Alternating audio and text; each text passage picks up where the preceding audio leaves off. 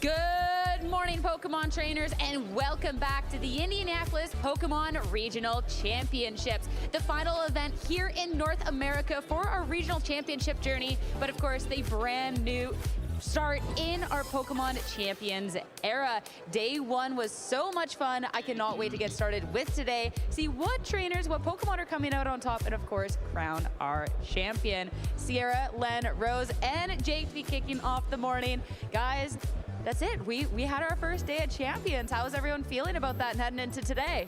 It was so much fun to watch action in a new game. I'm excited to see how it goes today, what team, what player comes out on top. There's so much at stake with the first regional of a game. I feel like I can tell you the champion of every first regional of a game. I'm really excited to see who gets added to that club. It's gonna be so fun. I feel like yesterday we got such a good treat with the matches that we saw on stream. We even got some additional ones. That was fun. Bonus matches, we all love that.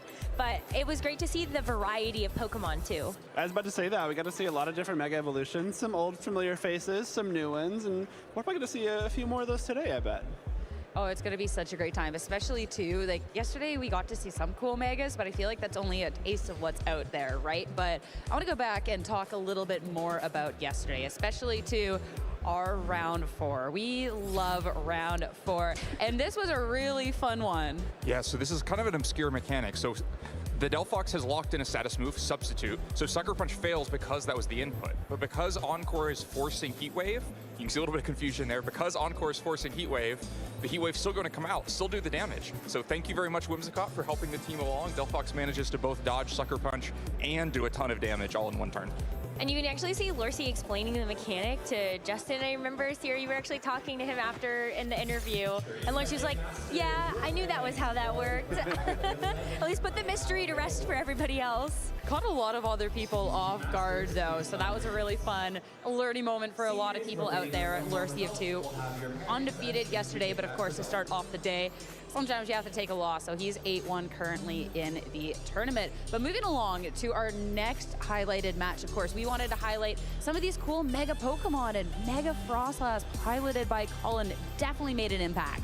Yeah, very powerful Pokemon here with the Snow Boost to defense, able to take this critical hit Earthquake along with a follow-up Brave Bird, and then add the damage on top, KOing the Garchomp on the other side and getting the freeze into Corviknight. What more could you want out of one turn?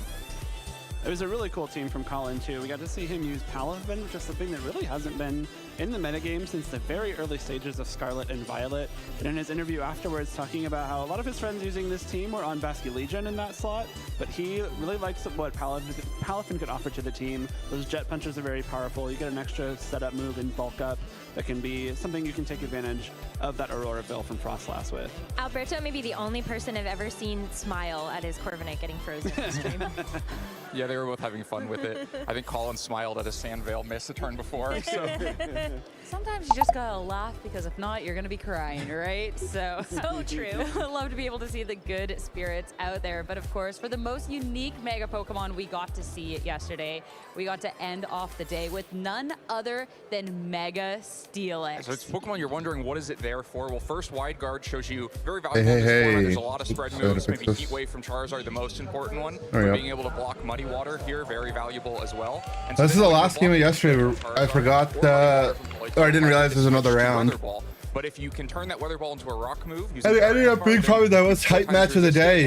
It was like an Espathra team, which I've been like looking for, But your Chaladon and into Wolfie, who ended up being the Mega Steelix guy. With being able to one-hit knockout in our Chaladon of all things. Yeah, Sand Force as the What's up, ability Sir after Mega Chasm? Balls means it can do a ton of damage. And I mean, the Mega Alexandra Steelix 8-1, that's our boy. Still undefeated right now, as you can see by Wolf 9. Joshua Lorcy ended up 8-1 One of too. 2 undefeated players, Evan Scott being the second one. And of course, Jake, when we're looking at these standings, the undefeated so far are so impressive, but you have your eyes set on getting enough points to try and make your way to Top Cut now. Yep, phase 2 is just the second step on your way to Top Cut. All these trainers have put themselves in a great spot, but to make it into our Top Cut phase, we need at least 10 wins, 11 to make it guaranteed, and then 10 you've got a pretty good shot. So everyone on this page, on their way, but not done just yet. Is still a little bit of a road ahead of you. But of course, we highlighted some of those cool Mega Pokemon. But for the Pokemon we're going to see a majority of here in Phase 2 of the competition, even if we didn't showcase Charizard, we will be seeing a lot of it today. But eyeing up those first 3 slots. Yeah, some of the usage is really condensing into those almost 60% usage for 3 Pokemon. Those top non-mega picks. And Gambit's at 60%? The top 2 megas That's crazy. went up in usage. Full moves into the top 6. Charizard on more than 40% of teams in Phase 2. I'd be really interested to know the Mega Evolution dispersion between Aerodactyl and Dragonite, since we did actually have quite a few teams on stream yesterday where the Dragonite was holding something like a Dragon Fang instead of the Dragonite.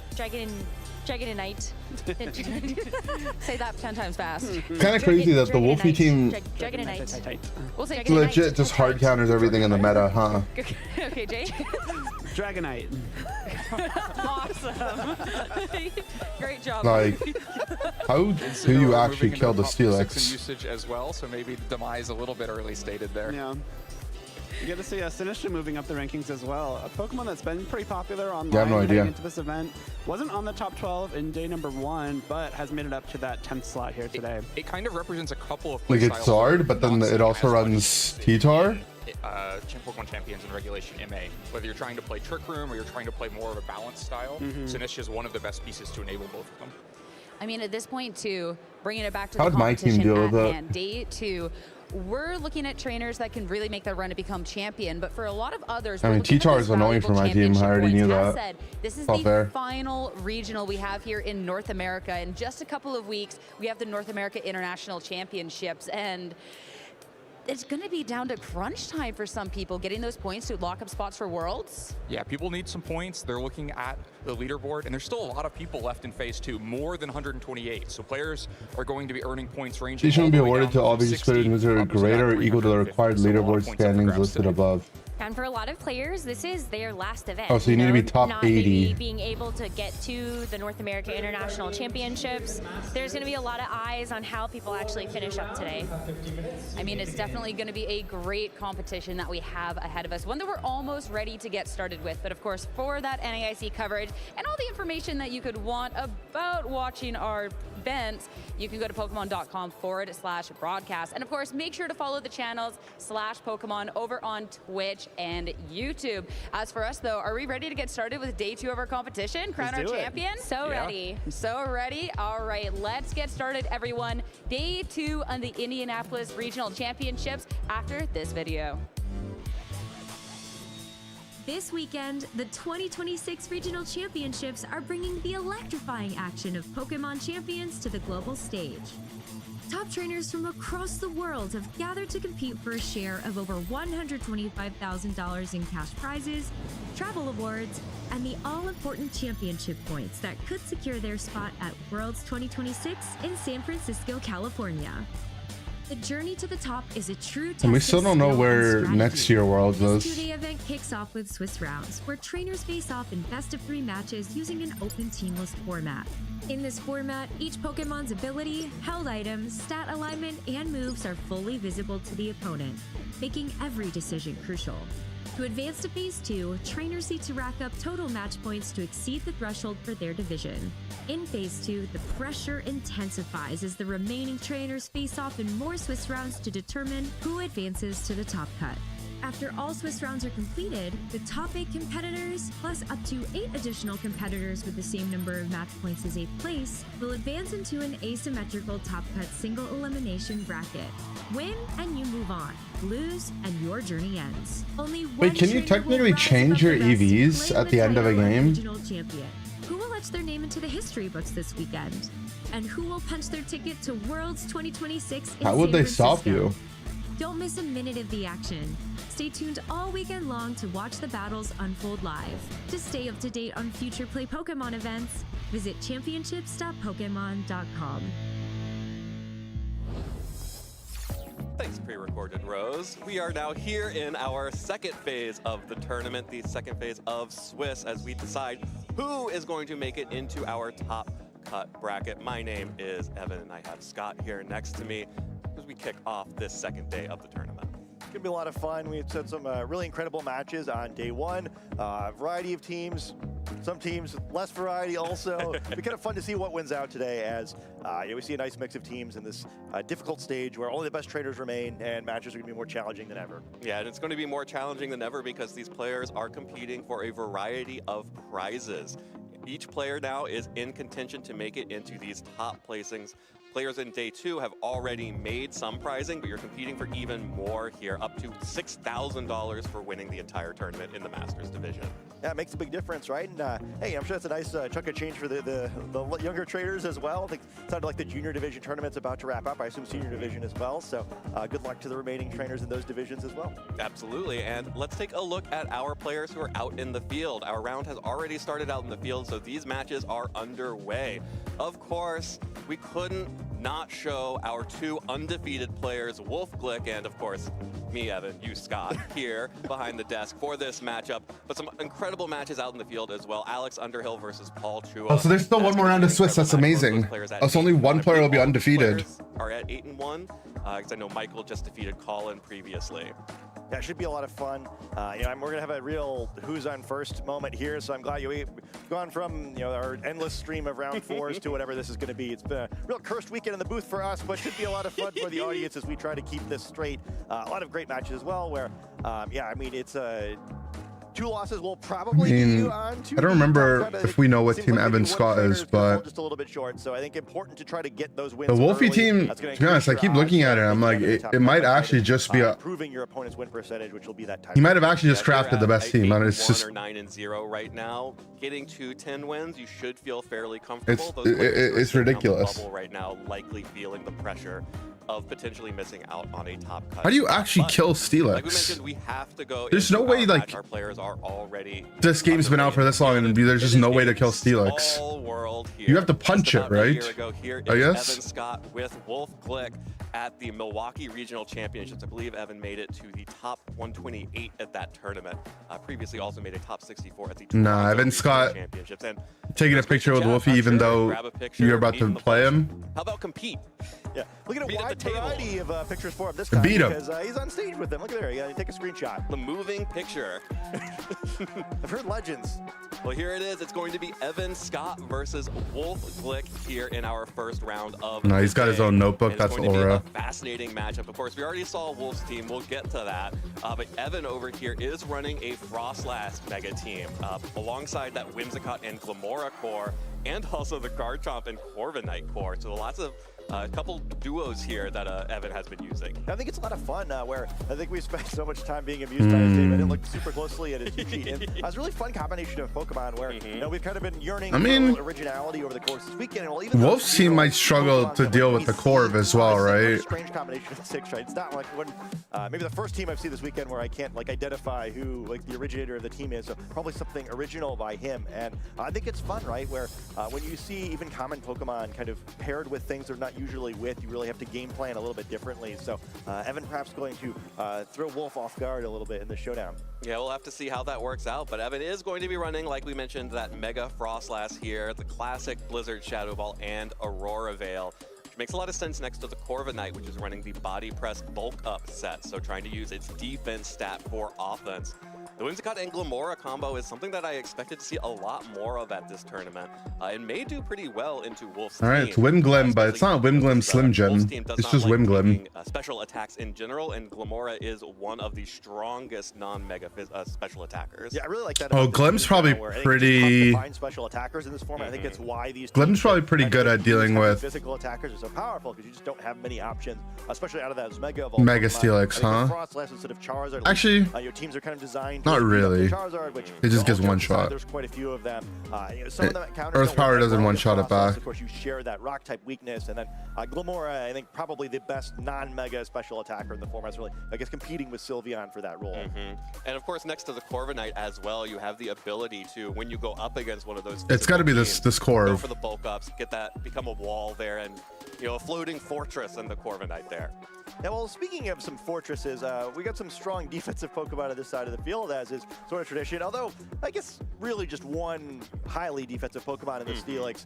Mega Steelix. How defensive was it? I mean, we saw that damage it dealt to the Archaludon. Yeah, I mean, defensive in the sense that it has a high defense stat, probably not in the way of it is trying to play, especially defensively. I think this team is really cool, right? Where, I think Wolf's always a thinker where he brings something a little bit strange, but this is one of my favorite Wolf combinations where I think sometimes he's cooking a little bit too hard and like either it doesn't quite work or it's like the sort of team where Wolf is the only person on the planet who could pilot it and make it look halfway decent. This is what I think is going to make it into the metagame after this tournament, where I think the combination of Tyranitar and Steelix is pretty cool. It gains the Sand Force ability after it Mega Evolves, so Tyranitar Sand helps it out, and then you can go the other direction too, where maybe get some Dragon Dances off uncontested because your opponent's more worried about Steelix in the back. Well, just Mega Evolve the Tyranitar, and then Steelix can help protect it with a Wide Guard. Lots of spread moves in this format.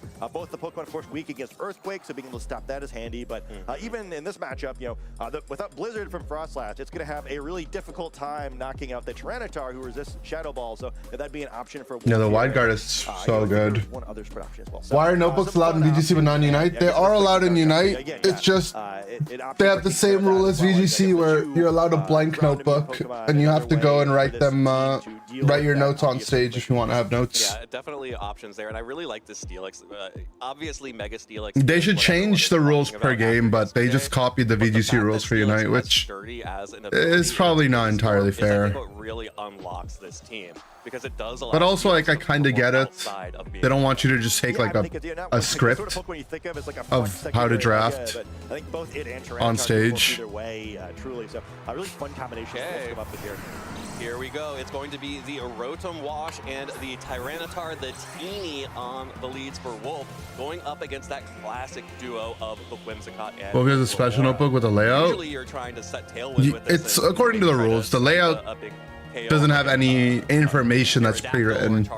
It's just a layout. Do that. You can just go on the offensive now, because these Pokemon are most likely. It just is, it'll say like Pokemon 1, Pokemon 2, speed tier 1, move slot 1, stuff like that. Like, it won't actually have information. Weather Pokemon like this, but Tyranitar immediately get a Mega Evolve, Which, you're allowed to do in Unite as well. You could have a layout. Just going for the immediate stat. Just less useful in Unite, because things are way too fast and you can't refer to your notes while you're playing. It's just not doable. Not going after the Tyranitar, maybe expecting there to be potentially a Protect out of that Pokemon. Gets the special attack drop onto Rotom, a double up onto that Pokemon from both the Glamora and Whimsicott. Okay, so he gets D-Dance. Tyranitar now gets to set up a Dragon Dance. This is critical because the dark typing of that Tyranitar. Yeah, you can't encore him.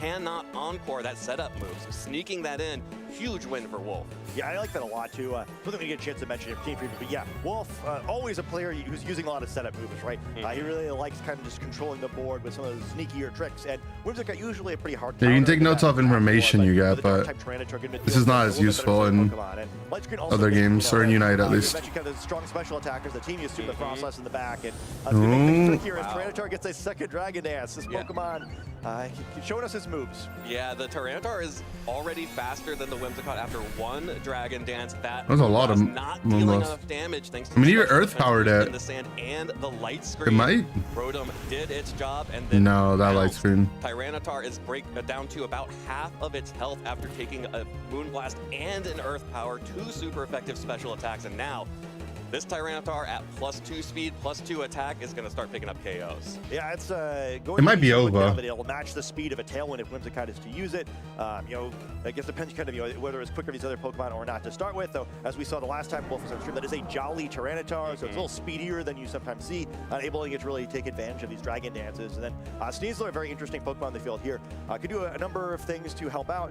Could try to take the one shot at Whimsicott, could try to fake it out if it thinks it's going to go for a Tailwind or something, and avoid that happening entirely. Also threatening Dire Claw into that slot instead if you just want to pick up the knockout. So lots of strong options for Wolf here. Sneasler gets it for free, and now a lot of offense being threatened from his side of the field. Yeah, plenty of offense here, forcing the Protect out of the Whimsicott. So Evan has to protect that Pokemon. Really wants to save both of these Pokemon. Of course, the double Protect, the Fake Out, really threatening here from Wolf. But a double Protect and a Fake Out leaves an opportunity for a third Dragon Dance, at Oh which point my even God. Tailwind is not going to outspeed this Tyranitar. Yeah, I mean, things are getting a little scary now where I don't... I'm starting to I worry. remember the last time I saw 3 Dragon Dances in a double battle. I think these rock slides even are going to start picking up KOs at this point. Yeah, I could do a truly horrifying amount of damage. And yeah, a novice speed control on Evan's side of the field just doesn't really matter, where Treacher's going to be faster than basically everything. If Sneasler doesn't get Encore, it's able to start getting far. He's going to be quicker than most things, too. It is that white herb set, so if he can get a close combat off, regardless of Tailwind, it may just be the 2 fastest Pokemon on the field are on Wolf side instead.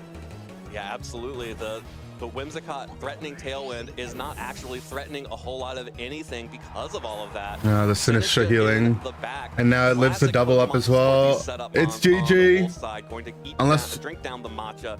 Unless this Earth Power 25% of its health, crits. and now that's basically an entire Moonblast and or an Earth Power from the Glamora No, or it's- Whimsicott. Yeah. Okay, not quite enough to pick up the KO on its own, but don't worry, Tyranitar has some extra damage just hiding in the back. Calculated.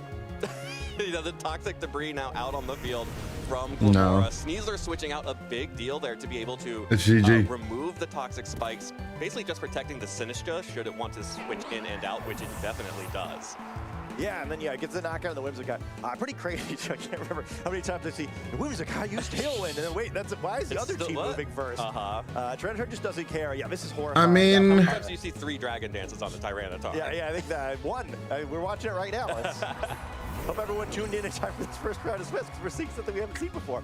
Okay, but this is still an interesting spot, right? Yeah. Where Garchomp, a great Pokemon to have here. A little tricky to try to use the Earthquake because Glamora's probably not going to appreciate that, and Tyranitar probably just survives, although it would be fairly close. So Wolf maybe going to want to try to Last turn of Sand. Sinistra's Rage Powder going to protect it from Glamora, but not so much from the Garchomp. And I guess Glamora would need to get a lucky dodge on a Rock Slide or something to be allowed to move it here. Anyway, I think ideally for Wolf, you find some way to sacrifice the Rotom to get Sneasler back out, and then you have both the option of the Fake Out and trying to close combat in order to get the White Herb boost.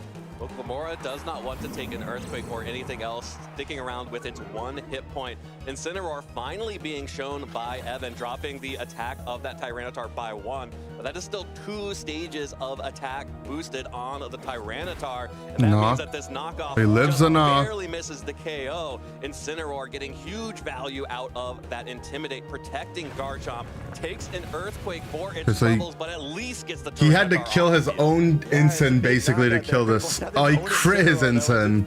I forget if we have enough other Sand Turn for it to go down too, but pretty devastating damage. But I mean, sand goes away, so the Ensign will live.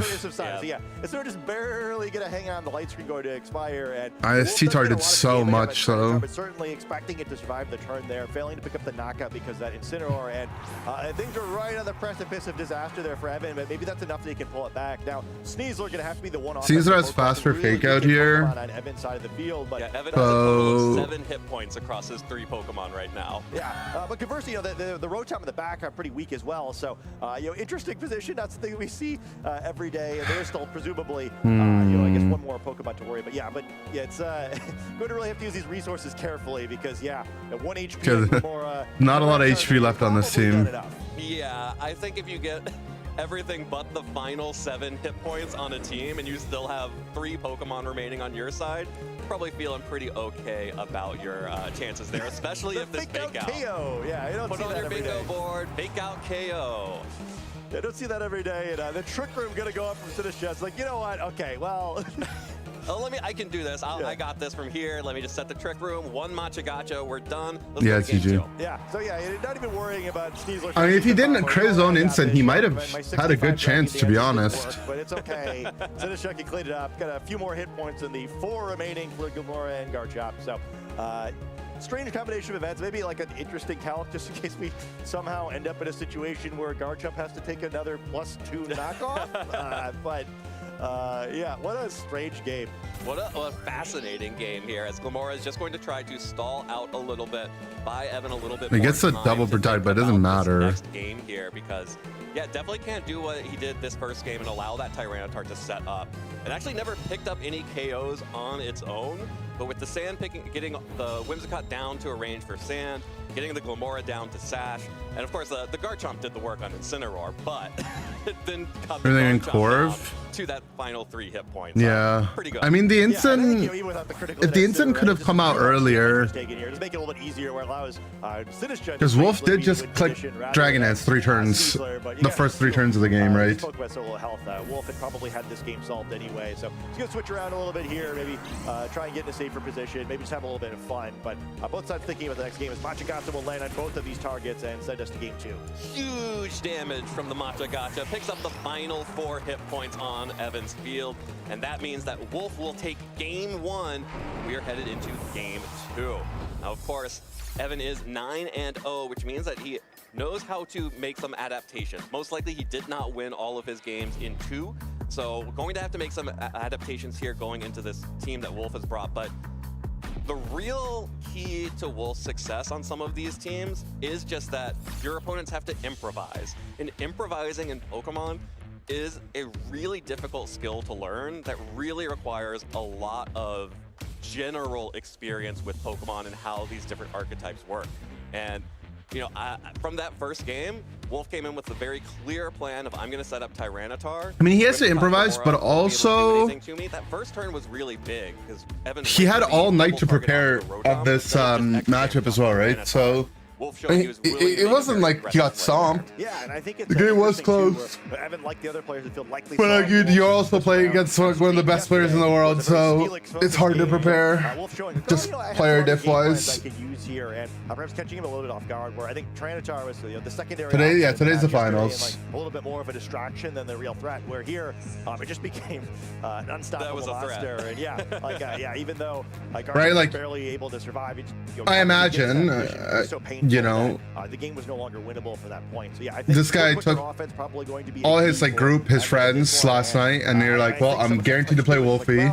We're both undefeated in Swiss. There's 1 round of Swiss. You know, the Wolfie team is available at this point, like the sets at least.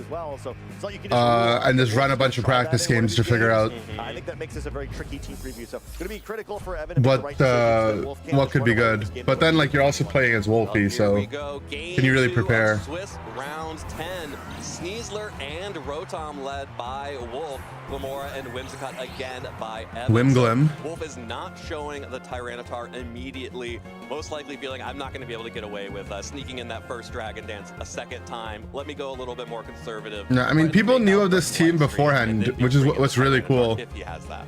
Yeah, and some damage too, right? Justin Tang made a video a week ago being like, some surprise team just got rank 1 on the ladder. My friend got destroyed by it with Mega Steelix. We have no idea who it is, but I mean, he got rank 1 on the Showdown ladder, so it must be pretty good. That is a KO onto Whimsicott clean. And then it ended up being Wolfie, so I mean, that's just kind of hype. Or could just go on the offensive, break the Focus Sash of this Glimmora. Hydro Pump land. Damn, everyone just went for an attack turn 1. Hit point. Got Tailwind, but a huge trade for Wolf. That's a lot of damage that first turn. Close to getting clearing the board as you can get without doing it. And like the Tailwind could be big for Evan, but still, you know, we get this low HP Glimmora, which kind of a number of ways that perhaps Wolf could knock out here. And then, especially because I think a double target probably on the Rotom. The Rotom makes a lot of sense on this team now that I think about it, huh? Because it's pretty weak to Garchomp. But Rotom has Wisp, immunity to Earthquake. It's just like a good Garchomp answer. Let's go Rock Slide. You usually don't want your Glimmora to also be at 1 hit point and not have picked up a KO on your opponents, but Garchomp is here to clean up Whimsicott's mess. That Rock Slide. Does it flinch? Does it flinch? To Sneasler. Sludge Bomb deals good damage to Rotom and gets the poison, which puts a block on that Pokemon as well. Where there's a Rock Slide, there is a way. Rotom not able to go on the offensive here. And damn, he got both secondary effects on him, on his Rotom. That's bad. A tough turn for Wolf, where I see some classic Rotom action there, where it gets both poisoned and flinched by the 2 potential RNG moves there. It's very unlucky. Getting healed up a little bit by this, enough that, you know, if Evan wants to knock the Rotom, he's going to have to commit another action from the Glimmora. The Garchomp likely not going to be enough, and Sinistcha rejoining the field, which is very interesting here. So Sinistcha having redirect here, so one of the 2 mega evolving Pokemon for Wolf, certainly not going to be Talonflame. I'm guessing it's just D-Claw Sludge Bomb. Start out slow enough that a Trick Room here would be a real viable option, and we'll see who it is. It's Tyranitar once again. It's Tyranitar. The Teeny is the final Pokemon for Wolf this time around. There's the Rock He just runs back the Rock Slide, okay. stealing a little bit of chip damage to the Tyranitar and the Sinistcha. Sludge Bomb connects onto the Tyranitar as well, deals a little bit Life of damage steal, back. or That special defense boost is huge, but even bigger is the second poison onto Tyranitar. Okay, Matcha. Sinistcha will just go Like, on the that's good, offensive with yeah. the Matcha Gotcha. Sinistcha Does he get the this game is burn? just like, okay, all my friends are failing me. Let me try to sweep here. Yeah, I mean, sometimes you just gotta do a little supportal combat. So picked up one knockout there, isn't able to get the burn itself, but will heal itself back up to full, at least prior to being buffeted by that sandstorm. Tyranitar gonna take some damage to that poison, and hey, Glamora. Evan's last one is Corv. But wound up being very The impactful. Corv is like really tough for Almost Wolfie to at the deal end, with, another right? buddy in range for an If easy it gets backslide some KO, setups. and, this time Evan is really in the driver's seat, in part because of the help of these poisons, where Sinistcha can potentially try to switch in and out and help heal, but this is looking really bad. Corviknight has a great matchup against the remaining Pokemon. Rotom no longer really able to check it because it's so weakened. Tyranitar can have trouble dealing with it quickly, and Sinistcha matches up really poorly into it. So Tyranitar gonna flee for now for that weakened Rotom. Well, Rotom now out on the field for Wolf. Will be immune to Earthquake coming out from the Garchomp. So Corviknight and Rotom both not taking any damage from this Earthquake. Sinistcha will take a little bit here. Good switch from Corviknight Wolf. probably needs to pick up the KO on this Sinistcha. Instead, just goes for a bulk up that allows the Sinistcha to either fire off a Matcha Gotcha or set Trick Room.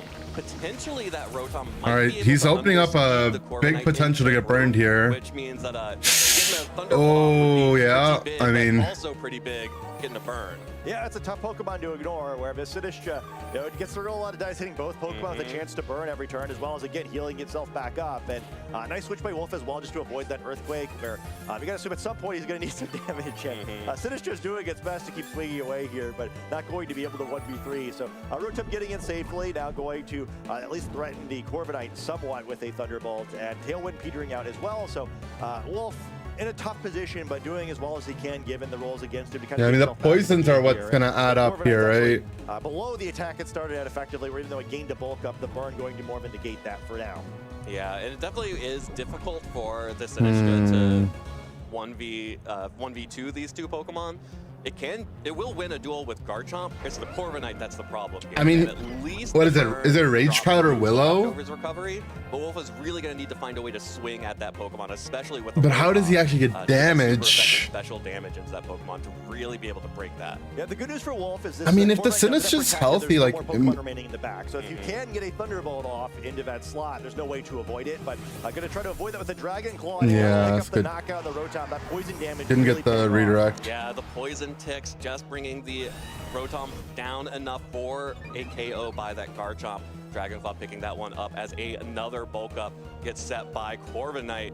Yeah, I mean, will miss the Garchomp again. Wolf definitely got Really, the it's shorter going to end of the come down RNG to stick in this Corviknight game. and the That's the Sinistcha game though, alone right? Is not going to be able to break through that Pokemon. I mean, even if he- to swing at that I mean, Pokemon, and redirect now it can only be Tyranitar, but Willow- Wolf already. You have to And take with a Brave Bird. It's a poisons on burnt the Brave field, Bird. And then, I mean, don't even have you said to timers kill away stuff from with this Yeah, it's T-Tar. looking pretty over for Wolf. Unfortunately, the poisons were just a huge impact in this game. And yeah, I mean, Sinistcha's got some cool support. Yeah, the moves, flinch on the Rotom. Brave Bird and body But I pressure, mean, if you super think about it, on that effective turn, Corviknight, Rage the Powder, Rotom has to go through Garchomp, 2 layers of RNG, right? now, and I just don't know how you Right, the realistically get Rotom through has to that. land, Start thinking pump, about game and three. also it's a good not adjustment get by Evan flinched. to, play a little bit more aggressively. What are the odds on that? I think it was really Glamora rolling those dice, getting those poisons. The odds that one of those Made could this one happen? unplayable for Wolf. Yeah, got the poisons that it needed, got the damage down. These Earthquakes coming out from Garchomp, not going to be able to pick up the KO on to Tyranitar because of You're the getting fact close to, like, it Sinistcha literally will being a take coin little bit of flip, right? damage, is now threatened by the Corviknight. To not get Brave flinch Bird and plus to not attack, miss. but also Hydro burn, Pump. bringing it back down to even. Sinistcha just barely hanging on there, but does have enough hit points. Corviknight dealing more damage to itself than Sinistcha has been able to deal to it all game long, but finally gets a Trick Room up. And now here is the potential option here. Tyranitar is likely to be the slowest thing on the field. Potentially, Corviknight might be able to outspeed it because of the jolly nature of the Tyranitar. Yeah, I think But you Yeah, can Corv go for should the move rock slide first. punches if you think you can get Or move those. before everyone T-Tar. There's a rock slide, there's a way. I mean, at the very least, I guess you'll learn the speed interaction, which both players might actually enjoy going into the final game. I would kind of assume Tyranitar is faster, just based on the way these Pokemon are probably trained. Yeah. It's sort of interesting to find out here, if nothing else. But regardless of that, I mean, Wolf is also just running out of HP here, where I think normally where there's a rock slide, there's a way, but it may be tough to burn down the Corviknight fast enough, even with rock slide flinches because of the poison. Might need some I think he should have tried to burn the Garchomp earlier, maybe, but Tyranitar will go ahead I mean, he also has to be mindful of Brave Bird. This will allow it to avoid any potential Brave Birds from Corviknight, but Corviknight is showing that it is underspeeding, aka outspeeding the Tyranitar in Trick Room. Tyranitar does pick up a KO onto Garchomp with that knockoff, but takes rough skin recoil and is going to take poison the damage. Corv And does outspeed. With Corviknight being able to underspeed the Tyranitar. But now you can just shoot Brave Bird into. Yeah, I guess assuming just like go for Finish, a Rage Powder and then hope you get the critical hit with the knockoff. Yeah. Is kind of all there is here, which I don't know if that would be enough or not, but that's what left. So I guess we'll have to see what happens. That is the remaining non-zero win condition for Wolfglick here. Corviknight goes for the Brave Bird. Wolf does not get the double protect on. I mean, knock Pokemon crits will go down. It's all going to come probably down. still This doesn't even Tyranitar kill, right? Can swing hard enough with the knockoff, get a critical hit through the bulk up boost, and take out this Pokemon. Oh my And god, he just did get the about crit. does, but it is not enough damage. Yeah, I was gonna say, I don't know if the knock crit would be enough. Well, what an ending. Both the Pokemon could be affected by their status. In fact, they're just being not quite be enough damage. Jesus, that was scary though. Be able to finish this one way or another. Where If the double protected landed, damage where both Pokemon would faint for their status, he might have lost. Turn, but what a strange ending. Yeah, that was not how I expected this to end. That is how I expected Actually, this to end. With if Corviknight the firing finish off a had body press into the Mega Tyranitar. nah, if the That finish Pokemon had out. life, Evan dude, Scott the bringing it knockoff back crit would win, right? From the brink there, it looked really Because bad at the start, but it Corv really would have was taken just more needed to get recoil that tail up damage, and then being and able to deal consistent damage the and getting those poisons to really limit Wolf's pivot. the offense. T-Tar would be healthier. Very good into Wolf's team. So I think don't get too I mean, distracted by the poison. that was actually his win con, right? If he knew knockoff was gonna crit to life, because I think the Sinistra would. Actually, no, maybe the Sinistra doesn't outspeed. Winds up being its undoing, and very few of the Pokemon on the team take Earth Power well. So Glimmer just very strong in this matchup. Then getting rid of it efficiently. Yeah. Is really critical. He had to have life. He had to have called the bulk up the Wants to turn take some time to prior, ramp up, and that's where the he danger protected along with initially and life due to that turn. Slower paced for a team that did. But I mean, that's obviously it's just hindsight. But after that, Glimmer just hung around for a while. Like, it's hindsight plus RNG. The Roost turn, yeah. Yeah, that turn. Yeah, I just maybe you go for it sooner. But that's just fake to think of it that way, right? But like if you wanted to backtrack it, again in game 3. Sort of a straight situation here, but it'll be very. if you knew you would crit down the line on that knock, Same thing. It's like, hey, like I probably didn't need to get quite that lucky. Although Wolf, as he does better than seemingly any player in the game, brought it very close at the end. is Sinistra base 50? I thought Sinistra was base 70. 1-0 when Wolf drops a game. Yeah, absolutely. And heading into game 3, both of these players now have each won a game. Wolf showing that he was going the Tyranitar mode both times. Evan bringing the same 4 Pokemon again as well. Actually did not bring the Incineroar this time around, so was able to make a little bit of an adjustment there. Get a little bit more Sinistra's base 70. instead of the defensive work here. And going back to game 2 here, Wolf will lead the Sneasler and the Rotom Wash. And here it is again, the Garchomp. I know because and the Sinistra hits Glimmora 90 coming out from speed. Evan. I played a lot of it. Similar approach to the previous game. We'll have to see if the trainers opt to handle it differently or not. Your Garchomp certainly threatening a lot of damage into the Sneasler this time, or previously we'd seen the Whimsicott on turn 1 both times. But again, it's a little difficult to actually do. The only ground type attack of this Garchomp knows is Earthquake, which Glimmora is definitely not going to appreciate. I think with how pivotal it's been, you certainly cannot hit your own Glimmora for it. So either you don't go for the Earthquake or you have to. I mean, not having access to the Tailwind in this opener. To perhaps try to double target, maybe go for a Fake Out and a Will-O-Wisp into that slot to reduce the damage from that Earthquake. Yeah, definitely. Only having Earthquake on that Garchomp is going to make life miserable for the Glimmora. Would love to be able to pick up the KO onto Sneasler, but no real options right now. We do see the spiky shield, so maybe it'll be the Earthquake. To protect EQ. That's a protect coming out from the Glimmora. Sneasler going on the offensive, connects with Garchomp with the Dire Claw. Did not go for a fake out, but instead just going for damage and the potential for Protect a status EQ. effect. I think we saw that this didn't kill, right? Garchomp does not deal damage to either the Rotom or the Glamora thanks to the On the spiky sneeze? shield. But here it connects onto Or- Sneasler, picks up that KO. Now, Maybe I'm thinking a what does different this calc. Rotom do? Is it going to try to go for a light screen? Is it going to try to go for a Will-O-Wisp? Or is it going Probably to try Wisp, to go for right? damage? Yeah. Will-O-Wisp is the choice, and it does connect onto Garchomp. That threat is now effectively neutered. Yeah, I mean, that's a big deal, but that's not very good value for the Sneasler there, right? Like, even if you click close combat, at least it's better damage. Barely doing any chip, going down early, putting Wolf to an immediate disadvantage. And at least you get Tyranitar in quickly, who's not being as I mean, if you think about it, Dire Claw could have poisoned, it's burned, and then it would have nullified his Wisp. Gulp. But, now Glamora is still, threatening some damage to that slot where unless you like Hydro Pump Rock Slide, you can forego the... Maybe it doesn't kill without rough skin. No, I think it dies. I think it dies. I was thinking of a different calc. But we'll see what Wolf's thinking. Okay, so Wolf didn't bring Steelix once this set. I guess that makes sense. As opposed to previous games where he had held off on that. But just like in game 1, no protects. Instead, Evan is doubling up on the the crit. Rotom with the Dragon Claw. If this gets a poison, oh my god. He's actually so unlucky. That, however, does mean that Tyranitar Okay, he does get the dance. Game 1 has been able to start setting up these dragon dances, and we saw just how effective that Pokemon Okay, was. light screen in sand. 3 dragon dances, but also probably sooner too. Yeah, I mean, hey, if there's no Incineroar in the back, maybe it only needs 2 Dragon Dances this time. Also, that chip on Garchomp matters too, where we saw how much damage the knockoff did, a +2 attack last time. Would certainly be able to knock it out if it gets to a second Dragon Dance this time. But even without it, I think a knockoff would be pretty close now, where maybe, Burn would finish it off in a couple of turns. However, you really don't want to ignore that Glamora. Wolf giving up a lot to get that light scream up. The knock. But Tyranitar going to go for that second Dragon Dance. So likely Sinistcha in the back, and Wolf just committing to the win condition that Tyranitar is going to defeat all these Pokemon on its own.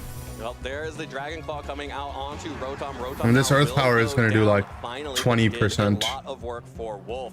It's light screen and sand. From the Glamora, once again deals a decent amount of damage, but thanks to all of the buffs on that Tyranitar, it's going to be a 4-hit KO, I believe. But that just means that this Tyranitar is going to get to deal so much damage and heal right back up as the Sinistcha switches in. And Tyranitar successfully avoiding a special defense trap there too. I think the first time the Glamora has failed to get mad and affected a few opportunities. But so Sinistcha going to heal up Tyranitar critically though. These are the last 2 remaining Pokemon. So that's the only hospitality boost that Sinistcha's going to be able to give its pal Tyranitar. Garchomp also learned Earth Power? Probably, but it's gonna be physical we know from the previous oriented. game a knockoff would pick up the Garchomp, assuming Incineroar isn't in the back and be able to intimidate it. I think a Rock Slide is probably more likely here, maybe hoping for some flinch zone, but no, why just Dragon Dance a 3rd time once again? Perhaps I'll like Sinistcha to break the focus sash here with a Matcha Gacha. Yeah, Garchomp's Rock Slide connects onto both the Tyranitar and the Sinistcha for pitiful damage. But when you're clicking Rock Slide at this point, you're not really caring about the damage. You're hoping for a flinch. Sinistcha does not flinch, though, and Tyranitar was too fast. Matcha Gacha will go off onto the Garchomp and Glamora, so all of that That was a really good turn by Wolf. just took, most of it getting healed right back up thanks to the Matcha Gacha.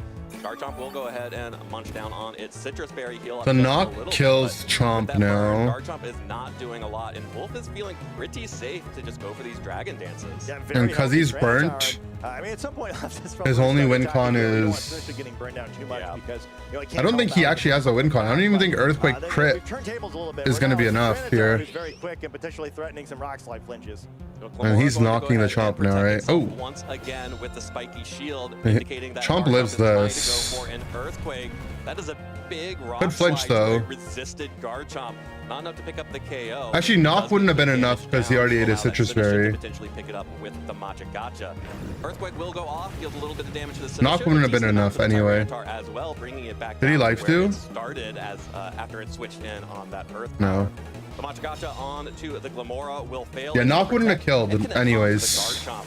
Should be able to pick up the KO on the Garchomp. 1 hit point, but the Burns got this. Don't worry. Yeah, So he wants to kill the Chomp? I mean, I think the Chomp risking an Earthquake crit when your guy's triple D-danced. Tyranitar's been hit by a couple of attacks, but it barely looks like it, where the reduced damage from both is really going to make a big difference because Tyranitar is just so integral to this win condition, right? Where Sinistcha's really doing a Did nice bring job of getting Corv. away, but Tyranitar's damage is critically important here, and now with the Corviknight on the So he battle, didn't the bring importance of keeping Incin Sinistcha then, relatively huh? healthy. Do not want to take any body presses into that Tyranitar. I mean, he with could have. weakness where even with all the Tyranitar, I feel like the Incin was... impressive stats and the help of a supportive Pokemon, and Body's probably going to pick it up here. So Incin would have been nice here Rage Power, maybe go for to a cycle Rock Slide. for Could some pick up drops, Glamora. but It's tough. Really devastating.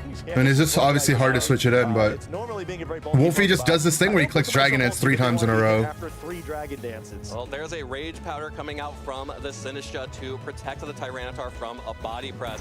Tyranitar is faster and no Oh. bulk ups. Corviknight, no bulk ups this time. That's a one-hit KO. Tyranitar, I got the boost. You don't got the boost. Glamora's Earth That's Power GG. will connect into the Sinistcha because of the Rage Powder, and now the Tyranitar is in complete control of this match. Yeah, it was a kind of critical mistake there, right? Where not only doing very little damage with resisted, the light screen, but also no chance for that Sludge Bomb poison. We've kind of been joking about it, but I think it does make a big difference. And now the last Pokemon this time is Frostlass. I think that's very bad for Evan here. Like That's just GG, no? If Tyranitar is able to hit a double Rock Slide, this game is just over. Yeah, at this point, Evan has to be praying for Tyranitar to miss those Rock Slides. At the same time, Tyranitar doesn't really have to go for Rock Slides. Knockoff will pick up the KO onto that Frostlass. Knockoff will pick up the KO onto Glamora, and with Sinistcha still up, Tyranitar can still be protected from any single target attack. Exactly, yeah. I think the only reason you really feel like you have to Rock Slide here if you're worried about hitting Knockoff into a Protect while the other Pokemon attacks, because otherwise, I think if we don't see a double Protect here, Knockoff... Max speed clicks this Destiny Mon. The Tyranitar has 3 Dragon Dance boosts. Sets the snow. The Tyranitar is as fast as if it had Tailwind and scout out those single target a Scarf. Actually, a double protect coming out from the Really Sinistcha smart. and the Tyranitar. Yeah, I love this move by Wolf. I know it looks like it's a nothing bird here. It's like, oh, why? Double Protect. Great job, Wolf. But no, he's just trying to get a Protect. If either of these Pokemon protected, I think he would have gone for a Rage Powder into next turn and knock off in that slot. On the other hand, very great by Evan not to use Protect here. I think it's like the game is almost over where you have to double Protect the next turn if you do Protect here. Now he has the option if he wants to. Like, okay, well, because I double attacked on this turn, I can try and catch a knockoff in one of these slots, assuming that he's predicting that Wolf will go for that knockoff versus going for a Rock Slide here perhaps because he didn't get the Protect. Well, there's the Rage Powder from Sinistcha to protect Tyranitar this turn. No Protects coming out from either of Evan's Pokemon, and that just means Knockoff is happy to take this one-hit KO on the Frostlass. Glamora not going to be able to break through this Sinistcha, and that means that Tyranitar is just going to get another KO next turn. That's going to mean that Wolf Glick is going to be 10-0 heading into our next round of Swiss. There's the forfeit from Evan Scott. Wolf Glick 10-0 after our 10th round of Swiss. That was a really fun set there. Wolfie did literally click Dragon Dance 6 times in this series. In the 2 games where he won, he just clicked it twice. Didn't think it was that fast. Well, its speed is tripled, right? 9-1 record after that round. Just needs to win one of the Or remaining rounds. is it triple? No, it's 2.5x. So really fun match by both trainers. Yeah, extremely not out of it if you are Evan Scott. You just need to win at least one more match. 2 matches guarantees you into Top Cut. Most likely, if he wins the next round, he should be able to make it into Top Cut, but it will depend on resistances. This was a really fun set, and I'm so glad we got to see the other pretty slow, but team. Yesterday, we got to see all Steelix all the time. When you have that many multipliers. Tyranitar was just there to support its friend, and here it was like Tyranitar's like, I've got moves too. Don't worry about it. Let me get 3 Dragon Dances. Like Dragon Dance for free, yeah. Yeah, I think it's really fun to watch Wolf play this sort of team too, where I think I speak for most trainers where I say there's just no world where I click the 3rd Dragon Dance, probably in either of those games. Like, it feels so greedy, but it wasn't, right? Where I think he may have just needed that damage to get that knockoff onto Corviknight to be a one-hit KO in general. I think that was just a fun way to watch that anyway, where it's just so easy to go on the fastest Rock Slide, Rock Slide, Rock Slide. But the way he did it instead was way smarter, right? Where I think maybe it's possible for Evan to win the game the way that plays out if he calls it right, and gets a Sludge Bomb poison pretty quickly onto the Sinistcha. But it was a really smart, safe outcome. And Wolf just kind of knew how far to push it, right? Where again, I think it would have been tempting, and I think I mentioned it during the Assurance. Knockoff is just so OP. I'll get Tyranitar set up. There's too many really important items, and I will use my resources to get in a position. Also, if it's Dragon Dance, playing a little bit riskier, where would have had to make more reads. I think it I was don't know how for Wolf to play this out, and that's why he's so good. Just finding the safest and smartest ways to close out games. Absolutely, and it was so fun to see the different pieces. How reliable Assurance is going to be. Rotom, like you mentioned, was kind of the MVP of that set. Obviously, Tyranitar took out the KOs, but it was really Rotom and the Sinistcha. If he's just going to be moving first every time. Pieces of that team. Rotom being able to set up the light screen as well as getting the burn down onto that Garchomp. If that Garchomp Garchomp doesn't actually get burned by the Rotom, The enemy Pokemon gets hit Tyranitar's taking before some T-Tar much hits it. more Yeah, but damage that's what I'm from saying. those Like, if the earthquakes that T-Tar were is going Dragon into the Dancing, hands of Tyranitar. Yeah, and the Earth Power. I know, like, it has a support beside it a lot of times. Like, how reliable is that actually going to be? Because, yeah, I mean, we've seen a lot of these kind of like Protect the Prince sort of teams where with the Mega Evolved Pokemon that boost stats, it's like a sort of popular archetype, but Rotom is not really on any of those teams, right? It's free, yeah. We see Incineroar, we see Sinistcha, we see No, I Sneasel, we think- see that sort of Pokemon, I think you should have but brought Instant in Game 3, Rotom's a little though. bit original, and you really see how powerful it is there. Kind of compounding with Tyranitar I think, like, already really controlling high the stats where attack other and then Pokemon also boosting having... the stats of special attackers Like, really if weak you defensively, call it on their can't take T-Dance attacks turn and very you well. switch in So it's a lot more instant, like the drop that goes you last gain so much regulation. value, Yeah, right? So naturally bulky, but getting a little extra help from Rotom just made it this unstoppable. You get the boss. drop and Yeah, well, then this is a you little threaten bit of a fake different out. look at You don't have to Tyranitar go than for we fake out, are but you used threaten to. it. Let's go ahead and toss it to our resident Tyranitar trainer, Len's in the studio. Len, take us through the lens. Thank you, Evan. Yeah, it was fun to watch Tyranitar. Definitely a little bit They differently just not than doing how an I interview with Tyranitar Wolfie? A little bit. Worked out very well for Wolf in that match. Let's look at the teams and how they matched up against each other. So yesterday we saw Wolf really emphasize the Steelix across all 3 games. But if you look at Did Steelix Wolfie in this deny the matchup, interview? against most of those Pokemon, Are you allowed to it looks like deny it does the quite a good interview? job. Problem is, it can never KO a Corviknight. Just Yeah. basically impossible. There's no way to boost its own attack stat. It does almost no damage to Corviknight. It has only steel and ground offense. And the Corviknight can just boost on the other side. Interview day 1? So, Oh, okay. you know, that probably basically invalidates bringing the Steelix to this match. It's really tough, yeah, because if a Corviknight ever comes in on Steelix, it's probably just a free bulk up or 2, and then it snowballs even further, because maybe you get something like the Rotom later, but it might just be too late after that. Right, and you may have like let chip onto Rotom earlier on in the Yeah. game, and like. No, I happened in think game if he 2, already and did an make it interview, happen. that makes And sense, so right? instead, we saw Wolf focus That on makes sense. the Tyranitar, and I felt like over the course of this match, the story was whether Wolf got the space to set up or not. Yeah. In game 1, he kind of immediately had the space. Game 3, he had the space, but in game 2, his own offense like took away the time from Right. Tyranitar. Yeah, especially in that first game, I think he led the Tyranitar right and just started dancing right away. Yeah. So in game 1, like you say, it was just led onto the field, and there's almost no Well, pressure. I mean, Yeah. Like we looked whether at Wolfie the goes on to win or Whimsicott not, and the Glimmora tourney, led against going the 10-0 in Tyranitar. Swiss And like maybe if you just immediately go on the offense with power and non-perish, you can, right? like, win this race. But they spin the first I think turn everyone that going was saying the after meta is stale and the meta is boring Rotom and instead, we which need just new sets ice mons cream and makes it before all there's that more innovation. difficult Yeah. and sets you a turn behind. Kind of just So cooked, several no? turns play out here where Wolf just Dragon Dance, and gets to +3 after this double Like- into Rotom isn't successful. Wolf also maybe reaping the benefits of playing on stream yesterday, showing off that Steelix mode and how threatening it is. The It's just offensive too OP. capability of the Tyranitar like wasn't the focus at all. And this in that is match we saw D-Dance T-Tar yesterday. seems quite So strong imagine with another the look at how this D-Dance team- T-Tar with Rotom beside it. It Another, seems like dual such a Mega strong team showing duo. off these pretty really unique modes Like that can both where play is the very hole well. in I think what's this? interesting is the Tyranitar plays like the Aerodactyl. Right, but it light doesn't screen always have it. sand You did see Protects you Tyranitar double Dragon into Dance in one of the games yesterday. Earth Power Glim. Just what stayed as Who are normal like the Tyranitar, special and then the Steelix came in fighting afterward. users, right? Like So several Homo turns pass here of just boosting up, and then Into Evan physical ends up fighting on the back foot, users. realizes that at this point the Sneasler has switched in, another boost has Yeah. happened, and I mean, you're so gonna much wisp them pressure for is one. coming the other way. Well, with the light screen, And it's like, what, can Sneasler? Wigglytuff and Glimmora even do here? enemy Sneaslers. Nothing, and that's Right. ultimately the problem. That's why this Tyranitar gets so much space, and so Your Steelix eventually tanks it pretty the easily. Garchomp and threatens a comes in, one-hit and it knockout with seems like high maybe horsepower. That is the situation that will be enough, right? Yeah. Combines the Garchomp coming in on the field. In tail 5 new items, I think it would feel different. Yeah, but It would have been faster, but this is a very bulky Garchomp. they could add a very small amount of stuff and it'd feel different. But what I'm saying Combines it is, with the Intimidate from Incineroar and does manage you to also KO don't Tyranitar, need like, sneaks anything, in this and the game one could, the meta critical could still earthquake, shift. But you've given up so much damage. Like this at core point. The that critical Wolfie hit on has, Incineroar is helpful for that. is very To tough get all to these deal Pokemon with. so low, but it was pretty easy for the Sinistcha to clean it up at this point. Yeah, it was. I mean, the Tyranitar, even though you were able to knock it out, you just lost way too many resources in the end. And like, Whimsicott's gone, you know, I mean, Glimmor's down the really Talon low. Flame has such a Incineroar and unique Garchomp are now, I think set everything as has, like, well, single-digit HP at where this you have a point. priority total HP Shark Beak Yeah. Brave Bird Like one Machagacha to threaten threaten both targets, just to threaten everything about Sneaslers that. as well. So that was a match where Tyranitar got the space, and then we saw actually there's switch this up the leads and this talent just cooked as well, right? So you actually can't have a Sneasler in front of it ever. Get quickly, traded for.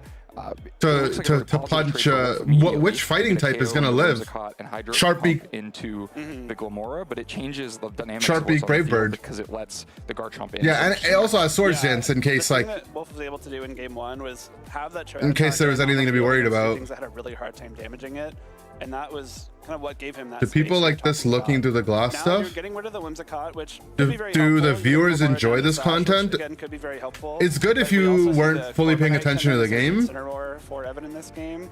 And But with I that Body think- Press and Earthquake, you're not really able. I to was saying just this sit yesterday. for A lot of turn it does just let seem it like drag watching the against game a times second without taking much time. damage. You like have to worry about these actually really strong attacks coming its way.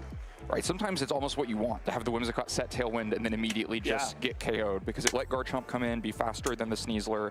The damage is even amplified by getting a couple of poisons here, but it meant that by the time Tyranitar hit the field, its team is already extremely weakened, it was poisoned and taking damage over time, and the Corviknight was pretty quick to follow it onto Like the the field. drawing segment, yeah. Yeah, Corviknight It explains especially things for with new Body players. Press, It does, sometimes but you don't see that move on Corviknight, but in this case, it. I mean, the it's casters not do the a best option you have like in a Tyranitar, decent especially to job get a ball explaining drop it off, while you're the able to game's take those happening. physical attacks better, and boosting your defense is also boosting your damage, which is perfect for facing down something like Tyranitar.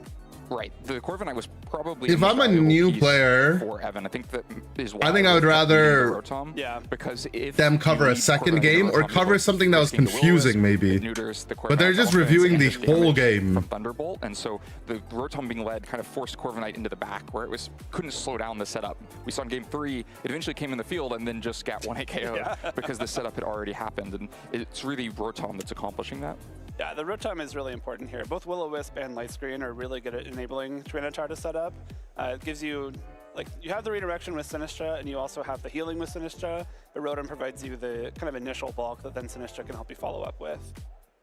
So at this point, Corviknight is the first thing setting up instead of Tyranitar, and that basically spells doom for Wolf, falling behind in damage.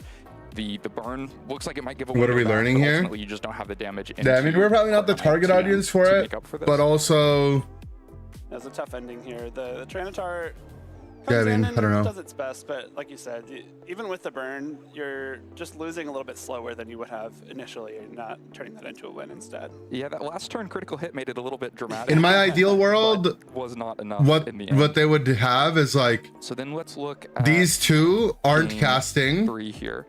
So I think a And quick while the game is adjustment from Evan, happening, if we can get to a full they wide have a view here, recorded you segment, have or like they switched up his record a leads to immediately different have game some that happened in the same into the round, Tyranitar, but Wolf and then after the they game do quickly go find over there's it no while Tyranitar they're yet. while the official I stream think that what Wolf is does really prepping the well next here, round. I believe it was the So if they were like, oh, you know, we just watched Wolfie versus Evan Scott, and if there's something cool, they could quickly go over it and then be like, well, while that was happening, here was Alex Underhill versus Paul Chua, right? And they like do like a fast version of that game. And then we have a short break into, you know, round 11 or, you know, the top cut or whatever. To do whatever it would like. Right. I think Wolf makes a really good choice in the pin that he uses. So we saw Dire Claw into Garchomp, which is almost no damage. It's just a little bit of recoil back. But what that's doing is suppressing a Whimsicott switch at this point, because it could be pretty bad if you like close combat and Will-O-Wisp here and Whimsicott just switches in to take it while Sludge Bomb goes the other way, especially if it poisons. You're way down already in this match. And so Wolf says, I'll Dire Claw so that the Whimsicott can't come in, and I'll Will-O-Wisp, which is the thing I actually See how it'd be boring want to for people who already know what's going on? Yeah, no, I don't think it's completely useless. The Garchomp, of course, could have just protected But, itself and made this a lot worse. I mean, but sometimes you might miss on the first watch through. Thought that was the least likely for Evan to pursue. It's just there's very few scenarios where Garchomp protects itself here. We Like, are like you watching said, the you're game a either going second after Sneasler time. with Earthquake, or you're going after Rotom with Dragon Claw. We're just If you're watching the game a protecting second Garchomp, time. Then you maybe get like a Sludge Bomb or an Earth Power off here, but you're not losing too much ground if you get that turn wrong. So there's no switch to Whimsicott. The Dire Claw is kind of irrelevant in this game, but the Will-O-Wisp, it gets to land, and that is such a huge problem for Evan because it immediately switches things to buying that space. And not only that, you get the burn off, while also Sneasler goes down to this Earthquake, and you get to swap in the Tyranitar immediately too. So you're not having to spend a turn switching Tyranitar in, maybe give Evan time to switch something out himself. You're immediately throwing this Tyranitar out and saying, I know you had trouble dealing with it in game 1 with some damage mitigation that I had. I've already got that going with the Will-O-Wisp, and now with the Sand Boost, my special defense, neither of your Pokemon are threatening big damage anymore. Exactly. So gets the free entry for Tyranitar, which can just Mega Evolve here and start boosting. So we're back to that. But game literally position. boosts 3 times in a row here, right? Significantly threatening the Tyranitar, and even like the most threatening things you could do involve Earthquake, which means that Glimmora can't attack. So your total offense that you can output in a given turn is into Tyranitar is like Protect and Earthquake, or yeah, I mean, Dragon Claw. so why really doesn't at this point and so he Evan doesn't even start clicking EQ Corviknight? Last time, recognize there's no easy way to chase the Tyranitar now. We just have to start going after the Rotom. Gets kind of best case scenario damage out of it, both the critical hit and the poison, but it's not nearly enough for a KO, and so Rotom just sets up Light Screen and makes it all the more difficult to ever stop this Tyranitar. It's definitely, don't get me wrong, yeah, it's definitely better than just sitting around doing nothing. So if those are the 2 options, this is much better. This is kind of step 1 in Tyranitar just running away with this game. But this is very similar to that turn 1 of game 1, where if Wolf sees you're just going to double target Rotom while I get the first Dragon Dance, you've done nothing to stop the second Dragon Dance, the third Dragon Dance, and they're quite high value to continue getting, because at this point from Wolf, you don't know whether Whimsicott is the back and you still might have to deal with Tailwind, whether Corviknight is in the back and you still might need +3 attack to actually get a 1-hit KO because Corviknight is so bulky, and so getting all 3 boosts is very valuable. 3 is definitely the sweet spot there, both for getting those 1-hit KOs, as we saw in game 1. The +2 knockoff just barely missed the KO in the Garchomp. Like you said, the +3 speed also very important. If Tailwind comes through, the +3 speed gives you enough of a boost so you can still outpace opposing Pokemon in Tailwind. And we're getting the first. Yeah, I think in one of these turns, another position where they had to just really just not click the Earthquake with Borf beside it. Yeah, we just keep going through these turns. It's the same 2 Pokemon sitting on the other side of the field. Nothing has changed except that Tyranitar is now an absolute monster. What, it took 15 damage from that Rock Slide? That's totally fine. And then not that much else interesting happens in this game. At this point, Tyranitar is boosted up and going to sweep. I just want to call out that Wolf never once, well, I think once clicked Rock Slide in this position, but otherwise was very diligent about just using knockoff, not taking the 90% chance to hit. You know, a lot of players would see Corviknight on the other side. Then you get D-Dance up for free is illegal? Yeah. I can just Rock Slide for 2 KOs. Yeah.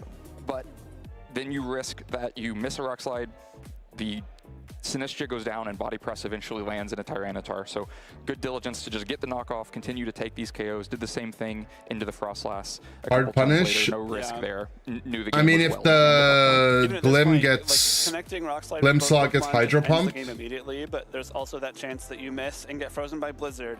There's a chance that you miss and your it wouldn't be too great. Sludge Bomb or Shadow Ball or something. So just making really. You get doubled. Double protecting to scout Evan, you know, is Evan going to protect something? But then I think making the complete best choice on this next turn where you're going for Rage Powder, going for knockoff into the Frostlass, you try and get rid of the thing that has... The other problem is that, like, the Corvus is going to get Willowed. By doing that, you've on the following turn, you're not threatening damage onto the Rotom. Like, he wants to get rid of the Rotom. Just looking unstoppable. You know, Dragon Dance Tyranitar isn't something we've seen in quite a long time, but I think it was one of the most popular sets for Mega Tyranitar a decade ago when we had Megas originally. So going back to the roots a little bit there for Wolf. Yeah. Well, this was a very fun one to watch, and at this point, the matches just get better and better. The players are on incredible runs at this point. Wolf 10-0. Does Corv care about the burn? I mean, of course it does, right? X and 1, X and O records, and so looking forward to the next match. So but yeah, I think he. The only way he was actually going to kill T-Tar was with Earthquake. As the stakes get higher and higher as we get closer and closer to our top cut here in the Indianapolis, Indiana Regional Championship. Scott, that was an incredible way to kick off our first match here of the second day of Swiss.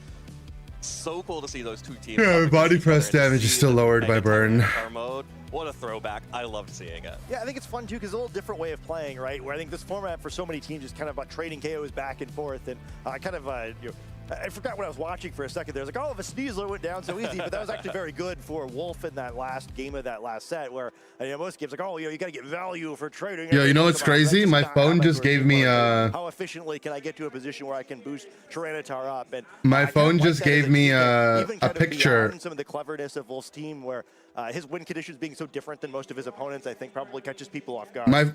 Does your guys' phone do this where it just like sends you a photo that happened like a year ago or like a couple years ago?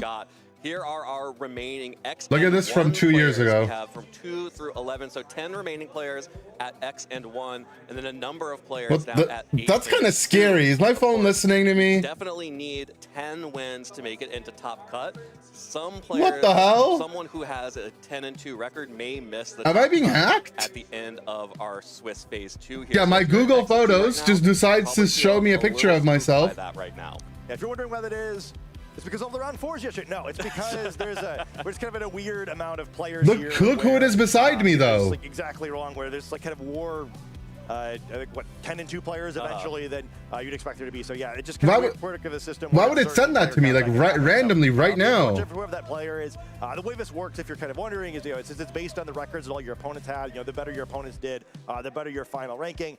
You want the wins now. Yeah, it is better to get the wins now versus later. Because wait, but actually though, like why would it just send like that? Has to be a crazy coincidence. Yeah, he's 10-0, so my resistance is good. Yeah, real good chance that if you have Wolf against you, you're not going to be the player who misses cut there. So he's helping out. Bro, it's me and Wolfie though. Like of Steelix for the next 2 rounds. For the next 2 rounds, Steelix needs to sweep, unless you're up against it. In which case you'd rather. Why would they?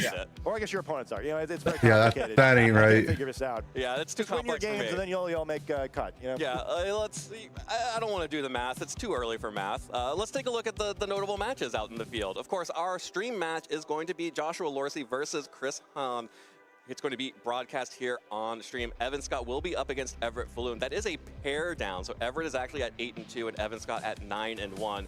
So Evan probably really needs to win Wolfie this one. kind of looks like me. Lost in a pair down. Yeah, he copied me. If you were trying to make it to that 10-2 and not be the one that gets left behind. Yeah, he very much rooting for Wolf. Where very much. Perhaps if Wolf goes 12-0, I think that kind of negates the pair down. So weird situation where hopefully you're nice to all your opponents. Okay, so there's still another round of Swiss. Really appreciate if you did well. Yeah, well, you can see the other players at X and 1 sort of in the middle here of the notable matches. A couple really good ones here. Michael Zhang versus MJ Rogers. Chase Thompson versus Brendan DeWorth. We saw Brendan yesterday. And Alex Underhill versus Arcel Puri. And of course, Wolf Glick will be also in a pair down because there is no one at undefeated with Nathaniel Sittler. And then a couple of 8-2 matches here. Alyssa Smith versus Ryan Losetto and Sung Lee versus the 8-2 matches are crazy, right? All of those 4 names still in it here at day 2.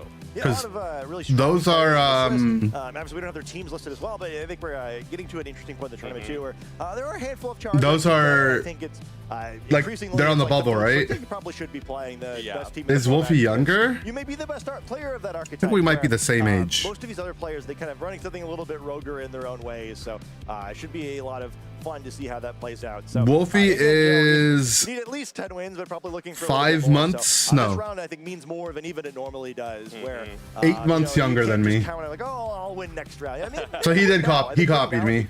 Yeah, definitely want to win now. Even we're born in the same year, but I was born psychological effect of in April and he was born in December. It really matters because you really want your resistance to be as high as possible going into the first round of top cut. Wait, you are that old? Josh Lorsey, not feeling too great about this matchup, it looks like. But we saw him on stream. We know he has a oh, wait, this is the guy from all the interviews. He's turned that curse around a few times now. Christopher Hahn. I think you could give yourself a little bit more credit here, Lorsey. Yeah, he's the guy that was talking about not having to wake up early. Really nice guy, truly smart players. So. Oh, and then they asked him, "What's your advice?" And he said, "My advice is to play to win." Loses this one is able to opponents win percentage their way into cut either way, but should be a really excellent. Both these guys are yappers, true. Well, here is Lorsey. I like Joshua Lorsey though. I mean, I've watched his stream before. He's cool. Of the Delphox and Floette Eternal as the 2 mega Pokemon that Joshua is using, alongside the support core that we've been seeing quite a bit of Incineroar, Sinistcha, and even that Sneasler, the double fake out, the redirection, the healing, and then of course the Basculegion at almost 60% usage in day 2. And because it's so strong. Yeah, the part of Rotom in this team will be played by Basque Legion, who will be supporting its team by defeating its foes. Yeah, I think it's really more like the role of Tyranitar will be performed by Basque Legion without needing 3 Dragon Dances to do so. Yeah, it's Dragon Dances or its friends being knocked out. So, attempt to win the game at your own peril. Also fun to see the Delphox there. We haven't got to see it from Is he falling asleep? Lorsy so far, but I think it very. He closed his eyes. He's asleep. Pokemon. Substitute very powerful. Someone wake him up. Able to use it without. Bro, you're playing soon. Down and, it does counter King Gambit very well, and we saw that Pokemon raising over 60% of the usage stats today. So he actually fell I think asleep. that substitute's been pretty good for Joshua over the course of this weekend. Yeah, Lorsy definitely using that substitute both to protect the Delphox from damage and also to get around Sucker Punches as we saw yesterday. Yesterday was also VGC. This is day 2. The option to go for boost on the Floette. Although going up against Chris's team, not a lot of special he's awake. damage to really be tanking that. You really want to be going up against more special attackers with, I think, the Calm Mind Floette. Yeah, and on the other side of the field, again, I've been all right, Scarf Basque. a little bit. If I'm Chris Hahn, I feel okay. I mean, it's like very standard team, right? Scarf Basque, Citrus, Chomp. The only unique thing about the Chomp is that it's not running protected and has Poison Jab. Does more coaching maybe than anyone, especially Chopple Gambit, Sash Whimsy. Literally everything is like as standard as it can be. It's very funny that we get another Lorsy matchup where we get Whimsicott versus Delphox and with King Gambit. Yeah, I'm gonna guess that both of them know the mechanics this time. We all learned to relearn some fun mechanics the last time that Lorsy was on He actually has likely no shenanigans. He actually has the most cookie cutter team comp we've seen. With just Poison Jab being like the only slight variation from the norm on Chomp. One interesting thing to note, we were talking about the 4 attacks. But everything is running like, if you were to filter on champions by popular moveset, everything is running like its top 5 moves. Like 4 of its top 5 moves, right? That's the standard Zard moveset. The Basque set is depending on if it's Scarf or not, but Flip Turn is probably its 5th most popular move. Maybe 6th because of liquidation, because less people are running Scarf now. But for Scarf, that's obviously the moveset. The rise of Poison Jab Garchomp with the bulky. Literally only has Poison Jab as answer float. No, he has Iron Head as well on King Gambit. Really popular adaptation on the ladder because so many folks are using a lot of Floettes don't end up living in Iron Head from the Adamant Gambits, especially if it gets like any chip on it. The Rage Powder support from Sinistcha, opting to not go in. The Poison Jab is more so for Josh saying, I really need that the whim, and I think there was like some other reason why people were mentioning. By Chris, Delphox can't do anything against that Pokemon. Yeah, not ideal, but of course, if he's able to get a hold of this Sneasler, it would be able to do a lot of damage to it. Also worth noting, Sinistcha, another Pokemon in this match, but is not taught Protect here. So many moves you'd like to have in the Sinistcha, so Lorsy opted like, no, I'm Protect. I'm going to use all of Machagacha, Rage Powder, Life Dew, and Trick Room. Christopher Hahn brought like a little bit trickier because he's not going to just be able to double protect his way out. The top 6 most popular mons on the format team. That being said, the Basque and someone's got to do it. Offensive threat here, but because it is led, it does not have a fully. Well, the argument is like running between Poison Jab and Iron Head, right? On Chomp as your anti-fairy move. Reduces the special, super effective damage of Ghost type attacks. Should be able to tank this pretty well. I think the Poison Jab is better in the Sinistcha as well. Instead, just going to go ahead and Terrastalize. That's like another thing. Mega Evolve the Delphox. Look, we're all getting it out of our system. Don't worry, by NAIC we'll have it. Sinistcha takes that flip turn as Basque Legion will switch out for the Charizard. Delphox flinches from the fake out, and Sinistcha expecting to get probably a flip turn into that Delphox, just going to go for a Life Dew here to heal both Pokemon up. Nice. Yeah, so somewhat like this turn never happened, though. Does allow Chris Hahn to reposition here. Charizard looking pretty good in this matchup, where, no more fake out. Charizard threatening the fire type damage of the Sinistcha. No Akaberry to try to deal with that. So Sinistcha being very threatened now, and again, can't protect, so likely going to have to Berry and Jab, the point I'm just trying to make is like, why would you be Jab over Iron Head? But it makes sense, I guess. The only downside is like, there's some whims running anti-poison berry now, right? Potentially pretty devastating. Also an option for Lorsi to go just. They're done with Scarlet Violet? Yeah. They sent it out. They sent it out back already. Relatively unlikely that Delphox is being threatened with so much damage it could be knocked out this turn. Yeah, I don't know that Delphox could have a substitute that survives a heat wave from Charizard, Mega Charizard in the sun. But Josh is going to go ahead and switch in the Incineroar to get the Intimidate down onto Sneasler, but what that all actually does Makes the is Sneasler activate faster. Unburden for the Sneasler. So Sneasler now the fastest Pokemon on the field.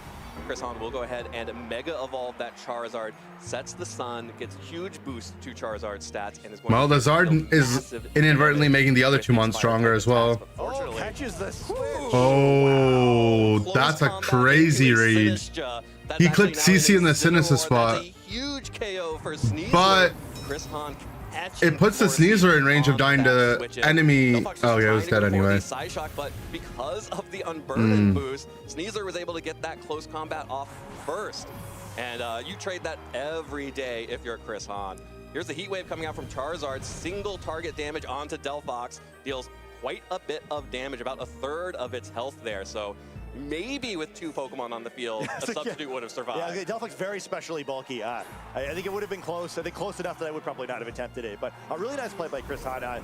He gets the call. Well. I think even if he hadn't, it's a really nice play where with both close combat and Heat Wave being targeted at slot. You know, if Sinistcha hadn't switched, would have taken devastating damage from the Fire type move. Otherwise, you know, Incineroar going to get hit with a bunch of damage there. I think it would have been pretty bold. Yeah, Sinistcha doesn't have Protect either is the problem, right? Almost certainly not selected because Delphox is already on the field. So a pretty high percentage gamble there, but a nice play all the same.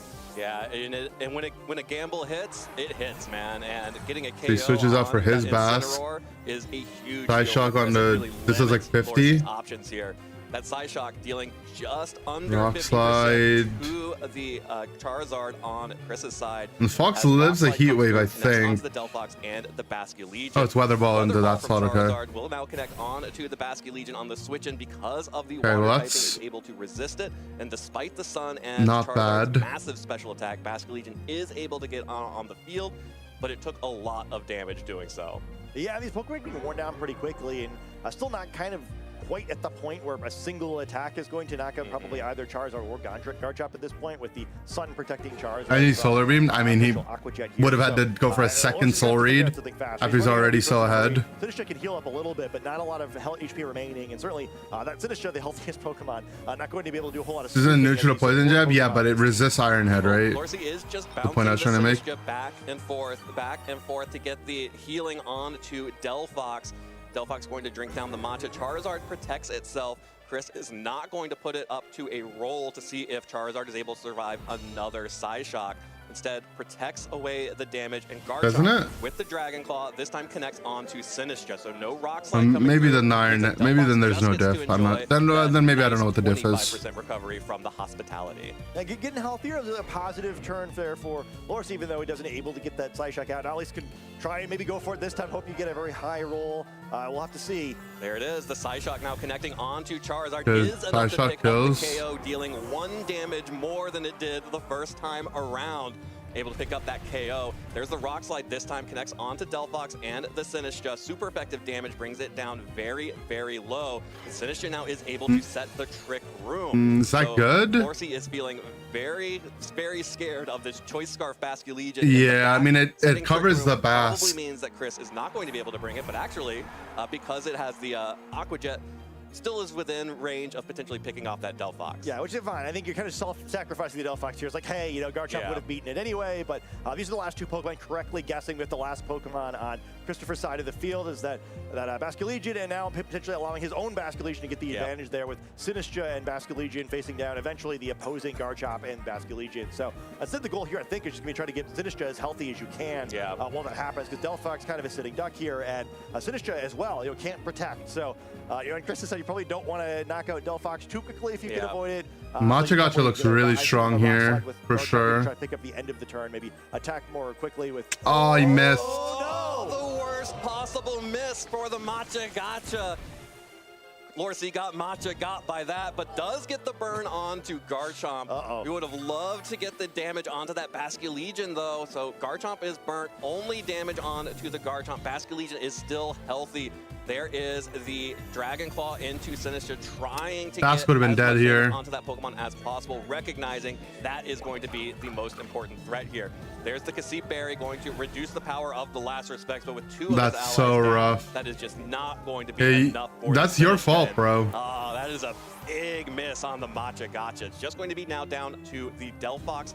I mean, it's not game because Lorcy has his own Bask, which outspeeds in Trick Room. Trick Room being up means that Lorcy has the advantage. Yeah, I mean, there's still a chance. It's still awkward, but the burn is also a big deal on the charge shot. The RNG gave and took.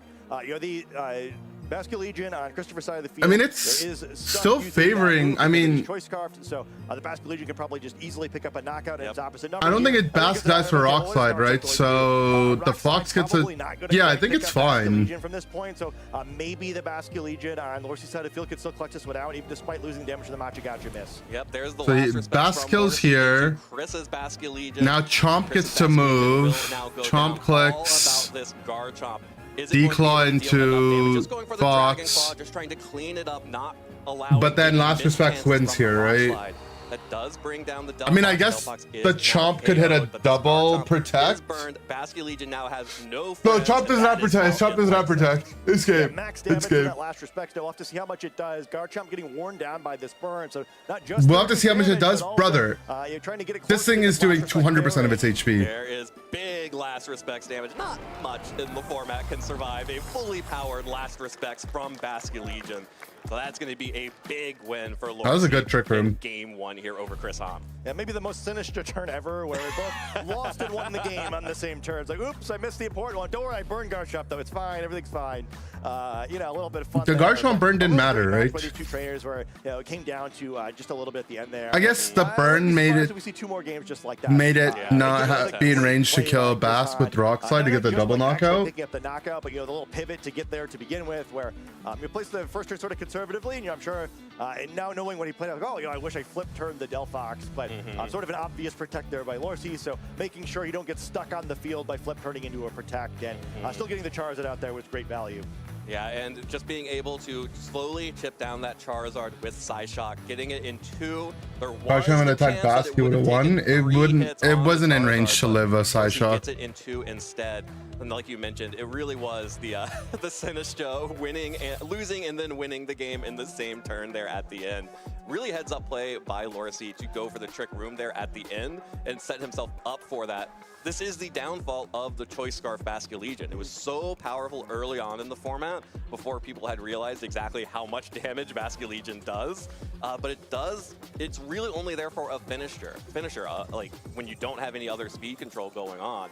With the Trick Room option, with the ability to protect and use other attacks on Lorcy's Basculegion, really showed the advantage there. Yeah, I think it's very interesting with Christopher's team in general. It's like very much like the ranked battles. Yeah, this Choice Scarf Bask also hard loses to Matcha Gotcha, right? It hard loses to Sinistcha. As well as this Garchomp build. When you know it's Scarf, then you can Trick Room like that and put pressure on it. Play out at this point in a tournament.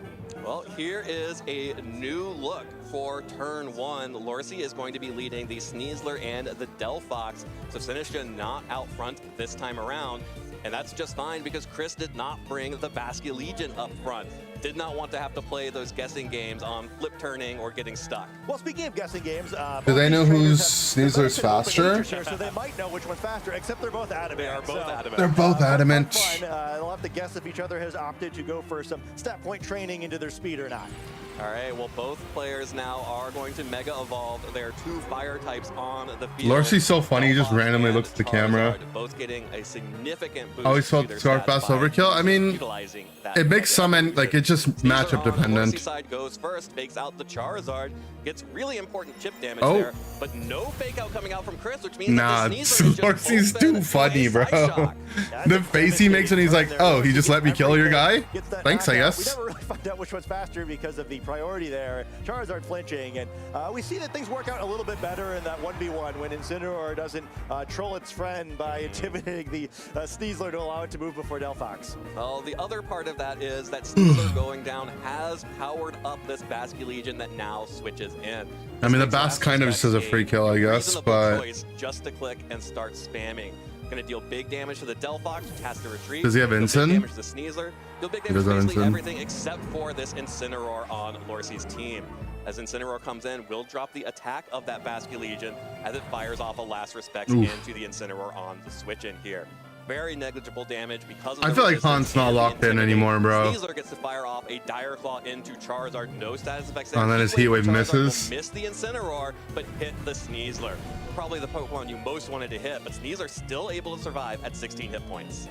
Yeah, that's a really important survival too, where still reasonably threatening on the field, right? You had another Dire Claw, might be able to pick this Charizard up, so now you're very motivated, I guess, to try to pick up the knockout into that with the Basque Legion, but then you're leaving the intimidated Basque Legion on the field, where Incineroar are going to have kind of free reign here, and either of these Pokemon are very threatening to it because the Choice Scarf Basque Legion isn't able to switch to a water type attack. Yeah. Also important on Christopher's side out too, where again, it's Choice Scarf Basque Legion, even if you do opt to take it out of He's battle, mental you're boomed? very Yeah, he close to does getting seem knocked very down to his final screwed. two Pokemon and getting locked into a move for the remainder of the game. Healthy Incineroar makes it a lot scarier. Incineroar looked pretty bad in that first game, but this is why you bring in. Ensign just seems so locked up here. Yeah, well, the big benefit for Chris is that the Incineroar does not have a dark type attack. It's Fake Out, Parting Shot, Helping Hand, and Flare Blitz. So Oh, it's Basque helping Legion over is not then. feeling all that threatened here. And Chris, this is why Chris is 9-1, correctly identifying that Lorcy needs to protect that Sneasler, and instead going for the double up on. It's just parting off the Those Basque. two resisted hits are Yeah. adding up. Here comes the Parting Shot into the Basque Legion, dropping it down to -2 attack and allowing the Incineroar to come back in to bring it down to -3. Really putting on the pressure for Chris to switch that Pokemon out. Yeah, I think probably just healthy enough on the Incineroar too, where if you wind up a situation later in the game, especially with Intimidate, you should be able to Bring his fairly own safely bath. survive a last respects and sort of try to again, make it difficult to decide what move to lock into. Basque Legion to come in here. You bring Ensign on the other spot and last respect for the opposing Basque Legion, thanks to those 2 attack drops. So swing somewhere. Try to pick up something on Lorcy's side of the field in order to get this down to a 2 Pokemon remaining situation for Christopher and stop that opposing Basque Legion from being able to do any switching in and out. Yeah, the Basque Legion for Lorcy at least can survive 1 attack no matter what because of that Focus Sash, but you can see that. Yeah, I mean, it's kind of a playing against 50-50, Lorcy, right? 'Cause recognizing that Chris's Basque Legion. Once I think you Incineroar click goes last down, respects nothing in the else enemy can stand Basque up spot against it. So as Lorcy investing here a though. lot into making that getting that Pokemon off the field or trying to keep it on the field and at reduced attack. The final Pokemon is King Gambit. So that previous game we saw back. Does he okay. Close things out, and King Gambit's going to make that much more difficult this time. I guess like the Ensign re-switch. King Gambit is a huge shakeup for Chris and gets it right once again. Another turn that He Chris did try has to read the gotten Ensign correct, switch, now but firing off the last respects into Sneasler. That's going to get that KO, and Incineroar comes back in. We'll get another Intimidate down on to It's gonna give the Basque Defiant Legion boost. on Chris's side, but then activates the Defiant boost for King Gambit. But it doesn't And now this matter Incineroar does not have a Dark type attack, but it does have Flare. because now this Basque is -3, and if he switches it out, 3 intimidates down this Basque Legion. Then again, last respect. Incineroar not threatened by it at all. So Facade is dead. Staring down that opposing King Gambit. and Ensign can just click Flare Blitz in the Gambit spot because the sun is up. It should kill. Going to be very important now. I think to start picking up some knockouts quickly because he's probably going to need a Pokemon advantage to finish off this Choice Scarf Basque Legion. Does have to be scared about the sucker, but the Basque Legion and the King Gambit. he has Sash. With that Delphox in the back, really wants to get those So Pokemon and off the field and down. okay, King protect Gambit is will fine, I protect, think. recognizes that it is under threat from a Flare Blitz. Instead, the Fake Out from Incineroar then will connect into the Yeah, King Fake Out Gambit. also So good covers the damage coming sucker. out from Chris's side. Last respects from Lorcy's Basque Legion will be able to pick up the KO onto the Charizard on Chris's side. But now The Basque did Legion reset its was drops. able to reset its attack stat. It is coming back out on the field at max attack stat and the ability to, again, keep running over this team, but Basque Legion still has its Focus Sash. Yeah, so it's not going to be able to one-shot the opposing Basque Legion, and King Gambit could try to help out with a Sucker Punch or even with Kowtow Cleave, but then you have to worry about being caught, doubling into a Protect. Incineroar also threatening. So there's no sun is the other This issue. timing is really great by Christopher. Well, not only to catch Incineroar on the field, which is just kind of better because you really don't want your Basque Legion to get intimidated, even if King Gambit's going to get a boost for it. But also the sun has just expired, so potentially able to survive that Flare Blitz. Fox is the last Also one. potentially able to go for a Water type attack if you wanted to. Instead, Chris will will just go for the Sucker Punch onto Basket Legion on Lorcie's side. That will bring Basket Legion down to its focus sash. That brings down to 1 I hit think point. Christopher got the turn right. From Chris's Basket Legion, dealing that 1 hit point damage, the final piece of damage necessary to knock out Basket Legion on Lorcie's side. That is a huge deal. This Basket Legion and this King Gambit are looking very, very safe for the rest of this game. Without the Sun, that doesn't kill. Not even enough to pick up the KO onto King Gambit, and it's just Delphox and it's just Incineroar against this. This is game. Locked into Wave Crash and a King Gambit at +1. Yeah, I mean, exactly the right play. I was expecting him to protect Flare Blitz that turn because he knew the Gambit didn't have protect. And, hey, you know, it doesn't matter. But it's just that you just have to make a call if there's only 1 HP on the opposing the Bass is gonna Wave Crash your Incin or not, right? Which I think would have been a temptation in this game. Moves out at just the right time, and now is a position where he's likely locked up this game too. Yeah, there was definitely a lot of pressure for like the last 3 or 4 turns to retreat the Basket. Yeah, I mean, it's just you're just making a call. Very smart, very heads up play for Chris to realize it's not safe. It's not safe. I need to get this King Gambit in safely, and then I can start resetting with the sacrifice the Charizard. Yeah, and a great mix-up to have the King Gambit at all, right? Where he brought that out late enough that maybe that's not the Pokemon Lorcie was expecting, and he doesn't just go for the forfeit here. I think I agree. I just don't know how you win from there. Yeah, there isn't a way. Yeah, so really fun game there. Oh, he brought it back. Really excellent reads in the middle of that game. Just kind of really felt like he was soul reading him there a little bit. Yeah. A couple of very important reads he got correct, where I think there were like 2 or 3 turns in a row where Lorcie kind of just got no value, and that allowed Christopher to reverse an early game advantage, and then what a well-planned end game as well. Again, just such great timing on when King Gambit entered the battle, when he opted to sacrifice the Charizard this time in order to bring out that healthy Basket Legion once again. And you know, the Choice Scarf Basket Legion, despite kind of just being the fast damaging Pokemon, in a lot of ways a little bit more difficult to play than the Focus Sash version, because you have to use a more pre-planning because you're less flexible, and Christopher able to get around that lack of flexibility by sequencing this game really well. Yeah, this is the difference between me using Choice Scarf Basket Legion on ladder and Chris Hahn using Choice Scarf Basket Legion. It really is a difference of a lot of times players of my level or, you know, better, will end up just saying, okay, I have this Basket Legion as my ace later on, so I'm just gonna deal a bunch of damage and then the Basket Legion will come out eventually and clean up. But it's actually very difficult to get into a position where Basket Legion is, because it only has single target attacks, for it to swing multiple times to pick up those KOs. And Chris did a really good job of setting up and maneuvering around to set up that situation for the end game, where it really was just, all right, Basket Legion has no checks at this point, and that's game, and you saw Lorcie forfeit because of it. Yeah, if you're playing Basket Legion at home, I think there's a lot of things to take notes on for the way that Christopher's played in these sets. How does I think just in general, his willingness to use it. Lorcie switch it up here? Spots where he doesn't get punished for that.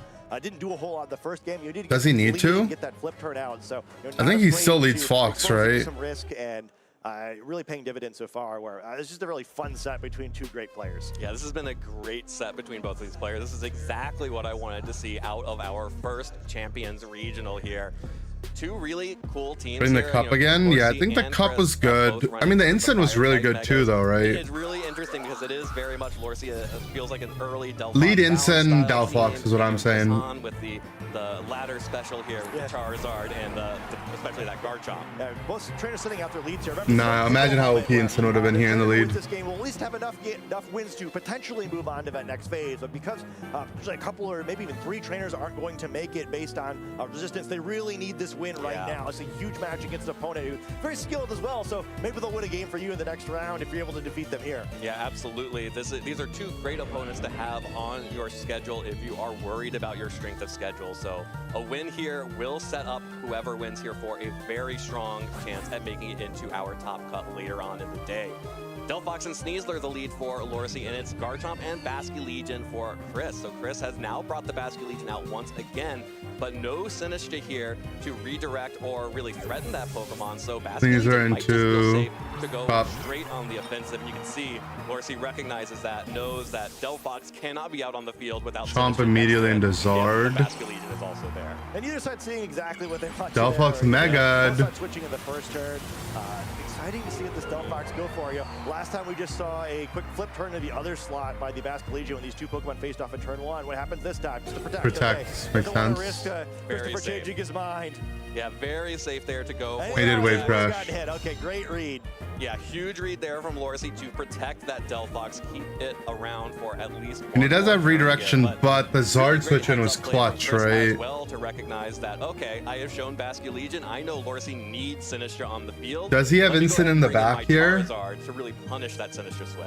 Yeah, now it's a tough spot where it's a similar spot that we saw with Sinistra running into in that first game where Charizard threatening a big heat. I mean, wave the in that Basque spot. They can has try to switch out into leave. Incineroar. This time it will But not the be. Zard has no It's reason not to relatively weather ball the wave crash Sinistra going here. into that slot. Still a 1-hit Or into the KO. Delphox, so yeah, easily going to pick up a Sinistra knockout. doesn't So, have a little bit protect. different way to make the same sort of pin by Christopher, and both sides are going to have to make a really important decision here. Can you afford to sacrifice a Pokemon? Well, Sinistra will Rage Powder here to protect the Delphox. Lorsy really wanting to make sure that Delphox is able to deal some damage. The Wave this Crash turn. is nothing. Wave Crash from Basculegion into Sinistra deals a lot of damage for a There's enough that resistant Heat Wave attack would here. kill it. No Mega Evolution coming out from the Charizard to make sure that the Basculegion's Wave Crash is able to deal as much damage as possible. But that means that this Psyshock is able to deal good damage back. 88 Non-Sun damage Heat there. Wave? I had done Yeah. 84 and 85 previously, so Delphox should be able to pick up the KO here, but without the Drought, Wave Crash may have dealt Yeah, I more mean, it- damage, but the Heat Wave Wave did Crash not. should, Yeah, I yeah. was gonna say that's a little different Charizard than we're used to seeing, and yeah, Sinistra just surviving because of the decision not to Mega Evolve there, anticipating a switch perhaps, or maybe trying to get a cheeky knockout. Still with tricky Delphox, though, you know, right? one Pokemon that Wave Crash was initially Because targeted Bass at, but, still wants to be able to click maybe Wave there's some room Crash. for Lorsy here. I think one of the reasons he opted for the Rage Powder instead of doing something else is because Delphox had burned the Protect in the previous turn. Zard Now with the leaves option of for protecting- the option of Gambit. protecting for Delphox, Lorsy can play things a little bit more open if he wants to. Well, there is Sinistra Gambit leaves coming out on the for field Incen. for the Charizard, trying to Ooh, he got the catch a read. Psyshock, but Catches an instead- Intimidate. Catches an Intimidate and a Defiant boost. So now at +1 while Lorsy goes for a Protect onto Delphox. Did he Wave Crash to Sinistra Because he knew spot? that he was switching out the Didn't. Sinistra, did not want to open himself up to a Wave Crash. And Chris showing there, most likely has just been targeting that Delphox down with Wave Crash. This is tough though. I think thinking the same thing I was, right? Oh, I understand why that Lorsy made the play he did. Yeah. Now when he can protect, he probably will. So Incineroar's coming in just like he did last time. I got to punish that. Did bring Incen. I not feel like a the super good Incen came position. Once in again, probably, I think later the than might be better to have active than he would have wanted it to. The lack No- of drought, no drought. question mark, the regular weather.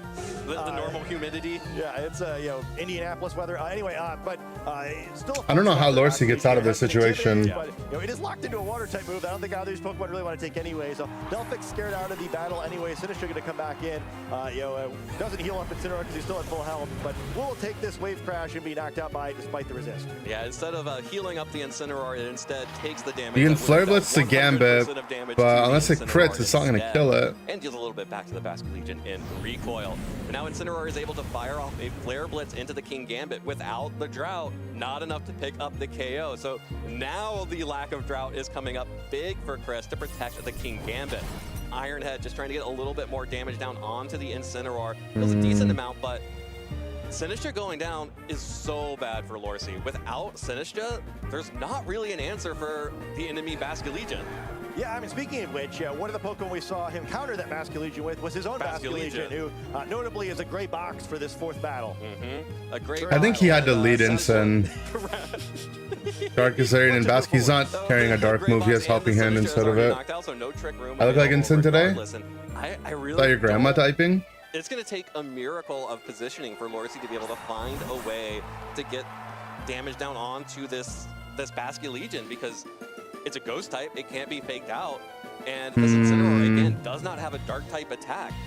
Basculegion is free to just Wave Crash for the rest of the game. Yeah, who cares about Last Respects now? We're like, you've got two Pokemon. I mean, weak against Diaclaw it. hacks- Defensive Dynamo Sneasler, who is going to probably look like it's weak to it even if it gets a hold of it. And Incineroar can help out a little bit with Intimidates here, but it's not going to be But so Sneeze easy. is dead to Even King Wave Gambit Crash potentially very sucker. popular. The Ironhead is a little bit sad that Incineroar, but depending how this King Gambit's trained, if this is a frail Sneasler, we learned before, actually we learned last time Lorsy was on treatment, is a frail Sneasler. It's pretty frail, yeah. I think even at +0, I think you do It about didn't 50 sucker. damage minimum with a Sucker Punch, so pretty impactful attacks, even that direction if you get the chance. But first we'll see that knockout on the Incineroar. Don't think the crit mattered. Switch out for a Delphox, so kind of just have to take it. Yeah, well, Lorsy does not run in fear of the wave crash. Instead, So he does go to the CC. Now he gets the unburden boost, so he's faster. Gambit. Even with the Triple Berry, that means that King Gambit will. So now Basque Legion instead went for the Fox KO comes on in. Incineroar to If he prevent gets Behind Dire Intimidate, Claw, Cycling, or Parting Shot and Hera, Intimidate, or to Sleep, use the power of Basque Legion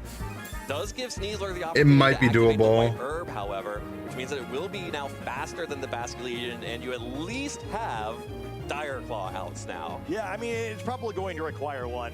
Still has that wave crash available. Dolphins is coming. I assume on the other side we'll see the Garchomp, who pretty excited about its opponents, where neither of them going to have a very easy time dealing with it, especially if that. Let's go gambling. Then we're like, can you really afford to attack Garchomp? But also you have to. Yes. Yeah, exactly. And like, okay, well, it's fun too where, well, Charizard probably less impactful for the course of this battle.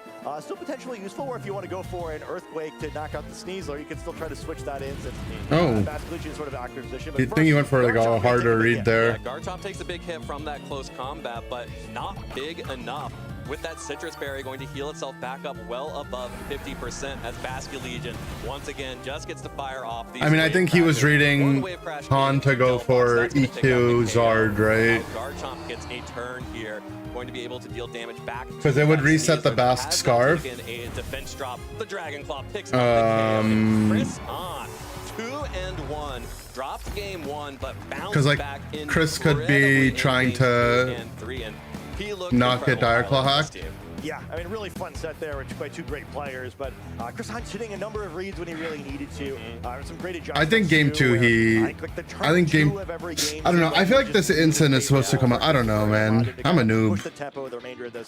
I think the Incin needed to come out sooner in game 3. But Christopher not allowing that again for the remainder of the set. And I have to say, the heads-up play from Chris, even though he missed the KO on Sinistcha with the Heat Wave, to not Mega Evolve Charizard. He recognized that he needed to keep that King Gambit as safe as possible. The only real threat was Flare Blitz coming out from the Incineroar onto that Pokemon. And that is something that most 99% of players probably And Paul Chua went from 8-0 to 8-3. He lost his last 3 rounds. And then Joey went from, I think, 0-2 to 9-2. To hold off on Mega Evolving until potentially an end game when you needed the extra power. So Joey went from 0-1 to 4-1. And then went 4-2, and now he's 9-2. Both sides kind of had things they liked and things they didn't. You know, both sides had at least multiple fire Pokemon and Lorsi's side of the field, so he would have liked draft for that reason. But then also some Pokemon surviving. Both teams potentially had Basque Legion, though we found out that Lorsi did not. And Lorsi's other loss in round 9 was. I think regardless, yeah, really just excellent positioning by Christopher there in order to close that game out. Into Wolfie. I think maybe to me the So that was Lorsi's second loss. His first loss was into Wolfie. Understanding Charizard's place in that matchup, which was literally the round right before this. Right? I think or 2 rounds before this. When you think of these Mega Evolve formats, like, oh, like that's the most important Pokemon that. Yeah, these games are not easy, obviously. Like, in a row, or not really, right? Yep. Certainly, you know. You can tell that Tyranitar was very important. I don't know. 2 rounds ago, and I feel like with these meta teams, at least impactful in this matchup. A lot of the turns, like when you don't get something really correct, you put yourself in like the 50-50s, right? Charizard's like helping. Yeah, Charizard was there. It's like, you know, support damage, right? Yeah. You know, he just was checking Sinistcha. But I guess that's just the consequence of otherwise it wasn't too impactful. when you don't get a turn right. Like at some point, you're gonna just the game is just gonna come to who makes the right end of the 50-50 call. If your Mega Evolve Pokemon carried you. Yeah, and you know, this is when I think of Chris Han, one of the things that I think of first is his history as a coach. You know, his history in the younger age divisions, now aged up into the Masters division. He has become one of the premier coaches for the younger age division. And what that means is that he has spent a lot of time thinking about and explaining a lot of these board states and positions. And coaching and teaching in general gives you so much more, you know, lived-in experience and understanding of the game than even just playing. When you're teaching someone else how to do something, your knowledge goes so much deeper than, you know, just doing. Yeah, I think it's great. How many more matches today? Is it almost Hoger? No. One more round of Swiss, I think. And then it's going to be top. I'm not sure if it's top 8 or top 16 He was like rarely taking risk. for the top cut. Understood the way Joshua was looking at the board state and kind of took So anywhere from what, 1, dance around some protection, 2, take advantage of 3, some turns 4, where, 5, just wasn't 5 able to make 6 any more progress. And matches. yeah, I mean, I think the pivots around fake out turns. Top 8? Okay, that should be I know 5 how matches, Likely right? going to react to this. Even the wave crash getting caught by the Protect and the Delphox in the third game, where like, well, he didn't hit Top it. cuts but tonight, yeah. was there anything he knew It's that the prevented tourney will end opportunity for Lorsi tonight. to bust the game open, and then, It's by Sunday keeping and it it's not gonna go to down, he was Monday, still so able it get has a to finish position where today. he get a huge advantage throughout the remainder of the game. These people got to Well, fly we back mentioned it home. earlier, he is one of the great interviews in VGC right now. Let's go ahead and toss it down to Sierra, who is sitting alongside Chris Hahn, who has just become 10-1 heading into our next round of Swiss. Thank you so much, you two. As said, I'm here with Chris on 10-1 here at Indianapolis, the first Champions event. That Well is played an by him, though. insane record to have, especially for the first of a new game. How does that feel? It feels great. Honestly, my goal of this event was just to make day 2. So the fact that I have a pretty good chance of making top cut, it feels really great. Let's talk about the preparation going into this event, because obviously within the Scarlet and Violet era, we've gotten to see a lot of Internationals have the right finals on now Championship Sunday, yeah, but into they the start last on regional of Fridays, the season, difference, you're right? gonna see everything. You got to kind of redo. Day 1 starts on everything. Friday, whereas So for have you been working at, regionals, like, grassroots events? it's a Is it kind 2-day of like event. working with friends? Like, how do you determine what to bring going into this? Yeah, so I actually decided not to go to Los Angeles because I was like, I think I'll take the time to just stay here, focus on Champions. These past, I think, 2 months, I've been putting in, so much time. Yeah, a lot of practicing with friends. I did a lot of grassroots tournaments, a lot of ones online. Victory Road was one that happened this past weekend. I used a very similar team, and it's honestly what inspired the one I'm using today. I want to talk real quick about the grassroots tournament, especially too, correct me if I'm wrong, but you got second and then Kevin got third. Have you guys been working in Champions together? Yeah, Kevin actually helped me prepare for my round 4 matchup because, Paul Chua is who I play round 4. We're really good friends, or I hope so. But we prep together a lot, and I knew his team, he knew my team, and Kevin actually ended up playing in that grassroots tournament, the team that Paul Chua used. So I was like, do you have any suggestions? So yeah, I help him, he helps me, and obviously it works out for both of us, right? It really, really did, especially too, again, 10-1. Let's talk a little bit about that match, because you're sitting there, you're looking to try and make sure you get enough wins for that top cut, and you're going up against Lorsi, who was undefeated on day 1, obviously a really strong trainer. So how do you feel like going into that matchup and how it went? I mean, Lorsi is just one of those players I've always had like the utmost respect for because, I feel like you talk about some of the greatest names at VGC, I feel like he's one of them personally. So I was very nervous. This actually was a matchup I played in top 8 of the grassroots tournament. So I kind of understood like how they operate. I kind of understood the ins and outs, and that's kind of how I knew like to close combat the Sinistra and position my Charizard that way because I knew, you get either you kill the Incineroar or Oko the Incineroar, or you can Heat Wave and Sinistra will faint, right? So. Having that experience helped me a lot. Yeah, Sinistra not having Protect there he played it really well. makes that play really good. I was just kind of on the edge of my seat, being like, I really hope I can pull this one through. And you managed to in the end. I think the round is about to be done, so we'll cut this one short. But before I let you go, get ready. Any final words or shout-outs? Yeah, first of all, I gotta give a big shout-out to Apron, Sebastian Wu. He helped me a lot with prepping my matchups during tournament, before tournament. He also helped me EV my Pokemon, which is a huge, I'm very thankful for that. I'm gonna give another shout out to Kevin, just because he was such a big help with prepping matchups, and then also shout out to Sid because he also helped me with it. Thank you so much, and best of luck going on with your next couple of matches. As for us, the round is almost ready, but of course, as our players get settled, let's break down that last match through the lens with Len. Welcome back to Through the Lens. Evan, you just got off that match. Was it fun to watch another Basket Legion go to work? Oh man, there is nothing like watching. Oh, they're gonna replay the entire game again? KO after KO after KO. Giving its very respectful last respects. Very respectful. Okay, I'm gonna go get something to eat Just because sleep better. we once just watched this these game, videos are but I'll be done. right back. We'll sleep like we've had a last respect sent towards us. And it really did feel like that was the story of this game, that the Basket Legion offered so much pressure across this team. Oh yeah.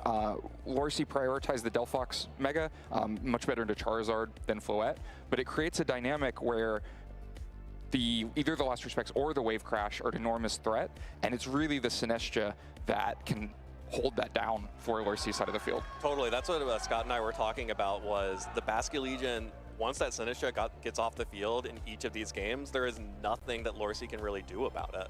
So the most key turns in this match felt to me like the ones where Delphox was sitting next to Sinistcha and there was a Basket Legion on the other side. Totally. There was a lot of complex dynamics in those situations. Each one of them played out a little bit differently. So let's take a look at a couple of them. So before, first one. Yeah, we get one straight away in turn 1 of game 1, where the Sinistcha was led, which is a little bit unusual, but that's because this dynamic, getting it next to Delphox, is so crucial.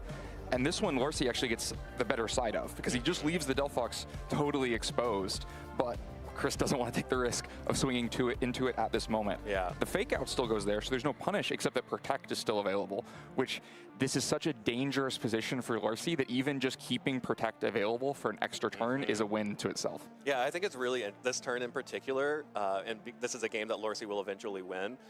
You saw at the start when we were even heading into game, Lorcie acting out a little bit for the camera, not feeling too confident into the matchup. And you could tell from this turn 1 that he feels like he needs to be aggressive and make some really aggressive reads and plays. Yeah, I mean, that flip turn that went into Sinistcha could have been into Delphox. Probably KO. I think it would have been a one-hit KO. Yeah, it would have just been gone. And then the map would have come close to ending the game right there on the spot. So just extremely dangerous positions for Lorcie.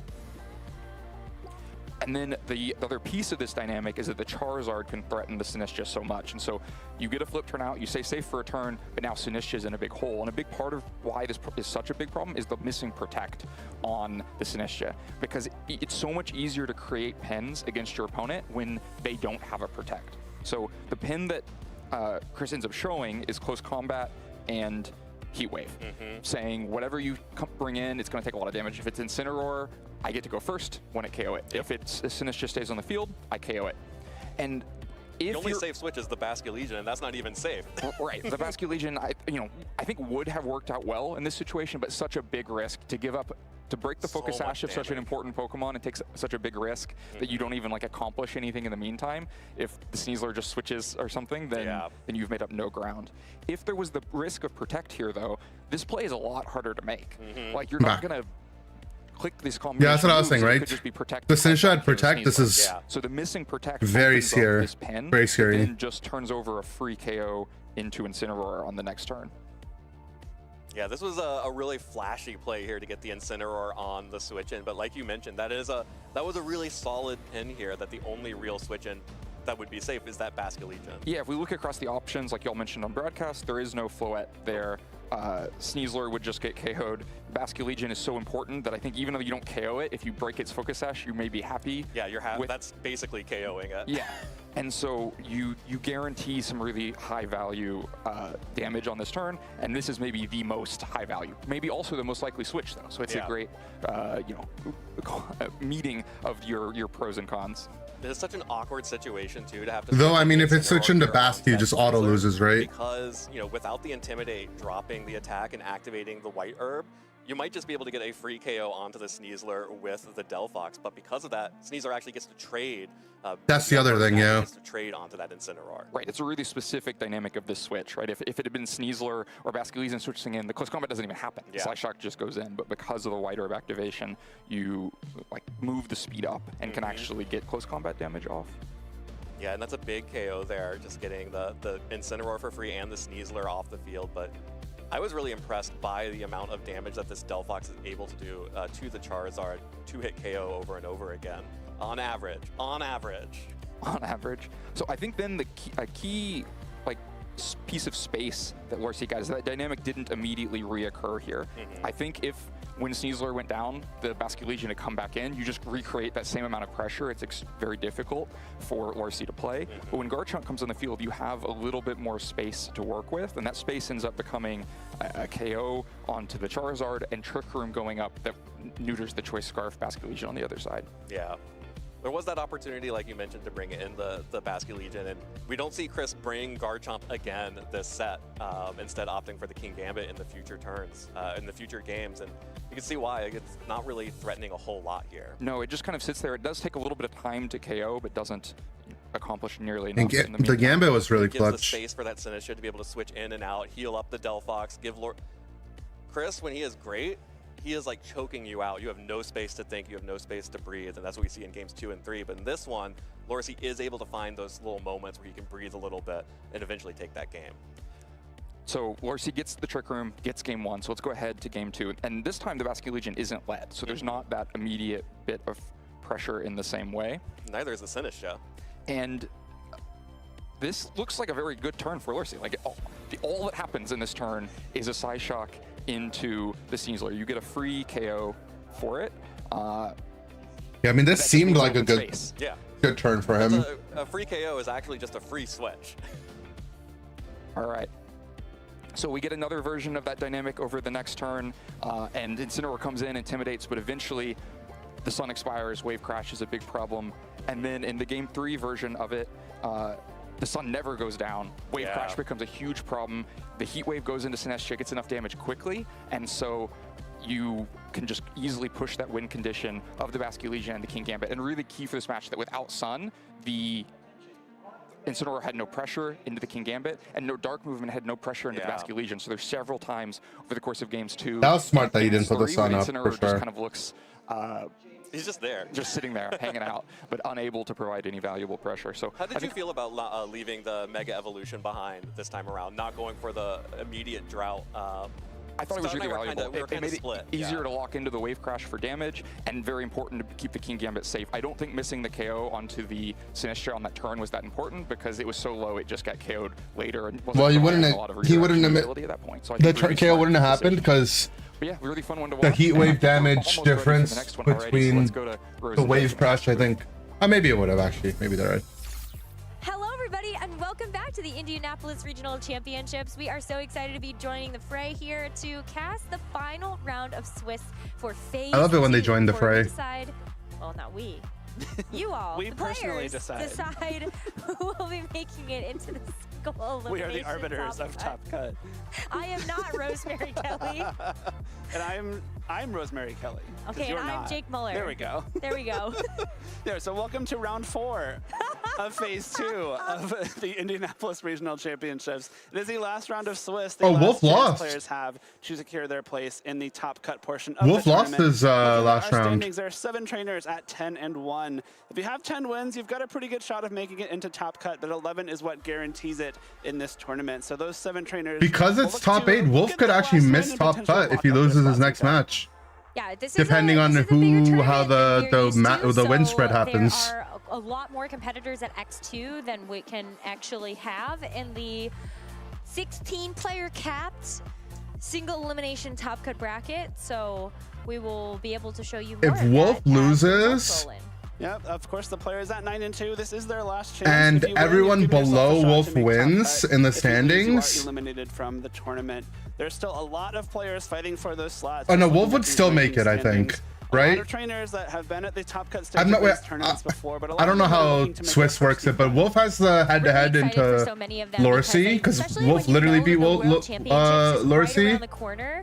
I think there are a lot of competitors And that are like eager to show themselves. even Like if Wolf Daniel is Sittler, 10-2, Brendan DeWorth, I'm and so all the excited that them people- in particular is sitting at the top. Evan Scott as well. Yeah. Had a great on. Yeah, I don't know how it's stream gonna work. match. Mm-hmm. I think all 3 of them really just like stamping their mark in Pokemon. I think champions, and that's really, Wolf really should be cool. auto locked. Nathaniel also, I believe, is the one who handed Wolf his first loss of the tournament, so it's a big win to get yourself up to that all-important 10 wins.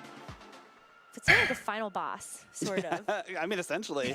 That big Steelix staring down at you saying, you gotta get through me to get to top That's And we so haven't gotten to see true. Alex Underhill on stream, The sad. gatekeeper for them That's our all. boy. Our final match, though, is going to be Michael Zhang versus Justin Michael Knott. Zhang. You can take a look at how some of the other pairings shook out below. A lot of these competitors are going to be at that X2 record, so this is a win, and hopefully Did I play they've against made Asian it Parks team into year that 1? top cut. I don't But as we think. focus our attention back I think to Michael maybe Zhang we versus played them Justin on Knott, ladder. we did get a chance to see Justin on stream yesterday. Korea teams were he's been such a good on sport as something well year about 1, I'll the tell you awkward that. Clip, so thank you so much for that. It was blind But pick he's also with just like he's a great player. Both of them great players. not as much Last information season out, so for their item choices and stuff were not right. We're Or just outside the they were cusp of different. the requirement to make it to the World Championships.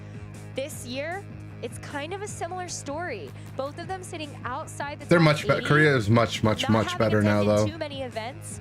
Yeah, I think we This played is them going on to ladder be year the one, but last chance for them to really I mean, obviously it's on ping, so it's hard to really say. Season and give themselves a chance to make it to Worlds. Especially going into NAIC, you want to give yourself the best chance possible to be up at the top of those leaderboards so that maybe your NAIC run doesn't have to be completely spectacular to get those last few points. Maybe it just has to be pretty good instead. Well, here's one way to do it. Michael Zhang, one of our most creative team builders in VGC. Some really unique techs on these Pokemon. Sorry, we've seen a lot of these mons, but maybe not all used like this. I mean, I think first and foremost, you have to look at the team stand core, right? Yeah. We've seen quite a few of these pieces together, but instead of something like a Mimikyu, you actually have a Frostlass, Frostlass with the ghost typing that's going to fulfill a different role.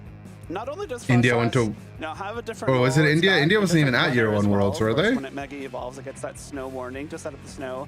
It's carrying Or were they? Weather Maybe they were, Ball, which is actually. not only I don't a great remember. single type move or single target move rather. So if you have the snow up, it's a pretty strong ice type move you can use to get around Wide Guard. But if the sand is up, your Frostlass all of a sudden becomes a Charizard Y counter. They were? Which Okay, is yeah. something that is not very often you're going to see out of an ice type. Revenant. It also can That take sounds advantage right. of, you know, if Charizard has the sun up, you get a fire type attack, which is really valuable coverage for an ice type Pokemon. So really cool choice there from Michael. This is You also wait. have This the is what I was Octavary, playing on instead of something like Frostlass. the leftovers that we've seen Remember, a I lot was of trying to play Pokemon the utilize in double order to weather have a bit more Frostlass with Weather sustainability. Ball. It's going to have that fire type, super effective berry. Hisuian Arcanine, not intimidating. He It's going to copied have me. the Rockhead ability, and so this is not something. No, that I mean you see his every idea day. is way This better. is going to My make idea sure that this basically was Arcanine that doesn't take any Frostlass is recoil damage a from dynamic move with Flare Weather Blitz or Ball, Head Smash. and his version's cooler But, you know, because Head Smash can still miss. he can click so- Weather Ball, switch in T-Tar, with and caution. one-shot It is very Charizard funny to see with Head Smash Rock and Flare Ball. Blitz paired with a Focus Sash. The way That I was trying to do it was intuitive because that recoil damage with the switch in Focus Sash Pelipper on the gets full Zard effect, and hit but him with a that water Rockhead ball. ability, I think a really cool choice there. Again, you don't have Intimidate, which So, really similar takes idea, a lot I of the guess. time, but you're not giving Defiant Boost to something like this King Gambit. Yeah, I think. But I think doing it with Focus Sash T-Tar because is Garchomp. better. Garchomp, Because the Garchomp, benefit of Garchomp, doing it with Rock Slide, T-Tar Rock Slide. is Kleavor, of course, I think you one also of have the a cooler Pokemon secondary that has come mode out with a of this different tournament. Mega Pokemon. And Justin Knox really showcased the power of this Pokemon yesterday during his set.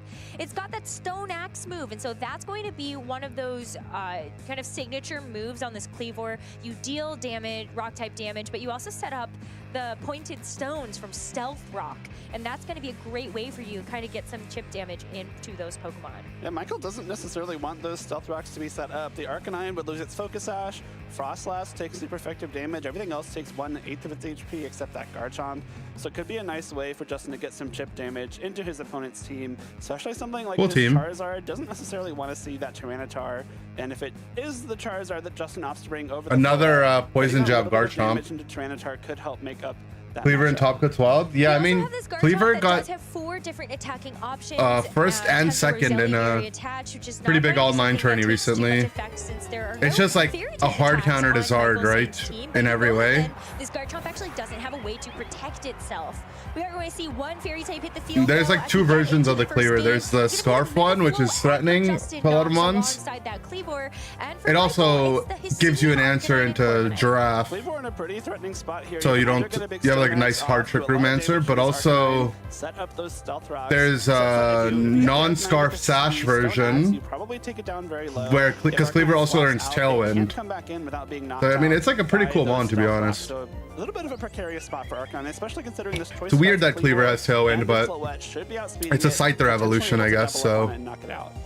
And Scyther's got wings. You can get around the natural speed order of things, and that would be with something like extreme speed. If you know that this Arcanine might have to sacrifice itself in this game, at least you can guarantee some damage. I mean, I guess Cleaver now, also does and then have see if you can wings. Try to follow up with something He's later. just an Even old though This man. Corviknight's in a pretty good position, though. There are not really many ways that you're Yeah, going to be he able does to have wings, deal with true. this immediately. Mega Floette, though, still very powerful powerful Pokemon with that Fairy Aura. Especially with the Light of Ruin, that is the attack that this Floette is carrying. So if it Yeah, is opting to go for a double Mega up, Light of T-Tar Ruin could pick up a D-Dance lot of is damage here. good to Protect get from around. This Arcanine is going to keep it safe from a Stone On Axe, course. and that's also going to negate the secondary effect of it. So no Stealth Rock setup on this turn, as Floette is going to let a Dazzling Gleam rip. Corviknight with that Steel typing is going to help it take that Dazzling Gleam just a little bit better, but you got to worry now about what's coming next. Corviknight set Tailwind. Nice. Is Hisuian Arcanine ready to rock? Great Tailwind here. He's Now ready to Arcanine rock. throws a I KO like into that. the Kleavor with the Head Smash. Of course, being a Bug-type Pokemon doesn't want to see those Rock-type moves coming its way. Floette also pretty heavily threatened by That was a Iron good Head turn this from Corviknight. Get a little bit of Michael damage on, which Zhang. could be important, but Floette really doesn't want to be taking that attack.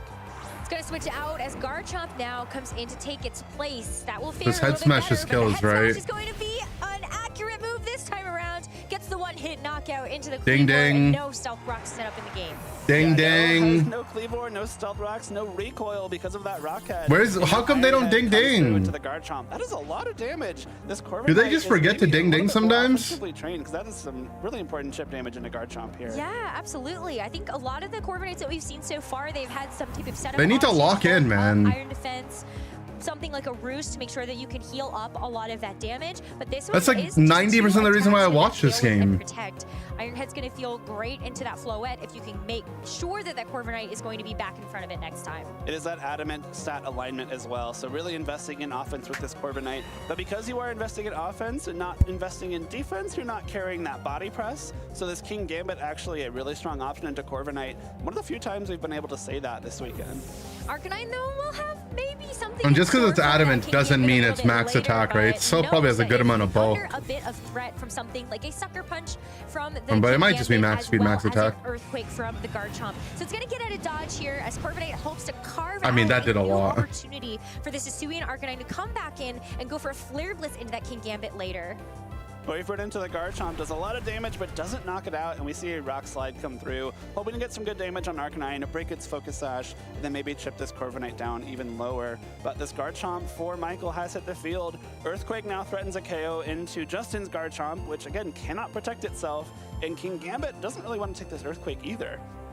Yeah, you might have to switch it out, but what else can you bring in? It's only going to be that. But this Mega EQ Floor is in the kinda back. free That's here. not a Pokemon that you want to switch in to an Earthquake either. So this King Gambit knows it's got to get something done here, and the Sucker Punch will do the trick to knock out this Corviknight before it can get a chance to move again. Unfortunately, though, with the Tailwind still active, Michael's Garchomp Gambit will lives. move first. King Gambit hangs on as the opposing Garchomp falls. Oh, and it the King crit Gambit it too. also Never took a mind. hit in the process. That could be important damage there. Another Earthquake would have done the job regardless of that critical hit, but that could be in range for a different attack from one of Michael's Pokemon that could make some of these endgame game plans perhaps a little bit simpler. This Arcanine, of course, though, a Flare Blitz would have been able to do the job regardless. Floette does re-enter the field. Michael's Garchomp does not have that Poison Jab that Justin's does, so the best damaging option into that Floette is going to be the Earthquake. But if you Earthquake, you gotta hit your own Arcanine, so you gotta protect that, and if you protect the Arcanine, maybe you're giving up the chance to make great use of this last turn of Tailwind? Tailwind's over. Just It is over. expired. Okay, great. So no Tailwind. Now Floette, I guess, is a lot more threatening, depending on how the Garchomp and Floette are trained. If Floette is faster than Aaron Garchomp, intimidated 'cause of actually not Gambit. a terrible spot for Justin here. Yeah. Floette really doesn't want to take a head smash. But it also and it's has not going to this turn its either. ability. The other And ability is Justin not still bad, has right? some Just makes your make on moves that as the King Gambit not just have looking for a recoil. Sucker Punch potentially into that Arcanine to try to break And you that have two sash, but big it is just to recoil protect things, to so make sure it's that not way gonna you can be run taking any sash. damage from the Earthquake. This partner Garchomp is letting go. King Gambit falls. Floette now the final Pokemon in this first game for Justin, as it's going to have to get a lot done right now. Dazzling Gleam is going to do a lot to this Garchomp, but they've often been quite bulky. This one not going to actually be able to save itself from the Dazzling Yeah, Gleam. it's but there's just still whatever he a has in the fourth back should be unrevealed enough Pokemon with the in Arcanine to win that from here, Michael though. has at full HP. I think the fourth Pokemon kind of doesn't even matter here. At this point, the Floette isn't bulky enough to take something like a Yeah. Flare Blitz plus Extreme Speed combination. If their Flare Blitz itself doesn't even just knock the Floette out, because this Arcanine has preserved its Focus Sash, this should be wrapped up from Yeah, I think even if Yeah, the Arcanine's going to Gambit resist wasn't in the attacks game, anyway because it's a fire type, this so Arcanine it wouldn't be is going to Intimidate, right? tough. Frostlass also I think the naturally point is that faster it's than a something fire like the rock Floette, guy will with be big able to damage evolve that, here and go for something like a Blizzard or a is playing Focus Shadow Ball. Sash. So yeah, I think we really are starting to look at a game number 2, but Michael's still going to play this out as safely as possible to eliminate the risk of a miss. That's going to be a protect. I mean, his team idea is pretty cool, right? When we think about game 2.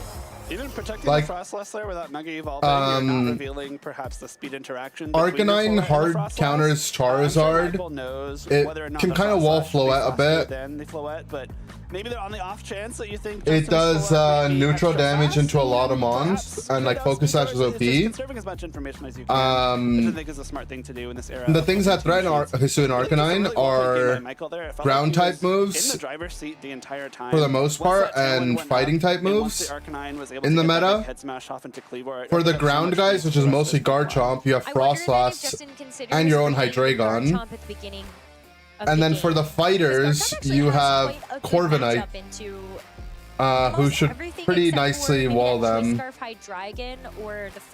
And there isn't much other. I guess there's your 4x weak to water moves as well, but you just don't bring it into those matchups, maybe. Which means that if you do lead the Garchomp into something like Frostlass or Hydreigon, you're essentially forced to swap it out unless you want to risk losing it. Was there anything the other person did wrong? It seems like they got rolled with no counterplay. I'm sure there's always something people do wrong. Like turn 1, he Stone Axe into the Arcanine, and the Arcanine protected, right? And it's like a pretty obvious swing where you like the guy wants to preserve his sash, doesn't want rocks to go up, and then in that same turn the Corv got to set up Tailwind, which carried him the game, the rest of the game. Whereas if he had swung into the Corv, rocks would gone up, and if rocks were up, then Arcanine would never have preserved its sash. Right, like this is the same opener from left side. With the Stone Axe goes through and is able to set up those stealth rocks. You can this time the protect on the Arcanine is a little, for example, like the Whimsicott lead covers both. It will no longer have Focus Sash, which could make it easier for Justin both to take the down Tailwind and protect, because you can encore him. So this time the Axe lands into Arcanine. Potentially even just knock it out if this Whimsicott goes for something like a Moonblast here. Let's see the stealth rocks though. Look at them. Whimsy did go for Moonblast into the Arcanine. So that's just a knockout onto the Hisuian Arcanine before it gets a chance to do anything major in this game. That was a huge thorn in Justin's side in that first game, eliminated right off the bat. It's also a huge call out for Justin there, going for a play that kind of hurt him in that first game. He went after that Arcanine immediately as it protected, and Corviknight went for the Tailwind. But with the Whimsicott out there, you knew that the Arcanine doesn't learn E-Speed. It does. Protect was selected. I think he's Flare Blitz, Rock Smash, E-Speed protect. Damage off, and importantly, you set up those stealth rocks as well. If Frostlass is in the back for Michael again, it will hit the field and immediately lose 25% of its HP. And this time around, there's no Tailwind that's been set up on the first turn. So this Kleavor still has that speed advantage with the Choice Scarf. You don't even necessarily need to set just the wants his Kleavor to die here, right? As it is also very naturally fast. So no surprise here that the Whimsicott's outspeeding the Garchomp. He lives! The Axe! Misses the KO. Moonblast? It's not going to be critical here. That's crazy. For the Citrus Berry, but I think another Rocks Stone Axe. That's got to be like take it out. either the Whimsy has full bulk, which I mean it probably does. This is a problem though. This or that Garchomp is just super tanky. That's crazy. I mean, he lived on 5. Justin Knox is so tilted. It's a double KO here. Does Justin have enough in the back in order to take advantage of how low this Garchomp now is with the resources he invested? It might be difficult. Whimsicott going down without setting up Tailwind means that if Michael's able to get a Tailwind up here, thank you for the citrus. Yeah, but like that, it's crazy that it's tanky enough to live. 0 damage. I don't think there's a way for Justin to knock it out on this turn. 2 hits, including a Moonblast. Rock Slide flinch to prevent a Tailwind on this coming turn. Especially because a lot of Whimsies have some amount of special attack now. I think that is like kind of the only way you possibly have a way into this game. This Corviknight is still going to take a lot. You know, a Fairy or a boosted Moonblast. I was going to say, I don't know about a Light of Ruin here, because that might be asking for a little too much. As the Garchomp is going to protect itself first, you could still hit it with something like a Rock Slide and a Moonblast and deal a significant amount to this Corviknight. He missed. was gonna say a secondary effect He might be missed. that you just try to flinch it and stop the tailwind altogether, or even an Iron Head if that's going to be going the way of the Floette. I don't know how much Michael actually ends up needing the, Does get the tailwind tailwind, up. but maybe for whatever is in the back, just want to give yourself a full comfort, and especially when you don't know maybe for sure about the Garchomp speed interactions.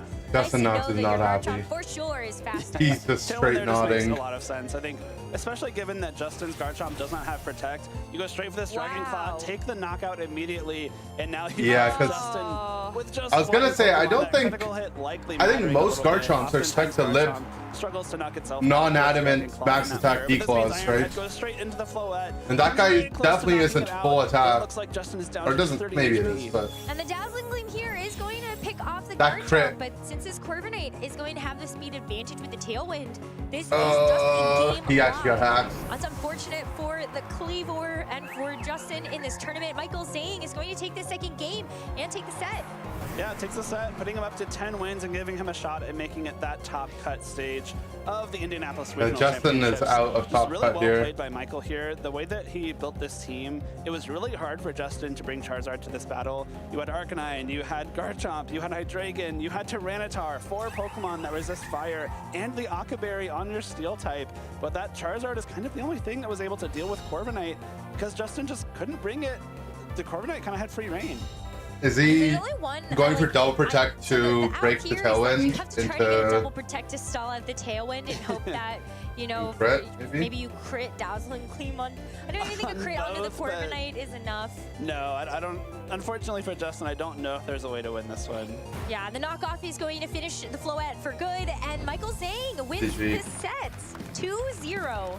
Very well played from I mean, Michael, game one, knowing I exactly don't know, what I he think needs the to do team to set up matchup's the also win just tough conditions. for him, right? But Corviknight was such an important piece of the puzzle there. Not only is it setting up Tailwind for the speed advantage against those faster Pokemon like the Choice Scarf Cleavor, like the Whimsicott. Like, even if like without all the Floette. hacks, I don't know. I think the Corviknight, matchup is the just damage hard. there was very relevant. Those Iron Heads hurt a lot, almost one KOing Cleavor and Floette on its own. The adamant stat alignment on Corviknight there was really, really useful. And Michael Zhang's team's Great cool turn as well. one play, though, by Justin to take out the Hisuian Arcanine immediately. A Pokemon that really did cause a lot of trouble in that first game, and it was just great to be able to get that KO. But the miss on the Garchomp, that definitely was, I think, unexpected. Yeah, but I mean, at the end of the day, this Corviknight was not getting knocked out anytime soon. I think, you know, later on when the Corviknight was able to set up Tailwind, I think you probably needed at least one flinch, if not two, to have a shot at not getting that Tailwind set up. And at that point, once Tailwind goes up, once you get the Dragon Claw into that Garchomp, I think it was just curtains for Justin there.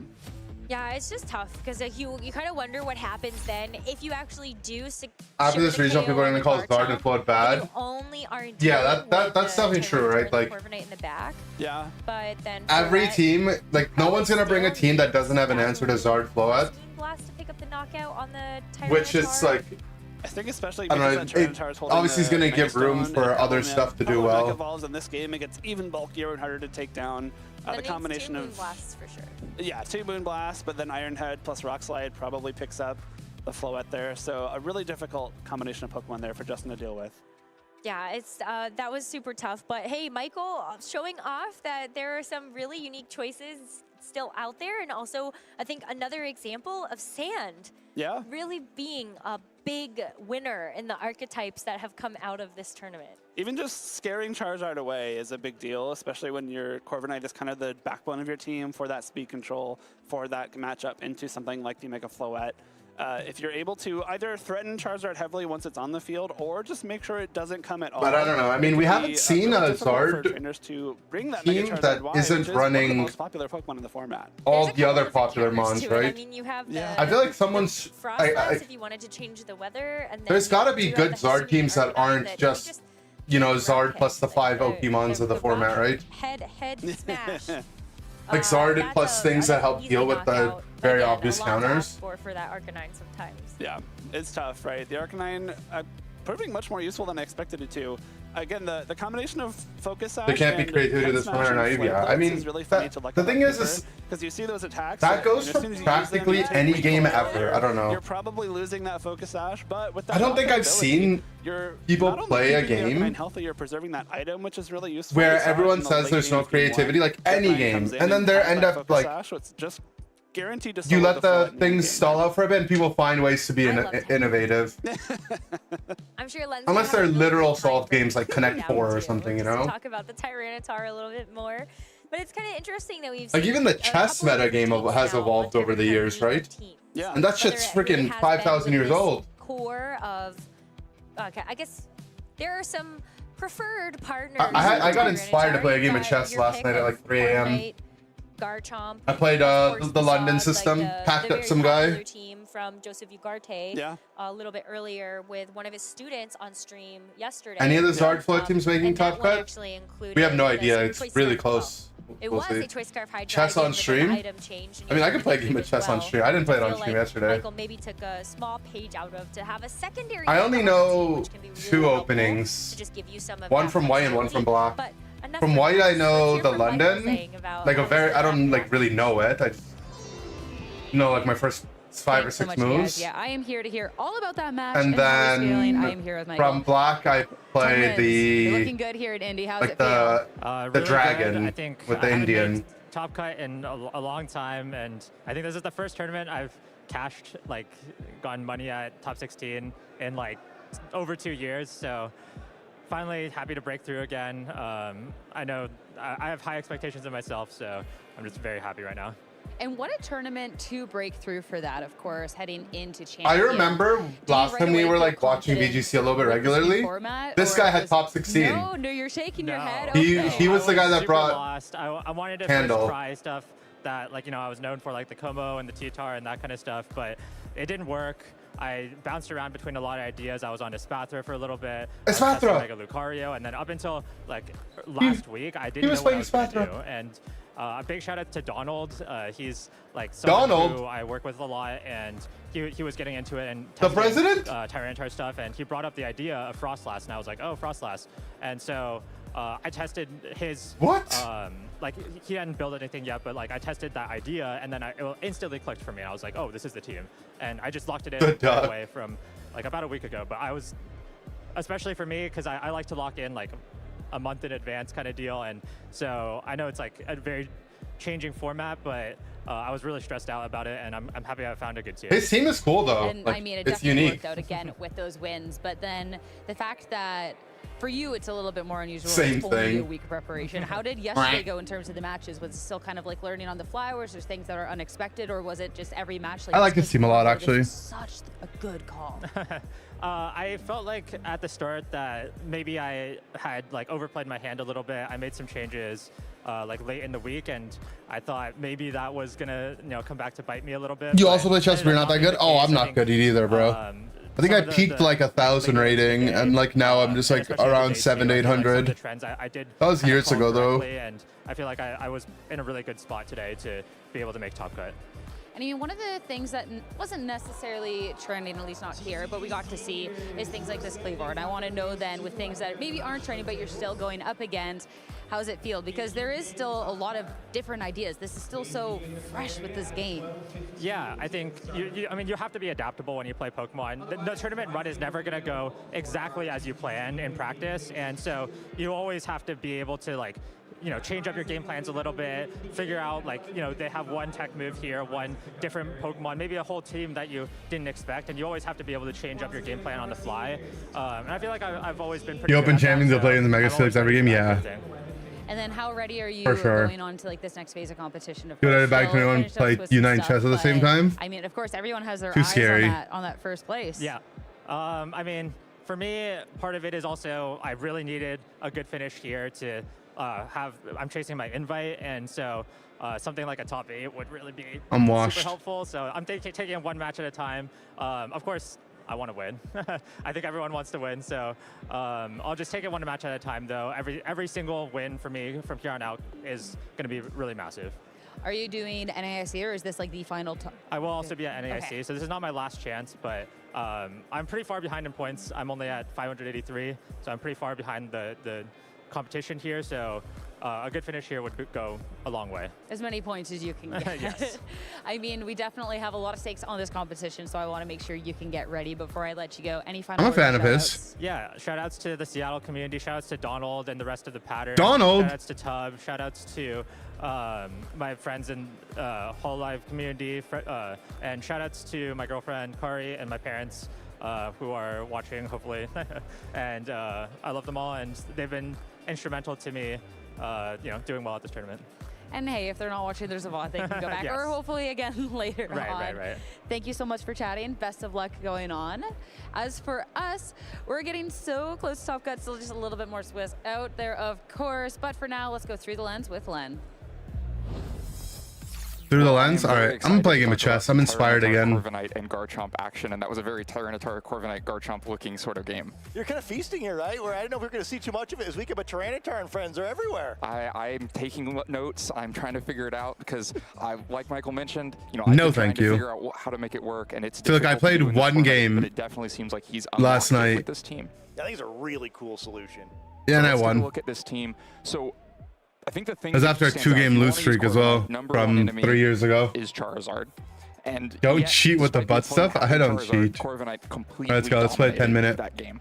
And so the thing that makes that happen, like was mentioned, Jake mentioned in the broadcast, is just the number of fire resists that are on the other side. I'm with the block 4 of pieces. them. I'm And way the worse with Aquaberry this. on Corviknight. If I you don't have the remember my Aquaberry, opening maybe very you well. Still talk yourself into bringing Charizard, and I will just time, or I'll think it's create this. 50-50s where my opponent is afraid I think that I it's might this, just go after the this, Corviknight right this, now. right? With an Aquaberry, you need 2 shots at it, which This is guy's very doing difficult. something weird, Yeah, I'm really man. impressed, dude. If it would've He's won attacking my all knight, weekend, the man. trainer's taking advantage of all these Charizards. I was like, oh man, he's taking this seriously. This is maybe the most anti-Charizard team I've ever seen.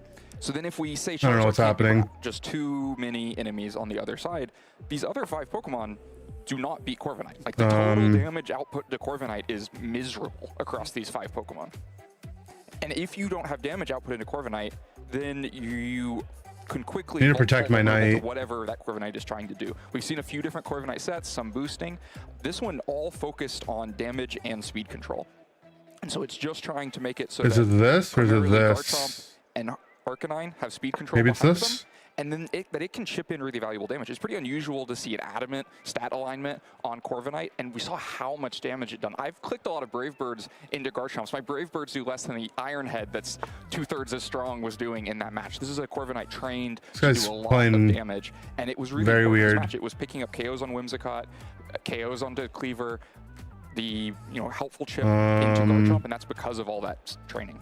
Yeah, I think it's just a really well put together team where I think it's I mean, kind of I can ironic pressure you the mentioned, he doesn't have this team pawn as far as here and advantage as also he used attack to. this I think piece. It's very well thought out and we're very well positioned in the metagame where I think a standard Corviknight on this team just doesn't get it done the same way. And yeah, I mean, the Akaberry, I mean, I feel like I've seen a million Corviknight teams already in the last 6 weeks, and I don't remember seeing Akka ever. Yeah. But it's so big here. Very big and very. Then I can go here. Oh, I can't threaten this piece yet, right? This is really strong from him. For a type that your team Because already it has 4 attacks my natural thing. resistances to. But a lot of And Charizard out there. And then on the other side, it yeah, we talked about defends the his damage pawn with output. that. Garchomp is doing nothing. That's just Rock Slide that's going to hit Corviknight. Cleaver, Stone Axe is not going to do that much. Whimsicott only has Moonblast. Floette only has Fairy moves. They're going to be resisted. The King Gambit's Kowtow Cleave, a physical attack, not going to do that much damage. So it's just really hard to find the damage if you don't bring Charizard. And that's then exactly how these games play out. The Corviknight gets led here. There's no damage threat. Wait. Protect, Tailwind, attack is about the simplest. Isn't this just thing you can free? Imagine, and yet it's all Michael has to do from this point. He's kind of won it in the team preview and team building phase. Yeah, I feel bad too, because poor Cleaver.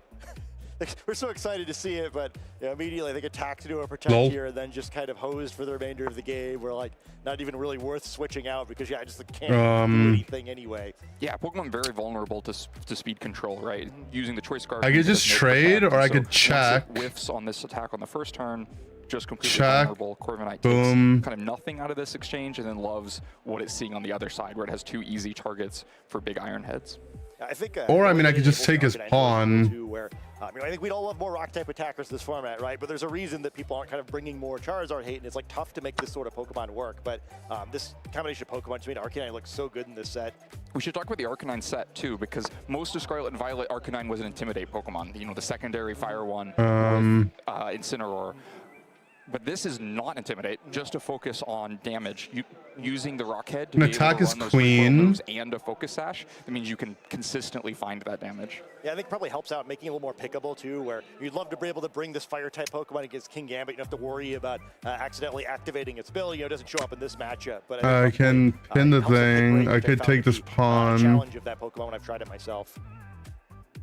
So this game takes a couple more turns. I just keep eating his really pawns. It's just all about the speed control, the Queen damage that D4. Corviknight is able Oh, that's to what I take. Does did. Eventually go down to Sucker Punch, but at this point, there's so much damage going on the other side of the field. This Earthquake comes in,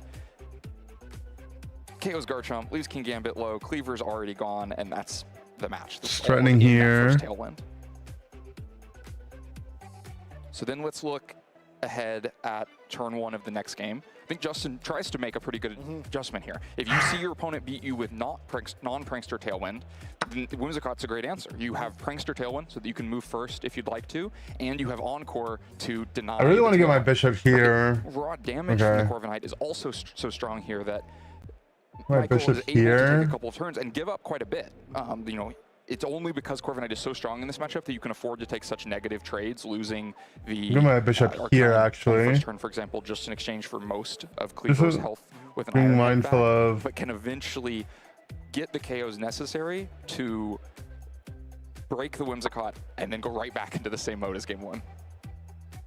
Yeah, I like this line right here. It looks really nice. I think in a turn here, we'll see that, like Iron Head going is probably a large part. Okay, Whimsicott because it has Focus Sash, but Focus Sash comes with a cost.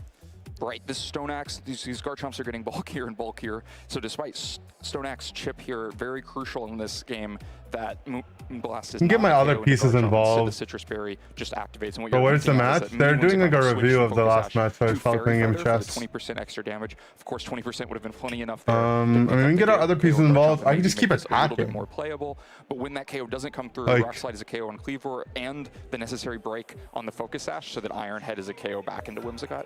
Yeah, just a great position. And if I get my bishop That's here, something I'm interested to watch moving forward. The Whimsicott item this thing. Because some of my fork friends is are really happy nice, because right? Focus Sash is so valuable with the item economy in this format, but I think even when you have the Focus Sash available, a Whimsicott being Not so a much anymore. reasonably threatening Pokemon is so important. This format feels like so much damage trading back and forth. I've heard people call it I damage mean, slop. this. You really want everything to be able to do some damage, and Whimsicott, when it can't chip that in, becomes a liability. So then after those KOs, we're back into the same situation. Neither of these Pokemon are a threat to Corviknight. You can ignore the rest of Michael's team. It doesn't even matter that much. Corviknight is going to just beat the rest of these Pokemon, but it's going to be able to do it first by setting a Tailwind, letting Garchomp help it a little bit along the way, just for fun, and then close out with damage. Yeah, just a really well-constructed team that says, the only answer you may have to Corviknight is Charizard, and if I can push hard enough on saying you can't bring that Charizard, then Threatening the whole this team may piece. just collapse under Corviknight. Yeah, I think it's just really clever too. I feel like we're playing was it Generation 4 in game where there's just only one fire type Pokemon, and when you know that the counter is going to be something that specific, it's a little bit easier just to have hate for it. Yeah, I think probably a lot of players with this sort of team contributing to the win column for Michael, because I just don't know what you're supposed to do. Yeah, this seems like it would be so difficult. You probably still need to bring Charizard, and then just I mean, that somehow was make it annoying, work. right? Even through Aqua Berry, Oh. fire moves are going to do Okay, a lot of whatever. damage. If you can chip I some in misclicked, extra, but I think you it's can okay, find it, actually. but man, that's an uphill battle. Yeah, I think it's interesting too, because I think one thing that could have helped if it was maybe a slightly different pool of opposing special attackers, like we haven't even talked about yet, he does have Snarl on the Hydreigon too, right? So for whatever reason you have enough special attackers to concern him more, that's a different way to kind of enable the Corviknight where you're so much stronger on the physical side than the special. So I just feel like there's just so many ways you can kind of put your opponent in an unwinnable situation with this team. It's just really clever. Yeah, well-constructed team, a lot of fun to watch. And we just have more Can I fun do teams this? coming up. So we're going to take a quick break and then be back with the next round.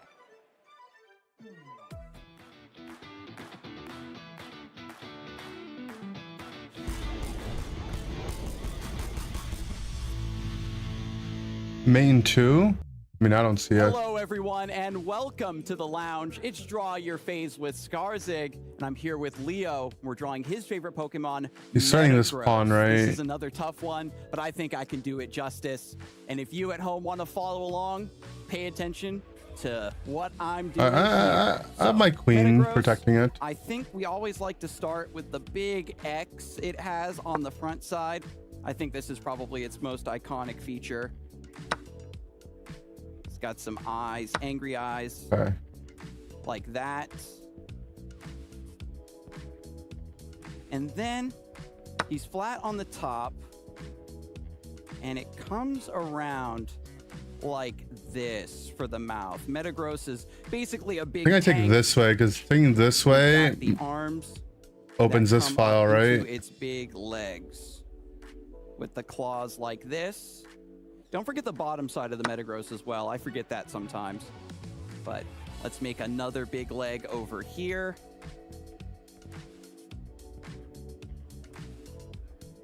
Like that. And the claws. And then there's a few more in the back. Try your best with these. I know it can be tough to fit all 4 legs sometimes when you're drawing something big and chunky like this. But just take your time. I might be going a little bit fast for you. I haven't It's gotten okay like if this you side can't keep involved up, at all. But the important part is that you try. And I think that looks like a Metagross.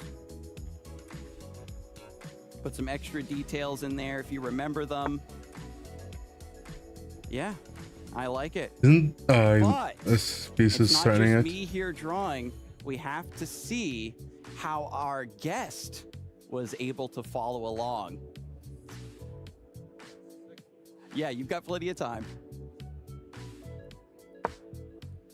It'll give you some time as well at home to finish up your Metagross drawings. So don't See the give up. Metagross drawing? Just follow along. Oh, that's a pretty with good me, drawing. and you'll be okay. I believe in you.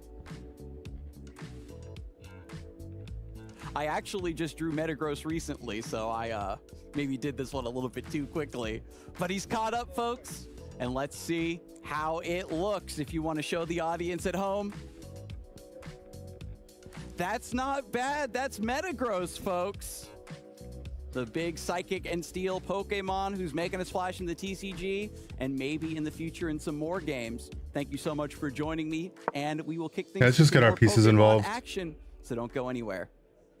This pawn is hanging. No, it's not hanging. My name is Bouchon. I'm from Orlando, Florida. Bouchon Tumsy will make it into the semifinals here in Orlando. He keeps upgrading his best finish here. Sandslash-Alola. It's my favorite Pokemon. In Boom, 2023, boom. I started playing VGC for the first time. My favorite early memory is my first regional tournament, Orlando Regionals 2023, where I got to meet a lot of friends who I'd only met online Take, before take. that. I did Take, pretty well. I take. finished top 32. I'm a Threaten big this piece. competitor and competing in a real Threaten life check tournament on the. is Oh, it's beautiful just so. thing Do about you guys see the Pokemon. lines? You make a lot of It's friends just so, along the way, that and this is the night move feeling was so as juicy, passion. actually.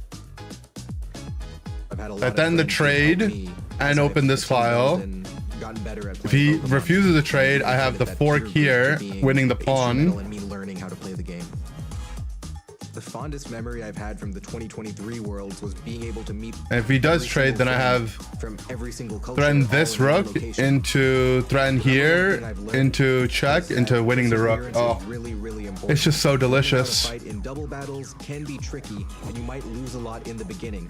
But as you keep learning, as you keep growing, you'll realize that you can do anything as long as you keep trying hard, and that's what VGC has taught me. Most difficult matchup. The bishop was my prevents matchup the against fork. Paul Oh, Chua. His I field mean, goal it was still very, opens the very file deadly, up. and it took a lot of energy to try to defeat that Pokemon. Here, Smeargle is a Pokemon that Right. if it comes to battle, Because then we have can this. just sort of ruin an entire game plan here. He takes, then this into check into winning his rook here. Bouchon Tumsy is making it to the finals. On turn That's good one, simplification, when I right? Whimsicott, predicting it to use Tailwind, I put myself in a really good spot because I knew that Whimsicott had to switch out, and I had a And Tailwind then- Astral Barrage for whatever wanted to come in next. Richard knows the game is lost. The set is over. And Bouchon Tumsy wins the Orlando Trying to see if I have a way to mate. I'm feeling great. I mean, who isn't I don't happy see when it. you win something? My number one goal was to win the regional, which I did. So now my number one goal right now is to win Worlds. I guess I need to book a flight to San Francisco. I picked Michael Kelch. He's one of the best players in the world, and he's also a good friend of mine. So playing against him in the finals would be a dream come I mean, true. I don't know if this... Are you winning Worlds this year? Absolutely. Is this trade good? Yeah, I feel like it's like not bad. Stars, you'll reach the moon. It would mean everything. It would be the Like, culmination. yeah, it's a rook for a pawn. Just a validation that if you really believe in yourself, A rook you for really a horse, I mean, but I think we're so far ahead. I send it.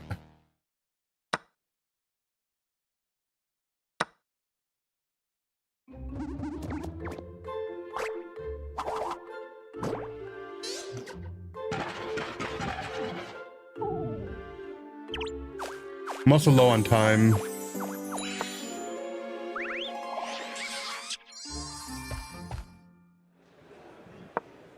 It is just about time to get started with the top cut here at the Indianapolis Regional Championships. Trainers have battled throughout phase 1 and phase 2 of the competition, but only the best of the best remain for a chance to keep it up, get a couple more wins, and hopefully find themselves in that finals. Welcome back, everyone. Sierra, Len, Scott, and Evan. Guys, we're already here. We're at top cut. We're still awaiting a match or two, so it'll take a second, but wow, we're here already.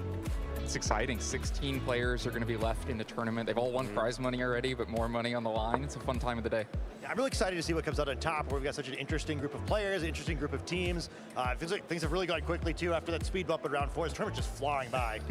Yeah, we had to have the speed bump so that we could know when we're on the clear path to just a quick and easy tournament ending here. And we're gonna have a full top cut, so full top 16, so not even I'm really thinking here, open this file, and then be a full 16-person if the bishop moves out, it's good. If it doesn't, we can trade. To try and make sure that they could really make waves here at the first Pokemon Champions event. And I think what's so exciting about Top Cut, as it is every time, but specifically for this one, is of course we've seen our usage stats throughout the tournament. We know it's the most popular, but Top Cut, including what gets into top 8, top 4, is the real indication of those teams that really kind of withstand the test and are like the best of the best. And it doesn't mean that it's automatically going to be a Charizard or something.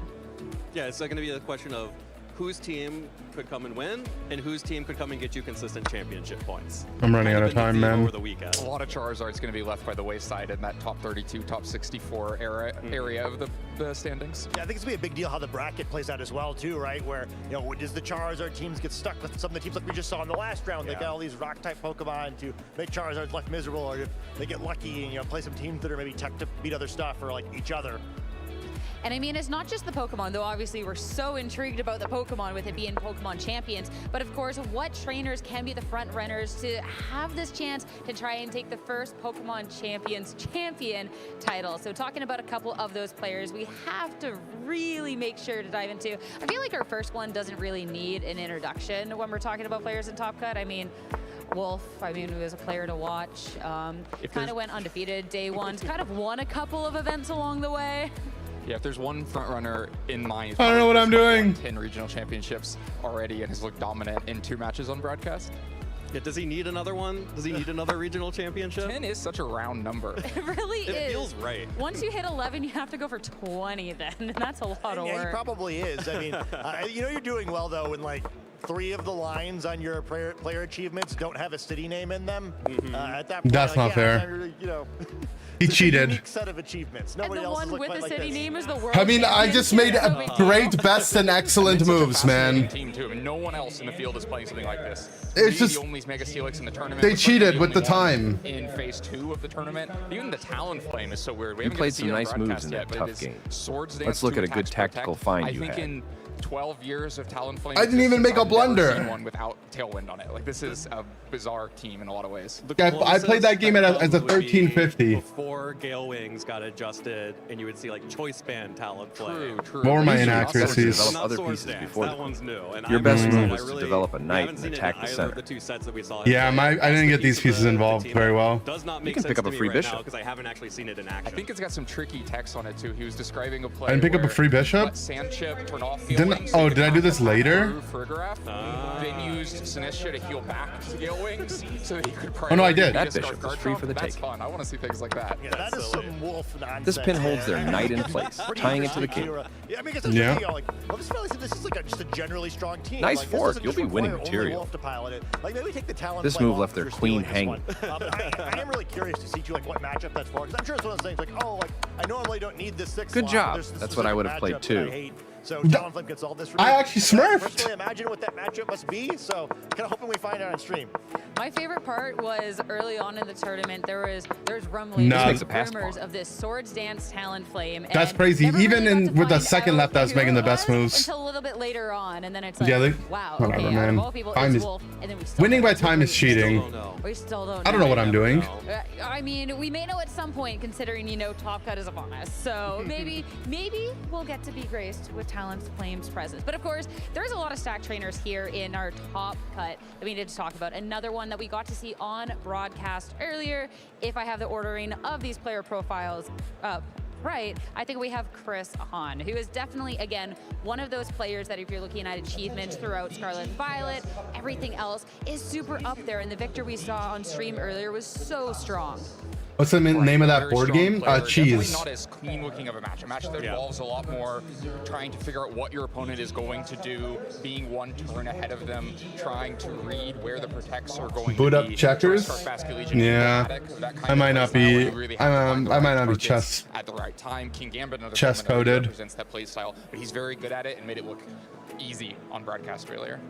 Yeah, I think he's really interesting too. Checkers is solved? Specifically in reference to this tournament, it was the No, first it's not. regional championships on Pokemon. I don't know the Champions. answer. I think he's really the player kind of representing us ranked battle sweats, where he kind of has all of the meta. This game not bad. Gets used in ranked This game battles. bad because of gaming admin, not repot tread He's got the choice scarf, fast for Farley and That's a little staff. bit different than what we were seeing from the online tournament, open team sheet best of 3 practice. And you know, I kind of interested to see how it does, right? I think traditionally ranked battles have sort of been a fun thing that you can do in the game, but like maybe not the most efficient way to prepare for a tournament. I think if Christopher makes a deep run, it kind of really like validates the practice time that a lot of people have been spending on the ranked battles and Pokemon Champions. So maybe it's a little new era where playing What is game from? in the ranked game is It's a from little bit someone. more important and more valuable as tournament prep than it's been in the past. Someone that said that. What I'm really interested about here, after Christopher's win earlier, he had talked about the work that he had put into Champions with his brother Kevin and how Kevin had helped him, right? And we've gotten to see in the grassroots tournament that both of them have been very successful, which I think is just one of those things that is so interesting. Again, It's not fair if you have a brother that also this plays new the same era game and you can Pokemon, people practice that with have them. had that proven I level don't of have a success, brother. still being able to continue that forward, and when you see like this brother duo, even in different age divisions, accomplish that, I don't know, you can't help but kind of root for them, right? For sure, definitely a fun story. I can help. Definitely, it's not the first time we've seen this, right? Of, you know, 2 family members competing alongside each other, making each other be better and better over time. Like, that's sort of the sibling rivalry of it all. And, you know, Kevin and Chris. I'm sure these days you could hire a brother for a while. And they're both dominating their respective Anyone, age divisions. I think they're probably both happy to not be in the same age division anymore. Anyone So now looking they to be can a both brother? Champions. Any brothers Hey, for that's- rent? Yeah, you don't have to compete for a title if you could just go. Any get your brothers for own, sale? right? I think he's done a heck of a job with that transition to the Masters division too. You know, we see a lot of really strong seniors stumble a little bit. He used to joke they should drop chess too, but then you found out one of the most famous chess players did drop chess too. Yeah, Bobby Fischer did, right? Master division trainers, he was really ready to jump in. But His idea was that you need to introduce randomness because otherwise it would just be monotonous. Everyone just learning openings and like it just being all theory or whatever. And like skill would be introduced if there was more randomness. Yeah, and we talked about this a little bit on Desk as well, but Chris Hahn is one of the premier What's the pay coaches for being a brother? the juniors and seniors age division out Family there. And it really shows in his play style. doesn't cost It money, shows, man. you know, Come when on. You mentioned how you had to be a couple of steps ahead. You know, Got when any you're having brothers? to explain how all of this works to someone who is, you know, in a younger age division than you are, you have to Spare deeply, brother, mate. intimately know how it all works. And I really think that a lot of Chris's effectiveness as a coach has really paid dividends for him here in the Masters division as he aged up into this division, so that he does not fall into some of those traps as some of the other younger players who age up, who just sort of keep playing the same way they played in the seniors division. Although now, players who are being coached by Chris in the senior division are just going to take that forward when they age up. Oh, it just gets the skill level just gets higher. I don't really like the discrimination. Like, how come I can't play in the junior division? Yeah, this is a really feels old moment, and I can't imagine how it'll feel. All right, next player to look at when we're looking at our top cut, someone else who we got to see earlier talk about Michael Zhang, especially too. He had talked about the amount of preparation that he does going into every Did he end up making top cut? And kind of feeling not as prepared with this team, considering it's only been about a week, but really It's crazy. He was saying how he hasn't topped in like 2 years. meta, how much it's really And I was like, wait, and I watched 2 years ago when he was, Yeah, I love the team. he was construction. topping. Plays in a style that I love to see, where you get a really stable tailwind. You can't stop my tailwind. Once I have the tailwind, you can't stop my damage from just KOing all of your Pokemon. Unlike talking about Christopher's plays, having to guess and be one turn ahead, there was almost nothing in that match. I remember Outdoors, specifically he was targets where he was just doing the thing that you maybe cannot top 3. stop No, I think he until I- specifically said he didn't top 16 I'm really in happy 2 that Michael is years. seeing success here in Indianapolis and in Champions. He had such an incredible burst onto the scene in 2024 at that Sacramento Regional Championship. One of the most unique teams we have seen win a regional championship. Had a great 2024 season, had kind of a mediocre 2025 season. With Mediocre. The Worlds invite last year. So I'm really excited to see him make another top cut here. He's one of the most dynamic players that we have. But yeah, someone that I'm he really built like a excited to really see cool innovate team. and keep building on his He had like Flashfire Shandy that regional championship in a meta where no one was playing them on. It was really cool. Yeah. What Stranger Tyranitar in a format that was much more hostile to Tyranitar, right? Googling hiring a brother and Google's AI response is hilarious. No AI is funny. All AI is evil. Different ways you can put Pokemon together, and he tries, right? Where like some traders are a little more interested in solving the puzzle, others just kind of interested maybe more in the battle component. And yeah, he's a great thinker of the game. You know, I want to see players like that in the cut. And I mean, Evan, you had talked about the Worlds invite stuff, right? And he had spoken to like the amount of points. Like he's at a kind of dangerous threshold. Like he really needed points here. He's gotten points, but that's going to be really instrumental too when you look at can he win his top 16 Hiring a match? family Can he member win is his called top 8, top nepotism. 4? Like there is a I mean, lot that's pretty more funny. on the line than a couple of these other players who we featured that already have those Worlds invites locked up.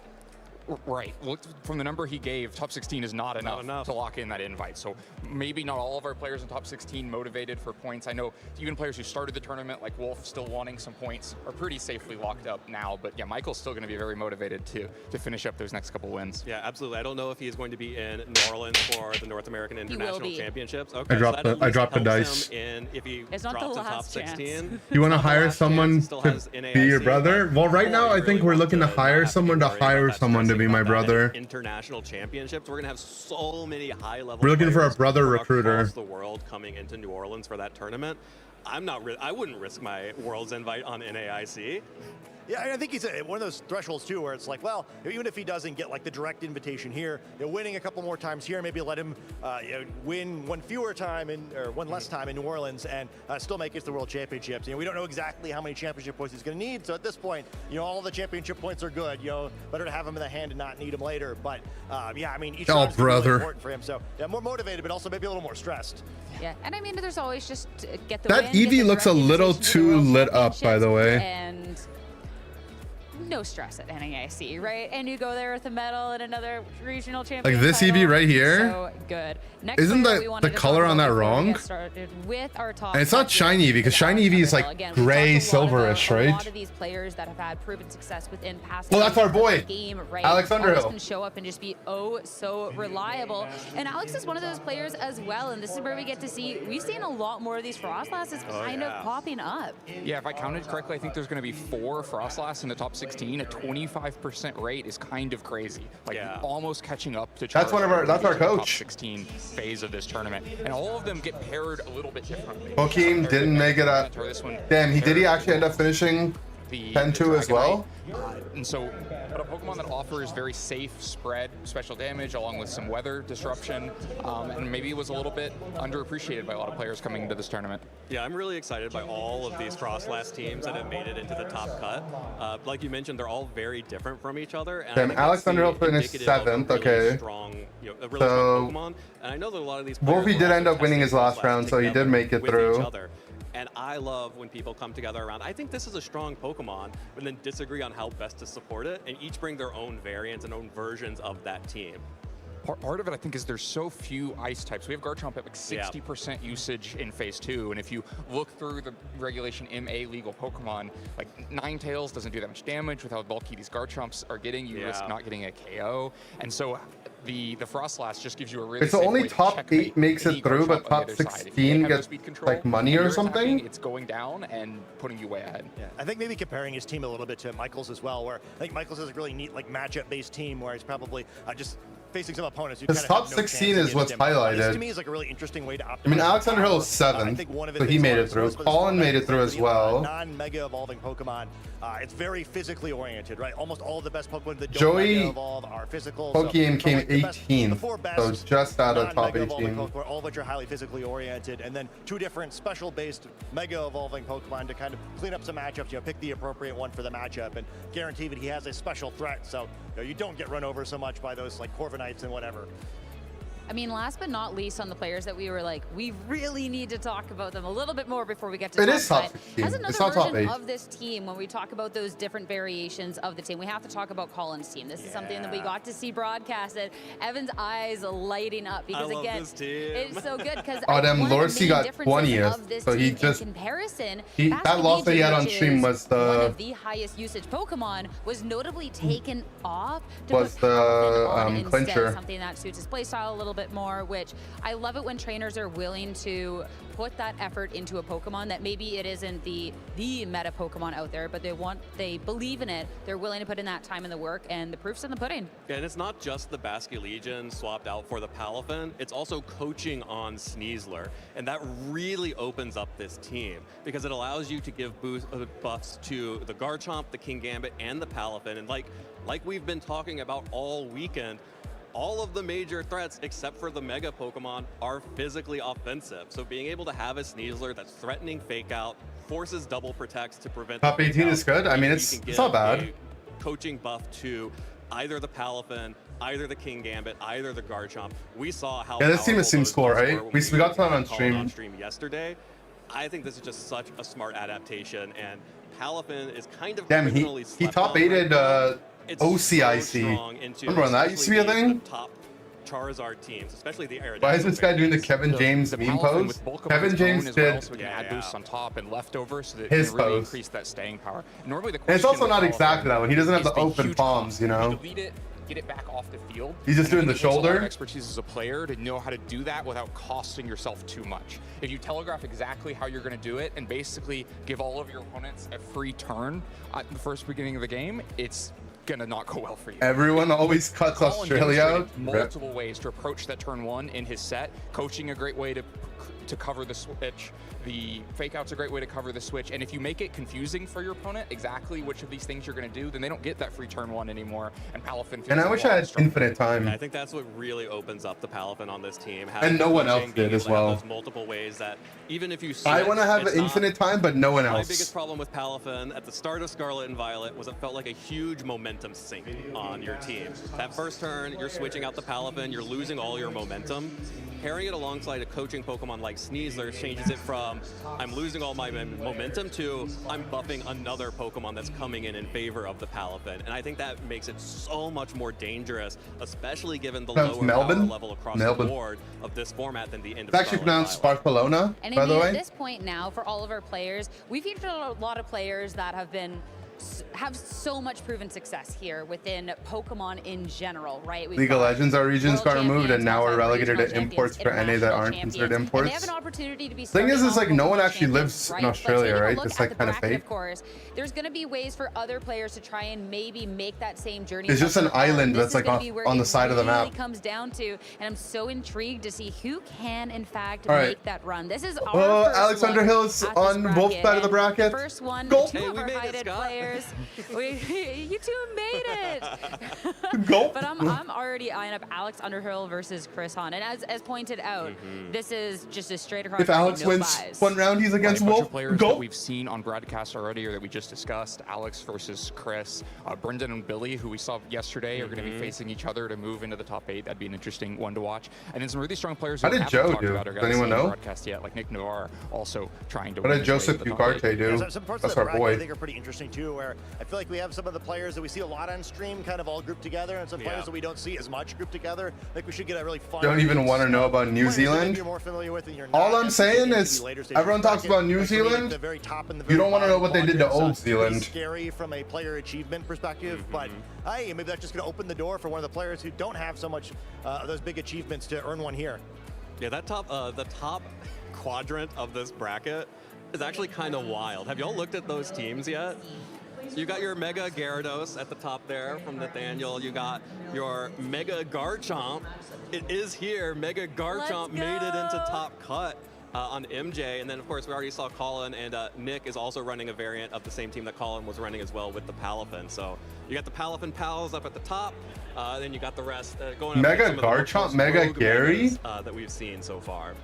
And I feel like talking Damn, about that's the a big megas that spread. are in here as well, that's so cool. We get the Gyarados, the Garchomp, etc. I mean, we know that the Steelix is in that bottom quadrant. Like, there is a lot of variation in terms of the megas that we're rip seeing. to the people which that is said so there's no exciting. innovation in this format. Yeah, it feels like a lot of players hadn't really shown all of their cards before this tournament and have found that, you know, you often don't want to be playing the one thing everyone is building to beat, and you're going to have a lot more success, especially trying to reach that pinnacle if you're playing a little bit off from the meta. Yeah, I think we kind of had a lesson that we've learned many times in this game reinforced here, right? Where if you're just looking for safe championship points, like, okay, well, I'm not really trying to win the event. I just want to make sure I get on the board with championship points. That yes, like the standard ladder Charizard, like popular composition was definitely the way to go here. I think a lot of those players achieved championship points, but you know, unless you're a player. Why do they call it Why do they call it New Zealand? New Zealand just call it New York, like America? Probably you're going to want to counter that. You're probably going to want something a little bit. Wait till they make New As America. we get to this top cut phase, increasingly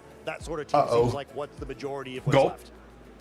All right, before we get started now with our top cut, I'm gonna ask you That's guys what they're gonna rename to not Canada. Not who's gonna win, unless you want to. I'm not gonna When put you on the Donald spot unless you want to yoinks my volunteer who you country, think's he's gonna winning. call it But New in terms of America. predictions, what Pokemon's gonna win, how we think this one's gonna be shaking up. I will happily volunteer to give a vote of confidence for Tyranitar, Corviknight, and Garchomp.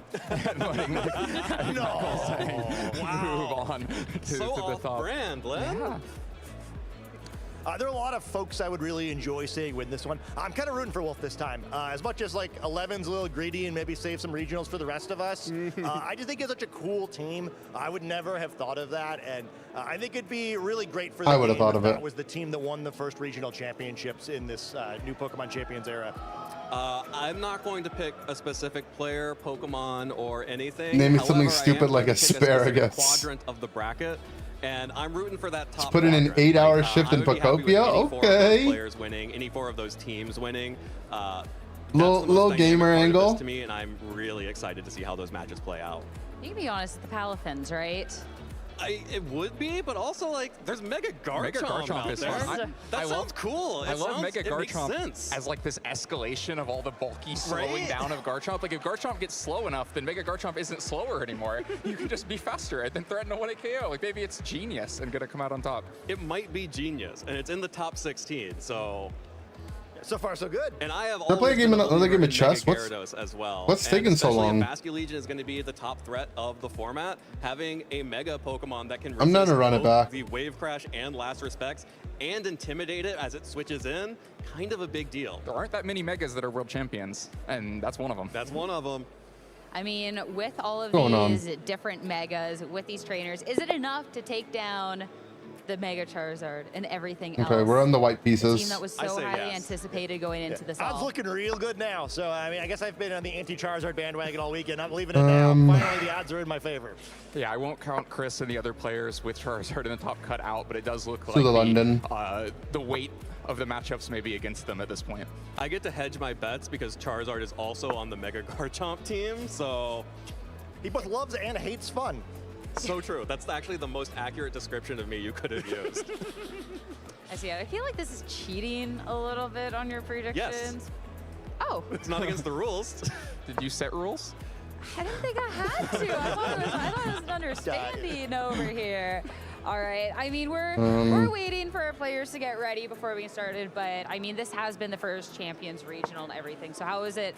Has it lived up to your guys' expectation? We'll re-ask. I don't know what's happening. So far, has it lived up to everyone's expectations? I've had so much fun watching the matches, seeing all of these different megas, all these different ways teams can play out. I'm having a lot of fun with it. Definitely living up to the expectations. Yeah, I've really enjoyed it too. Where I think that just seeing even some of the teams are similar as much. I've kind of enjoyed poking fun at them. I'm just getting all my pieces in the middle of the map. Some of the exciting different teams too. I think it's been fun to see faster paced games too. Right, feels very different than the end of Scarlet and Violet. Yeah, I mean, it's, I want to get my queen on this side. It's kind of hard to, though, right? Excited for a new meta, just something that shakes up what we've been. Maybe doing. go opposite side. The season has been a bunch of reruns of previous regulations, so it's really nice to have opposite something side brand new here to close out our season. And this has lived up to my expectations. I definitely would have told anyone who would listen to me going into this tournament that all of the doom and gloom about Charizard winning all of the online tournaments and grassroots tournaments is not real. Just because it's winning a weekly online tournament does not mean it's what's going to win a regional championship. And I think our players here have really proved it. And again, there are the players who are going to use the strongest Pokemon, pilot it perfectly, and still be able to win. But there's a lot more to this format than just Charizard stuff. And I mean, this is just the beginning as well, because I know you're saying this is the end of our season. And for our region-specific season, it is, but in 2 weeks, it's NAIC. Yep. This was a big testing ground to what to expect. We get the special championship in Europe next month, but then NAIC is where, that's the big event. That's where everyone comes out. I don't want to castle this side because I like my rook being here. How different do we think it's going to be? I want to get my rook involved on this side now. I imagine a lot of players are going to react to what and I could go here and threaten the pawn as well. This is only the first major to happen in this format. A lot of times you can have 6 weeks of non-major tournaments, but the big changes start happening once you see what wins a major. So I'd expect NAIC to feel fairly different. It's also the last tournament of this format because we'll have a new format for the World Championships. And so there's nothing to hide either. This is show what you've got, try to do what you can to win, and try to become a international champion. Well, no one's taking a piece yet. It'll depend a lot. Kind of reading the tea leaves on how strongly people react. We're especially with now he's threatening this, right? I think with Top Cut, to me, with it being primarily not Charizard, the narrative should probably be that, well, if you think going to NAIC Charizard's going to have similar usage, maybe play something else unless you're someone like Palchua or Chris Hahn or Justin Tang, who's just the goats of playing the standard stuff. However, maybe there's some opportunity there. If everyone is thinking that, then maybe the counters aren't so strong. Maybe some people start thinking they can give some leeway in that matchup, and Charizard sneaks back in again. So it'd be an important prediction to make. Yeah, it certainly wouldn't surprise me to see the pendulum swing back away from Charizard in enough time for NAIC, because we also have the special event over in Europe in between now and NAIC as well. Gotta still call that material? Yeah, we haven't taken any material yet. And then NAIC comes around. Are we going for 2K in chess? No, I'm not that good, not that motivated to get good. Then just runs over the tournament because the stuff is still strong. It is good stuff for a reason. I made a new SD Scissor opening in chess. If beat me equals $5. I cannot wait to get started with our Top Cut. If you haven't already done it while we've been chatting, this is your opportunity to get a snack, get some water. We're taking a short video break, and after that, it's time to get started with the Top Cut portion of the Indianapolis Regional Championships. Let's see. Hey Pokemon trainers, welcome to Pokemon Championships History, a series where we showcase important moments throughout the history of competitive Pokemon. I'm Jake Muller, and I'd love to take you back to the World Championships in 2015, the year Mega Kangaskhan claimed her biggest victory. By Calyrex? Oh, first, we need to go back one more year to 2014. Pokemon X and Pokemon Y introduced Mega Evolutions to competitive Pokemon, and Mega Kangaskhan dominated the metagame throughout. All right, time to let's break open the positioning. However, when the 2014 World Championships rolled around, Mega Kangaskhan fell to the wayside, failing to make a single appearance in top 8.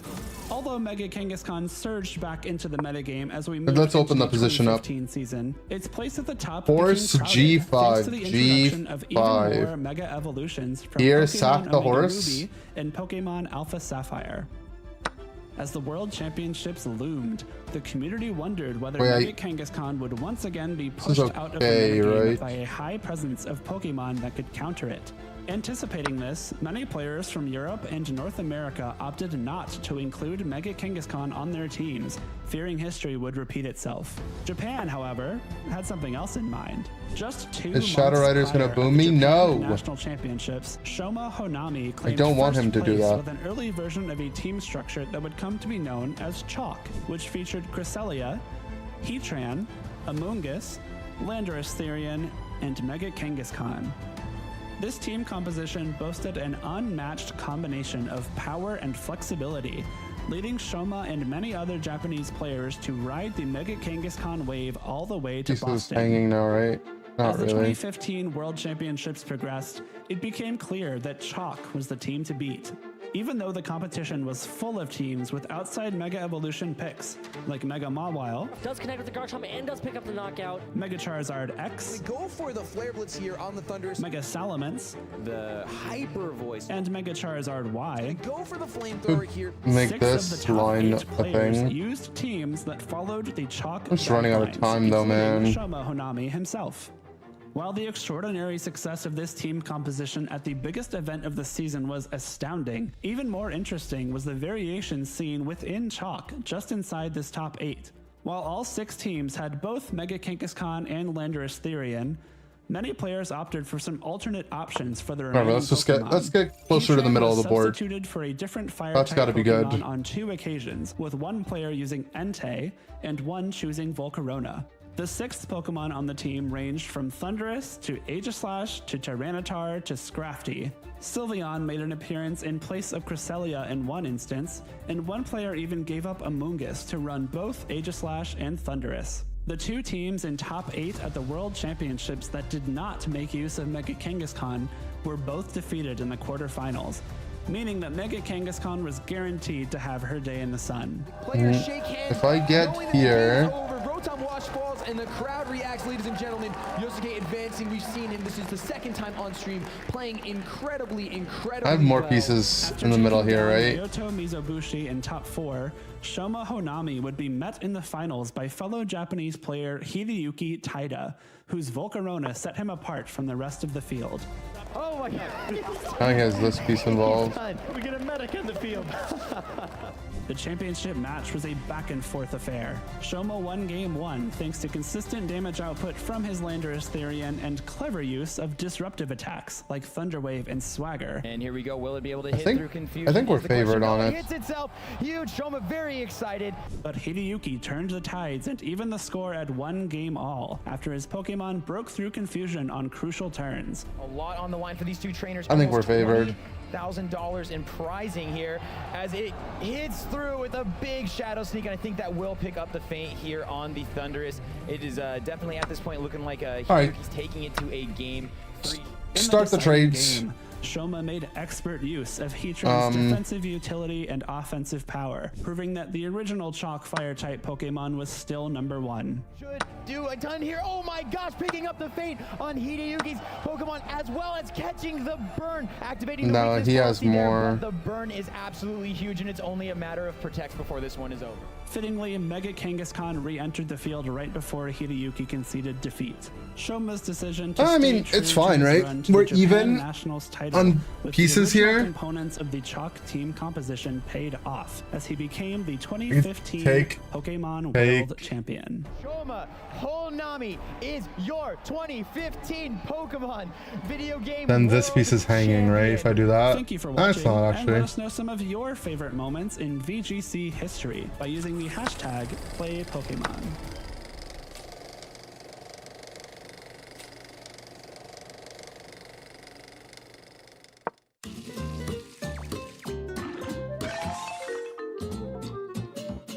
I have this that he has to respect, right?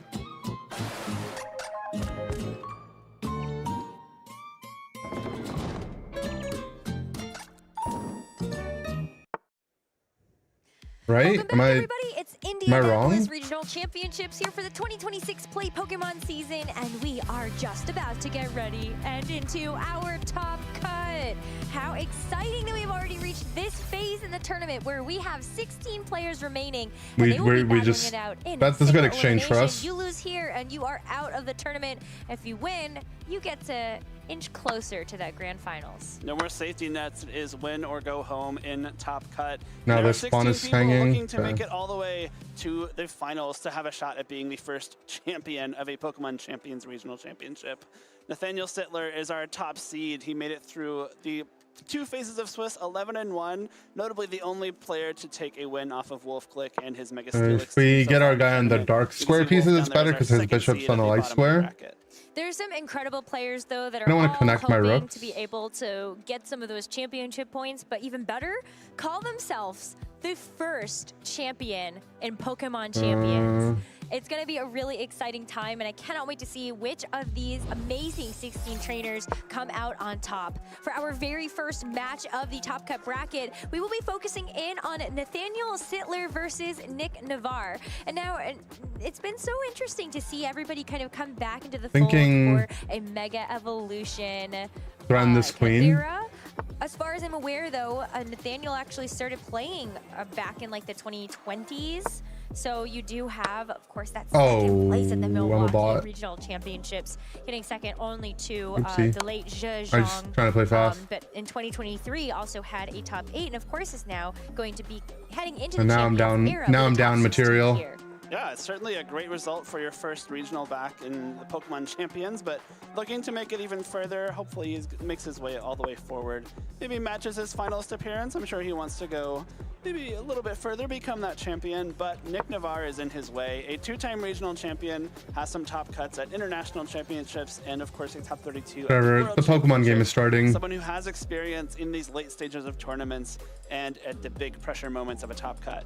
This team, though, is so fascinating. Nathaniel, one of the few Mega Gyarados players in our Phase 2, and gets a chance to show us another Pokemon that is going to be going for things like Dragon Dance to get those attack and speed boosts, and then try to Wolfie's go Mega all Steelix? out Yeah, with it's something cool. like Waterfall and Lash Out. Also, another Pokemon that can reasonably come to a battle but not Mega Evolve. Of course, that Mega Gyarados gives it a lot of stats, gives it that dark typing instead of flying. But if you don't Mega Evolve, you maintain that intimidating Have this ability, check which can be now. very useful for helping set up that Floette.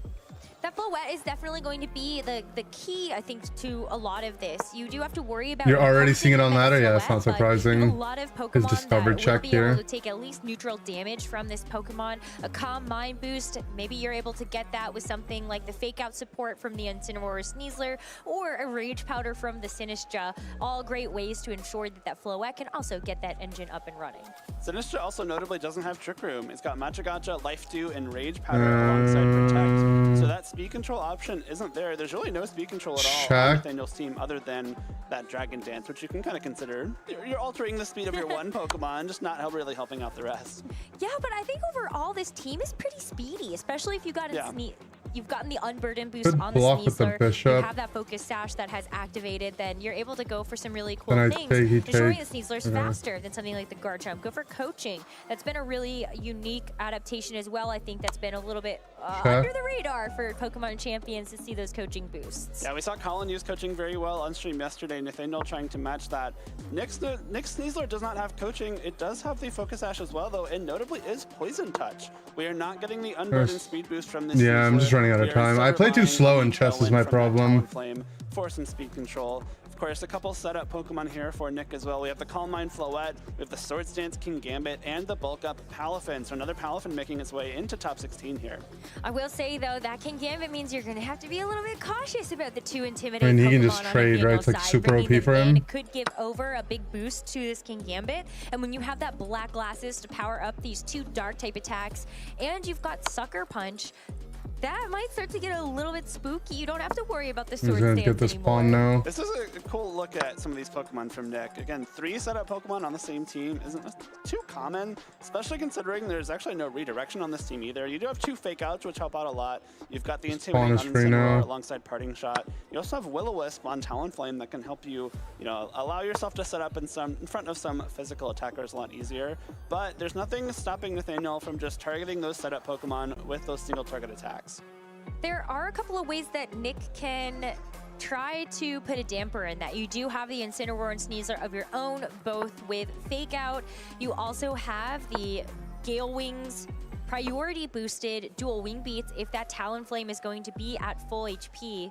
And so you can also try to get around some of those, like, you know, like the Sneasler, for example, it's got Focus Sash. Dual wing beat should be able to take it down in, well, 2 hits, technically, you know. 2 hits on the same turn at least. Beat, but we'll count let's go into our Alright, first game's starting. match here at the Indianapolis Regional Championships. I want to watch. Top 16 between Nathaniel Sittler and Nick Navarre.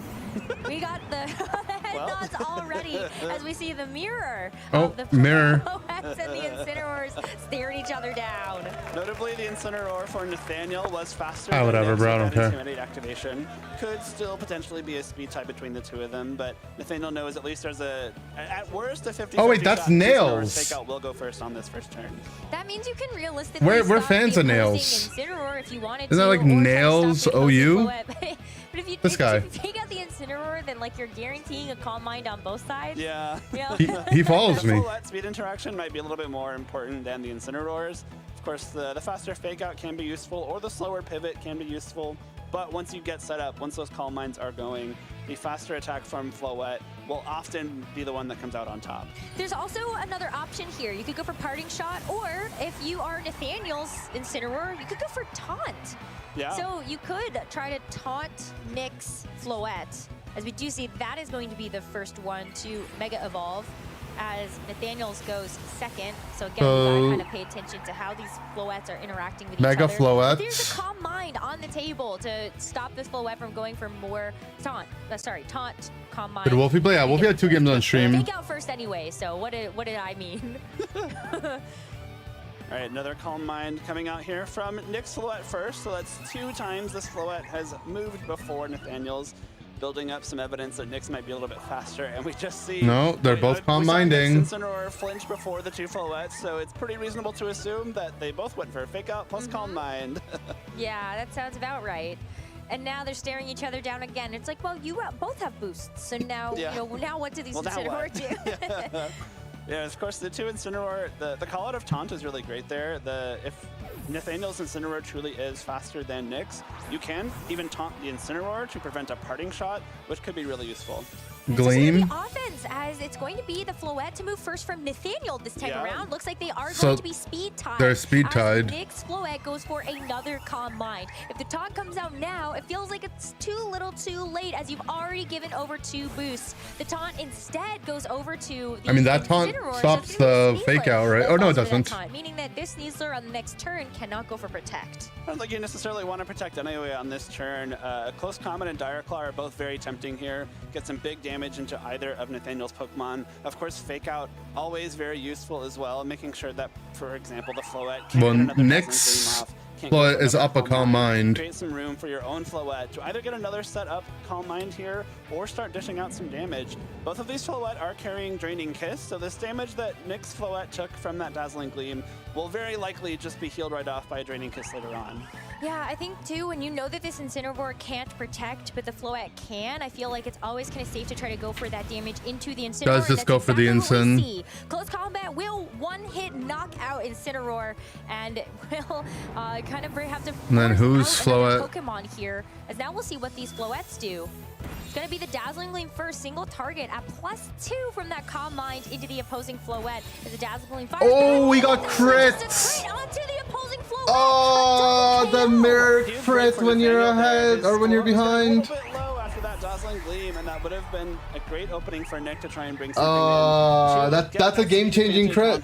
True. To maybe start building up another Calm Mind or 2. But unfortunately, that critical hit breaks through the special defense boost, and now Nathaniel has traded his Incineroar for just the Floette. That might go on the bingo. I mean, that's a trade you take any day of the week here. Absolutely. And We'll Nick has see. no We'll see choice except if to he bring loses. back out that Incineroar, and it's going to be a reveal of the Talonflame as the final Pokemon. Now, the Intimidate is nice because you are We going didn't to get land anything attack on the drop bingo onto this sheet. Garchomp, but There's just not enough games is the problem. Talonflame or this Incineroar break We through the we needed to go Garchomp for way more obvious It's stuff. going to be really tough. Garchomp will resist the Flare Blitz from the Incineroar. You do have Game-changing crit did happen in the Wolfie set, though. Ooh, arguably. And of course, the But he didn't. The set didn't matter, I guess. slow down this Garchomp too. That's definitely the biggest game-changing crit, though. You're still leaving this Floette open. It's not the most healthy, but it is still relatively healthy, and especially Call it had some big crits yesterday. It might become difficult to take down on its own. Not to mention, Nathaniel still has the 4th Pokemon. That's the hard part. Is Yeah, I think this is you GG though, imagine right? That maybe it's not going to be the Gyarados because you did Mega Evolve.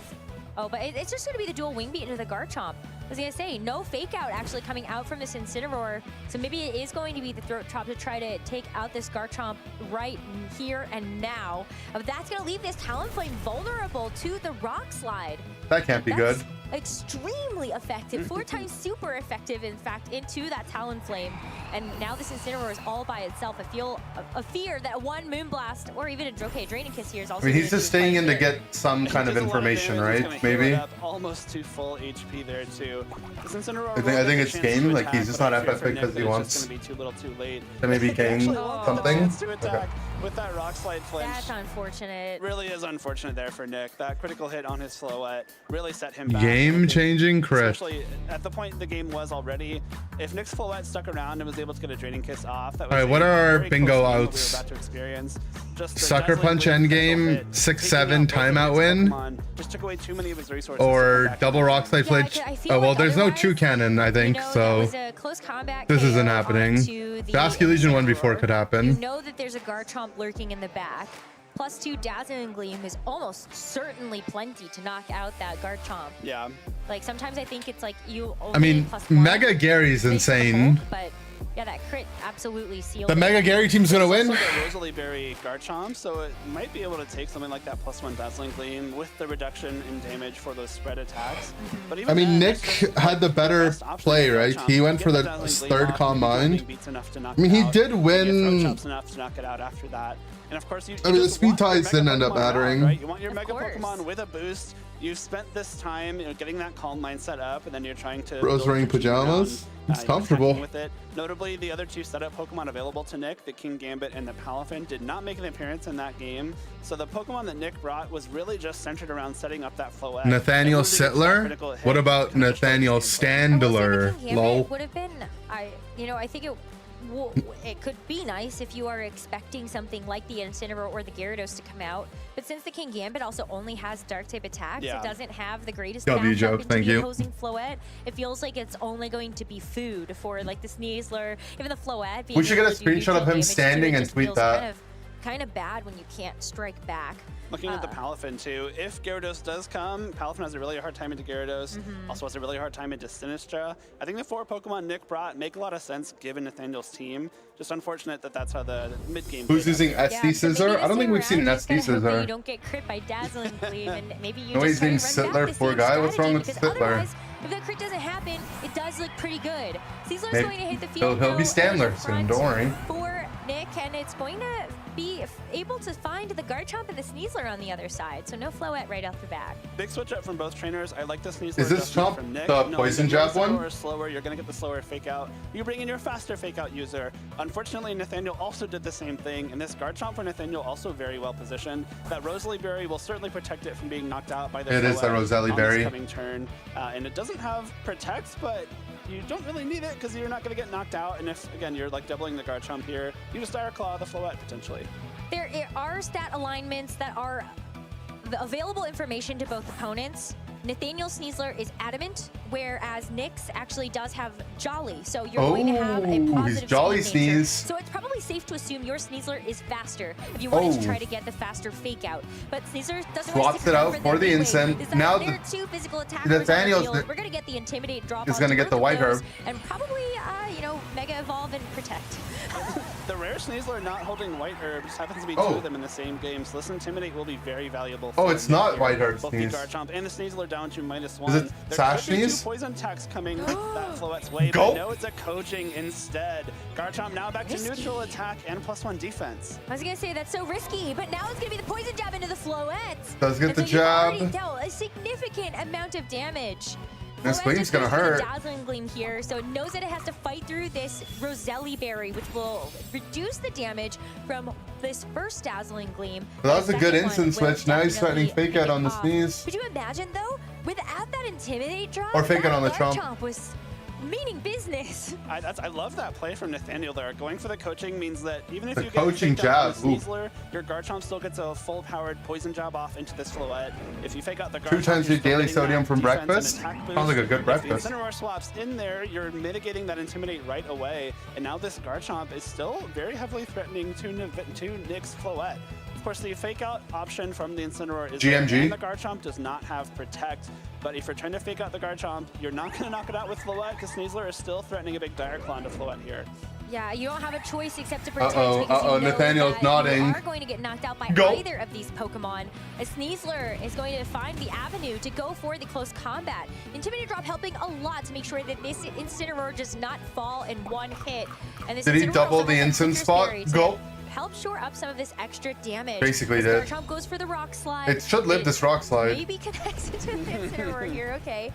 And Yeah. now this Incineroar's got to fight through Don't this flinch. battle. It got flinched in the last game, and it's not going to get Parting. flinched this time. Parting Shot does land into the Garchomp. Okay, so now the Chomp is -1. Boost that it got from the Sneasler. Successfully gets that parting So shot off. That's a big deal for Nick there. He's able to now bring in either that Sneasler to get another fake out, or we see that Talonflame for some very useful speed control. the Floette Notably, the should live a Sneasler on jab Nathaniel's end now, is unburdened, but right? because the Focus Sash wasn't consumed, No. the Unburdened It's did not close. activate. It does not have that speed boost. Now It we took have a priority 100 tailwind from the first Talonflame, jab, one and now it's Dazzling Gleam should knock out -1. both of Nathaniel's Pokemon. So it wouldn't likely, It's right? going to Yeah. be a retreat of the Sneasler as Incineroar comes out to take its place. Intimidate Drop only going to matter onto this Talonflame, but it's an Yeah, you easy can. Tailwind and Dazzling Gleam here to get the knockout onto this Chomp Garchomp and dies. also secure a good amount of damage to this Incineroar. That should be a nice, easy cleanup on the next turn by a double attack.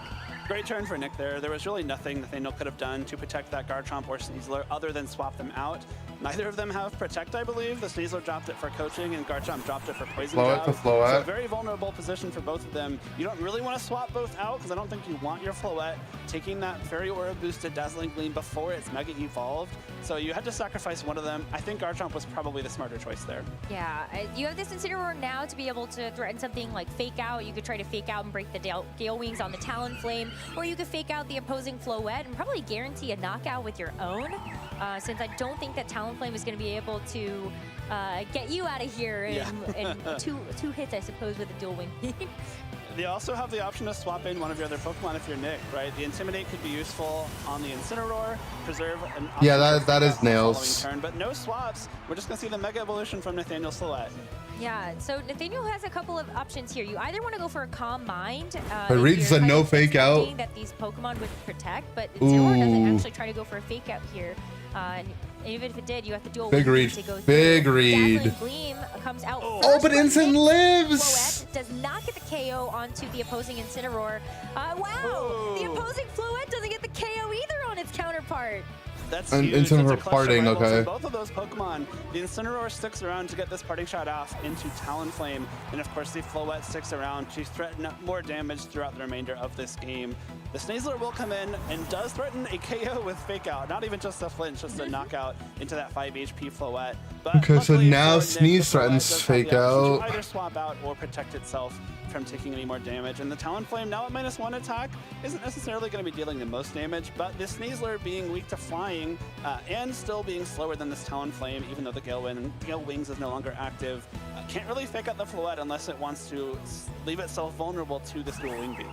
Yeah, there should be a way to get a KO on this The one. Fake Out Wow. It's resolves. actually just going to let this Floette go down with the Fake Out. And then Dual Wing Beat connects. Talonflame, if it can connect with the Dual Wing Beat, and it does, get the knockout. Did onto the Nathaniel opposing Calm Sneasler, Mind and though is the with question. that, we are going to be getting, I think, maybe an even of the Pokemon count. I wonder if this He Floette did. Was it what it would say? Maybe this single target Dazzling Gleam actually does pick off the Talonflame, but it's a Calm Mind instead. I think this is still a very good position for Nick to be in here. Nathaniel's Incineroar is very low. The Floette has taken enough damage that a Dire Claw should be able to finish it off. If you're able to knock out the Incineroar on Nathaniel's side of the field before your own Sneasler comes back in, I think Dire Claw should just clean it up for you. It's just a matter of getting that one last KO on Incineroar. I believe there's still one final turn of Tailwind, so your own Incineroar should get the faster Fake Out now, and that probably is the route that Nick goes here, just to Oh, make sure true. He wrapping has up the this faster game. Fake Out because of Tailwind. Yeah, it's still Damn, that doesn't tough, though, happen because you do all the time, have huh? the Floette with +1 special attack. So maybe you fake out the opposing Incineroar. You guarantee the knockout. Yeah. Do a wing beat from the Talonflame to just get guaranteed damage, and then for sure you know your Sneasler can do the job. Yeah, I think as long as you get the knockout at Incineroar here, and the Floette doesn't heal all the way up to full with Draining Kiss, which I don't think is possible on this turn, Sneasler should be able to wrap up this. Nick should have this one. Well, let's find out, shall we? Let's do it. Dual Wing Beat goes first here from the Talonflame. Look at that. That's actually so sad. I know. Well, it's -2, right? It's -2 now, I think. That's true. Yeah, all the Intimidate drops, but the Draining Kiss here actually doesn't even knock out the Talonflame, so even better here, I think, for Nick to be able to go for Parting Shot, get Sneasler in. Tailwind is also expired, but Talonflame naturally faster. All his mons minus instant should be faster. Preferable for Nathaniel to not have knocked out the Talonflame here. You want to have your Floette on the field in front of Sneasler with as much HP as possible, and if you can keep getting those. Okay, he can Tailwind Parting. Until you bring the Sneasler back in. Or Tailwind Flare Blitz for the damage. Coming out in Tailwind does a lot of damage to that Floette. Will also do a lot of damage to itself. Denies some Draining Kiss recovery if that's what Nathaniel goes for, but just a Dazzling Gleam to take 2 Okay, now Claw should just win. Yeah, why not? It's right in front of you, so why not? Double KO. It would have been very difficult to get Floette into a position where it could have taken the Dire Claw, so maybe you try and catch the Incineroar going for that Parting Shot in Tailwind into Sneasler or something, but now I think Sneasler is more than capable of finishing this game off. Yeah. And it's got a Love Ball Sneasler? Yeah, it's going to take 2 hits to be able to do Locked that. in? But Dire Claw should seal it up, and we get to go to a Game 3. Exciting. Very exciting. First Game 3 in the Pokemon Champions Top Cut. Well, it's the first game of the top Just waiting cut. for the animation to come through as Dire Claw finishes off the Mega Floette, and let's think about the Game 3. Whoa, a crit! Just for, you know, a treat. Return the favor. Great turnaround from Nick in that game. This is probably about how he wanted that first game to go. Even though he didn't get the Calm Mind up on his own Floette, I believe, it was still able to pump out a lot of damage. He was able to catch Nathaniel's switches very, very well, and most importantly, position his Floette such that it didn't even need that Calm Mind boost when restoring knockouts on the Sneasler and Garchomp early on. Double cross off game-changing crit. About True? Floette, finding the timing where it's better What to a crit. just push the aggression button, or do you need those Calm Mind boosts? Maybe it gives you a better matchup to deal with the opposing Floette, for example. But also just the critical survivals of both of those Floette was so exciting on that one turn. It was. That made it a little bit more interesting, but I think the ground that Nick had made earlier on in that game made the end game a lot simpler for him to win than if Nathaniel was in that position. Just because you have the speed control with Tailwind, you're now making sure your Pokemon are faster and you have the Pokemon advantage, especially once the 2 Incineroars came back in and you had them staring each other down. Nick's Incineroar with the Tailwind boost, able to get the knockout with Fake Out. That's 2 Fake Out knockouts in the same game, actually. It's pretty funny. Look, Fake Out is just the, you know, I was gonna say the underhanded threat, but that's not really what I meant. It's the sneaky threat. There we go. Yeah, that's it. Well, Fake out for knockout. Well, let's get back into it, shall we? Game 3, ding ding ding. Between Nathaniel Sittler and Nick Navarre, only one of them can move forward through the top cut into. Is it Nathaniel Sittler or is it Nathaniel's Hitler? Oh, I just realized what his last name. Okay. Now I see why you said poor guy. See this Mega Gyarados make an appearance. I'm very curious as to whether or not Nathaniel still has that Floette, or if he's opting to go for a Mega Gyarados angle here. My joke was a lot more innocent and funnier. And Floette are not Nathaniel Standler. Dark typing, then making it weak to both Fairy and Fighting. So if the Gyarados does want to, be the main damage dealer here, you have to make sure you're Mega Evolving after you can take those knockouts on either Floette or Sneasler, else you're Okay, he brought Gyarados. getting hit by those super effective attacks. And as a reminder, Nick Sneasler is Jolly, so it is likely faster than the opposing Sneasler for Nathaniel. You can guarantee a faster fake out here, and at least deny something like a coaching if you think that's going to come through. Or maybe you're confident that your Floette is going to handle an opposing Dire Claw. But when it's adamant, I would not want to take that risk. So Nick decides to play it safe, fakes out the opposing Sneasler. Take out Calm Mind or see both this Floette and this Gyarados get to do something on this turn. Dazzling Gleam is going to chunk down both of these Pokemon significantly as Gyarados uses this opportunity to weave in a Dragon Dance, increasing its attack and speed for the next turn. Notably, should Nathaniel everything else on the Frittler. field with neither of True. these Sneaslers having a speed boost. from Unburden. Gyarados will be the fastest thing on the field, but is carrying the attacks Waterfall and Lash Out. So there's no Earthquake, there's no potential for that spread damage. You only have to pick one target. And with Nick presumably having that Incineroar in the back, could be a pretty good way to mitigate that damage, especially with Lash Out is something that can punish Intimidates. If you lose a stat, or if one of your stats gets dropped on the turn you use Lash Out, its base power doubles, but it is a dark type attack, so you're going to be resisted by the Floette and the Incineroar that could swap in, and the Sneasler currently on the field, so not necessarily the hugest threat. Well, one of these Sneaslers is going to disappear as Garchomp comes back in. Ooh. I feel like it's still super safe to... Oh, actually, Waterfall. we're seeing Gyarados go first here. Waterfall into the Floette. Not enough to be Don't able go to chasing deal with the finishing waterfalls. blow. We see the Dire Claw go into the Garchomp. I was actually going to wonder if we saw close combat there, just in case there was some type of switch, but you're going to see the Rough Skin actually break Roselli the Berry? Focus Sash Yeah. as the Dazzling comes out, and not going to pick up the Gyarados, and that lives on Roselli Berry one. really helping out for the Garchomp too. Very smart to not Mega Evolve that Gyarados again from Nathaniel. That super effective Dazzling Gleam would have been enough damage. And good call out on the Dire Claw, actually breaking Sneasler's own Focus Sash due to that Rough Skin. That Waterfall did a lot of damage to Floette. That's a +1 Waterfall. It might be enough to pick up a knockout on Sneasler this turn as well, because again, there's no Unburden on Nick Sneasler at all. Floette also now being pretty heavily threatened by either an Earthquake from this Garchomp or a Poison Jab. This Gyarados was also faster than the Sneasler, so I'm nervous. Yeah. I feel like Dragon it's Dance, just yeah. like an easy KO into either of these Pokemon.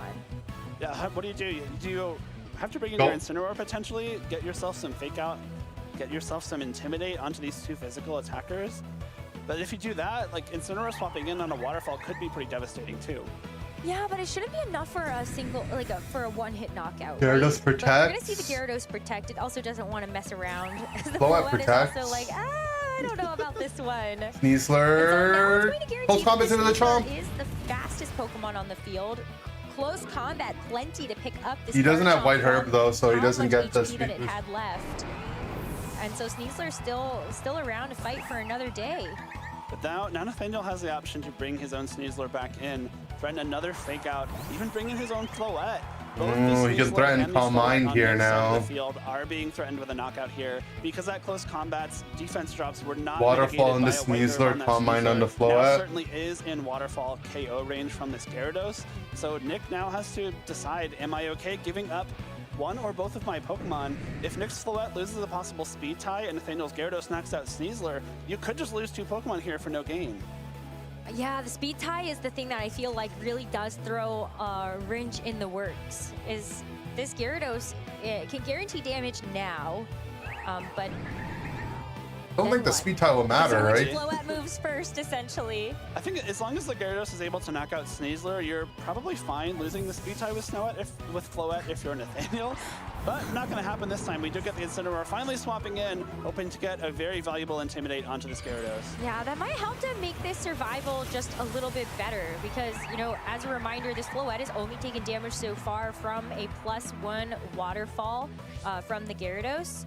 And so bare minimum, you're able to get the drop They there. try But, to double the double protect. protect is actually going to fail, so maybe doesn't get to get through this turn regardless. Incineroar is going to be the one to take the Waterfall, but now it's in such a range where this Floette might If be he able had to do gleamed some big work to and it. won the speed As tie, Dazzling Gleam comes out, Floette he would have gets at least knocked out killed the for thing. Nick, and Incineroar very close behind it.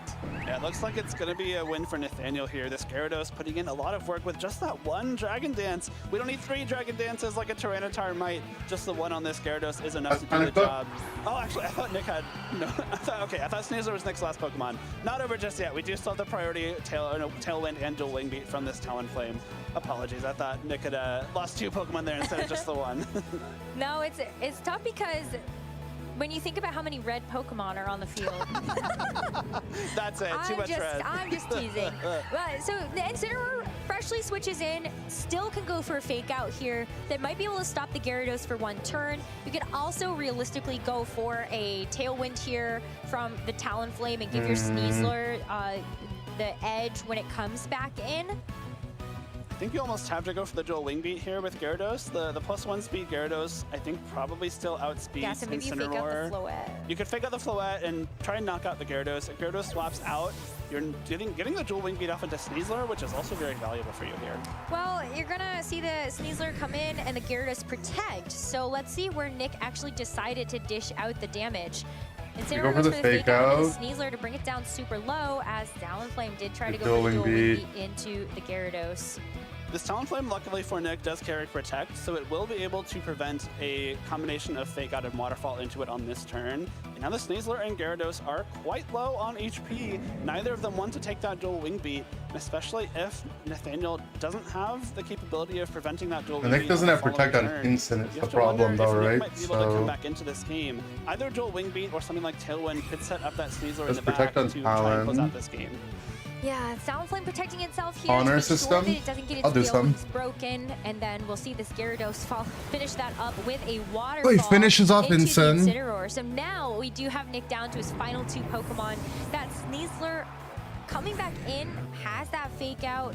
Is faster than the opposing Sneasler for sure, but can it actually mitigate this Gyarados? I wonder if Nathaniel maybe didn't necessarily want to knock out Incineroar there, because getting this free swap into Sneasler for Nick, you now threaten Fake Out for knockout once again, but more importantly, Fake Out to guarantee your Talonflame can go for dual wing beat into the opposite slot and take a knockout. It's very likely that Nick does not take any damage on this turn, and the only Pokemon in the back for Nathaniel is that Floette, which if it swaps in on a dual wing beat, will take a good chunk of damage from it. Yeah, I guess you could, because the other position that you have here is you could try to protect the Gyarados, but then Talonflame gets to keep the Gale Wings regardless because you're not taking damage. Yeah. So it's going to be the Floette that actually Oh, where comes does this in, fake and out if the fake go? out goes that way, then Gyarados is going to kind of, you know, soften Gyarados it up a does little bit. But protect. here's the problem. Gyarados does get the protect. You're not dealing damage with the opposing Pokemon, so it's still a safe play here for Nick. Oh, it's actually Dire Oh, Claw. the Dire Claw read! Oh, but it doesn't It's kill! taking down to a sliver of HP, and we're No not going to see the poison. Poison Touch or actually the secondary effect of the Dire Claw activate, but that's still really good damage. The added benefit of including the stat alignments on Team Sheets is that Nick knew his Sneasler would be faster. You don't need to go for Fake Out when you know you can get that Dire Claw off first. Dire Claw would have been more than enough for KO into Nathaniel's Sneasler, and you have the dual wing beat with priority to cover for that Gyarados. Really, really heads up play by Nick there, knowing that Fake Out was just not as optimal play as when you can go straight for that Dire Claw to cover the switch. Floette is going to protect itself, but the Talonflame finally No, hits the target. he gets the read. Gyarados, and that's going to be another Pokemon down. It's A GG, it's 2v2 GG. for the final game in this top 16. Actually, there's for no the read, right? It was Indianapolis just- it was Regional game. Championships. Who's going to move forward? It's It just feels been like game, we are actually. just 2 KOs away for Nick to make it.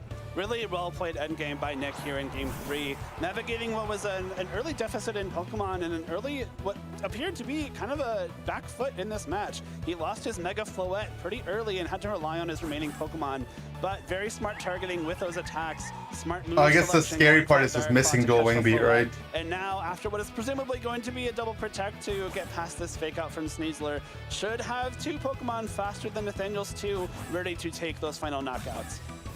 Going to see the protect. Yeah, dual wing beat can miss, so it's still a little gulp. Fake Out is still on the table for the Sneasler that just switched in. So you don't want to lose your Gale Wings, and you also don't want your own Sneasler to get knocked out in the process by something like the Draining Kiss. HP would be one way that you can get this Floette back into the game. It's still very but gulp now it because is the dual wing beats can miss. in Nick's court. You can just go for a dual wing beat here into the Sneasler, a Dual wing beat into Sneasler, Fake Out into, or Claw into Floette. need to move into the top 8. It's There fine might be a though. world where Nick plays it a little bit safer, like potentially you're not relying on dual wing beat to take a knockout, but it does have a 10% chance to miss, and Dire Claw should be more than enough for knockouts into either slot. Nathaniel does opt to protect that Floette, is potentially trying to go for some Dire Claw shenanigans with his own Sneasler here.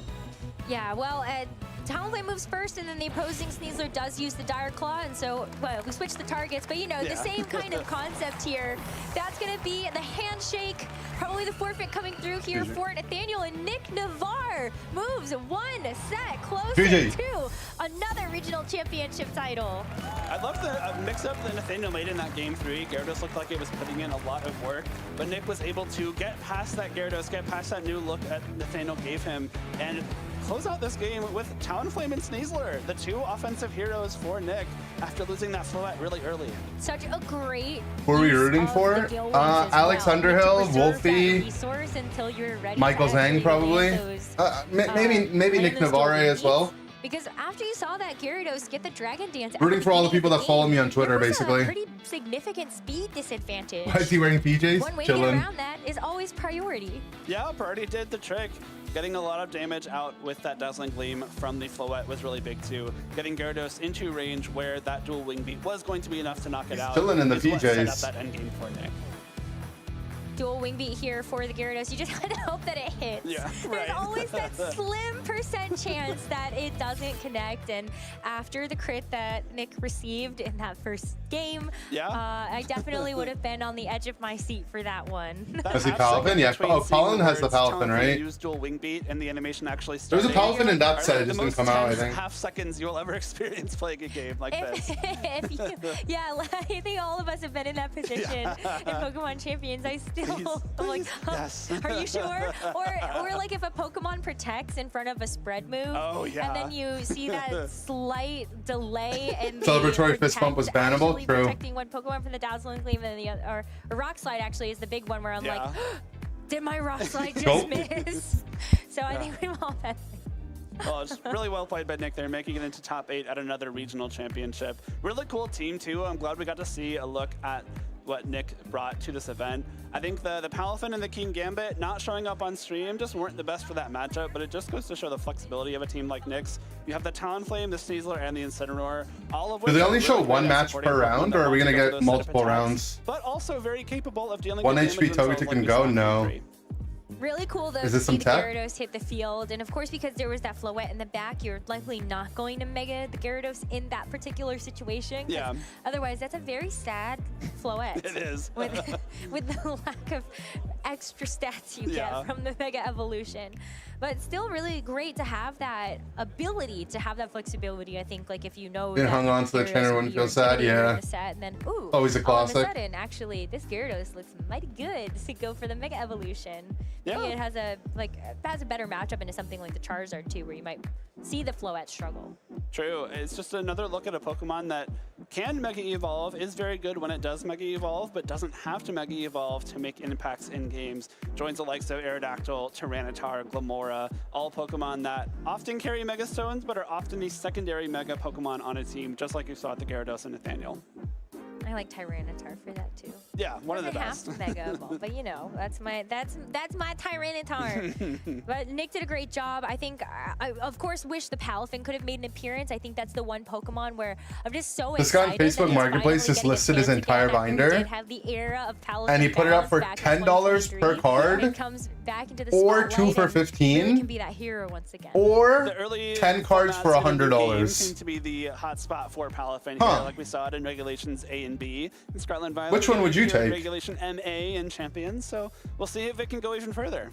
Genius. I'm seeing the stat alignment thing really come into play though for this match. That was huge. $5 the dolly total, on yeah. Nick's Sneasler was Best I could do is faster than Nathaniel's, 7. So that just made some of those situations where, ooh, do the Sneasler Yeah, they're speed still tie? doing No, actually, through the they just lens. Well, don't. actually, I don't know if they're doing it for Top Cut. That was the Dire first Claw Top is Cut the very match. safe option. You don't need to go for fake out there. Fortunately, with the Floettes, though, they're both 5 modest. for so 5 times that 15. one you had to like just kind No, of it's figure it out on the fly there 10 in that first game. 10 for 100, so it's 10 times They were 10. speed tied, so that was one where you really had to think. So if you buy critically about, 10 okay, cards, when do you I want my pay Floette to be in there? the When full can I price, but if you only buy risk 2, then you get them for And then $7.50 Nick each. saying ultimately in that third game, I don't need to risk it. I'll just let you take out my Floette. Because if you're not faking out my Sneasler, then my Sneasler is about to do some good damage to you. When can you trade some of your important pieces, knowing that what you get out of that turn will be more important than what your Find opponent multiples of gets? 8, yeah. And that's exactly what Nick did when he allowed his What's the Floette to problem be with knocked through the out. lens? I Knowing don't have that a I problem can with it. probably It's win the just rest of this game without Floette. I just want to watch think more The games. thing that Floette was most needed for was getting a good chunk of damage into Gyarados, and it did that. You know, you can finish off the Gyarados later on with What if you something get their else. address You and don't get them have for Floette free? to go True. down there to give something else room to shine later on. Well, let's show you some updates on the bracket as some of our other top 16 matches have been playing. Alex Underhill won. Outside of our stream. Colin so let's see, lost. Alex No. Underhill taking on Christopher Hahn, winning that set 2-0. We got Michael Michael Zhang Zhang also won. defeating Chase Thompson to move into the But top Alex 8. Underhill won. We get a chance to see that Tyranitar He team has to play once against again. Wolfie, maybe. Go. One of a few Tyranitars left in the bracket. We're gonna Patrick watch and the Wolfie Wolf set on as the well. bottom. Both have Tyranitar, so Alex will be playing against one. We're waiting to see the result of that match. On the top half of the bracket, Arsal has defeated Noah Gardner. I'm gonna use the bathroom William real quick. Brown beat Brendan DeWorth, both of whom we saw on stream yesterday, but William coming out on top there. And now Nick Navarre will go on to play against MJ Rogers, who took out Colin Heyer. Wow, there's some heavy hitters left in this bracket. We still got one match playing out for you, so we'll be able to give you those results in a little bit. But before that, let's celebrate our winner of this top 16 with an interview, Nick Navarre. Thanks so much. I'm here with Nick, who is now in top 8 at the Indianapolis Regional Championships. So much closer to the goal, to the finals. How you feel? Feeling good. I've gotten through some trials and tribulations this event, but I'm here now, and that's what counts. Talk about those as well. Or you can ask me about, I don't know. No, I want to know the trials and tribulations. What's happening? Yeah, so, I mean, as everyone does in this format, one of my 2 losses was to just egregious rock slide flinching, which happens to the best of us. Sometimes there's nothing you can do about it. The other one was a match loss that I got for a team cheat error. And for those keeping score at home, I'm actually picking those up pretty frequently. This is like my third, I've got 3 in the past calendar year, last Worlds in Orlando, and I top cut both of them, so I'm 3 for 3 on like my team sheet errors resulting in top cuts. It's not something I want to keep doing, and it makes me sound like a cheater when I say that. I'm not cheating, I promise, but yeah, it's just funny that that's what's been happening. Yeah, let's not try that one at home, everyone. Yeah, I don't recommend the team sheet errors, and yeah, but anyways. Not that one. We'll go on to a different, that one's kind of a blessing in disguise. But what about the curse? Because we were talking about your past here at Indy, and you've gotten top 8 before, which is awesome, but it kind of seems where the road ends. So is that in your mind at all heading into this next one? Yeah, so I've got 2 top 8s at Indy before. There was 2017 NAIC with Chansey and 2024 with the Tropicos. And I lost in top 8 at both of those tournaments. So hopefully it goes better this time. Those tournaments I also lost in cut in my first round, and so I've won a top cut set. I was listening while I was PPing. We're gonna see. He had team sheet errors every or 3 times this year. Top 8 road ends. But yeah, I've been playing good Pokemon. How? This weekend, and so we're here to keep playing good Pokemon as long as they'll let me. Always the good Pokemon. Let's talk about that set that we just saw, right? Because in trying to break this curse, you're going up against what seems to be a really scary team, right? There's this Mega Floette, also this Mega Gyarados, and I want to talk about in particular that final game because the Gyarados didn't Mega, but it starts setting up, and it kind of looked dangerous for a second. So, I'll just say off the bat, I have a really good matchup against Nathaniel, especially with the nature reveals at the start of the set. I just was able to, I knew that I had the faster Sneasler. I learned that I had the faster Floette turn 1, game 1. He had the faster Incineroar, which was good for him, but like, the Calm Mind Floette mirror really does just come down to who has the faster Floette more often than not, especially when there's, like, we've both got the same puzzle pieces on both sides. Made a team sheet error on my tax report. There's usually a breaking point where each of you is going to kill the other one, or not Kill. the other one, and Kill! Just whoever gets to move first is going to win that crucial He seems point like a where really it's nice guy, but +3/+3 on both the sides, interview is whatever, not like, going whatever well for results him, do. man. And so he's really on the back foot, and he just couldn't go for the Calm Mind Floette or in game 3, and so it went for the Gyarados line instead, which was okay, but ended up coming down to Talonflame, who is a non-standard inclusion on the comp. I've seen versions floating around with Dragonite, and I play tested that a decent amount. It just kind of sucked. It wasn't very good. Oh my god. I wanted a mon that was better, and Talonflame was pretty dope in that set. It was just kind of last. You can see Sierra's face every time he drops like a non-PG thing for the interview. Garchomp, even though it never. Yeah, I killed him. His team sucked. a really solid Pokemon. It also resists Fairy. So, Yeah, I might sound like a it's bringing cheater. more to Floette instead of being completely unviable. Talonflame rocks. Go Talon. I'm a big Talonflame He's a fan. gamer. I'm He's down not with this. crushing it. Last but not least, I mean, we're looking to break. He's a the nice first, but I want guy. to talk about kind of your experience during this event and being able to make it to this point, especially too. We had talked before the event started, but now, how are your thoughts now that you're so far into this tournament? All right, wrap it up. Pretty much the same as I was before the event. I think I did really good prep, and the team has been rocking. And when the team hasn't been Megan, good Eric, enough, it's a game I've loss? been kind of balling out in a couple of sets to get me there. Like I had a really tricky rain matchup. I'll explain in a second. Too, where yeah, I just We'll kind of let him wrap the interview up. read my opponent, and I like every turn pretty much, and I did, and so I'm here still. So the way it works, right, is you make your team in champions, obviously, but when you sign up for the tournament, you have to go on the online website where you sign up, and you have to manually input every one of your things on your team. Like you get like a little drop down, and it'll be like, you know, my parents, I love you guys. like a little drop down box, and you have to like click, you know, oh, this is my Floette, move 1, move 2, move 3, move 4.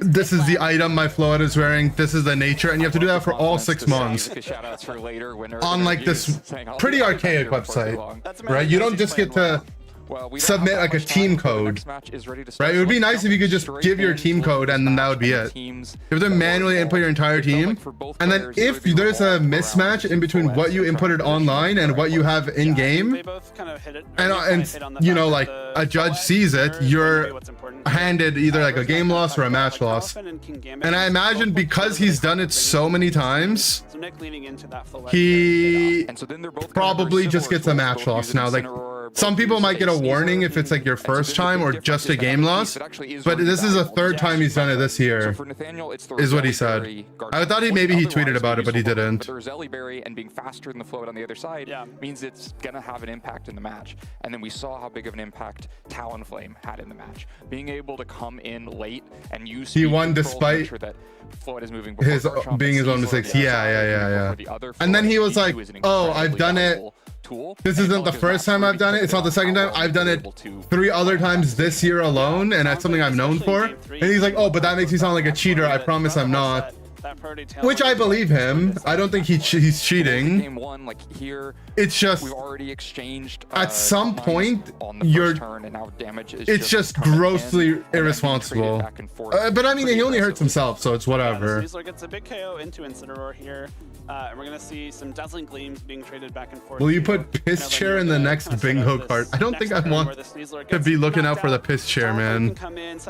Our bingo card sucked though. We gotta learn our bingo lessons here. Some of them are just Omega RNG reliant, right? Double freeze, double flinch, double burn, double miss. These are pieces meant to support Floette, not to close the game on their own. There's a lot less rock slide than we probably were accounting for, though. Garchomp that fast. Never seen someone be so bad at bingo. Yeah, I gotta lock in if I want to win over the grandmas. So then game 2, we get a little bit different look. There's no Floette lead from Nathaniel's side. Instead, it's something I recently learned about. Right, I didn't know this was a thing. On this switch here, but at the regional events, because they're so packed and there's so many people, and obviously like there's not enough bathrooms to go around, especially this event, their bathrooms weren't working properly.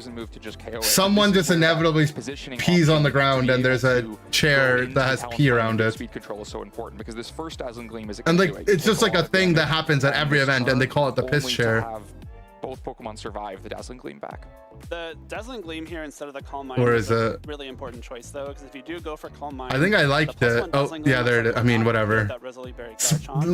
You know, close your eyes if it grosses you out, but But this Dazzling Gleam does enough damage to like it's just one more takes it out. You can apparently it's just something that happens at every one of these regionals. Now you have the option for this turn for Incineroar to do what Incineroar does best, which is take a couple of hits and stay around. So it takes the close combat. Very crucially, doesn't flinch. Show the classic. The other one is literally like hangs on. If it's so gross, I would actually nothing to protect your flow Hurl. on the next turn, but instead This is instead of normal. managing Apparently, to take this hits, is the get first time I've heard of shot, it. And then you have Talonflame sitting next to Floette, and you're just pressuring. The other one's killing, coffee? I hope it and it's is. just that easy from that point on. Yeah, Nathaniel I has hope to it's coffee. essentially decide what to sacrifice here. We I have think one he can't afford to backstage. give up both Sneasler and Yeah, I mean, I didn't know people had a You also name don't wanna swap for it. Floette in on a Dazzling Gleam without the extra special defense for Mega. We just called it Lutano's so share. One of them has to go down. I do think Garchomp is probably the better choice here, just because that fake out pressure from Sneasler later on could be pretty useful. But I think it was Yeah, still I don't so want to far behind discuss that the having intricacies of Talonflame on the other coffee. side, threatening the Sneasler itself. If it's either boost, coffee, so this diarrhea, game or something resolves else. pretty quickly in Nick's favor. So that gives us to the big It's gross, adjustment is all I in know. Game 3, which is to say I don't Thought you necessarily were want to missing get out into not this attending Floette these versus Floette journeys. war. And I've said this a lot. I'll say it again. so I thought the If Gyarados, it was a really there's good a adjustment. regional Pokemon regional event near you, like you live in an area where it's accessible and it's something you can do, you should go to one. Nathaniel's game plan to say, I don't need to Mega Evolve this. I can You keep don't it know neutral how with long Gyarados, it can still these have things an will impact happen for, right? You don't know how long Pokemon will be at the height that it's at. If you're a fan of Pokemon, it's a very worthwhile experience.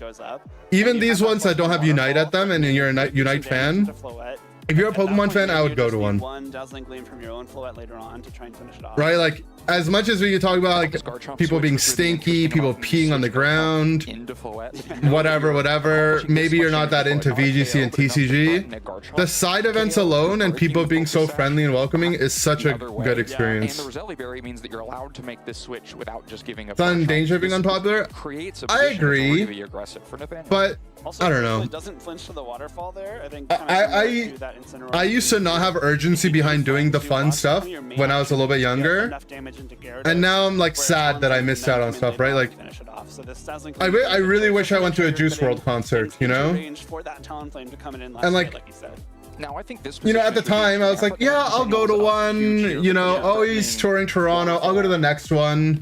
Earthquake all over, right? The waterfall and then the earthquake should just And go it's through like first you could say like those two KOs. you should have seen it coming. He would obviously doid, but like no one thinks like that, right? It's hard to recover from that position. Like if you have an opportunity to do something fun, to switch in, but it seems like you should do it. Nathaniel didn't have confidence that You know, like do it and then you can do it again. Instead, just protects Gyarados. But I like Juice WRLD was like one of my favorite artists for a really long. I mean, he still is. I'm really sad I never got to watch him live. Puts him further behind than he otherwise would have been in this game. Yeah, that's a tough choice to make there for Nathaniel. Next year, May, another pandemic. Gulp. I think it might have been pretty close, if not take that knockout. But by going for this more conservative play, you leave this. We still don't know where next Worlds is at, right? We don't know where any of the next ICs or Worlds are at. You know, Waterfall knocks it out. Took a little bit more rough skin damage and is at -1. Please give us an East Coast event. You've lost a ton of momentum. East Coast IC or East Coast Worlds, like trying to find or West Coast Canada. Your own fake out pressure, but it's in my backyard, hopefully. So you want it back in Ohio. Trying to just find a fake out again and closes out the game. So yeah, really well played set. Toronto NAIC or Worlds, please, bro. Into the top 8. I'm so tired of flying all over the place. Let me just let it just be in Toronto for once. And start getting that ready. That's right, Len. We are ready to hop into our top 8. All Over right. 1,000 trainers have arrived in Indianapolis, and we are now all the way down. What's the top 8 matchup? Players remaining in the tournament. Alex Underhill is still in it. Wolfie's still in it. Plaza next to me as we take you through the first of our top 8. So this is Nails, who we just watched. We're soft rooting for him. After the interview, I don't know. Not sure who MJ is. William Brown. He had. Oh, this is the guy with Espathra, I think. Alex Underhill versus Wolf Glick. I think William Brown's the Espathra guy. Yeah, I mean, Magic could be. So we might be rooting for him. Really, that whole bottom part of the bracket. These guys are both really goated players. I think we're rooting for Michael Zhang. He had the really cool Corviknight, like offensive Corviknight team with Hydreigon and whatnot. And then between Alex Underhill and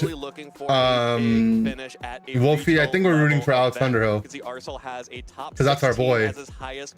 Yeah, he is the Espathra player. Huge shout outs to being in the and we get to see it on stream. Let's go. 2017 right here in Indianapolis, Indiana. And of course, Yo, Billy so Brown had basically the top all I'm 8 saying, 2025 San Antonio Espathra top 8, Championships. and I got champion playing Espathra. Trainers adding a top 8 to the resume. That basically means that I predicted it it. so far, and this should be a lot of fun. You're rooting for Wolfie because it's Wolfie? Yeah, but Alex Underhill is the stream's coach, guys.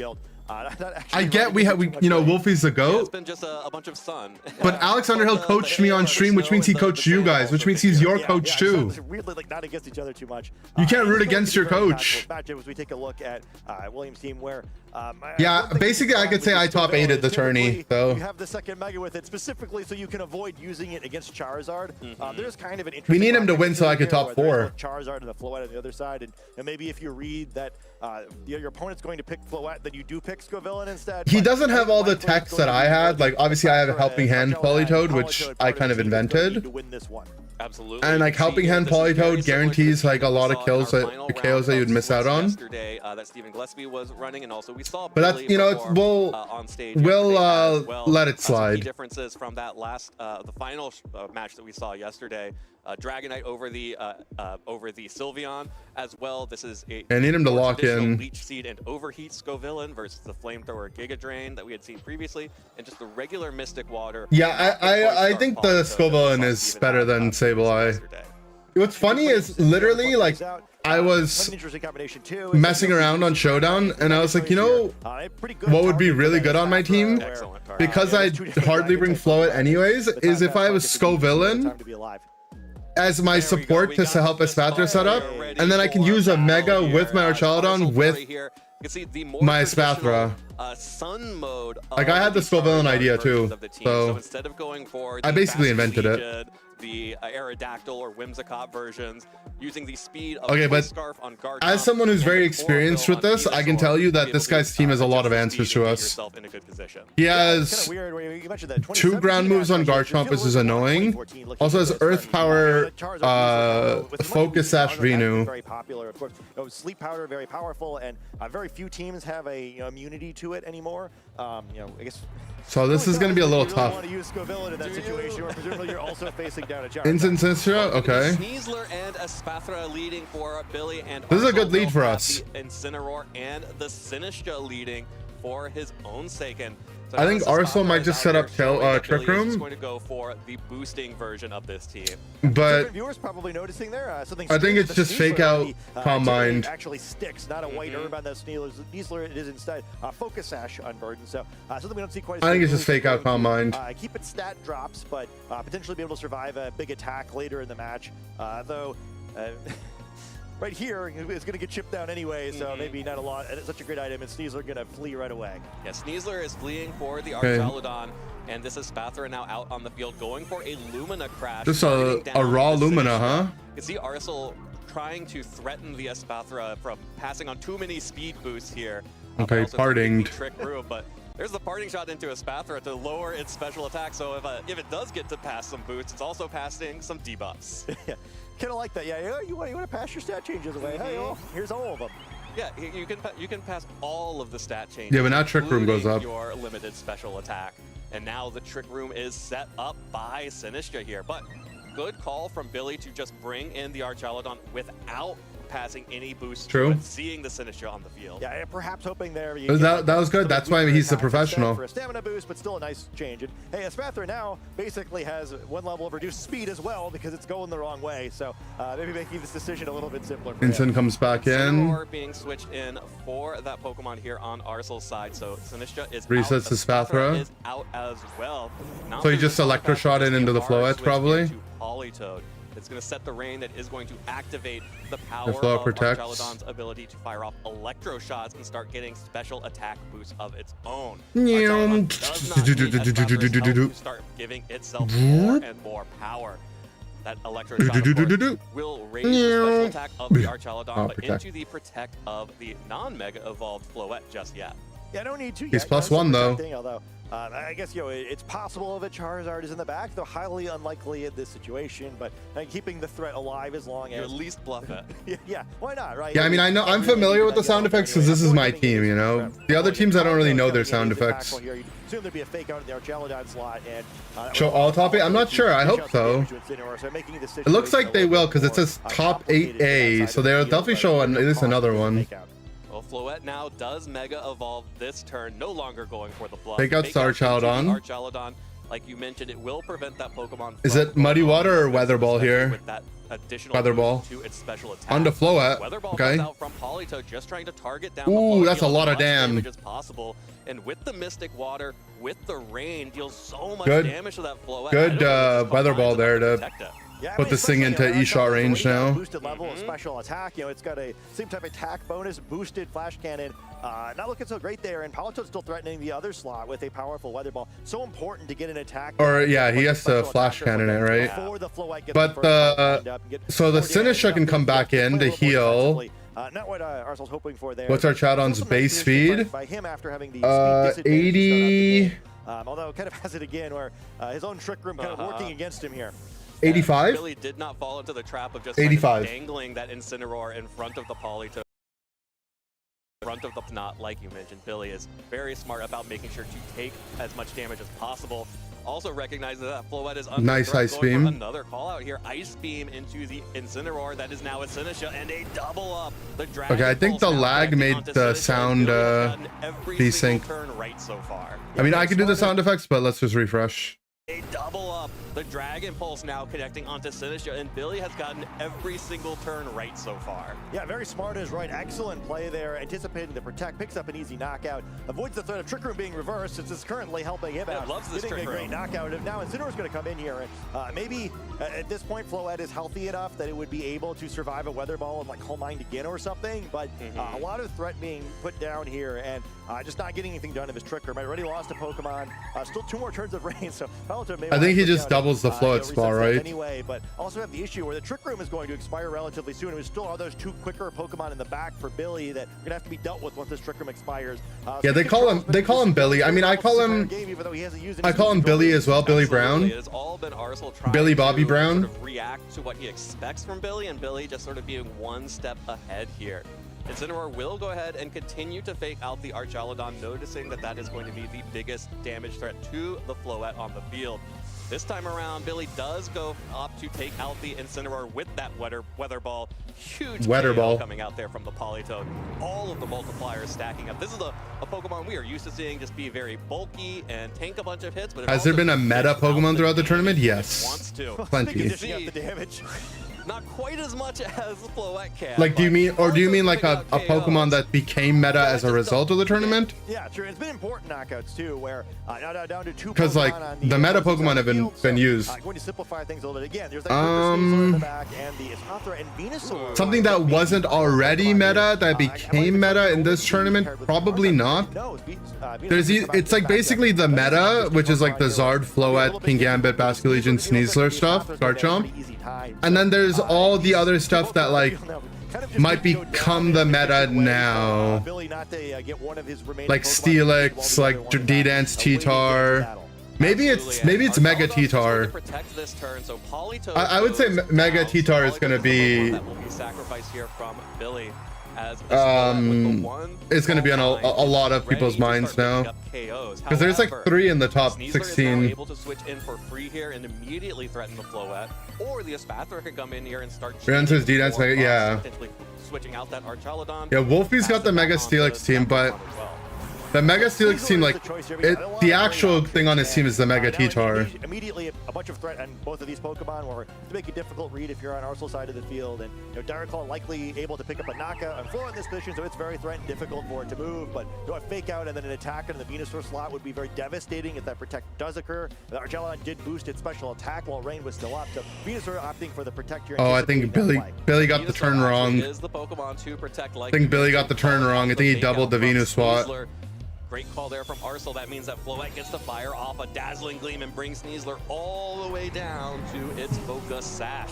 And now there are no additional Pokemon for this Espathra to pass any buffs to. And the only way here, this Sneasler needs to land a Dire Claw on that Floette. Yeah, things have gotten interesting all of a sudden where it seemed like a big advantage. And there still is that fully healthy Espathra, but Venusaur is going to be a problem to deal with, right? If they're able to hit a Sleep Powder or pick up a knockout on that Sneasler in a way that transitions effectively for Floette. Dire Claw, Floette, the Venusaur does have that focus. Lemonon, Venu, by both of these Pokemon. Floette protects. Hey, you can't tap Venusaur twice. Sneasler dies to the Venu damage. Billy was very close. He had a huge lead. So that's like the obvious play, right? But then they have to make a read. Still needs to get this last turn right here. Floette protects. Oh, I think he got it right though. Billy looks I think he called them. About that. There's the protect. The Dire Claw actually connects. He called them. Going to be the one hit into Venusaur and the paralysis.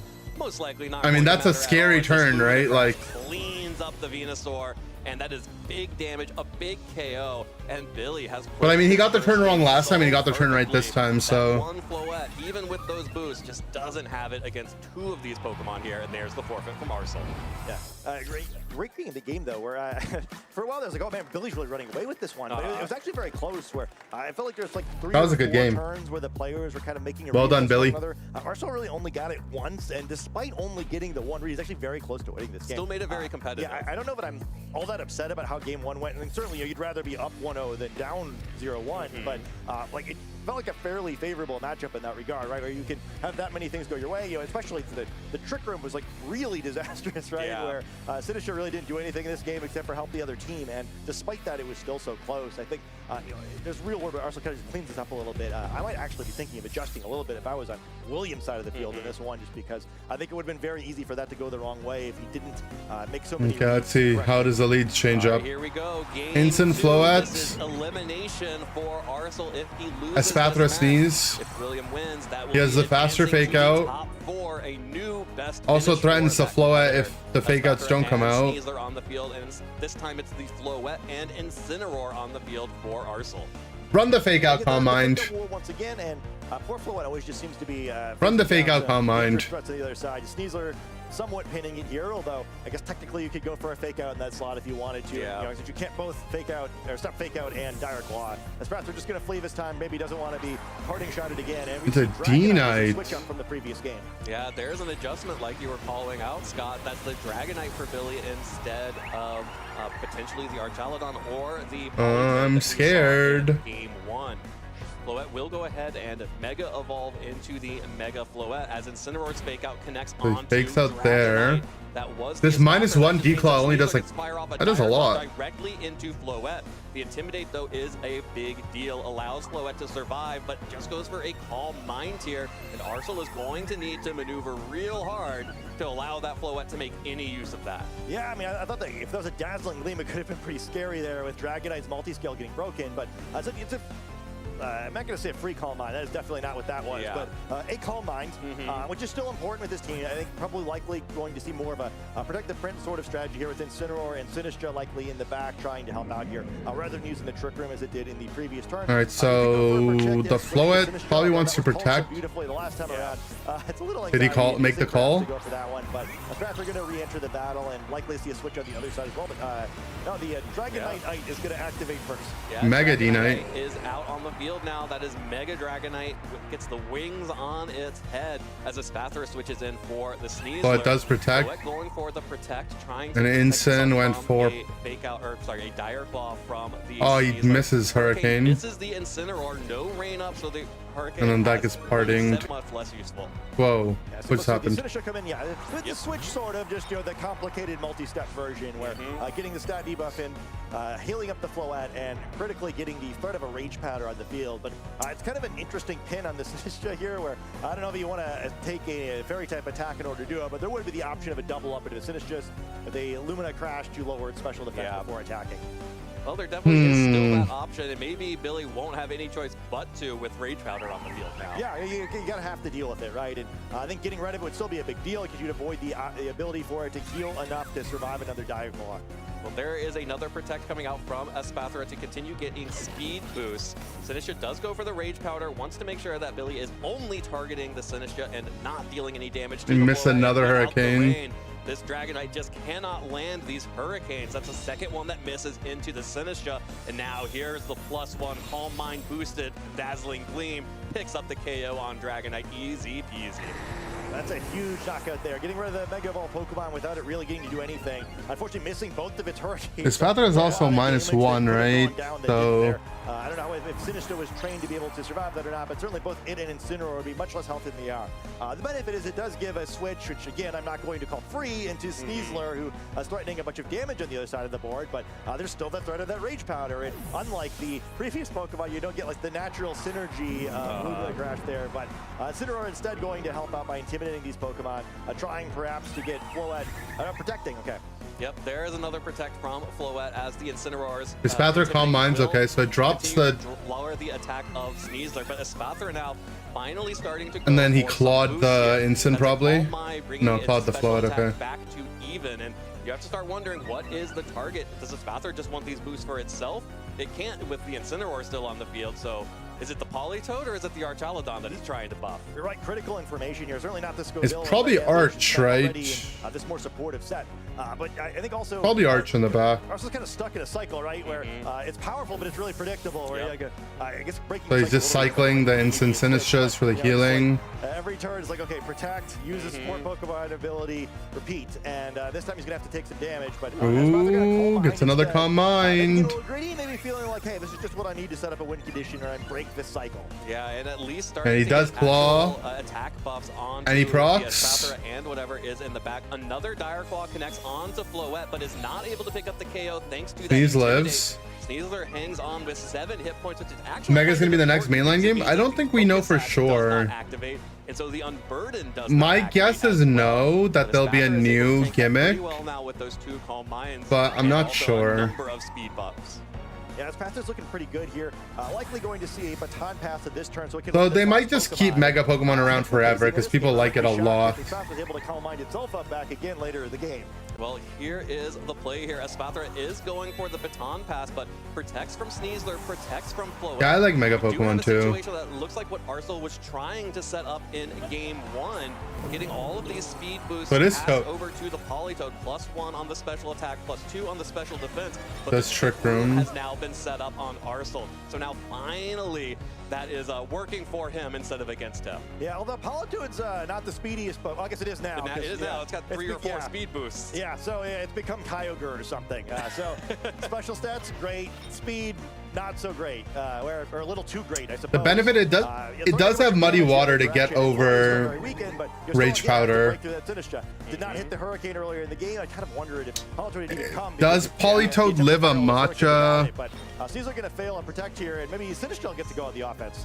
Matcha Gleam. From Sinistcha that will pick up the KO on I think we should live the Gleam. We just have to not miss Muddy Water. Onto Politoed. Only takes 44 damage there. A pittance with a super effective attack. There's the Moonblast. It's the Moonblast. It does have a Calm Mind boost, so it deals a lot more damage than the Gotcha, but Politoed is still able to hold on. He lands the Muddy Water. Barely. Muddy Water comes out that will pick up the KO onto Floette and deal a little bit of now Espathra from the back. Type resistance, that natural type resistance has just been so powerful for Sinistcha against this Politoed. 3 turns of Trick Room so he can protect that's kind of a big deal for this every other one. So Sinistcha gets to swing for a turn, but the turn that it swings, it takes a knockout on Toad, likely. Until it gets better and better. Right, yeah, it's got to make it a few more turns here, but I think that's going to be tough. At least this Politoed does not hold a Choice Scarf as the one we saw yesterday did, but likely not going to survive a Matcha Gotcha unless it dodges it here. And, yeah, I mean, double protect, dodge the Matcha. Threatening the Sinistcha, but not the is the only angle to win, right? Because Espathra can't kill Incin. So he has to dodge the Matcha. Otherwise, it's going to game 3. Absolutely. There's the Matcha Gotcha coming out from Sinistcha, just trying to clean up damage on that Politoed and get a little bit more onto the Espathra as well. Assuming quite a bit of that health as well. In addition to all of that, the Citrus Berry actually activating here, meaning that this Espathra will. He did double the Toad. More and more healthy. Throat Chop just trying to clean up that Politoed in case of a Matcha Gotcha miss. Illumina Crash connects onto Sinistcha, deals a decent amount of damage, gets the special defense drop, does make it a little bit spookier over time, but it is just the Politoed here that Arsenal has to worry about because this Espathra is unable to deal any damage to the Dark-type Incineroar. Yeah, it seems like it would need a triple protect on the Politoed, most likely to get through this one. I think, yep, 2 more turns. Yeah, both the 2 more turns of Trick Room, and I think 2 more Lumina Crashes probably needed to pick up this Sinistcha. Does he try to double protect and go for the kill? Yeah. Dodge? Yep, the protect fails. No dodge. Protect for Politoed, and the Matcha Gacha is Yeah, I mean, if he didn't miss both Hurricanes, this game was in a much better spot for him. And that is a game 2 win for Arsenal because, again, only the Psychic. But knowing that he had Toad in the back, is there a reason why at one point he couldn't have just switched the Toad in on the Hurricane cast to get the full accuracy Hurricane? let me chop some throats. Really fun set so far. Interesting one, right? I think. Yeah, I mean the Hurricane miss is just tough though. Difficult to react to. Where like the first game seemed like maybe the player that won needed a little. Come on, Billy. To get there. Bring it on, Billy. The player that won needed a few too many misses to get there. So you got this, Billy. How these players opt to approach this third game, where I don't have like a super good feel for this matchup after the first 2 games because both of them kind of volatile in their own ways. Yeah, and I'm going to be I think that I liked the Dragonite adjustment quite a bit from Billy, but having to go for some of those 70% Hurricanes when you had Politoed in the back feels real bad. But, you know, to Arsenal's credit, didn't give a lot of freedom for, you know, Billy to switch in that Politoed alongside the Dragonite as well. Yeah, I think pressure is really important against these teams like this in the past, right? If you play with your food too much, it's going to get too strong and destroy you, so you have to play aggressively. What's the start for Billy? These teams, right, where you can't just send out your Pokemon Chizzard Vino. If you have a baton pass-based strategy, but Neasler Espathra. Different strategy on the other side of the field with also saying, hey, you know, you haven't really been doing anything to check my Charizard mode, so check it out. Yep, I decided that I got my win with the Floette mode, and now I would like to get a win with my Charizard mode, and that is potentially. I mean, he can do the play that we always call for, right? Where you baton pass mid-turn. The problem is that he can drought Sleep Powder. He didn't. So it's interesting. I wonder if it's just a double protect the scout with the fake out. Oh no! Oh, it was just calling the fake out. And no Mega Evolution from the. They did double the Venus spot. Up into the Venusaur on Billy's side. Raw Heat Wave. Instead, just getting off a free Heat Don't Wave burn here. him. He doesn't want to be burned. Both of the Pokemon on Billy's side. Yeah, I mean, I assume that the lack of Mega Evolution here is not even really bluffing Flo in the back, which I don't know there's like plausible doubt for with this lead. Instead, holding the Mega Evolution in case of the Politoed entering the battle. But a really interesting look here. Also a great call, blocking the double onto the Venusaur. And it's become a very interesting situation. Yeah, Sleep Powder very bad for this team. Scovillain almost certainly wasn't selected in a really bold call to bring this after Dragonite was selected the previous game. Maybe think, hey, it didn't work out so well for my opponent. I think he's going to drop it. That Venusaur is switching out for the Incineroar, going to get an Intimidate drop. Guard does protect, or Mega. Sneasler, which does stick because there is no white herb. This time Arsenal wants the additional fire. I mean, if he did the pass into Toad, break the sun. Okay, or double protect as well. That works. I mean, the instant switch in kind of makes this really bad, though. That protects them from this incoming heat wave, but now leaves them. I mean, he can raw bring in Toad. Yeah, kind of a great situation. So it's not as bad. Double protect. So now these Pokemon going to be able to avoid a potential fake out here. I think very likely that this Sneasler wants to become a Politoed to change the weather, but I'm actually not so certain that Espathra is going to survive a fake out in a weather ball. Yeah, and Espathra has to retreat despite getting all of those speed boosts. Billy is not finding the opportunities to actually get those baton passes. I think he should have done the super play last turn, right? To the rain mode. So Politoed out on the field. It's going to take a weather ball from this Charizard. Of course, it is water. Minimal damage. So he didn't go for the fake out. Steel deals good damage to that Pokemon as Incineroar. Did go for just a parting. Espathra slot once again gets a very high value parting shot off onto that Archaludon. Man, there's some really fun reads in this game where sure both players acknowledge the play I was talking about. You know, William defended it, and then I was like, no, I'm just not going to try to do that. I know that you know. And Venusaur getting back on the field. Something looked like a pretty awesome Pokemon here. I certainly prefer the weather was a little bit different, but the Vino can obviously Sleep Powder here. Earth Power. weather, and you can try to reset the weather. The weather is yours, and Archelodon wouldn't really want to be hit by it either. There is no grass attack on this Venusaur, so Pal's not being threatened by damage, but sleeping Pokemon don't do any damage either. Exactly. Sleeping Pokemon It does get the sleep powder off. Little sleepy Politoed are not going to be able to deal any damage until they wake up. So the sleep powder connects on to Electroshock. I'll be in the Zard spot. The Electro Shot. And of course, Arcel switched in the Garchomp, hoping to protect that Charizard. This is what we have not seen out of Arcel yet, and he gets the call correctly. Well, this is so like, this is the Sun strat here, right? You bait the Electro Shot, you get the Garchomp in, now you can threaten bringing the Charizard back in. With the an Earthquake opportunity, trying to get both of these Pokemon who are vulnerable to it. And also a nice spot where even though it was Electro Shot, it's actually only neutral special attack because of the Parting Shot previously. Yeah, really well sequenced there from Arcel to continue to put Billy on the back foot. Recognizing that the Sun mode is likely to come back, Did he Billy has to EQ? retreat the Politoed to give him the option to reset the weather. Sneasler will be the choice coming out from Billy to He at did least EQ. take this Earthquake, potentially a sacrificial Sneasler here just to get that Politoed back in to control the weather. Well, I mean, we'll get to see the Caesar unfortunately going down there. I mean, you see the impact of the damage it took earlier in the game where it had been full health. That's the dream play, right? You switch in, you get the Focus Sash activation, the Pokemon takes over the game. But because it was weekend before, again, great sequencing, right? Doing exactly the damage that it needed to do. You do at least get Well, it gets to burn a sleep turn here. Back in here and reset the weather, but it didn't take its sleep turn, so it's not going to be doing anything this turn. Still Potentially guaranteed to sleep, allowing Charizard to cycle the weather once again. Yeah, and there's really nothing that Billy can do about that. Losing the Sneasler is a big deal. The Espathra was Guard stays and totally blocked protects. from doing anything at the start of the game, and it really can't switch in right now, and is not going to feel good about taking any damage. What's also not going to feel good about taking damage is this Archelodon that takes a lot of damage. Right on and the Politoed, in toad. particular, with that critical hit, almost gets knocked out. Of course, it is still asleep, so it does not get an opportunity shot to do does much of no anything, damage, but gets the Archelodon boost. continuing to go for those Electro Shots, and Arcel keeping the Charizard on the field, not switching it out, just going for the Protect, keeping that Archelodon locked into nothing. Yeah, covering kind of all the options there. It's like, hey, you know that my Does Toad wait? in the field, so you think it's free to attack it if it's slotted. I have to cycle Charizard, but I don't, right? Where I have Protect.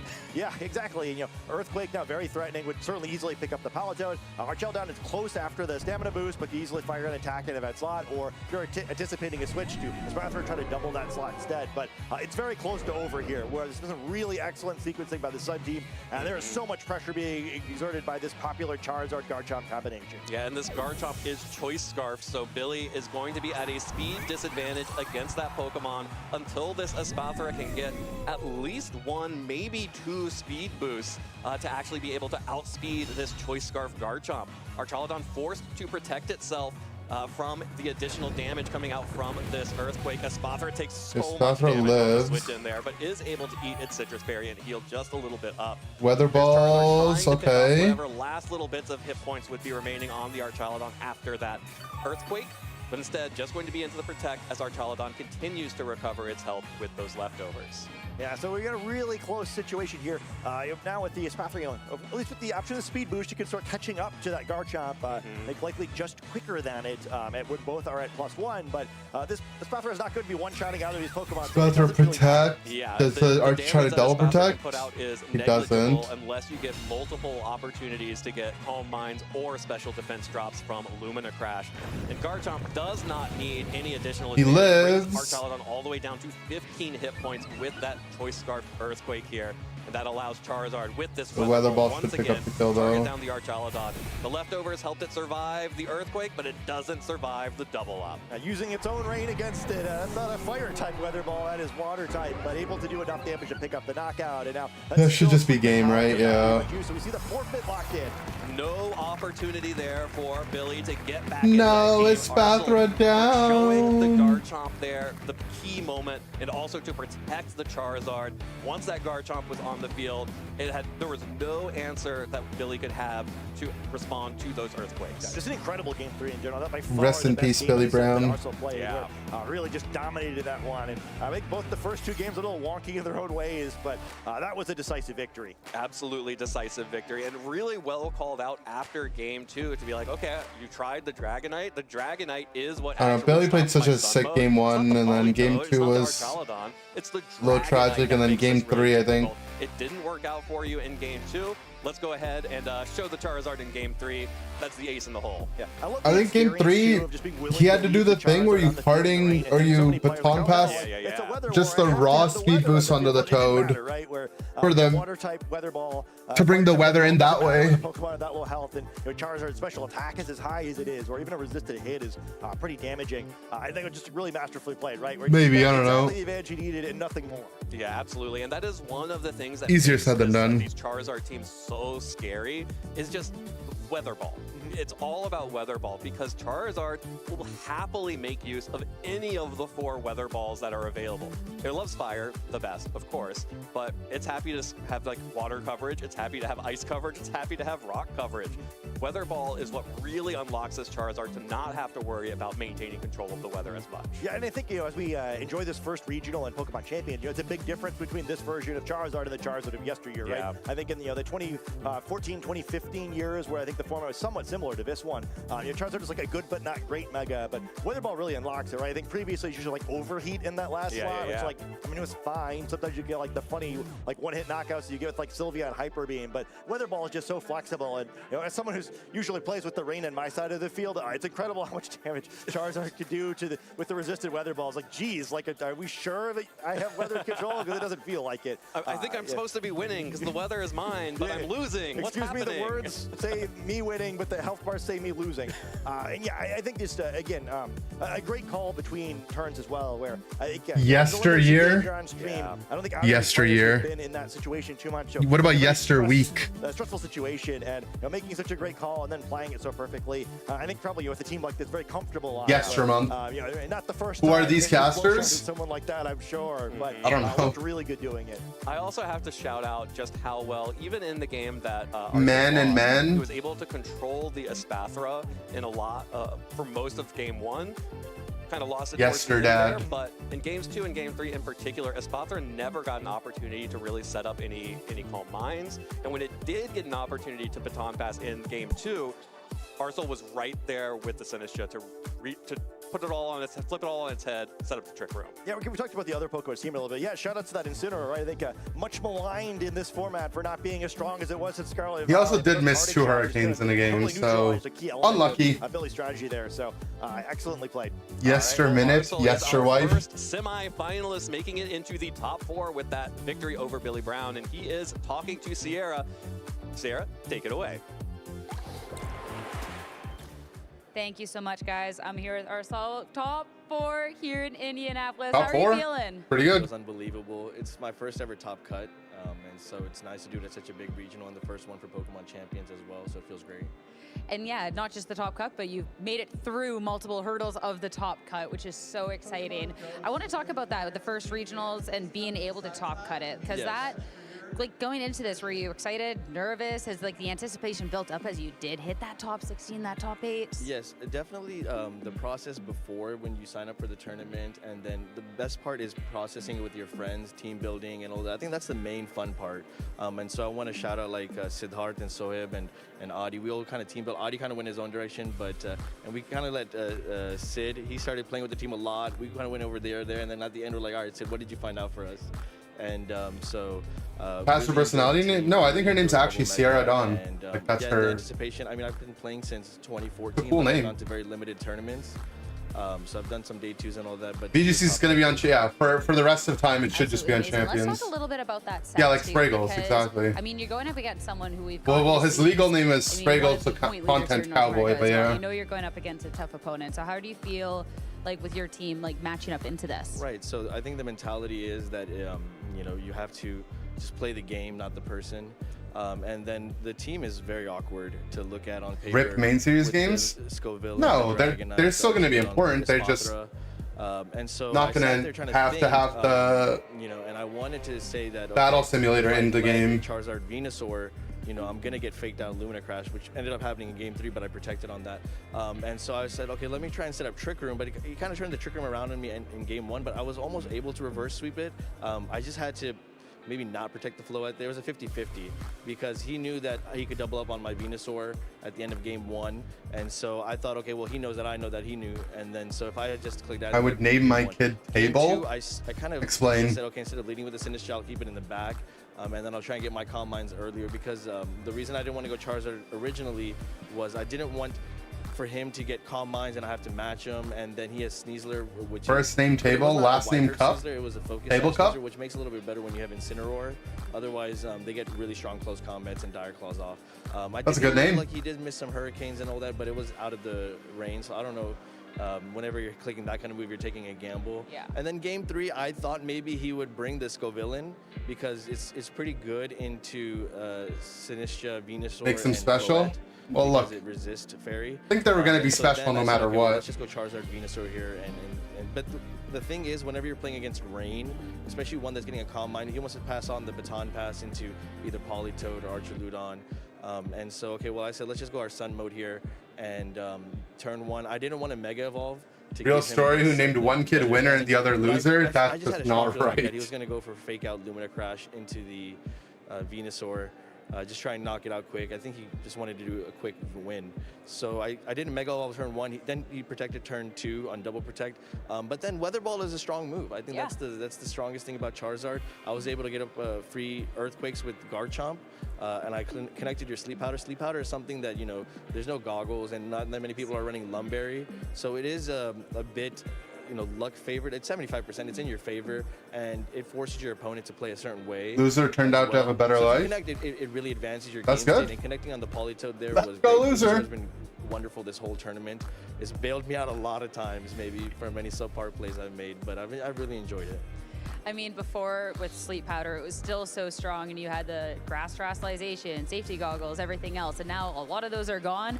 So the worst thing about it is just the accuracy. Loser right? for the win. Well, I love Amoonguss. winner wasn't for the win. He was for the lose. Venusaur, so I'm just waiting for Amoonguss to come back, and so we can have Sinistcha and How do you Venusaur think all in players one. got their hands on Mega Floette? You need ZA for Instead of that? having to have Something those tells me that they separate might have pieces. ZA. I mean, now that you're going on to top 4, as you said, like you're like, wow, okay, top 8. Like, how are you feeling going into like the rest of the tournament? Because you've truly had a chance to scope out the competition by now. I mean, it's a very stacked competition. I mean, the names here, they've had multiple achievements, and so I'm probably on the bottom of that bracket. But then I also have nothing to lose. I mean, you know, I'm here to have fun. I'm at a stage in my life I just want to play and have fun and not really worried about, you know, if it happens, just play the game. When someone says I'm at a stage in my life where I just want to have fun, what they're saying is that I'm old. And everything else, right? So I thought Just like it's a little lesson for you if you didn't know. You ever hear me saying something like that? That's how you know I've admitted I'm old. All throughout before. Yeah, I'm just at a stage in my life where like I really don't care anymore. yeah, we'll get an update for everybody on that one in a moment. But yeah, the Okay. Charizards are, I don't know, it's a tough one for the Charizard to try Yeah. and win it all. So. I definitely want to make sure you're well prepped going into the next one, so we'll let you go in just a second. But before I do, I know you had a couple of shout outs. Did you know you can buy and play video games? It's a pretty foreign concept. My dad was trying to tune in yesterday to see if I'm on stream. I said, no, not yet. I'll let you know if it ever happens. And so it happens. And then my sister, she's the one that gave me the Floette because she played Legends EA. And so Oh, there you go. you have to do, I guess, a certain amount of things to get Floette in Legends EA. So, but she was addicted to that game. So I was only like 1 hour in, but I wanted to use Floette. So I was like, can I take your Floette to the regional? And so she traded it to me. So thank you, Fatima, for giving me your Floette. It's been doing amazing this whole regional. And then Tub, and then as well as Sid and Soeb as well.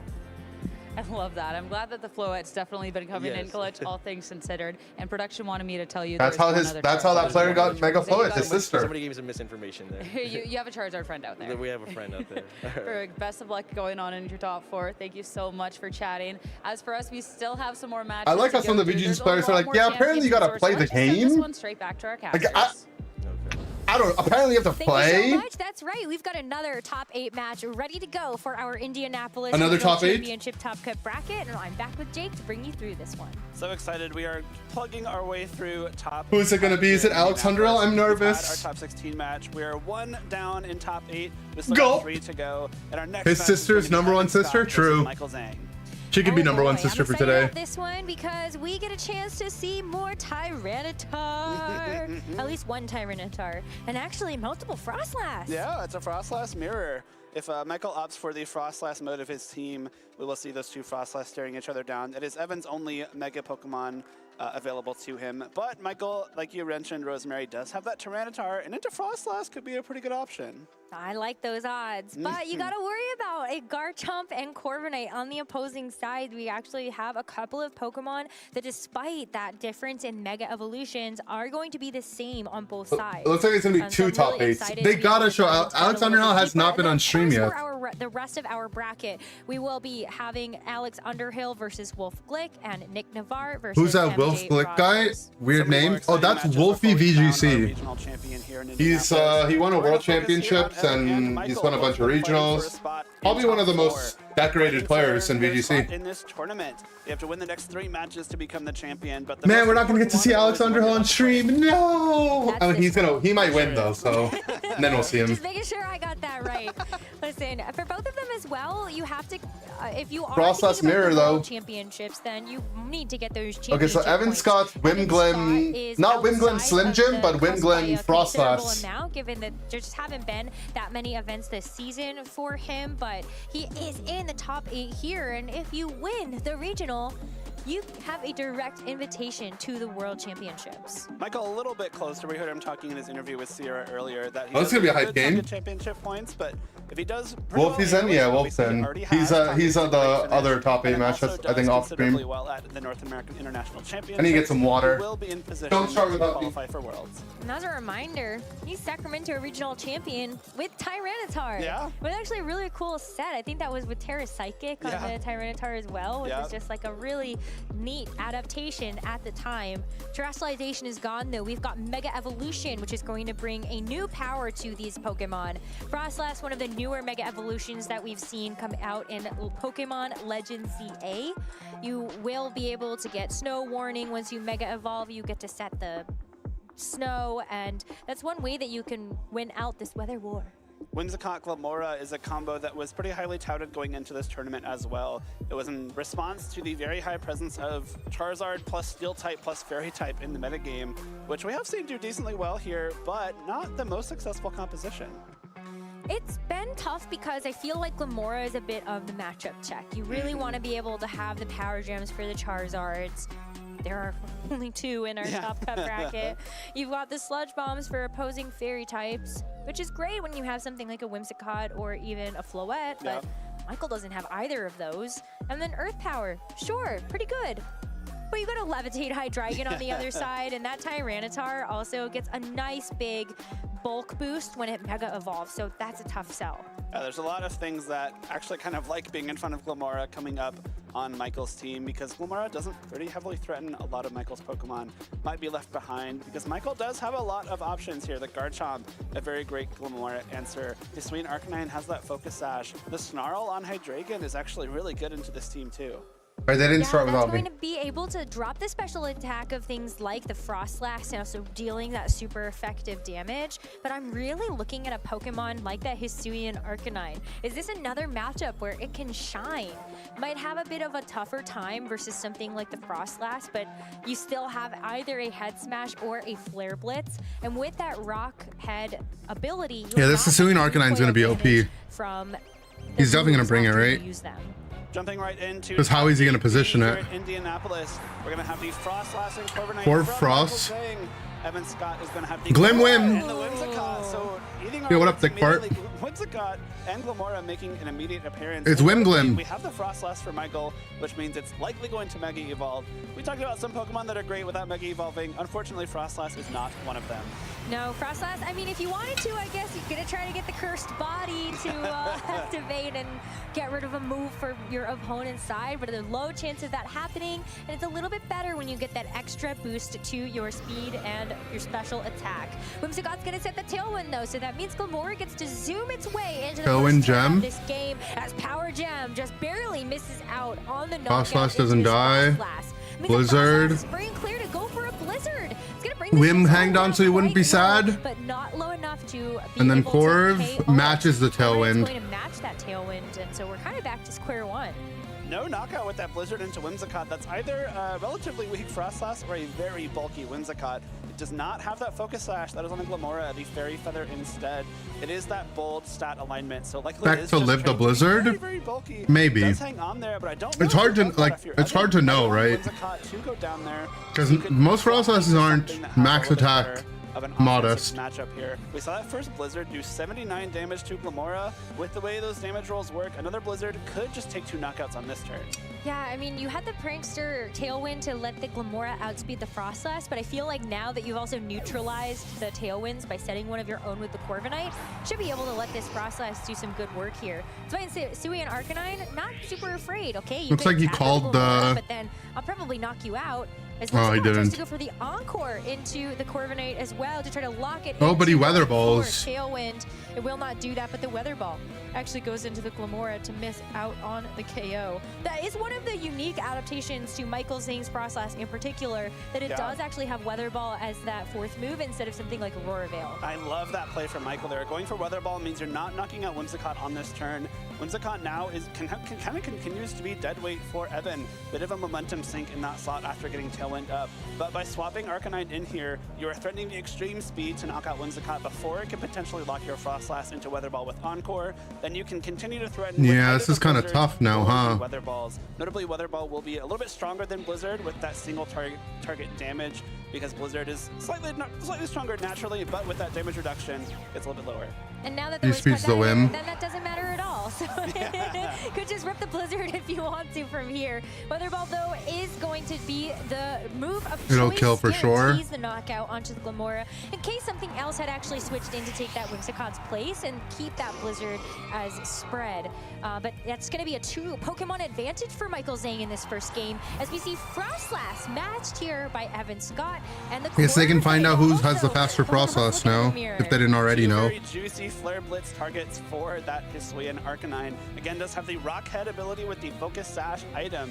So if it does use Flare Blitz, it will not take any recoil and will be able to threaten a big knockout into either Frostlass or Corviknight.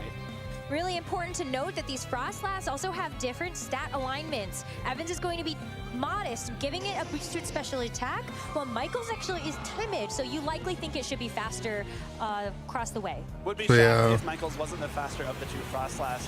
He's timid. Flare Blitz could threaten 2 knockouts here. Let's see if Evan can weather that storm. You got the Aurora Veil to try to soften some of the blows, but it's going to be the opposing Frostlash just using the Blizzard first. That's How still a does lot of damage to Evan the deal with opposing this Corviknight, Arcanine? Despite the fact that it's going to be resistant. Oh, wait, double freeze? It's frozen solid.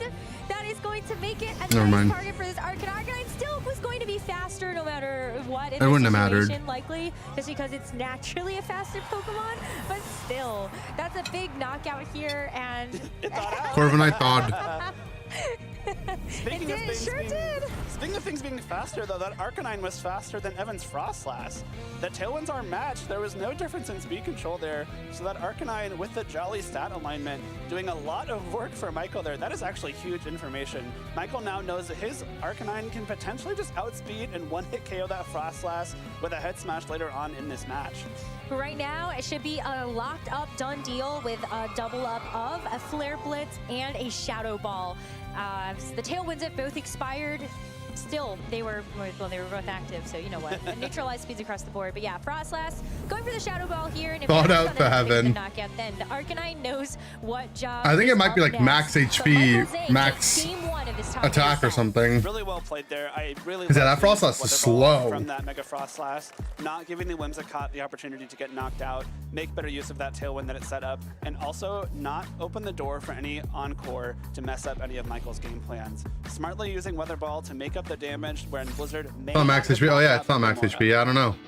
Extreme Speed from Arcanine also showing off that it's got a couple of other nice tools in the kit. Even though we've put a lot of emphasis on the Rock Head ability, making sure you're not taking recoil from the more powerful moves of Head Smash and Flare Blitz, Extreme Speed does give you that increased priority option to get around that Whimsicott, that pesky Whimsicott. Freeze there as well. We're going to see another Frostlass. I'm surprised he didn't bring Garchomp. For Evan, ended up being completely inconsequential. In his here, 4. but again, this I guess Arcanine it's is like gonna be bad in huge for the Michael. into Really gonna be Frostlass. faster than a Frostlass, which typically you would not How does he expect deal to with see. this Arcanine actually Really big info though? for both of these trainers. I'm still giggling at the fact that the Corviknight thawed out while he got knocked out. Hey, look, at least the game is keeping the Corviknight honest. Mega gender. So, game number 2. Can Evan Scott bring That's a himself funny back typo. into this one with a win so we can go to a game 3? Or will Michael Zhang punch his ticket into the semifinals? Let's see if the Frostlass and Arcanine can get the job done, or if Evan will be able to get All right, some so more work with this Frostlass and Whimsicott. he leads his whim. So now he'll have speed control for sure. You have the Arcanine faster than Frostlass. This Frostlass for Michael protects Arcanine from what, really the only thing that threatens it, which is that Garchomp. A Blizzard would easily be able to knock out Garchomp, allowing the Arcanine to take some free swings here. And we have the Whimsicott and Frostlass, both weak to that Flare Blitz. Neither wants to take a head smash either. This Arcanine is poised to know another. Tomorrow's June. I'm going to be more obnoxious. The biggest problem, though, is you do have one way around the It could get natural worse. speed advantage that Michael has, and that's with just the Whimsicott setting the tailwind.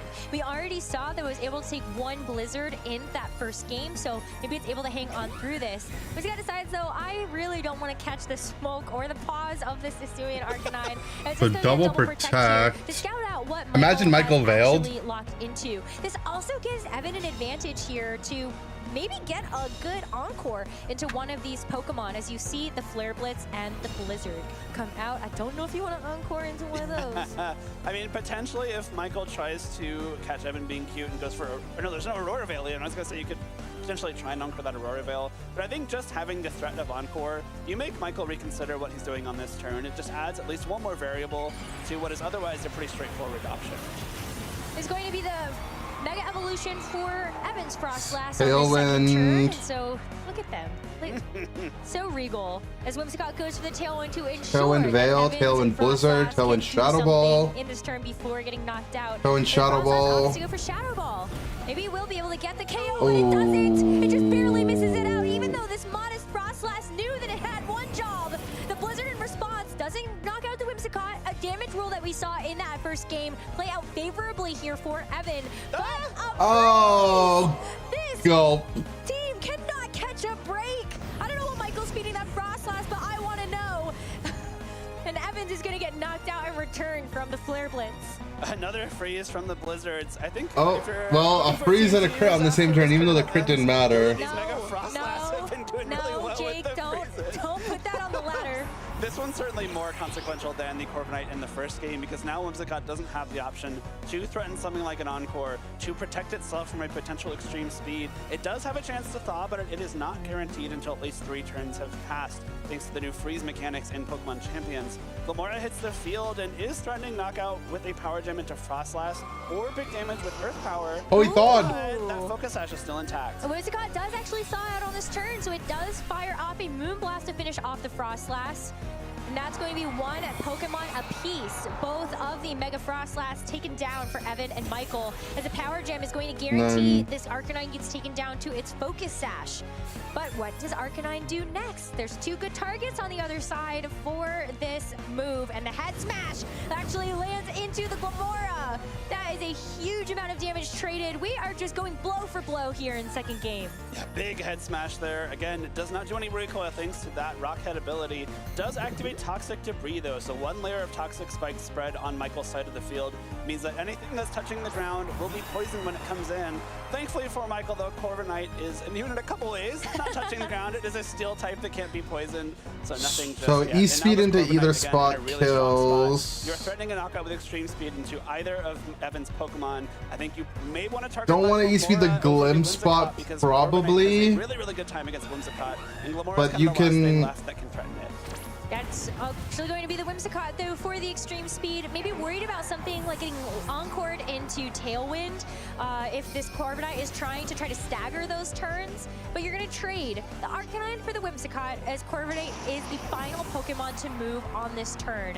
We will end up seeing it go for that Tailwind, and so 1 more turn of Tailwind here. I mean, for wasn't Evan that he Protect gets to Gem actually there utilize so here. OP? Michael is going to take over the speed control for the rest. Because then you would encore the Corvin For this next to coming turn, Tailwind. the speeds are equalized, but then after that, there are 2 turns remaining where Michael's team will be faster.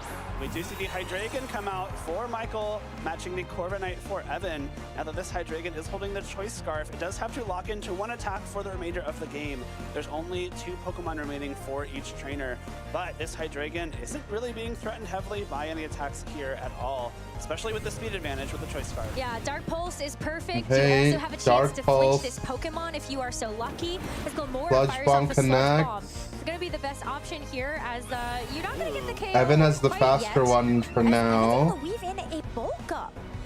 But Corviknight, though, with the Iron Head, finishes off the Glamora with that 1 HP remaining, and it's a 2v1 here. Another crit, by the way. The rest of these hopes Not that it mattered, but I do think there's a chance this Corviknight could clutch it out, though. That bulk up means that it's going to take less damage from Michael's Corviknight's attacks, and of course, it boosted the power of Body Press. With the damage that the Hydreigon took from the Sludge Bomb, that might be enough. Well, not might. It will be enough for Hydreigon to be knocked out by Body Press. And Michael's Corviknight only has resisted attacks into Evan's. The combination of that bulk up. I think Evan wins this 1v2, right? And the leftovers. Unless he gets Dark Pulse flinched. Michael does have 2 different options to flinch this Corviknight with the Iron Head and the gulp. Dark Pulse. So you've got the speed advantage. You may as well try to use it and see if you can stop this Corviknight in its tracks. And that is going to be didn't get flinched. Successful turn. That's the Body Press to finish off this Choice Scarf Hydreigon. And so Michael just has to figure out how to get through the rest of this HP. But as you called out, there's a lot of different ways that this Corviknight can be the final raid boss that Michaels cannot get through. You would probably need a couple of flinches, a few critical hits along the way here. Michael, damn, he doesn't even try for the double flinch crit. He should have tried. I would have tried for it. Evan's Corviknight with any kind of damage. Great identification of that win condition in the late game. Doesn't he have Game 2 for sure. 2 turns of Tailwind? He might be. Oh, maybe he didn't want to reveal if he's faster when the Tailwind ends. Maybe he knows he's faster, but maybe he didn't want to reveal it. If you're Michael, like, oh, dude, I really like the Hydreigon coming in the back. If it was the Corviknight on the other side. It also, the decision to extreme speed the Whimsicott there instead of the Glamora made a lot of sense. Knowing that Hydreigon was your final Pokemon, you really don't want to face down that Fairy-type Whimsicott. They cleared the way for that Hydreigon as much as you could. But that one bulk up, and I think importantly, the Sludge Bomb damage. Eggs, bacon, hash browns for dinner, for breakfast. For breakfast, for dinner. Did Evan's Crow have Roost? Into Evan's Corviknight, I think Michael is able to win that, but just couldn't ignore that. I think it has Roost, yeah. Game 3 is going to be the deciding game between Evan Scott and Michael. Because it doesn't have Tailwind. Who will move on to the top 4 of the first Pokemon Champions Regional. Let's see what our competitors have brought to this game as we see the Frostlass and the Corviknight for Michael, and it's going to be the Frostlass and the Whimsicott once again for Evan. So this is what game 1 was. To match a Tailwind on this first turn. I like this adjustment back to the game 1 lead for Michael. It's what saw him success in that first game, and most importantly, you're threatening a Tailwind, but also really good damage with Iron Head into either target. I mean, Evan could go for a double protect and get ready to pull out all the stops. We'll see if there's a Mega Evolution that is matched. So we see 2 Mega Frostlass. 2 Mega Frostlass once again. We've seen Michael survive a very powerful attack. He's lived a blizzard, so Shadow Ball, so it's unlikely that Michael will lose that Frostlass this turn. Tailwind here for the Whimsicott is going to let Evan's Frostlass move first. Maybe he's going for a big roll. Did not get the knockout in that second game. No. And will not get it again in the third. So Frostlass here for Michael gets a chance to do some damage. Whimsicott is also going to hang on again. So really well. Don't freeze him. He doesn't want to be freezed. Those super effective hits. But what did this Corviknight do? Okay, so last game 1, this exact opener happened basically. Turn knowing that. Evan went for Encore under the Corv, but the Corv switched to Arcanine. And Michael went for Weather Ball, which made the Whim not live. Frostlass is going to protect itself, so we'll see if Corviknight actually gets to do something here. Oh, Michael outplayed him. I was gonna say Evan could Encore the Blizzard. We've seen some really unfortunate freezes. So we'll see if this Corviknight can So make sure the Whim died. Its trainer enough, and it does. Iron Head. So he still dies to Iron Head. Free switch here for Evan, but does he like the trade? I don't know. I think this is probably favorable for Michael, knowing you have the faster Frostlass. You're now threatening Evan's Frostlass with even more damage with either that Shadow Ball or Blizzard. And of course, you're going to be able to break the Focus Sash of this Glimmora if you do opt to go for Blizzard. It's going to be tough. Like, do you try to target the Frostlass? It looks like a Shadow Ball from Michael's Frostlass should be able to knock out Evan's. Do you prioritize maybe taking out this Glimmora? If you have that Hydreigon in the back, do you want to make sure the Ice type is gone? It's a tough choice here, but I think Michael's in the driver's seat. You got a great choice of targets on either side, but it depends on what you feel like you need to clear a way to move towards your path to victory. Frostlass protects himself on Evan's side, which is going to mean that this Blizzard still connects into the Glimmora. And so will that be a return KO? Glimmora, which should be able to get the knockout with any of its moves into the Frostlass, and so it's going to be the Power Gem, the attack of choice. Corviknight, though, if it is going to target into this Glimmora, should get a nice knockout trade.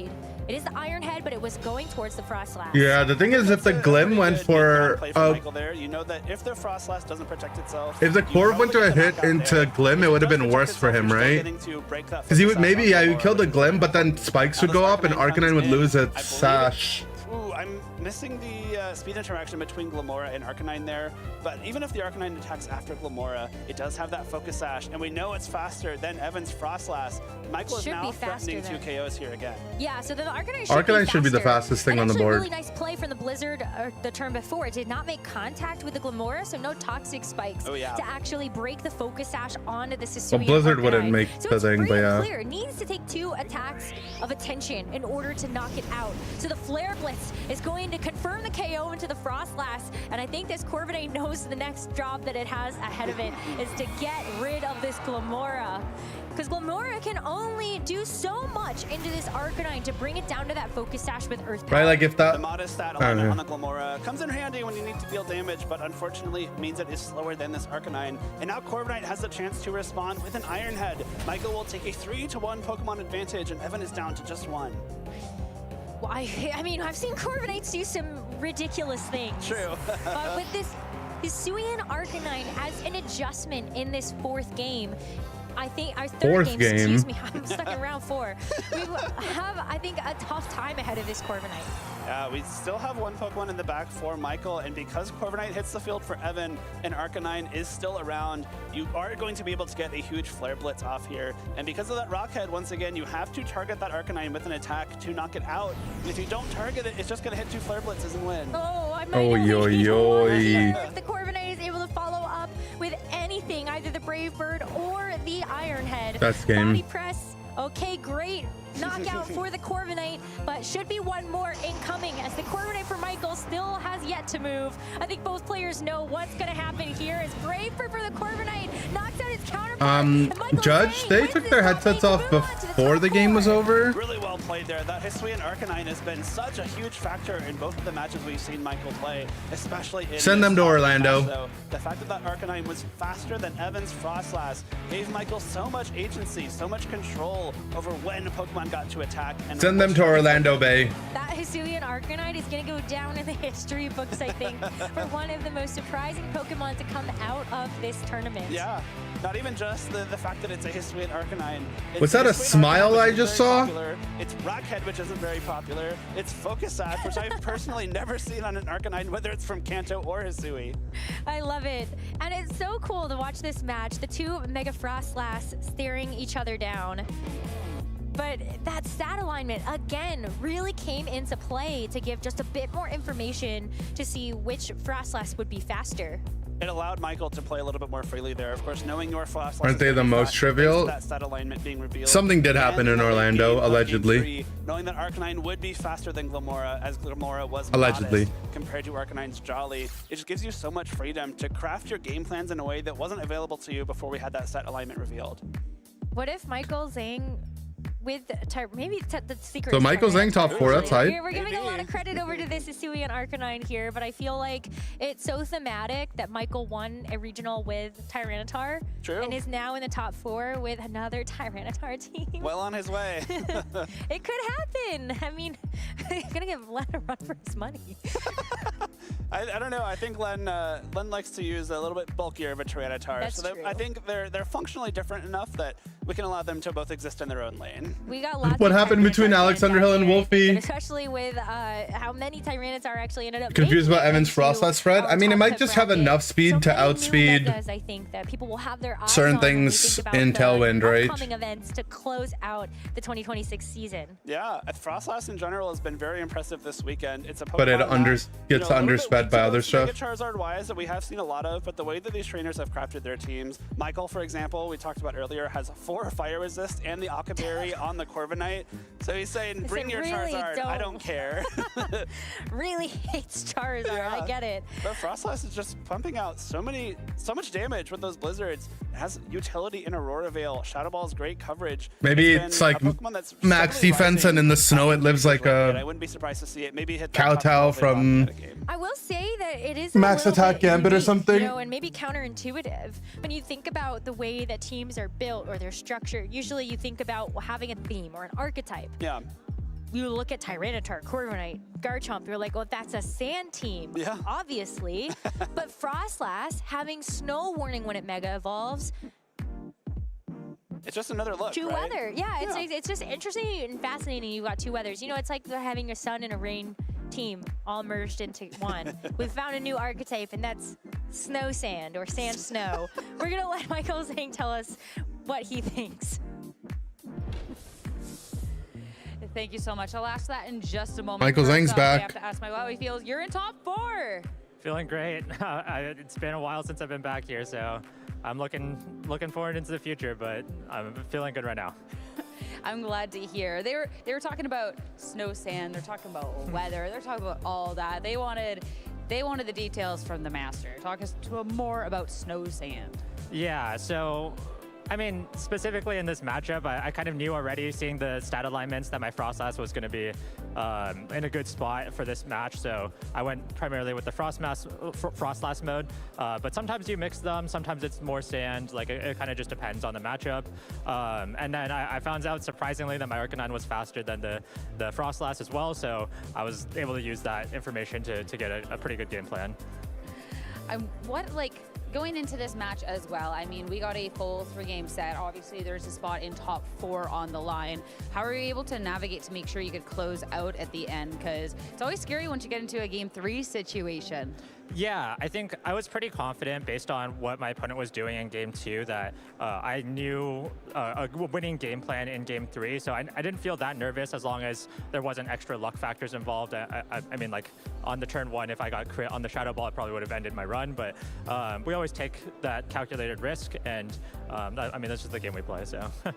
I mean, a risk that was definitely worth it. I want to make sure you can go and get ready for said top 4 match. This is definitely a big regional. But before we let you go, if you had any final words, any shout outs that you maybe missed from last time? Yeah, I mean, I think shout outs to the same people, especially my girlfriend Kari. She's probably watching now. I think she just woke up because she's still on the West Coast. But good morning to his girlfriend. Shout outs to everyone that's made it this far, and also looking forward to Alex's match. And we're looking for our 5th rematch. We played 4 times already, so I'll be rooting for him in the next round. Oh, well, I'm definitely hoping we get to see that rematch as well. Thank you so much. Best of luck. Enjoy watching that match. As for us, before we can get to that, we got to break down the previous one a little bit more through the lens with Len. I get to talk about more snow sand action, more Garchomp, Corviknight, and Tyranitar. It is fun. There was no Tyranitar in that one, but we'll still take it with the team. It was a lot of fun to watch. I think the speed dynamics and really the bulk on the Frostlass played such a big role in this game. Let's take a look at the teams and how this broke down. Now, the first thing that stands out to me is anytime you see 2 Corviknights opposite each other, these 2 Pokemon can do barely any damage to each other and are both kind of defensive win conditions in their own right. And so if one of them has the significant advantage in that 1v1 and is more of a win condition, it puts the onus on the other player to figure out how to actually land enough damage onto the Corviknight on the other side. So if we look at Michael's Corviknight, it is much less of an in-game win condition Pokemon. It's about that early speed control, adding in some damage. We saw him win that way earlier in broadcast, and we saw it play that role in this match.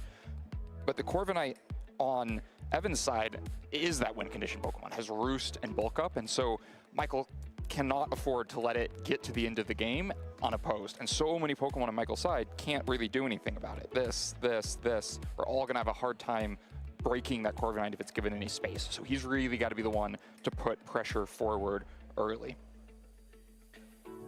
And so looking ahead at the first turn, you saw Whimsicott and Glimmora versus the Corviknight and the Frostlass. And I'm thinking when I see this position, this is really scary for the Frostlass, because if Tailwind and Power Gem is threatening a KO, then you've got to start doing really dangerous things like Protect and Tailwind and trying to be a turn ahead of Encore. But this is where we saw that first really crucial survival from Frostlass. And it's these survivals that made this match playable for Michael. If that's a threatened KO, this is so much more difficult. But Michael seems to know it's not, because it exposes that on the first turn, and then is able to get the Blizzard combined with the matched Tailwind on the first turn. That really puts him in a driver's seat for the next couple. This was such an interesting game. Then is able to later in the game get this position of Corviknight on the other side, taking that really important damage before it can set up. But crucially, also we learned a lot of speed information this turn. We thought we already knew the relationship between the two Frostlass, one with the timid stat alignment, and so it's boosting to its speed on Michael's side, and one with the modest stat alignment, so boosting to its special attack on Evan's side. But the really key information is that now the Arcanine also faster here, moves before the Frostlass on the other side, and this opens the setup so much for Michael. He's able to get the KO on on the Corviknight on this turn, but still accomplish so much more on future turns. Later on, second game, we see the next crucial survival. Frostlass even takes a Shadow Ball here and is able to get a freeze back. I think the freeze actually ends up baiting a little bit. That might have been extreme speed into the Whimsicott if it hadn't been frozen, but since it's frozen, you let it sit there and instead it lands the Moonblast in. I think that's really a pivotal moment in this game too that lets Evan get back into that game. And eventually, because Corviknight wasn't led for Michael, it's the last Pokemon and offers no pressure against the Corviknight on the other side. And so you get in this position where the Corviknight does have time to boost and become a win condition. So with that change in information, we get Corviknight. What Michael does here is so sick. In the next game. Does this happen? This setup happened last time? Michael, you're the only one big turn of risk after first the Shadow Ball. Obviously, he's pretty confident this doesn't kill. Enough that damage roll could have easily picked up this KO, but it's not quite enough still to get I mean, he doesn't know if it's a damage roll, right? It could be damage roll the other way. Able to come back the other way, and then Michael dodges the Encore on the second turn and gets further and further ahead in this game. Has a really smart turn here. It does. Yeah, I actually don't understand how does the EVs make sense. The Frostlass or the Glimmora gets the Michael's thing is but really key to not have 20 more HP. It would have activated the toxic debris, faster, the Arcanine, and really taken away such an important Pokemon that eventually, when given the space, is a win condition. But then Corviknight. There's no way for Corviknight Evan's to set up process is slower than Arcanine. Cups if it's facing down an Arcanine on the other side. So just really well structured. But where did his EVs go? On the field at the right time. They're not an HP. All right, well, that was the last top 8. They're probably max special attack. Casters. Who wants to see top 8C? I want to see top 8C. Oh, we're doing another top 8 match? We get to watch Alex Underhill and Let's see Wolfie top Glick. 8C. It's going to be our wonderful two players, Alex Underhill versus Wolf Glick. Is going to be our next match, our final 2 top 8 competitors. Oh my God! We get to watch Coach. Remaining, of course. I do believe it is D. I was like, oh, do I correct them? But you know, you guys are having so much fun. I didn't want to Well, yeah.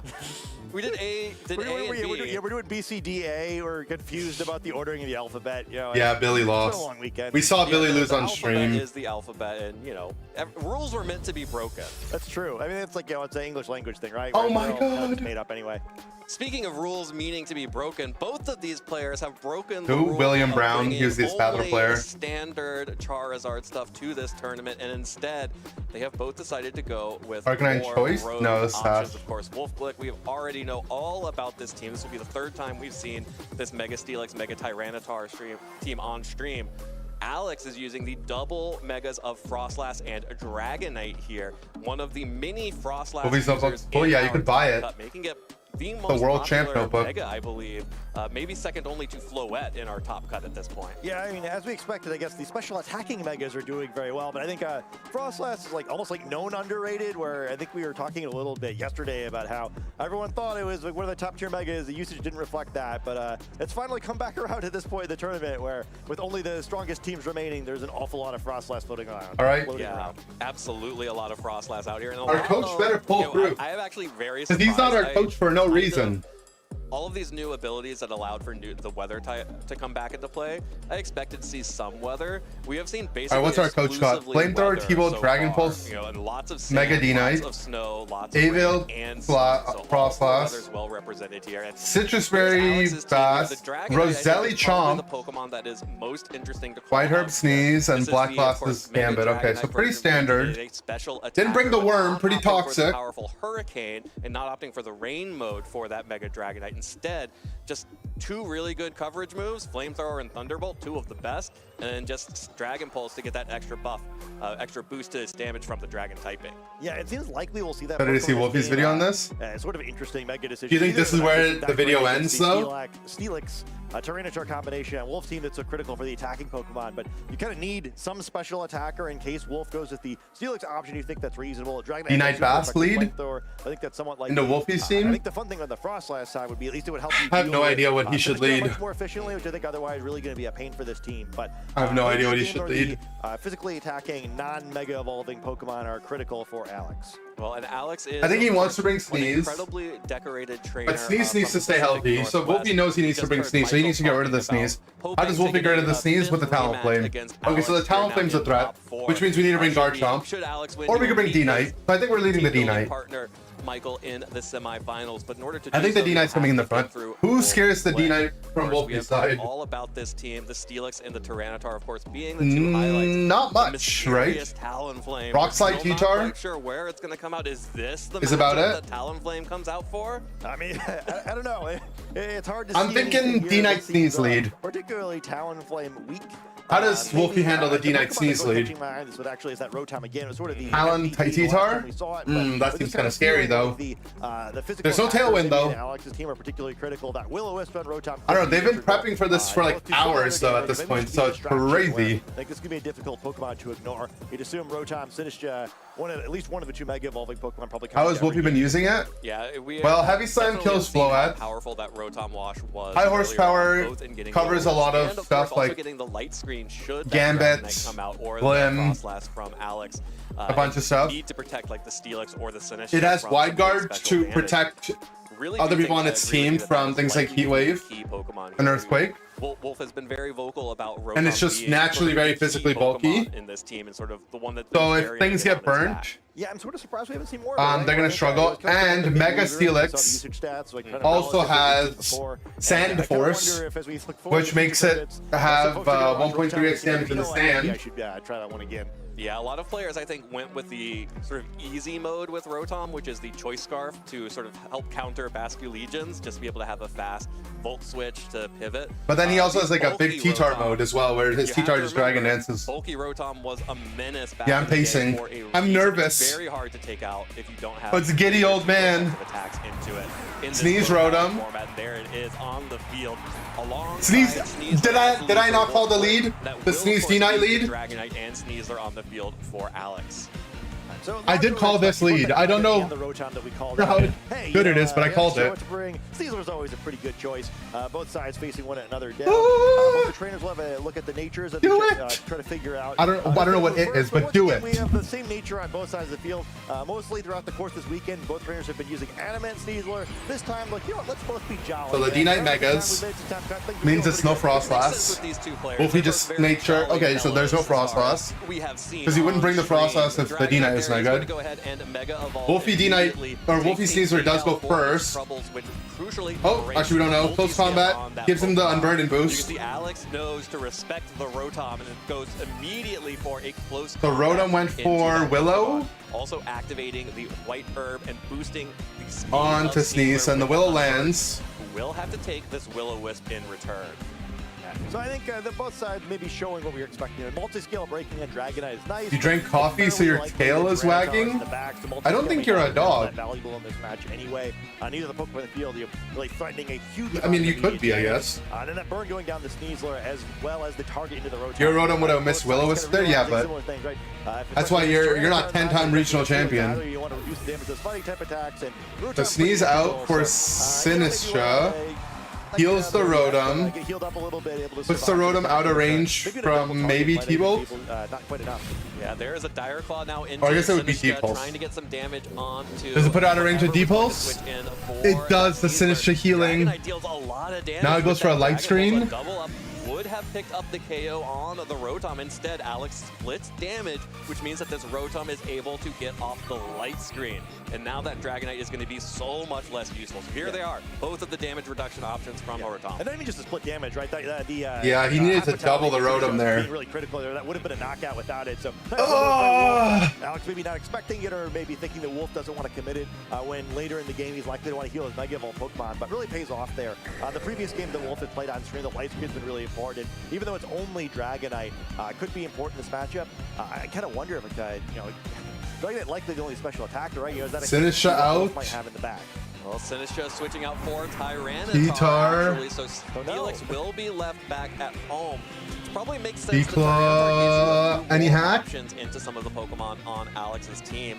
No Dire hacks. Claw, but Alex has not been able to connect. And looks Burn? like Alex had the same thought, like, might be Steelix back there. What if it's Steelix back there?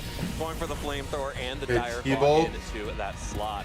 I feel a little bit better, but he fooled us both. Yeah, yeah, it definitely helps. But the Thunderbolt picks up some good damage onto that Sneasler. I mean, the CC on the T-Tar spot's still gonna hurt, right? In the back. Even Burn, Sneasler's close combat will deal a lot of damage to that with extremely effective fighting type coverage. Yeah, Dragonite potentially not nothing either. If you think Tyranitar's not going to go for It's probably could be like T-Tar protects, bring in Sinistra. Look, either side could also easily pick up this Rotom if they choose to stay on the field, though. I kind of might not if I'm Alex. Still a tough situation, right? But D-Knight comes out. It could stick around, although I think another Thunderbolt plus the Sand plus the Burn would pick Mega T-Tar. However, Garchomp now out on the field. If it megas, that means it didn't. Will retreat and the Mega Tyranitar. Does it live a close combat? It should. I guess it should. Oh, it did protect. Garchomp now out on the field. There's an appointment for a protect here from the Tyranitar. The CC goes into protect. Did Wolfie click Willow into the Chomp spot? No, he clicks T-Bolt in the Sneeze spot. Yeah, there is good damage. The Sneeze will go down. Sneasler goes down thanks to the Thunderbolt. Why didn't the D-Knight stay in and kill the Rotom to cover for the protect? Able to reposition here, and that Rotom has gotten a lot of value out. Got a burn on the Sneasler, eventually picked up the KO. There's probably a reason, right? Sneasler and the light screen, but days are probably numbered here with the Garchomp and Basculegion out on the field. Yeah, the effect of that Sinistra has really been impressive, but at this point, this is a really nice play. It's kind of wild. It's like, okay, maybe ignoring the Rotom is okay. Scared of Rock Slide? Well, the T-Tar would take too much damage from CC, right? It's just a tough spot for Wolf, right? I don't think try to protect again. Certainly not a very wise move. And then both these Pokemon. Burn CC doesn't kill T-Tar. Are we sure it's 4-act weak? Maybe you go for a Rock Slide. I think that's probably. They already lost multi-scale. Enabling the Basculegion to attack him as Tyranitar slide. Do not want to allow a wave crash. So Wolf's in a really difficult position now. He's gonna have to switch the Tyranitar out of battle. Can't start setting up yet. Well, the obvious switch here is Sinistra to bait out any type of water type attacks from that Basculegion or ground types from the Dragon Garchomp. Claw. Not taking the bait, instead going not enough from the heal. Wave crash. Again doesn't get doubled. Allowing the Rotom to survive an extra turn on. It's getting a Willow off now. This Rotom is getting so much value. No, bro. So much value in this Sinistra heal has gone. It's gone too far. Yeah, this has been really impressive by Wolf's end. Not the way you're used to Sinistra being used. Like, he's still kind of on the back foot, right? He's not quite got in a position where he's safe. There are a lot of threats to Tyranitar on this team, but slowly spreading those burns now. Yeah, Rotom, very weak, and you can imagine it's going to have a difficult time getting out of this one, but it's really made its mark, especially after it took so much damage early in the game. Twice now, Sinistra has saved it, allow it to burn another Pokemon, and you know, I mean, he can. A lot of players play these sort he can Willow raid. Teams really linearly, like, oh no, I need to support my carry, but you gotta support your support that supports your carry sometimes. Yeah, absolutely. And the Rotom has really gotten so And much then the value. T-Tar It's is in a good I spot. suspect Alex has just been thinking, okay, that Rotom is off the field this time. That Rotom is off the field this time. And at both times, Wolf has been able to preserve it and get value out of it. Not just preserve it, get something out of preservation. Yeah, perhaps this Rotom, instead of possessing a washing machine, has possessed a cat because it seems to have 9 lives. Yeah, at least 3 at this point. It's on its 3rd. We'll see if it can do 7 Okay, so more it protects, here. As doesn't Sinister protects rage. itself from any incoming damage. The Rock Slide from Garchomp will whiff into the protect on to Sinisha, but will connect on. Connects on the Rotom. Doesn't kill. Will it? Okay, Rotom, I was not familiar with your game. 4 lives. 4th life Although that's for gonna be the last Rotom. life. And it hits the hump as well. Hydro Pump onto Garchomp. Oh boy, this Rotom is loving Wolf Quick right now. Yeah, it's gonna go down, but it's Max 50% chance to kill. What a run by that Rotom. Wow, showing off that Pokemon once again. And a big, Yeah, okay, the big so- part of this is that it now allows potentially for the Well, the Tyranitar to Sneasler, I think have they the called out his Sinistra adamant. support so that it can actually deal with this Basculegion, which otherwise is in a really strong position to control the rest of this game. Yeah, so both sides sort of having to deal with that, right? Where Wolf still is scared of both of these Pokemon, where both of them could do reasonable damage. And Garchomp has been weakened a little bit, going to have to try to Earthquake around a Sinistcha while being burned, and also having 2 teammates that aren't, I guess 1 teammate who's not immune to Earthquake, and another who probably doesn't want to switch into battle here. And Wolfie being still has intimidated little a bit by the threat of a Rock healthy Slide. Sneasler in the back, Tyranitar, right? Multi-scale broken on the Dragonite already. So sort of a tricky spot. Basculegion certainly threatening a lot of potential damage to either these Pokemon, but how do you connect, and can you afford to take that damage, where a knockoff here would certainly be a knockout. Sinistra It's going out. to be Sinistra retreated for the Sneasler, opening up the opportunity for Hospitality to give a little Rock bit more Slide. back to the Tyranitar. Let's go But Rock no Slide. protects Here. That means that it is going to be exposed to a Wave Crash. The Rock Slide Flinch. connects in, the Tyranitar flinches and shows that it is faster than the Basculegion, actually. But because of the targeting that but Alex has put out, only he went for the targeting last down respects and not Sneasler, the not enough damage Wave to actually pick up Crash. that KO with only 1 ally fainted.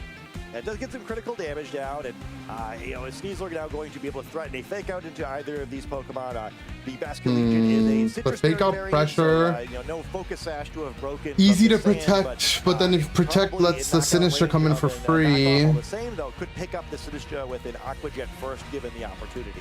Yeah, the Sneasler out on the field, Yes, although sorry. it does have the opportunity Many S Pokemon. to fake out the Garchomp and at least protect the Tyranitar a little bit. Yeah, I have the more. champion title. Outspeeding the Basculegion, I think, is probably surprising to both, to me, to probably surprising to Alex, although you do see it's a the Jolly on I was Tyranitar, gonna say, but it's still been very a lot quick, of where, investment. a little different. He does go for fake out on the Chomp. Ooh, and Sneasler survives after the rough skin, so gets the fake out down onto the Garchomp, Guts. thanks to the Aqua Jet, but now Does this he Tyranitar D-dance? gets to do whatever it wants. All targets have been used. No. The knockoff now connects onto Basculegion. That is an easy KO because it already outspeeds the Basculegion with that Jolly nature, that Jolly stat alignment. No need to waste time going for Dragon Dances, and you can just go for the knockoff, and now Wolf is in a great spot. Yeah, Sinistra gonna be able to come in, heal up the Tyranitar a little bit, protect it, and with that burned Garchomp, gonna be pretty difficult. So to light use screen's out, quick. sand is just have out. to pick off this Dragonite, and Wolf could be looking at taking game 1. A very strange game, but that Rotom is so difficult to knock out of the field, really making it difficult for these physical attackers to take down this Tyranitar, even though the light screen wound up being, I think, completely ineffective. Yeah, I don't know that there, maybe one attack went through the light screen from the Dragonite, but Rotom just got so much value. I mean, burn, it's not unwinnable, right? He could into the flinch the Sneasler. T-Tar with Rock Also, Slide. The Hydro Pump into the Garchomp, bringing it so low. D-Knight Flamethrower Sinistra this The only thing turn, that's tricky is and assuming then knockoff is not going to go to the Dragonite because you cannot knock off a Mega Stone. So He could flinch Wolf again. will have to hit his Rock Slide this time at least once, unlike the last time we saw him on stream. But pretty serious advantage. That's because there's a Rock Slide going the other direction this time, and the faster Rock Slide is always the scariest one. Yeah, there's the Rock Slide coming out from Garchomp. The Okay, if this Flamethrower flinches- from Mega Dragonite is now enough to pick up the KO on Sinistra with no more light screen on the field. So now this Tyranitar He does get the flinch. Again, a second flinch on the Tyranitar here, which means that this Let's go Rock Slide. For another turn. Yeah, things are starting to get a little spooky for Wolf there, where he almost had it locked up, but does need to connect at least that one Rock Slide. Also, no longer has the sand up, so he's going to take not just failing to have the reduced damage from Light Screen, but also from its own sand stream. So we see the Earthquake coming from the Garchomp, no protection. Earthquake for more damage. For burn damage. Yeah, Alex has decided to just go for as much damage as possible, trying to get the KO on this Tyranitar right now. There's the Dragon Pulse coming out from the Dragonite, not enough to pick up the KO onto Tyranitar, and Tyranitar goes for the Dragon Dance. One Rock Slide, not going to be enough, Wolf says, to KO this Dragonite. I need the Dragon Dance. I need the extra power. Wait, it's game, right? Potentially to be faster and maybe wait, isn't it just game? If I don't pick up He just EQ D-pulses for GG. But now faster, going to do more damage, and also critically. Actually, no. Rock Slide could get the double kill here. He has to land the Rock Slide. Garchomp's Rock Slide. Now it is Tyranitar who Rock Slides. And he gets the kill. Dragonite goes down. The Dragon Dance takes out the Dragon, and Tyranitar gives Wolf a victory in game 1. Incredibly close game there. Both what a game. Traders could have gone either way in the last turn, but Mega Tyranitar once again just able to clutch it out. Dragon Dance getting it just a step ahead on the dance floor. Yeah, what a big tournament for Dragon Dance so far. Obviously, we had the Dragon Dance Gyarados looking pretty good earlier on. Yeah, I think if Alex needed to double the Rotom in any one of those opportunities, right? The Rotom got so much value. Mega Tyranitar. The D-Dance was really smart, though. People are so used to, no disrespect to our co-caster and good friend Len Duel, are so used to the really bulky, especially defensive Tyranitars from with Assault Vest previously. People forgot Tyranitar does damage. Yeah, especially even in this format, right? Where I think throughout the course of at least the online portion of folks learning this regulation, we've seen a lot of like Adamant 3 attack Mega Tyranitar. So for me, it's like I'm a little surprised sometimes at how little damage Wolf's Tyranitar does relative to its attack boost, because it's built a little bit differently than is normal. But getting faster. That was so close. Very impactful in all the games we've seen from him so far. Plenty of damage there. It's not like you needed a critical hit or anything. And also like that Rock Slide's been pretty critical in both directions so far in a lot of games that we've seen. So getting quick enough, you don't have to worry about a flinch is its own reward. Absolutely. Alex probably needs to go back to the drawing board, but it's the Rotom put in way too much work. Right Pokemon here, and the Dragonite, you really don't want to leave that at home. Just Teach our Talon. See, there's that Talon flame. Let's do it. Let's go. Show it. And now, see, this is what I was saying. Like, the Dragonite Sneasler lead is good, but how does the Dragonite Sneasler lead deal with the Talon T-Tar lead? So it does have to go for an attack, or else it will lose access to its Gale Wings.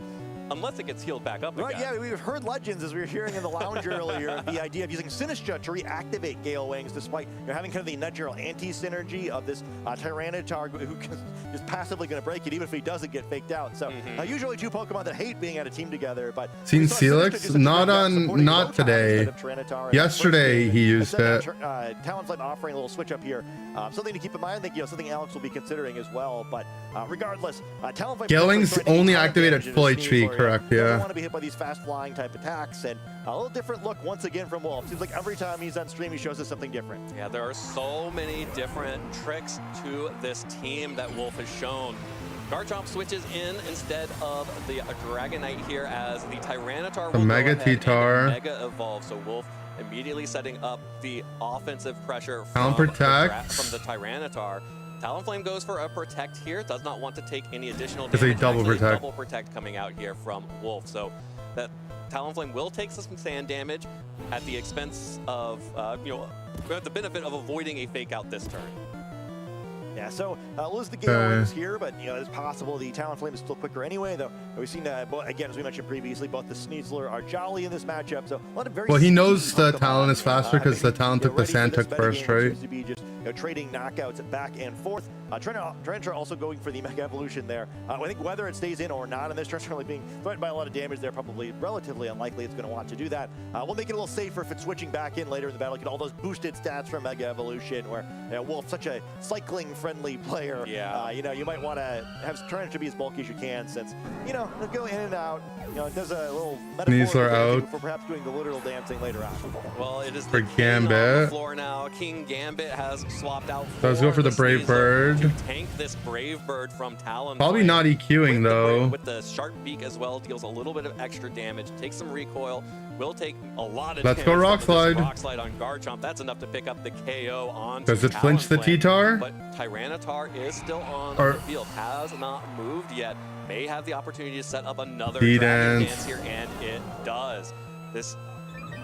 What the Talonflame was able to do was scare off the Sneasler for one turn for this Tyranitar to get a Dragon Dance. Yeah, I mean, it's not nothing, but not a great trade. Sneasler to come out here and threaten a bunch of damage the other direction. It's like, I too can threaten a fighting move into a doubly fighting weak Pokemon, but I don't know if one Dragon Dance is kind of what you want enough to trade a Pokemon for. We saw how integral all the Pokemon on Wolf's team were in that game 1, and that's a lot of resource to give up here. We saw also in one of I mean, he can go for another one here, no? 2 levels of boosted attack to almost KO that Garchomp. I believe that one was a little bit bulkier, but this one just trying to eyeball it. But at the very least, one Dragon Dance is not going to be enough for knockoff to pick up this Garchomp. So strange situation. Don't see how Wolf wants to play it. Is threatening a fake out to either of his slots, or if he's really feeling cheeky at close combat. Yeah, and this is the Black Glasses King Gambit, but it's the Black Glasses King Gambit that also has Iron Head. So it cannot be safely ignored on Wolf's side.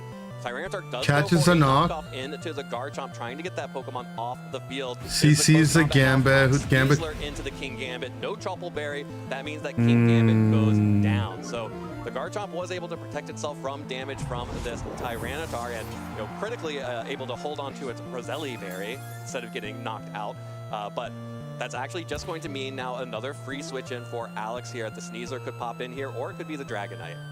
Now the Sneasler, speaking of which, is now going to be much quicker on Wolf's side of the field if they're unburdened. Though Sneasler going to come in and threaten a fake out on both these Pokemon, of course. While the Garchomp just protected in the previous turn, neither of Wolf's Pokemon Damna does not proc off Sandstorm way though. through this move, which there isn't like a super clear answer to it. And Alex's side, he doesn't have any stat boosting moves of his own. I could use his opportunity to get the Dragonite into battle, but probably don't want to do that. There's still 2 more turns of the Sandstorm, so if Dragonite were to switch in now, it would have its multi-scale broken.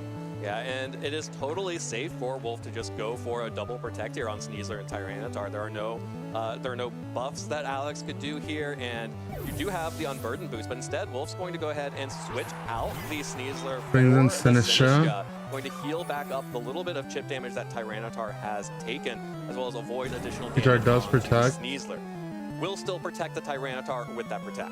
Yeah, I'll say I actually think this is a very good play because I don't think it was safe for Wolf to leave those Pokemon in double protected. The problem would have been, what do you do next turn? Where you have Sneasler who's just protected, you have Tyranitar who's just protected, you're facing down your own Sneasler.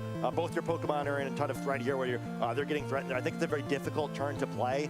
So Wolf instead getting Sinistcha in here, staying a step ahead. And now, even though this Garchomp isn't burned, it's sort of an awkward spot where you can't take both a close combat and Earthquake because Garchomp would knock out his partner to do that. So Sinistcha potentially protecting Tyranitar, and if instead it's just an Earthquake coming out with a Dragonite switch, and that's not going to be enough to knock this Tyranitar out, which maybe gives you an option to go for that second Dragon Dance. Yeah, absolutely. And if we have seen one thing about Wolf when he has this Tyranitar out, he is always He does looking Rage for an opportunity Powder. to get that second Dragon Dance. Or Didn't third protect. Dragon Dance. Sinistcha goes ahead and goes for the Rage Powder knockoff onto the Garchomp. Not enough to pick up the KO in one shot. Would have needed the second Dragon Dance for that, but does deal good damage. Dragon Claw connects onto Sinistcha. Not enough to pick up the KO. Is enough to activate the Citrus Berry and heal back all of the damage it just took. And with that redirection, no it does get the CC. Totally safe here, but got so much damage down onto Garchomp. That's sort of a scary spot now where, certainly Sneasler not going to be able to do a whole lot to a Sinistcha if he uses Rage Powder. That might be game, right? Real close to the point where Rock Slide might be able to pick up a knockout in that Garchomp. I think if you get to that point, it's going to be very difficult for Alex to maneuver. I'm probably going to take a number I think he had to just click EQ and hit his own Sneasler. If his Sneasler lives the EQ from that range. An option for the Sneasler, although it has become much less of an option here. Sucks that his Sneasler's slower. Than before, and without the this Are you cheering for? I mean, I'm cheering for both, but I think I want Alex to win because he's our coach. Poison Touch, But I mean, I won't be upset if Wolfie wins. Focus Sash versions. Tyranitar there will go ahead and just protect itself from this turn. Garchomp again focusing down the Sinistcha, dealing with that damage with the Dragon Claw, but correctly identifying that if you just protect, your Tyranitar is still safe and you just get to launch a Machagacha. Why worry about a Rock Slide here and potentially open up an attack from the Garchomp or the Sneasler? Just go for the Machagacha. Sinistcha's safe. It's just going to heal all that right back up. Yeah, and then now it continues to put Alex in a really tough spot here. It's going to be down to 2 Pokemon. Dragonite has to come out, and now what, right? My Where coach, you yeah, really that's my don't wanna get coach. hit by a Rock Slide on this Dragonite, even though I believe multi-scale is still intact, and the Sandsword is expired, and things are a little bit awkward here, right? You're going to have to commit an attack from this Dragonite if you want to get Sinistra knocked out this turn, which at least gets 1 Rock Slide for free, probably doing a bunch of damage and breaking that multi-scale, and then Wolf at that point is looking like he's 1 big swing away. It is going to be difficult to actually achieve that, though, because I think trading that, you're likely going to lose Sinistra, and then it's difficult to control the opposing. Does Wolf do coaching? I don't think so. There's still the Sneasler in the back for Wolf as well. Yeah, so Wolf will be able to have fake out pressure should Sinistra go down. The speed interactions here are very important, that Sneasler will be faster than the Dragonite, most likely just because that means that Sinistra should be able to tank 2 attacks, leaving that Tyranitar again totally safe. Dragonite goes for the protect this turn. No Mega Did go for Rage Powder. just yet at all. The Rage Powder comes through from Sinistra, again redirecting fighting type attacks from the Tyranitar. There's the Rock Slide could miss. Through. Won't do any damage to the Dragonite. It misses. Sneasler will dodge the first Rock Slide. And this negates that speed interaction. We didn't see a critical hit. The critical hit certainly does sleep better. So that's, I was going to say, the crit, not such a big deal because Sneasler would have knocked it out immediately this turn anyway, but now that it's asleep, not capable of using the Rage Powder, so immediately at close combat is being threatened into that slot, and Wolf is suddenly in deep trouble. Yeah, just 1 turn there from Sneasler. Getting the sleep roll onto Sinistra is putting Wolf in a lot of trouble. There's really no way for Tyranitar to protect itself super safely. You get to protect this 1 turn, but then what happens on the next turn? Here comes the Mega Evolution from Dragonite. Alex Underhill going to go ahead and Mega Evolve that Pokemon, giving it a significant boost to its offensive powers here and keeping the multi-scale ability. Tyranitar is forced to protect here because it cannot withstand a close combat from Sneasler, and actually calling it out. Oh, he CC'd himself for the Unburden boost. Own Dragonite to activate the Oh, snap! So now Called the there will be protect. no risk of getting flinched by Rock Slides. Yeah, going to be quicker than the opposing. Oh, hold on. Wait a minute. So, sneaky little move there. Has to trade his multi-scale to do it, but hey, he's like, I think I have checkmate with this Unburden boost. I don't need it. Obviously going to Oh my God. here and then see if he can just win the 2v2. A really bold move by Alex, but smart move. Very predictable. Holy he really didn't have a choice. Yeah. Would have been too risky to do anything else. And Alex doing a great job of taking advantage of a board that just wasn't very flexible. Well, the Sneasler on Wolf's side is still very healthy and does threaten fake out for this turn. So both Sneasler and Dragonite I mean, now he clicks D-Dance here every time, right? From the fake out does open up the opportunity for another Dragon Dance on that Tyranitar. But Yeah. 2 Dragon Dances aren't going to be enough to outspeed the Sneasler. Need Is an it? extra one. Yeah, and I don't know how you like Okay. that. I guess at this point you just hope that somehow Sneasler can knock out its opposing number before Tyranitar's protects run out. But you got could be asking 20%. a lot. You can get It's just really faster? Okay, okay. Because he's Jolly T-Tar, right? That's why. I wasn't sure. Yeah, But probably, We've yeah. seen 1 Dire Claw already. Well, there is a protect coming out from the Mega Tyranitar on Wolf's side. Close combat coming out from Sneasler, from Alex into the protect. No damage here. There's the Dire Claw. Dire onto the Claw. opposing Sneasler. Does Wolf Any get hacks? one of the 2 rolls? No! Oh, it's GG. Connects onto the Sneasler from the Dire Claw. Dragon Pulse comes through. Oh my, what a game though. Sneasler, and this is a disaster for Alex. If Tyranitar can land these Rock Slides, it's over. Yeah, Sneasler gives and Sneasler takes, and now we may be about to see that worst strategy we've ever seen. Everyone, the Paraflinch thing, not usually a real thing in competitive play, but Sneasler's been paralyzed. Now the Rock Slide going to come down, and Okay, well, let's go Rock Slide. Shouldn't even be so fortunate to get the chance to try with the opposing Sneasler freed up to try to dish out some damage now. Yeah, everything And he lands. changes with each of those Dire Claws. Dragonite goes down to the Rock Slide. Sneasler takes a large amount of damage. I mean, Caesar could live, but it just dies is the problem. Attack through the flinch and the paralysis, but may not even get a chance because Wolf Sneasler goes Yeah. first, picks up the KO. Oh, that was a good game though. That was a good game. That was a good game. They're really excellently played back and forth set from both sides. And then, Dire Claw, I mean, the thing is, it's like that line only opened up because he got the sleep, right? If he didn't get the sleep, that entire line wouldn't have happened. Would have had to miss a Rock Slide in order for it not to be blocked.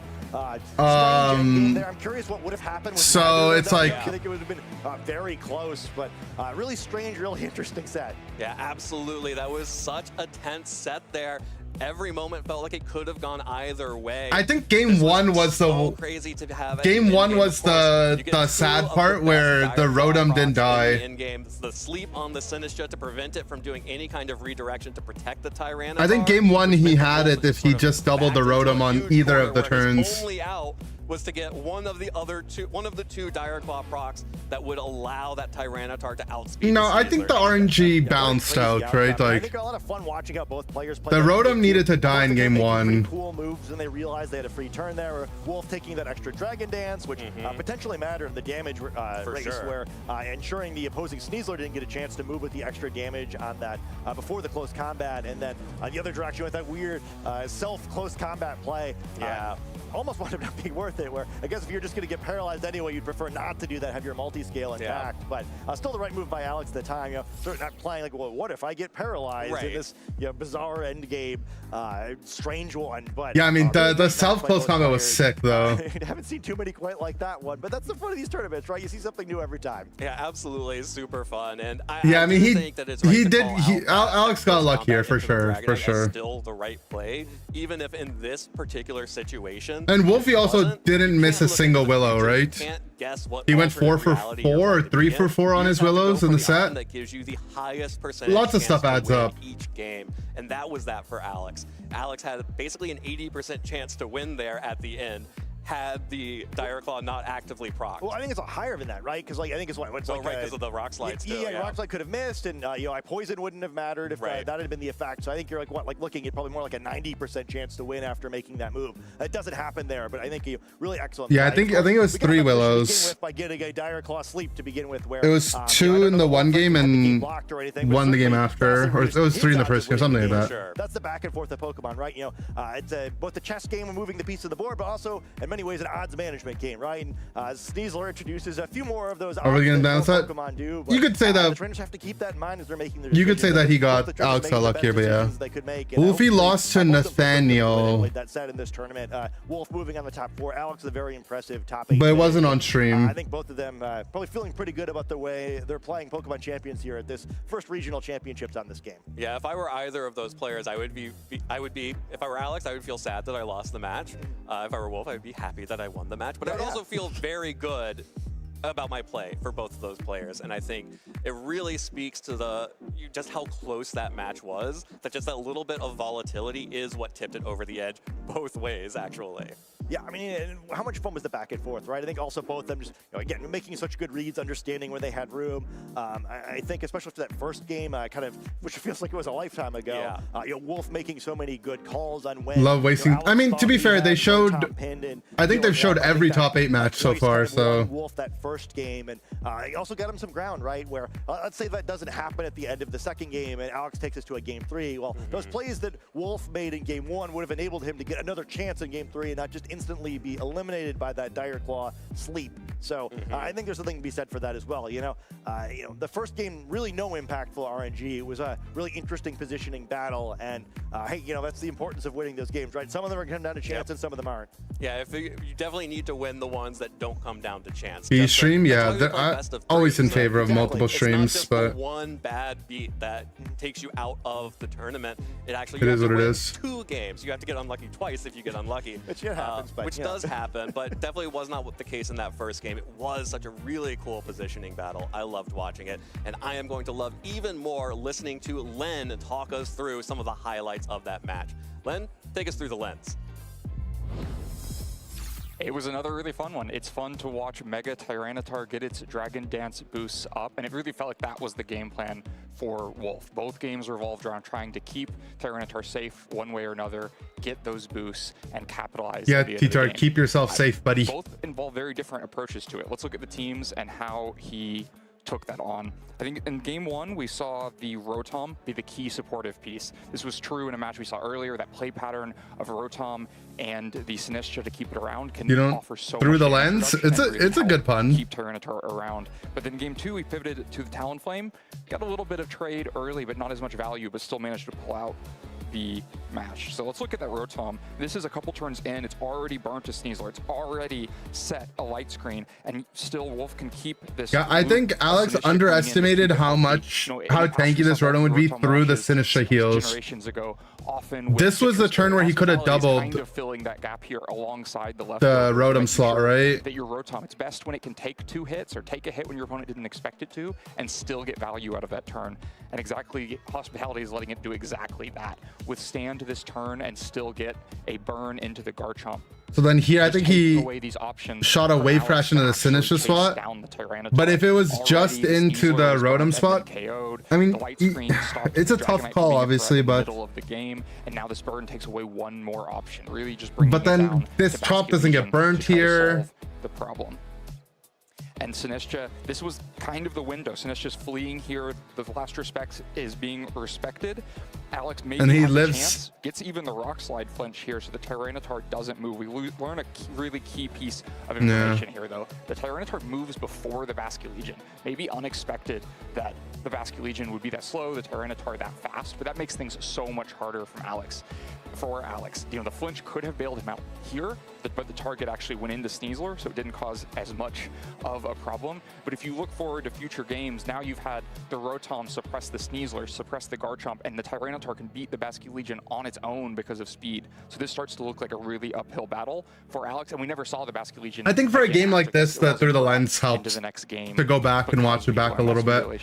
They also have been speeding it up. So eventually, Tyranitar is earlier in the tournament, he was just doing turn by turn, but now he's actually skipping through the games and going quick. Remaining for Wolf, despite the amount of power Alex brought against it. Consider that the brings for Alex were Sneasler, Garchomp, and Basculegion, and it's Tyranitar left standing as the last Pokemon. Really impressive to be able to support a Pokemon to that extent.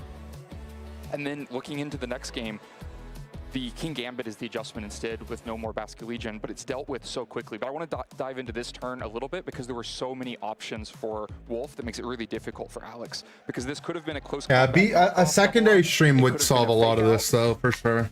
Plus a Dragon Dance. I agree. Or it could be this knockoff plus close combat play. And Alex has a really hard time playing defensively into all of them, which makes it look like this close combat. You just let a Pokemon go tough down set so though, easily, man. That was a fun series to watch. So many options at one time that it's really difficult to not give something up on. Let's that check the turn. Twitter. That's the combination of pressure that Wolf is putting on in this position. Did Alex and then I want to jump ahead tweet here yet? No. There's something really interesting. You know, Alex is now out of the tournament. Yeah, top 8. We learn after this knockoff. Yeah, top 8, not even top 4. Garchomp actually moves before Sneasler here. I think maybe the first example we've seen on broadcast of maybe a little bit of stat alignment bluffing. The Sneasler has a plus speed stat alignment, and yet is moving slower than its own partner Garchomp that would naturally be much slower than it. So actually a very slow Sneasler despite having the plus speed stat alignment. And then that does have an impact here. If the Sneasler is faster than the Garchomp, you can more easily Rage Powder attacks away, but now it's a little bit more threatening when Garchomp could move first, get a KO onto Sinistcha before the Sneasler moves. But of course, none of that ends up mattering because Sneasler gets this Dire Claw in, has just the 20% chance to get one of the 2 statuses. Well, they didn't show the self then requires post combat. That was the coolest part of the set. Tyranitar makes it work for Wolf, lands all of the damage, and sends him on into the top 4. I think just really great game plans of figuring out how to keep Tyranitar safe despite so much adversity on the other side. Definitely earned his spot in the semifinal. I think though, one thing, I mean, it's like a really risky thing to do, but I was thinking about it during the game is after the self post combat, the T-Tar let's go back to the casters. Went for protect, right? Thank you so much, Len, for the and he pivoted the Sneasler in and then used the fake out turn to get the second D-Dance up. You said, to bring you for if on the fake out turn, if he swung with the D-Knight, might have had enough damage on the opposing Sneasler. Last one, I promise. To join Arsal, Michael, and so that he wouldn't get hacked. Top 4. And what a great top He'd have to call that the T-Tar wouldn't rock slide after already being up 1, but I don't think the T-Tar would I think he wants every time goes for the second D dance. Of our top cut. And this is I think, gonna like, be a fun one because I mean, it's like risky, obviously, in but the top 16. I'm sure like every time he's just gonna in that spot he's gonna into click the D top dance. 8. But for MJ, this is going to be the first top 8 for him, and also the first Mega Garchomp we're going to Oh, this is a see Mega Garchomp in team? the tournament. They keep talking about it. Mega Garchomp coming into this event, and it's not even. I'm interested to see how this works because by a Sand Setter to get that Sand Force boost. it's just yeah, it's got to be some Sand Force stuff, right? Because otherwise, it's just strictly Mega worse. Garchomp just as kind of a cool option. Oh, it's Trick Room. Look at Nick's team earlier on. Trick Room Mega Chomp with the no Sand Setter. Unless he has Sand Force on Aerodactyl or something. Setup options for Nick. Again, the Palafin and the King Gambit have bulk up. This is the first giraffe we've seen on stream. So we'll see how Nick wants to tackle this matchup here. Which setup sweeper do you want to try and use against? Mega Garchomp top cut while Meganium didn't. That's crazy. There are a lot of different components that come into play that you might want to think 'Cause they hate differently women. about it. You've got the Farigiraf with Armor 2, so is Talonflame really going to make an appearance? Yeah. The Sucker Punch from the King Gambit is also going to be something that gets negated by having a Farigiraf there. But you know, there's one thing that can always be solved. It's by these top players with all of this experience. They've got to be able to, you know, take and dive into that with those critical choices. The experience advantage definitely goes Mega to Chomp Nick is a here in bulky terms chomp that of does more experience damage. I playing see. these high pressure situations at the end of Problem with his own CC on D-Dance breaking multi-scale, yeah, but it's his only out. It's literally his only out. National championships I has the think. potential to take home any tournament he enters. Is always a fun player to watch because he also always has these cool teams that I think not a lot of other trainers come up with. Yeah, we saw It was sick, earlier though. that there was a speed tie for the Floette Mega Evolutions on both teams, but it was still a very powerful Pokemon in its own right. It's going to be the only Mega Evolution that Nick has on this team, and as you called out, again, one of the Pokemon that can actually go for setup.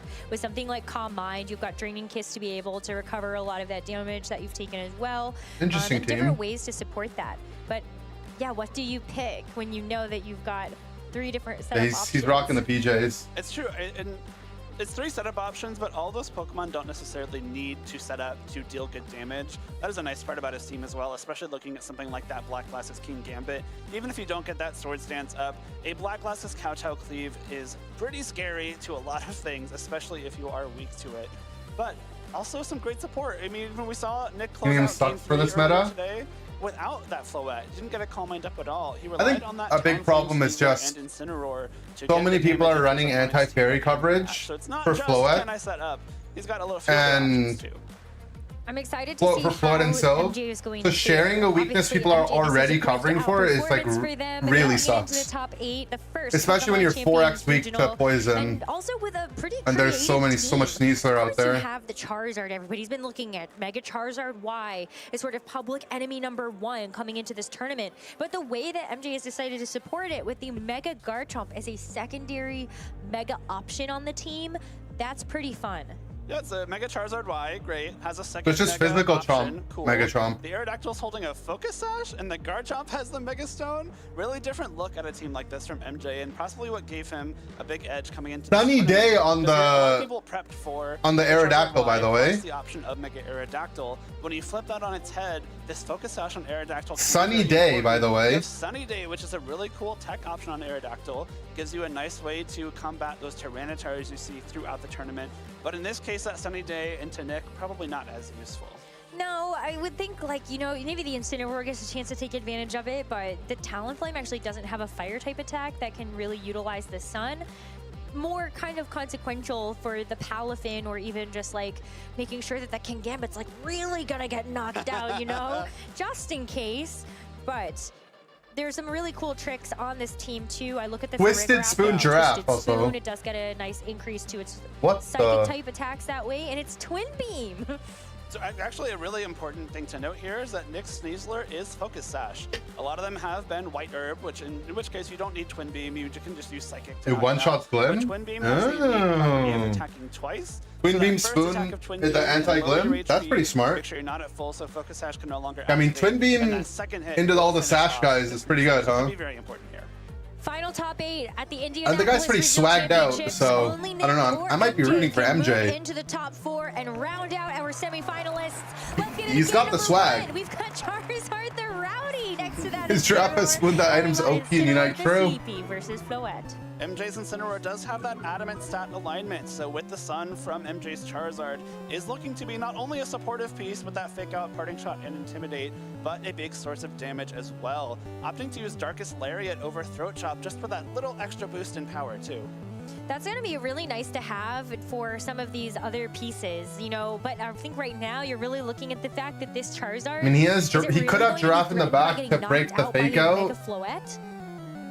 No, I don't think so. He could also just fake out Floette. Worry about these very powerful fire type attacks, both from this Incineroar and Charizard. I don't know, the Floette leads pretty good here into this hard. Consequential on the two special attacking Mega Evolution Pokemon, but the two Incineroars not only face down in a fake out. Still gonna do good damage. The bathroom's choosing fix? I heard it was, but I don't know. Start out this turn, it might give us a bit of an indication on how these Pokemon are trained. If the Mega Evolution is happening for Floette, and we see a follow-up here of the Charizard. So like start is slower. Faster than the Charizard Y on MJ's side. Should be. They both are modest. Floette is naturally a little bit faster. That's kind of the expected speed interaction between these two Pokemon. So then you have an opportunity here to go for a Calm Mind on Fake out's the fake out. On this Floette, but we do see and he did try to go for his own fake out. He does go for Calm Mind. Just to stop the opposing Incineroar in its tracks. You can't stop the Calm Mind here, so you get a +1 to your special defense before this Charizard Weather Ball actually lets a move rip. It's That's going like to be the Weather Ball. 40%? Single target attack into Floette still 50%. takes it down to 50%. But notably, this Floette with that special defense boost before Weather Ball comes in means it does take that a little bit better than it would have otherwise, and you still have the option for that Draining Kiss. The Floette would have, looks like it would be very close to being 2-hit KO'd by Weather Ball. The fact that it's faster than Heat Wave when you factor and can kiss. But because this Incineroar on MJ's side does not have Protect, you do get the chance to go for that Draining Kiss with the +1, with the Fairy Aura. You're doing a lot of damage to it and healing all the way back up. I feel like though you might end up, I don't know how much, if you, I'm wondering if you actually heal up an FHP that you survive a double up of a Weather Ball and a Flare Blitz. Because I think that's the part where I worry about for this Floette, and maybe Nick might be worried about it too. Opts to protect the Mega Floette as Charizard is going to go for spread damage. Looks like he doubled up with the Floette protected. Wave, able to connect into So Inson's gonna go for parting in the Zard spot.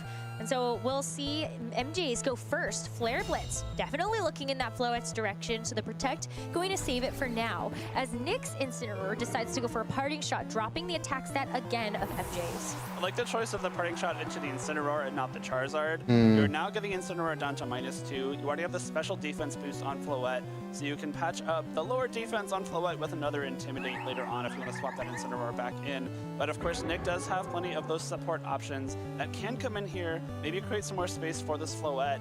And now once you get the Floette attacking again, maybe something like Sneasler can fake out the Charizard, give you room to get that Draining Kiss healing off. Maybe Talonflame comes in to get that Tailwind up. Oh. Gambit. Oh, that's not a fun Pokemon to have on your side of the field, and you know that there is a Charizard in the sun in front of you and a Farigiraf that could be creeping in the back. I mean, that's true. If you want to try and go for something like a Sucker Punch and a Draining Kiss with Charizard, attempt to knock it out before it can knock out your King Gambit. Farigiraf could come in and block that. But then it's likely that the King Gambit switches out and Incineroar comes back in. Right.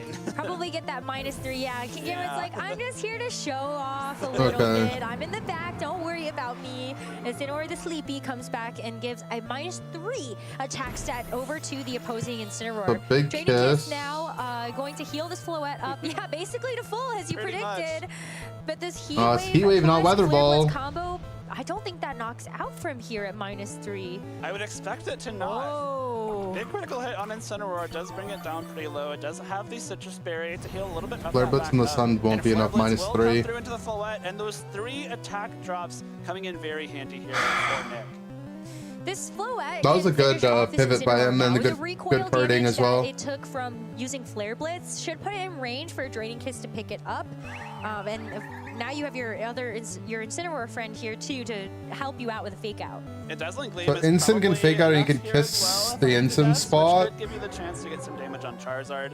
You are do a good job keeping this Floette around. You get the Draining Kiss to allow you to survive this. I mean, he still has to cover for the Giraffe though. Damage to this Charizard, and Floette is pretty decent at going up against But a lot of -3. Yeah, it's the sun. That fire typing one of the better options into Floette. He does get the fake out. Connects onto MJ's Charizard as the Draining Kiss to follow up, just secures the KO onto Incineroar.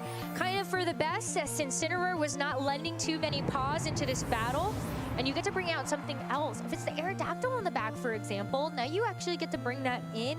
Could use something like Wide Guard to force this Floette, only to use Draining Kiss. Wide Guard would prevent you from using Dazzling Gleam, but also you have the option to Rock Slide that Incineroar for a potential knockout. Sylveon comes in. Oh, his Sylveon gets to make use of Fairy Aura. Fairy Aura from the Mega Floette does not only affect Nick's Pokemon, it affects the entire field. So Sylveon will benefit from that Fairy Aura. I feel like Fairy Aura should have like a visual effect. Attacks, which includes that Pixelate boosted Hyper Voice. It should like make the ground pink or something a little bit. Especially with that Fairy Feather, and in combination with Charizard is threatening a knockout into Floette as well. I think you just go for like rip the Hyper Voice Heat Wave. Why not, right? I mean, even if the Floette There's trained for that?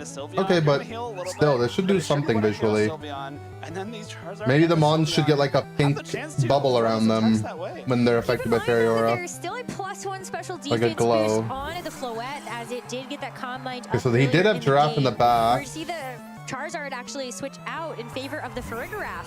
Talonflame revealed as the 4th and final Pokemon here for Nick, as Floette is just going to play it safe. But Farigiraf makes kind of the perfect switch in, then the Hyper Voice is going to break this Talonflame's Gale Wings anyway. Oh, actually now, isn't that interesting? Right. You really It don't breaks want the Gale Wings Wings, right which now with helps that Farigiraf on the Nick field. actually. Yeah, that's not at all a bad thing. Talonflame comes in and takes a lot of damage from Hyper Voice, but you really don't want that Gale Wings active, because if it is, you cannot deal damage. The Farigiraf's Armor Tail will block a priority dual Wing Beat. Thankfully now, without full HP, Talonflame's dual Wing Beat is neutral and priority. Talonflame should still be the fastest Pokemon on the field, has the option to get some damage off into either target. And there's like a Trick Room mind game now that can go on, right? In front of a Farigiraf that's threatening a Trick Room, maybe not the best option. Farigiraf's just going to go for the Helping Hand instead. I think we need to rename that to Helping Hoof. Helping Leg. Goes for the double up on the Sylve. From the Talonflame actually does take the Sylveon down low enough. This should die to Gleam. Probably going to finish it off. Oh, he kissed the Giraffe. Also actually goes into the Farigiraf, so splitting up the damage here. I mean, the Sylveon is free and clear to go for a Helping Hand boosted Moonblast. Oh, Moonblast. This plus special defense on the Floette is going to help it out pretty considerably here. So maybe it would have been nice to be able to get the knockout onto the Talonflame, but you got to keep this Floette in check. The choice of Moonblast there, Moonblast is slightly stronger than Hyper Voice, especially considering that spread damage reduction, so MJ trying to get as much damage into Floette as possible, but Draining Kiss showing why it's so valuable, keeping Floette so healthy. It's been under half Goes for it HP again. 4 times already and has gone all the way back up to full. This Farigiraf doesn't really have a choice here if it wants to just try to get Helping Hand quick attack. Oh, that was a... That was actually insanely close, huh? Pokemon on the other side are faster than you, but that is just not quite enough to get the knockout onto the Floette before it's able to fire off another attack. A second Draining Kiss into this Farigiraf will also second Draining finish it Kiss has off, hit and the we're just building. down to the Charizard remaining. It's a really cool option there. The quick attack giving Sylveon a little bit of priority is still boosted by both. That was really good try. Just unfortunately that I don't think he expected that. I didn't expect a it. little bit of power on your physical attacks, which How's Wolf doing? He beat Alex Underhill in a really epic match. We just saw it. Didn't see the Sneasel this So time he beat around. up our I think it makes coach. a ton of sense considering that Farigiraf is kind of anti-Sneasler tech #1 in the metagame, but that King Gambit still able But it was to so do hype. damage. The game was so hype. Really just the Draining Kiss. This was a close game too. I mean, I think it's so hard because these guys are showing that they're actually the good players. First, like in all these games. Physical attack of the quick attack is kind of your best hope if you know that this special defense boost has caused you so many problems. Yeah. On top of the fact that the Floette is healing off all the damage. I think though, the first Helping Hand didn't make sense, right? Unfortunately, just wasn't quite enough to get the job done. Like, shouldn't he have just Trick Roomed? Doesn't Trick Room just win him? Because then Nick doesn't have the option to get the healing on the same turn. Into the Floette instead of that -3 Flare Blitz in the No, side. you can't. You use the same team. Use the same team. Same everything. But that's kind of the battle going into the second game. Can MJ find either physical damage to knock out this Floette, or just damage outright to get it out of there before it starts to run away with things? MJ had to kind of give up more resources than Nick was throughout the entire course of that first game. Of course, you are setting up that Calm Mind, and then you're only attacking. Yeah, Wolfie is in a good position to maybe have another regional win here. MJ was trading damage decently well. It just happened that the Floette's damage output kind of equaled healing at the same time. And Wouldn't it it was slow unable down to Flame overcome Floette? that healing from the Floette. You gotta kind of burst it down a little bit more quickly. But the Sylve would move. The Sylve and Giraffe would move first in the next turn, right? Potentially go directly for more weather balls instead of heat waves. That's a little bit more powerful. We saw it go down to 12 HP at one point, and I think maybe one more attack without one of those negative modifiers could have been a difference maker. Playing any games after the tournament? We'll see how long it goes. I'll probably play. I don't really want to play champions because everyone's just going to be using the Wolfie team. Maybe we craft something to counter the Wolfie team to catch the copiers. on the field together. Yeah, very well could start out with the Trick Room here. The Charizard would then be able to attack before both Floette and Sneasler. And the Frigoraph Might play some Unite though. Into that Sneasler, which we didn't see at all from Nick in that first game. A great adaptation, just making sure that the Sneasler, if it wants to attack, if it wants to go for something like a Dire Claw, like a close combat, is threatened with an immediate 1-hit KO through that Focus Sash. So then that has to be. Yeah, Gambit in the back makes the Trick Room definitely much harder. You want to try to set up Trick Room. Either way, I don't think there's a chance for you to deny a Calm Helping Hand Pixelate Hyper Beam would one-shot the Floette. If Nick wants to get this Calm Mind off, he will be able to. Hyper Beam doesn't do 50% more than Moonblast, and the Moonblast left them. It doesn't double the damage, right? And the thing left at him half, so. Mega Evolution first though, as we It wouldn't have made a difference, I think. turn of game 2. Nick Navarre up 1 game in this series. MJ needs to win this one. Wait, is it double? Himself in it. We're probably gonna see. And maybe it is double. The Charizard as well. Makes sense. You don't really want to leave that Charizard on the field without that Mega Evolution. It's your best chance at getting as much damage into Floette as possible here early on. It might be double actually. But what happens next? That's the interesting question to be answered here after we see the Fairy Aura and the Helping Hand. Get the drought started. It's a Helping Hand from the Farigiraf. Sneasler goes for the Dire Claw, so there could be some extra shenanigans that happen on this turn, and it is going to be the Poison guaranteed there from the Dire Claw, and Poison Touch giving just an extra bit of chance for it. Floette goes for the 80 versus 150, yeah, but the thing is, if the guy lived on half and you double the damage you do, helping out with something like a weather means you ball probably wouldn't kill, right? Helping Hand boosted this time. Does a considerable amount, but just not enough yet. A lot more damage than we saw in that first game, but we also saw the impact of that Draining Kiss healing. And if the Floette gets a Draining Kiss off into this Farigiraf, which notably cannot protect itself, the combination of Draining Kiss and Dire Claw. I mean, that Sneasler was brave to stay in there, right? While also healing Floette to the point where another Weather Ball may not be able to knock it out. Thankfully for Farigiraf, if you do want to go for a Helping Hand here, it will attack with that Helping Hand before either Floette or Sneasler. So the Helping Hand will come into effect. But also, we saw so much damage from Dire Claw into Charizard. If you're gambling that Helping Hand, Sneasler could just Dire Claw again and eliminate all of your damage that turn. Yeah, I wonder if maybe this turn then has to be like a protected Trick Room. Because damage doesn't become double with base power or double stats with damage calc. It's not that simple. Isn't it though? The Farigiraf gets taken down. Isn't it actually that simple? To follow that up will be a knockout. Yeah. As we see the Floette go for it. If you do an 80 base power move versus a 160 base power move, don't you just, on average, do double the damage? Also would have been a great option to be able to. It just depends on the rolls. Charizard has to go for the Heat Wave. It misses the Floette. It I just missed feels like Heat it's Wave. not meant to be, as the Sneasler gets brought down to its Focus Sash. You at least connect with the Sneasler, bring it down to that Sash, but you really needed to hit the Floette. I mean, this is game, I think. From that Heat Wave might have put Floette in range for something like that Sylveon quick attack, and because of that Draining Kiss healing, again, Floette is very, very healthy. Charizard, between that Dire Claw and the Poison, is getting very low. Looks like it should be able to be knocked out by these Floette in one more turn, and we still have a Pokemon in the back for Nails. I would be shocked if Nick didn't have that Incineroar in the back that's ready to come in, lower MJ's Incineroar's attack, and prevent it from taking a knockout in the sun. Yeah, I think it's just tough because I think you definitely on that turn wanted a knockout of some kind, and it would have been much better if it had been something like the Twimby, but the fact we saw the Heat Wave, it's just so tough. Sneasler is going to take a reprieve, as it is the Incineroar, as you called out, to get that Intimidate drop down onto MJ's Incineroar. Crucial, right? You really need that Incineroar to be at -1 if you want a chance at surviving. Charizard does not want to take that risk, though. Sylveon comes in as Floette. Doesn't want to take any damage this turn. Sylveon comes in then for free. Doesn't actually end up taking any damage here, as the fake out would have gone in that direction. I like that swap from MJ. You're now you're exerting offensive pressure on both the physical and special side. The Charizard is no longer at risk of being one-hit KO'd by the Floette from that range. Now, I don't think Floette can KO either of these Pokemon in just one hit, so it's probably going to get a Draining Kiss off here, but which do you target? You're going to heal all the way up, but of course you can't block both of these Pokemon from getting off an attack this turn. The sun is up, so this Flare Blitz does a lot to Floette. A KO onto either.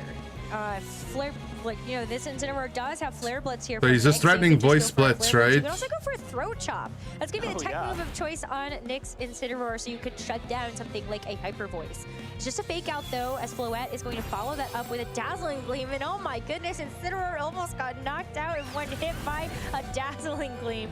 Hyper Voice does crit the opposing Incineroar, but you have that Citrus Berry to make sure that's a little bit more comfortable. If there's no follow-up damage on this turn, and I think Floette has put itself into a position where Draining Kiss on the opposing Sylveon takes you out of Flare Blitz range. It does, and even a Dazzling Gleam could just knock out both of MJ's Pokemon. You have to worry a little bit about that Quick Attack still, but without the Helping Hand boost from the Farigiraf, I think you're still very comfortably out of range for a Quick Attack. That Dazzling Gleam... Is he out of Flare Blitz range after a kiss? The sun is up. Damage. Not going to risk it just yet, though. Going to protect the Floette. Make sure you're putting yourself in a position where you can guarantee a win later on. You want to make sure this is as clean as possible. You're giving up your Incineroar in the process, but you're able to bring in something else like the Sneasler. You've got Fake Out refreshed for the upcoming turn. And the sun also. There's still another unrevealed Pokemon in the back. I think Sneasler will just do the trick, though. You can bring Sneasler in, fake out that Sylveon, prevent it from getting something like a potential critical hit, quick attack, or anything like that. And between the fake out and the Dazzling Gleam, should be enough to knock out Sylveon. Charizard can't switch in. I think will also be knocked out by the Dazzling Gleam here. So Floette's in another position to just wrap up this game. That was objective number 1. And if Nick can continue to do this in the second game, he will be moving on to the top 4 of the Indianapolis Regional Championships. I feel like there's still a small window here for MJ to get back into this, but it requires you to get these protects correct and maybe be able to go for a fake out, a quick attack on the next turn into the Sneasler. Kiss on the, Trading Kiss here. Smart play by Nick. Get even more HP back on this Floette, and now that you're over half, I don't even know that a critical hit quick attack does the job. I was thinking this turn though, had the Floette actually protected into the had the Floette gone for Draining Kiss into the Sylveon, that would have been your window, right? Because you wanted to. I think if he had sacked the Zard to get Sun up, Flare Blitz from the Incineroar, put this Floette and then next turn he has the threat of quick attack on the Sneasler and fake out on the Floette. In his side, and that. But then he can double protect, and he doesn't have any compensation for that, right? It's just a matter of Floette closing out this game. The Sylveon still kind of close when it comes to that Dazzling Gleam. Yeah, no, I think it was just GG. Followed up with a Dire Claw. If the Sylveon goes for a quick attack, that means it's probably not taking out this Floette. What can MJ do? No. It is just a double protect, and I mean it puts it into a for sure range that you can actually get this Charizard cleaned up with the Dazzling Gleam, but the Floette is faster than both Pokemon. You're just letting this Charizard get itself knocked out with the poison damage. I mean, smart, right? If there's any chance in your mind that you think Dazzling Gleam doesn't KO Charizard, really smart thing to do. That's essentially unpunishable by MJ, is that double protect. So you get Charizard even lower with that poison. For sure, Dazzling Gleam. Yeah, the poison really cooked the Zard. You can follow it up poison did like half its life. Sylveon does get to fire off one final quick attack to KO the Sneasler. Make sure that it's not going down without a fight. But the Floette, using Dazzling Gleam, should get a double KO here and send Nick Navarre into the top 4. Double KO. Congrats to Nick, making it into the semifinals of the He crit the Zard anyway. Championships, showing just why he has. Rip, we didn't even get to see Mega Chomp. Latter stages of tournaments. Gets all the way back to top 4 after not making it this far for a while now. Huge rebound for him. And so exciting to see. This top 4 is so stacked, Rosemary. It's so stacked.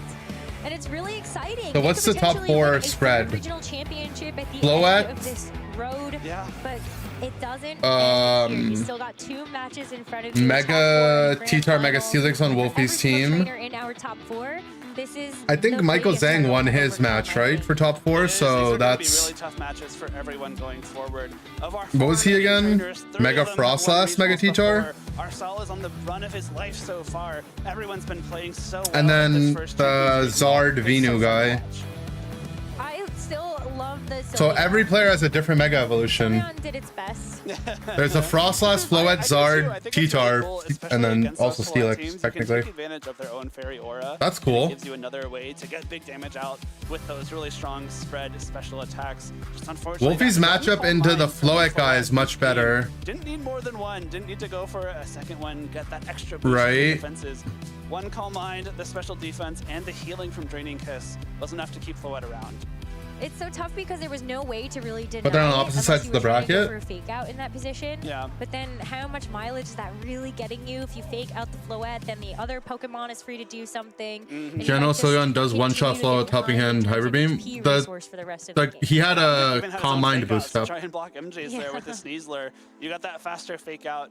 Even have the close combat we saw do a lot of damage into that Farigiraf. So the Farigiraf, which can be a really great option into Sneasler. What I was saying is that Moonblast did half. We're going to give our competitors If Hyper Beam is less than double, and Moonblast did half, you would need a damage roll to guaranteed kill it. with Len. Which means that you don't always guarantee kill it, right?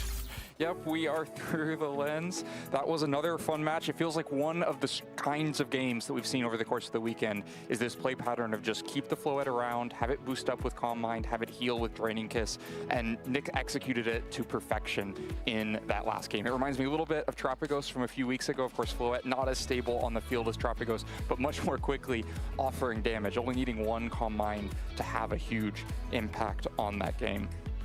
Let's go look at the teams. So lots of other game plans were possible for Nick, and we saw a few different Pokemon brought, but definitely the emphasis was on using Floette and Incineroar to get set up, get a boost, and then just have the staying power. Sneasler provides a second fake out and some extra damage support that makes life very difficult for MJ. On the other hand, MJ has a bunch of ways to put out damage fairly quickly between all this, but opts out of the Garchomp and the Aerodactyl, so 2 of the other physical attackers, and partly because the Garchomp weak to Fairy can become so easily out of position, especially with Talonflame available on the other side to provide speed control. So that's exactly how the games go. We get this lead in game 1, Floette versus Charizard, damage versus special defense. Really crucial for how this matchup plays out, that Floette is faster, so it's able to Calm Mind before the damage comes out.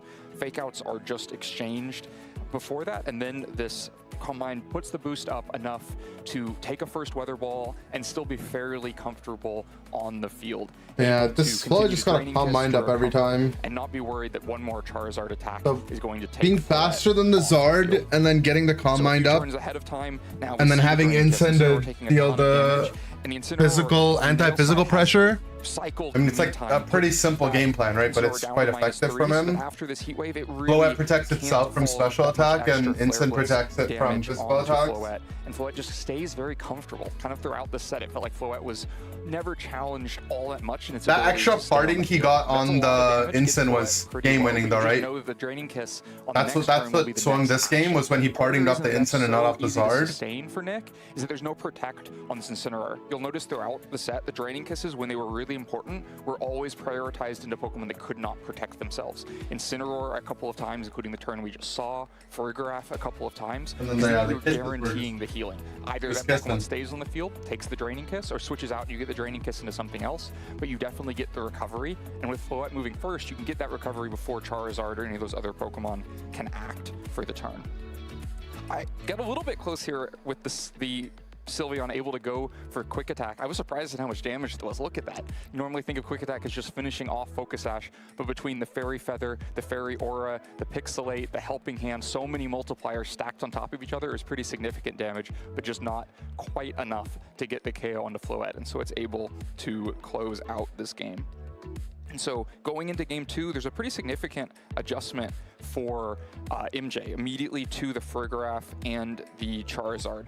And this has to at least put the specter of Trick Room into Nick's mind, because something like Trick Room and switch to Incineroar could be really dangerous here, or just Weather Ball and Trick Room and then go for a Helping Hand Weather Ball on the next turn. But the Helping Hand immediately also just offers a lot of damage, tries to bridge that gap. The Floette just barely survived a couple of times, and so MJ tries to get the extra damage from Ferblitz and is also suppressing Fake Out in the meantime so that you know that Charizard is actually going to be able to get that attack off. The problem is it's still just not quite enough damage.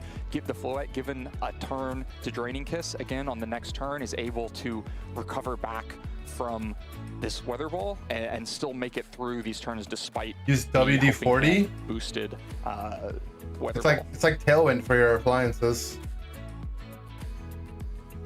Then there's another great turn here where the only significant threat of damage back is Ferblitz. You know that if you can recover with Draining Kiss, you will get comfortable in front of the Sylveon again, and so is able to just WD-40 is not a drug.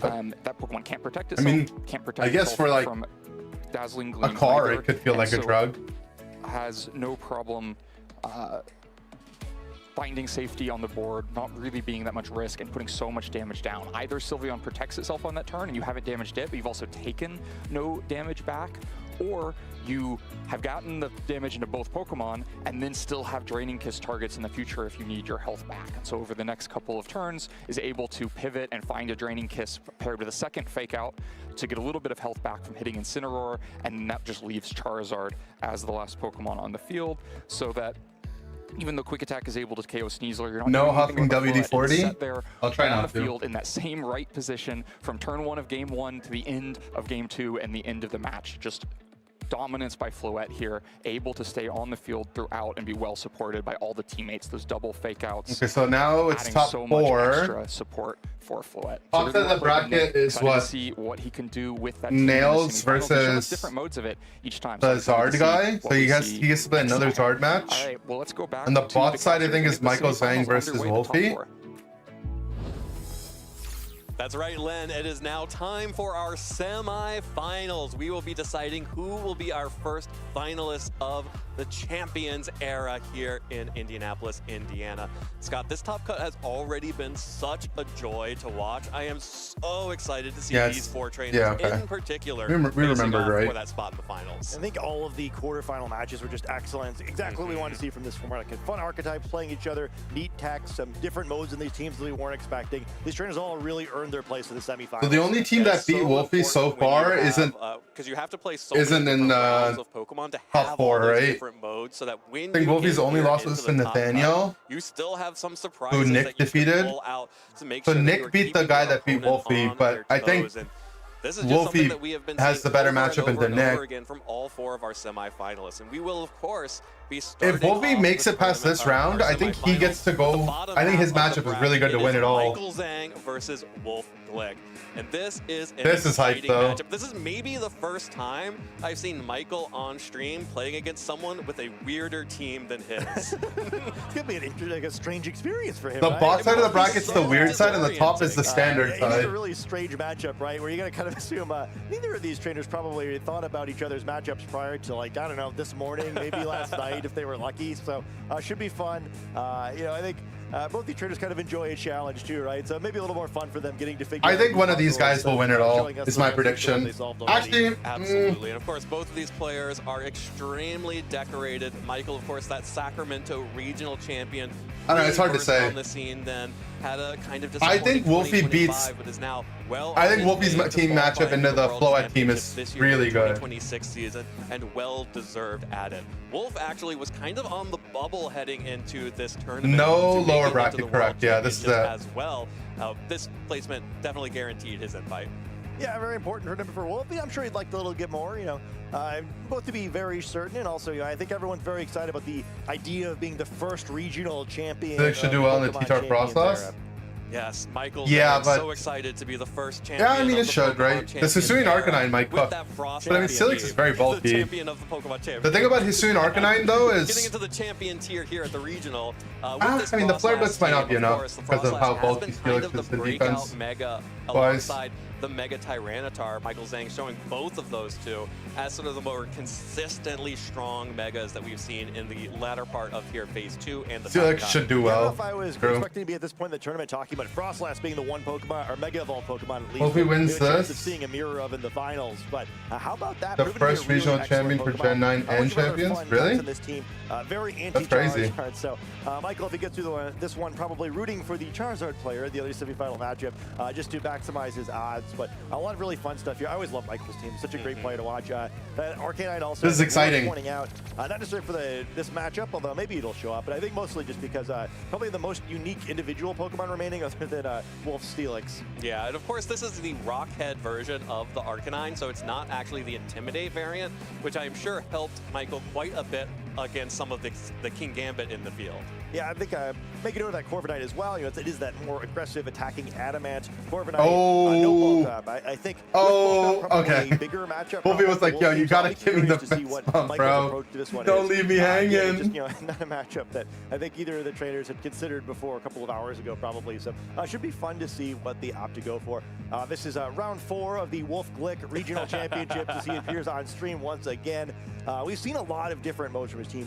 Like the first appearance is very Steelix oriented. The second two very Tyranitar oriented. We did finally get to see that Talonflame, although brief while cameo. well, it's undefeated. It mostly just kind of like hung out for a moment, did like 15 damage, and then got knocked out. So and forced Sneasler off the field. Yeah, it's true. What do you guys think? Do you think he's bringing the Mega Steelix mode or Mega T-Tar mode for game 1? And also that Rotom Wash, cannot overstate how important that Rotom Wash has been, especially in the previous sets that we've seen today for Wolf, in keeping all of these two big offensive threats of the Steelix or the Tyranitar. I think it might be T-Tar as well, but up and Steelix could work with the Will-O-Wisp and the Light Screen as well. And this Steelix is kind of the big deal on this team, but we've also seen the Dragon Dance mode coming up from Tyranitar, and they both play so differently, it's going to be very difficult for Glad he didn't leave Wolfie hanging. He almost did. Oh my god, it's starting. That was fast. I think it's a little bit difficult Okay, lock to in. anticipate just because they probably don't have choreographed lines. So I know they have time to prep with their friends. I'm sure they've got pretty good plans coming into this one. But for now, we see some Rotom Sneeze, Frostlass, Arcanine. So we don't know what Wolfie brought yet. Lock up its tournament MVP honors. And Frostlass on their side of the field, who would be another contender for that award if we actually awarded it. Yeah, absolutely. If either of these Pokemon, whichever one of these Pokemon, So Wolfie's threatening Fake Out. One of the contenders for that MVP award. And this is the classic lead we've seen a few times now from Wolf, just having the Sneasler and the Rotom to give him a bunch of different options of, do I want to go for the Light Screen? Do I want to go for Michael Will-O-Wisp? Do I just wanna doesn't go for have damage? And the Rotom is actually Veil, threatening right? quite a lot here. Yeah, Rotom's in a very good spot here. Light Screen against the Frostlass would be very effective. Of course, a Fake Out and a Hydro Pump would pick up a knockout on that Arcanine should the Hydro Pump hit even through the Focus Sash. So some options from both sides. The Arcanine feeling a little bit threatened, but the Frostlass not so much, right? It has to worry about Light Screen reducing its damage eventually, but this turn it's relatively free to do what it wants. Does the Fake Out come out? It does, and it connects. Snow. There's the Fake Out coming out from Sneasler, breaking the Focus Sash onto Arcanine and preventing it from moving this turn. The first Blizzard comes out from Frostlass, connects. Is it Hydro Pump into Caesar takes about half its health in damage from there. Light Screen? There's the Okay. Flinch on Arcanine, moving before the Rotom as Light Screen is the selection for Wolf. Just trying to reduce the damage of those. What's scary That really because consistent behavior we've seen from Wolf so far. Always wanting to value the Light Screen over trying to pick up a knockout, where in that case, he had a fairly good chance of getting a turn 1 KO on the Arcanine, but no, he wants to set up his Light Screen. He has a plan. there's no Veil on this Frostlass. I think it's Weather Ball. One of his Mega Evolved Pokemon. Yeah, I at think. this point, the threat of close combat onto the Arcanine is doing the job of that Hydro Pump. Right, so yeah, Rotom able to escape here, maybe come back later, help deal some of these Pokemon in the back, but has a pretty good matchup. The weather gets reset here. Or Garchomp. Yeah, Tyranitar feeling so safe to Sneeze switch in Protect. here. With no more snow, that means that blizzards are less accurate. They're also going to be heavily resisted by the Tyranitar with the sand moves Does to connect. the defense and the Light Screen dealing very little damage. This Arcanine is able Does to double fire in this off a spot. Head Smash that is going to deal a lot of damage right back, though. Head Smash is so strong. I mean, The that's downside is usually Veil just that or takes Sand a light bunch screen of diff. recoil in return, but with that rock head, Arcanine really showing how much damage it can do. Yeah, I don't know how safe it was feeling after all. That is about as much damage as we've seen this Tyranitar take in early in the game, and that's going to be tough. It's a little bit more than a single... But if you're subbed and you have turbo? There. So Tyranitar going to be a tough spot for the remainder of the game, and now we're at a point where Frostlass... That's OP. That's an OP combination. A little risky. Blizzard might be right on the edge of being able to pick up a knockout. Well, here is the Sinistcha for the first hospitality, but like you mentioned, Wolf is going to need another round to get that Tyranitar back to full The Mega T-Tar. enough to survive another one of those rockhead attacks from Arcanine.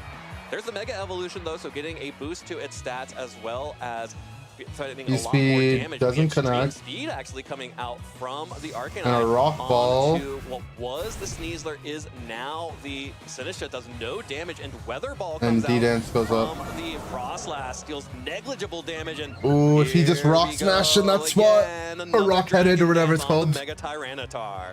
I'd like to say I can't believe that Wolf was willing to Dragon Dance in front of those Pokemon, but at this point I am. Very bold play by Wolf where he was getting pinned there, and I think a head smash into that slot likely would have sent us right into game 2. Head smash, yeah. That, no, there's no way you think I'm going to leave this Tyranitar open, despite the low HP, at least healing up enough that that Weather Ball wasn't able to knock it out, though I think it would have survived anyway. But no longer in extreme speed range, which I think would have been a real threat without the hospitality, and suddenly threatening a quick Rock Slide that could have knocked out both of these Pokemon. So the Hydreigon going to enter battle, though I don't know if it would be especially excited about taking with Sinistcha comes out to get another heal on it later. Another Pokemon that is the Steelix kind of forces Michael to bring, because if you Arcanine don't bring that protects. Pokemon, then you might just end up walled by Steelix. He does go for Rock It Slide. does not have a great Gonna do a lot to matchup into Hydreigon. this particular setup here. Those Rock Slides are hurting. That is over 100 damage to that Hydreigon. It is within range of another. I mean, Wolfie Rock getting Slide and away now with that Dragon Steelers Dance. on the He field. can't keep That is getting Choice away Scarf with it. Hydreigon. Fake Out is so free there, and now that would be an easy double KO should the Rock Slides connect. Yo, Digital Kite, thanks for the tier 1. The extreme scene of a Sneasler, and maybe that's an option, but that's probably a trade that Wolf is willing to take at this point. Scoring 2 quick knockouts, maybe. However, maybe the prioritization to Sneasler on Michael's end indicates He just goes back into Sinistcha for the heal. So Wolf playing a little bit safer, getting the Sinistcha in to heal up the Tyranitar. Feeling like, hey, I'm not going to get knocked out by this. Oh, Sinistcha does catch that extreme speed a second time. He can't keep getting away with it. The extreme speed into Sinistcha again, the earth power into Tyranitar, the light screen and the sand boost doing so much for the Tyranitar as it's a clean double KO after one Dragon Dance. And again, it's just great play by Double Wolf. KO, ding Your ding. Sneasler there, if you can switch in and wind up in a position where your Tyranitar is basically the same amount of HP it would have had anyway. Yeah, absolutely. The light screen now finally wears off, but with Hydreigon out of the field, it's just Yeah, if gonna he be the Earth Frostlass swapped the that's threatening Frostlass special Earth type powered, damage. That is going I mean, it hurt wouldn't have the Sinistcha killed. very severely, and the Tyranitar is now pretty low, but Wait. you're feeling pretty good if you're Wolf. No, he loses the weather. Is real close to checkmate there, right? Where a knockoff into the Frostlass slot, you just have to find a way to safely get the Sneasler into threaten a close combat into the Tyranitar slot in the game. He loses his. Wait, why did he bring? Over targeting on the Sneasler previously, really telegraphing that Tyranitar. Why didn't he head smash the T-Tar? Well, he's slower than the T-Tar on that turn. But he should have done it the turn that Wolfie got the Dragon Dance off, right? If it does get an opportunity to attack, Yeah, I don't know why he it's not didn't. dealing a lot with Weather Ball, we already saw. Maybe he It didn't think may Wolfie be would able stay to in. get Maybe he a thought Wolfie would blizzard, but protect. it's going to need to hit those blizzards or get a big shadow ball off into that Sinistcha. Light screen is at least expired, but at this point, I think Wolf would love it if Sinistcha He can choose the order there. I think it's based on speed. They both enter the field at the same time, and then the faster one activates first. Sinistcha protecting. Wolf will never let the Sinistcha go. It's too important to his strategy. We need the Sinistcha. Crucially, though, you did get to see the order of speeds from those protects. Tyranitar protecting first, Frostlass protecting second. That means that Frostlass has nowhere to go this turn. Forfeit locked in from Michael, and we are headed into game 2. Yeah, that made it so that, World champ is world champ diff. I guess it was pretty overlooking anyway, but yeah, Frostlass would have needed a double protect to avoid getting knocked out by the knockoff anyway. Or I mean, he just can't let him click Dragon Dance there, though, right? Like, he actually was kind of smurfing. That game very over, and wow, really impressive first game by Wolf, where You know, the beginning of the game always looks a little strange with this team, but correctly calls it that head smash isn't going to go into the Tyranitar slot, takes that cheeky Dragon Dance, and the game's kind of just over from there.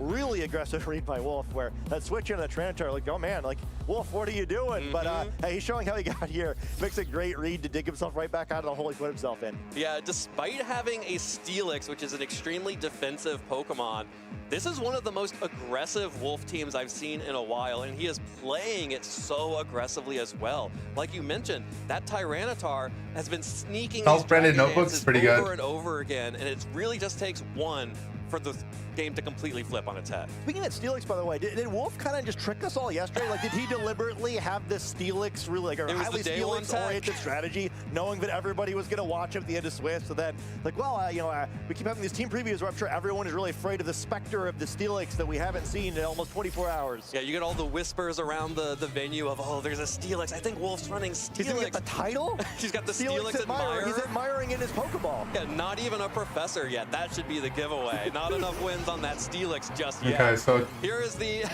leads for Chomp, game 2. Arcanine. Arcanine and the Garchomp up against the Tyranitar. These are threatens fake out.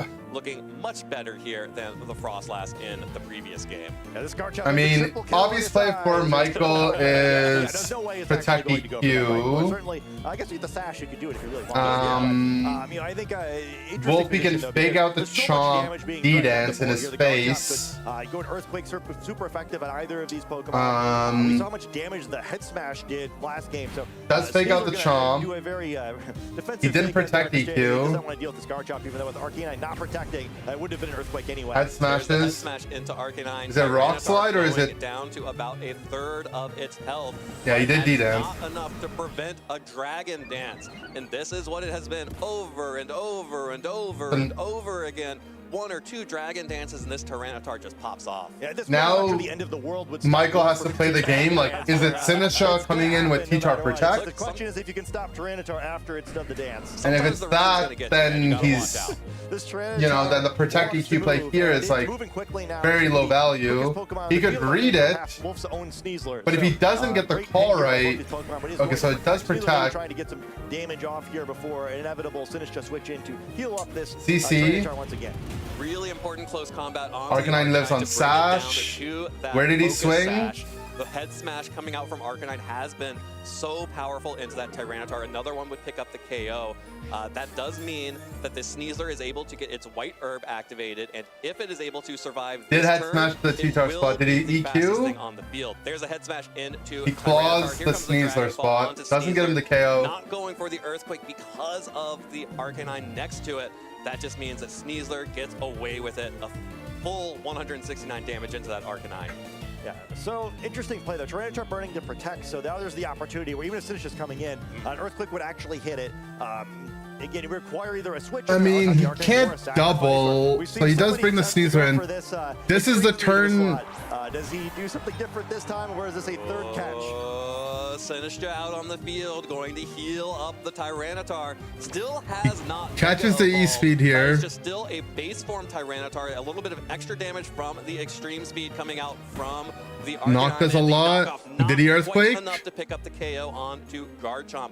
Brings it down so low, however. He did Earthquake. Here comes the Earthquake. Will pick up the KO onto the Arcanine, onto the Tyranitar, and deal a little bit to the Sinisha. Just a double KO, not a triple. But Wolfie didn't Mega the T-Tar.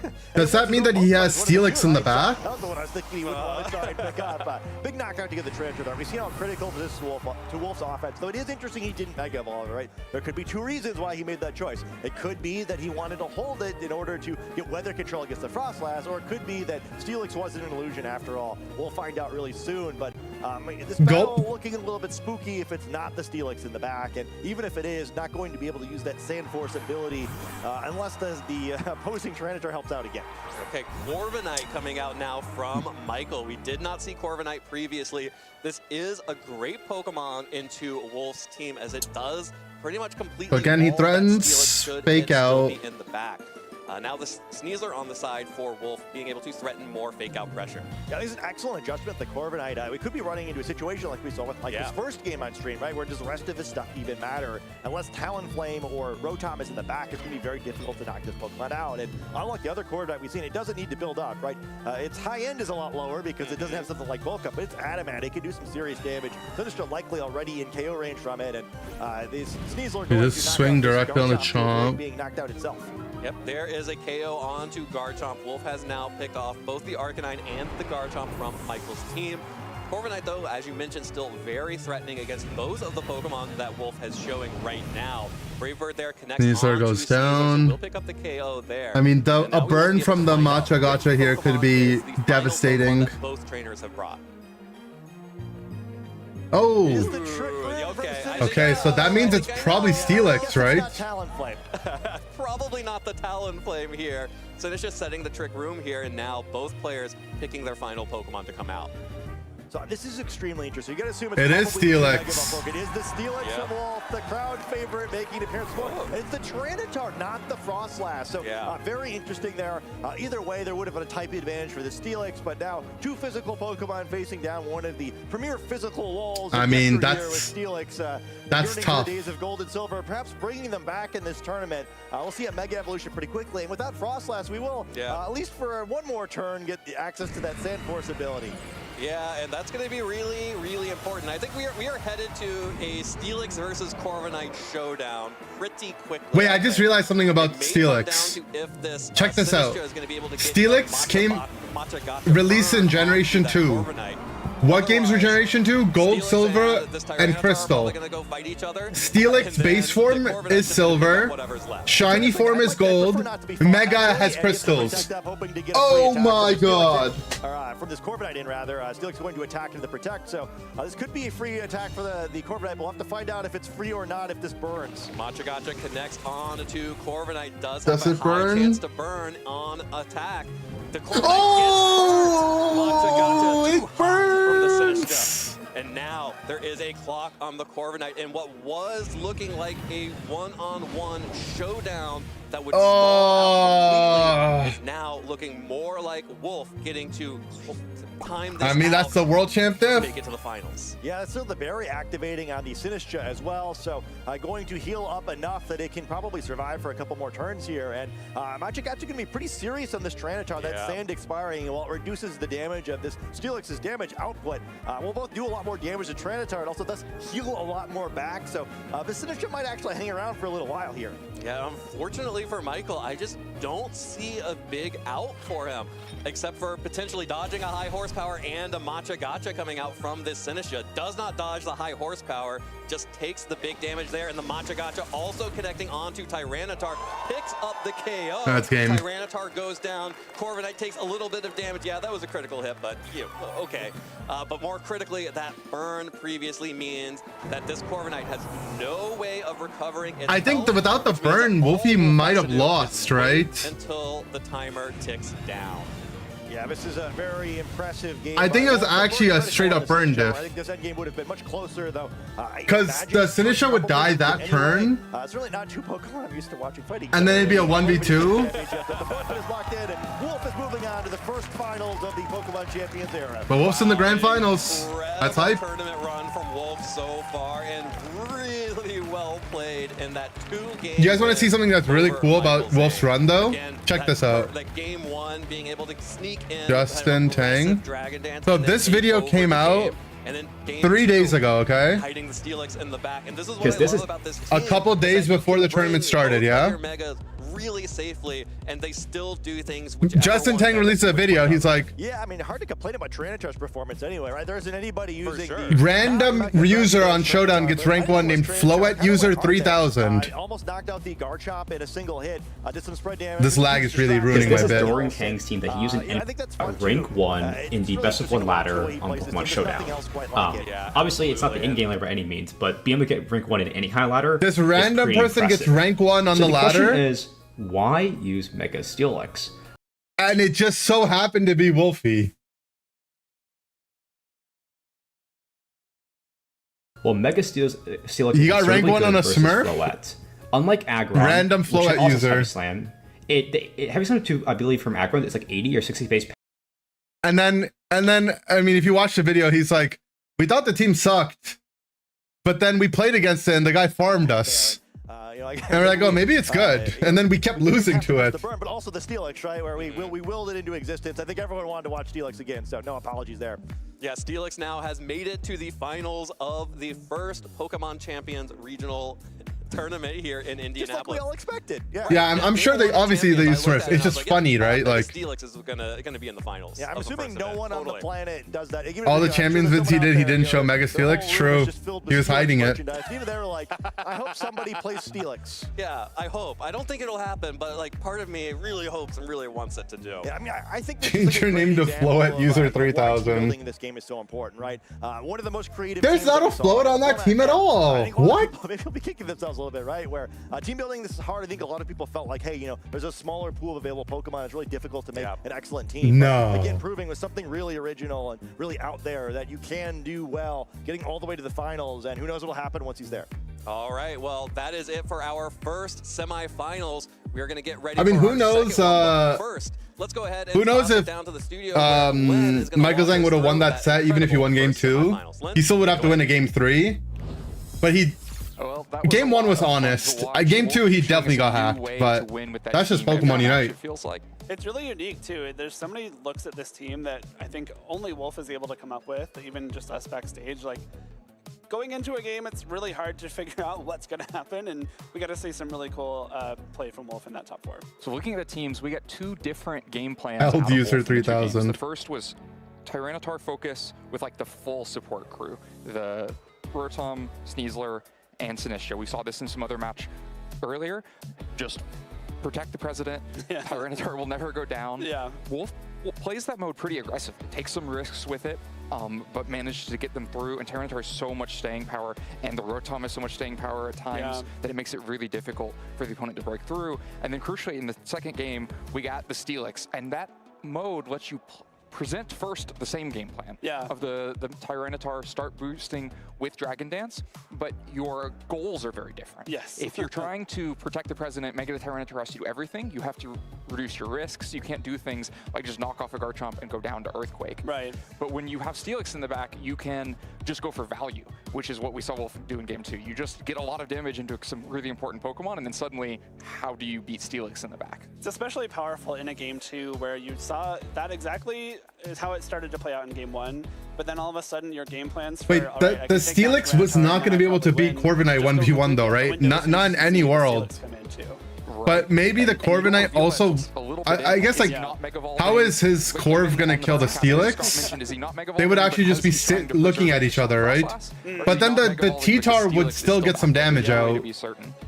I want to mention on one match earlier, we mentioned Wolf had a hard time bringing Steelix because there was a Corviknight on the other side, and you just get into an unwinnable end game against Corviknight. But that was a Corviknight with Roost, Bulk Up, and Body Press. That is a Steelix defeating machine. It takes no damage, boosts itself up, and does super effective body presses. This is not that Corviknight. No. It has no recovery, no way to boost. Body press with 230. So his Steelix doesn't have body press. Can't do much damage to Steelix. Wolf's Steelix is Protect, Wide Guard, High Horsepower, Heavy Slam. In game 2, because Corviknight, even if it doesn't get burned, is going to have to spend turns doing other things with Brave Bird that cost a bunch of recoil. They would just have to kiss. That damage race. No recovery at all on that Corviknight. See, like, neither of the Steel type guys have body press for the 1v1.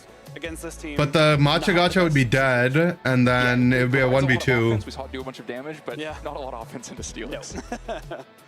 No. So looking at the game 1, this is the mode where Wolf is really... Game 1, I think Michael Zhang threw.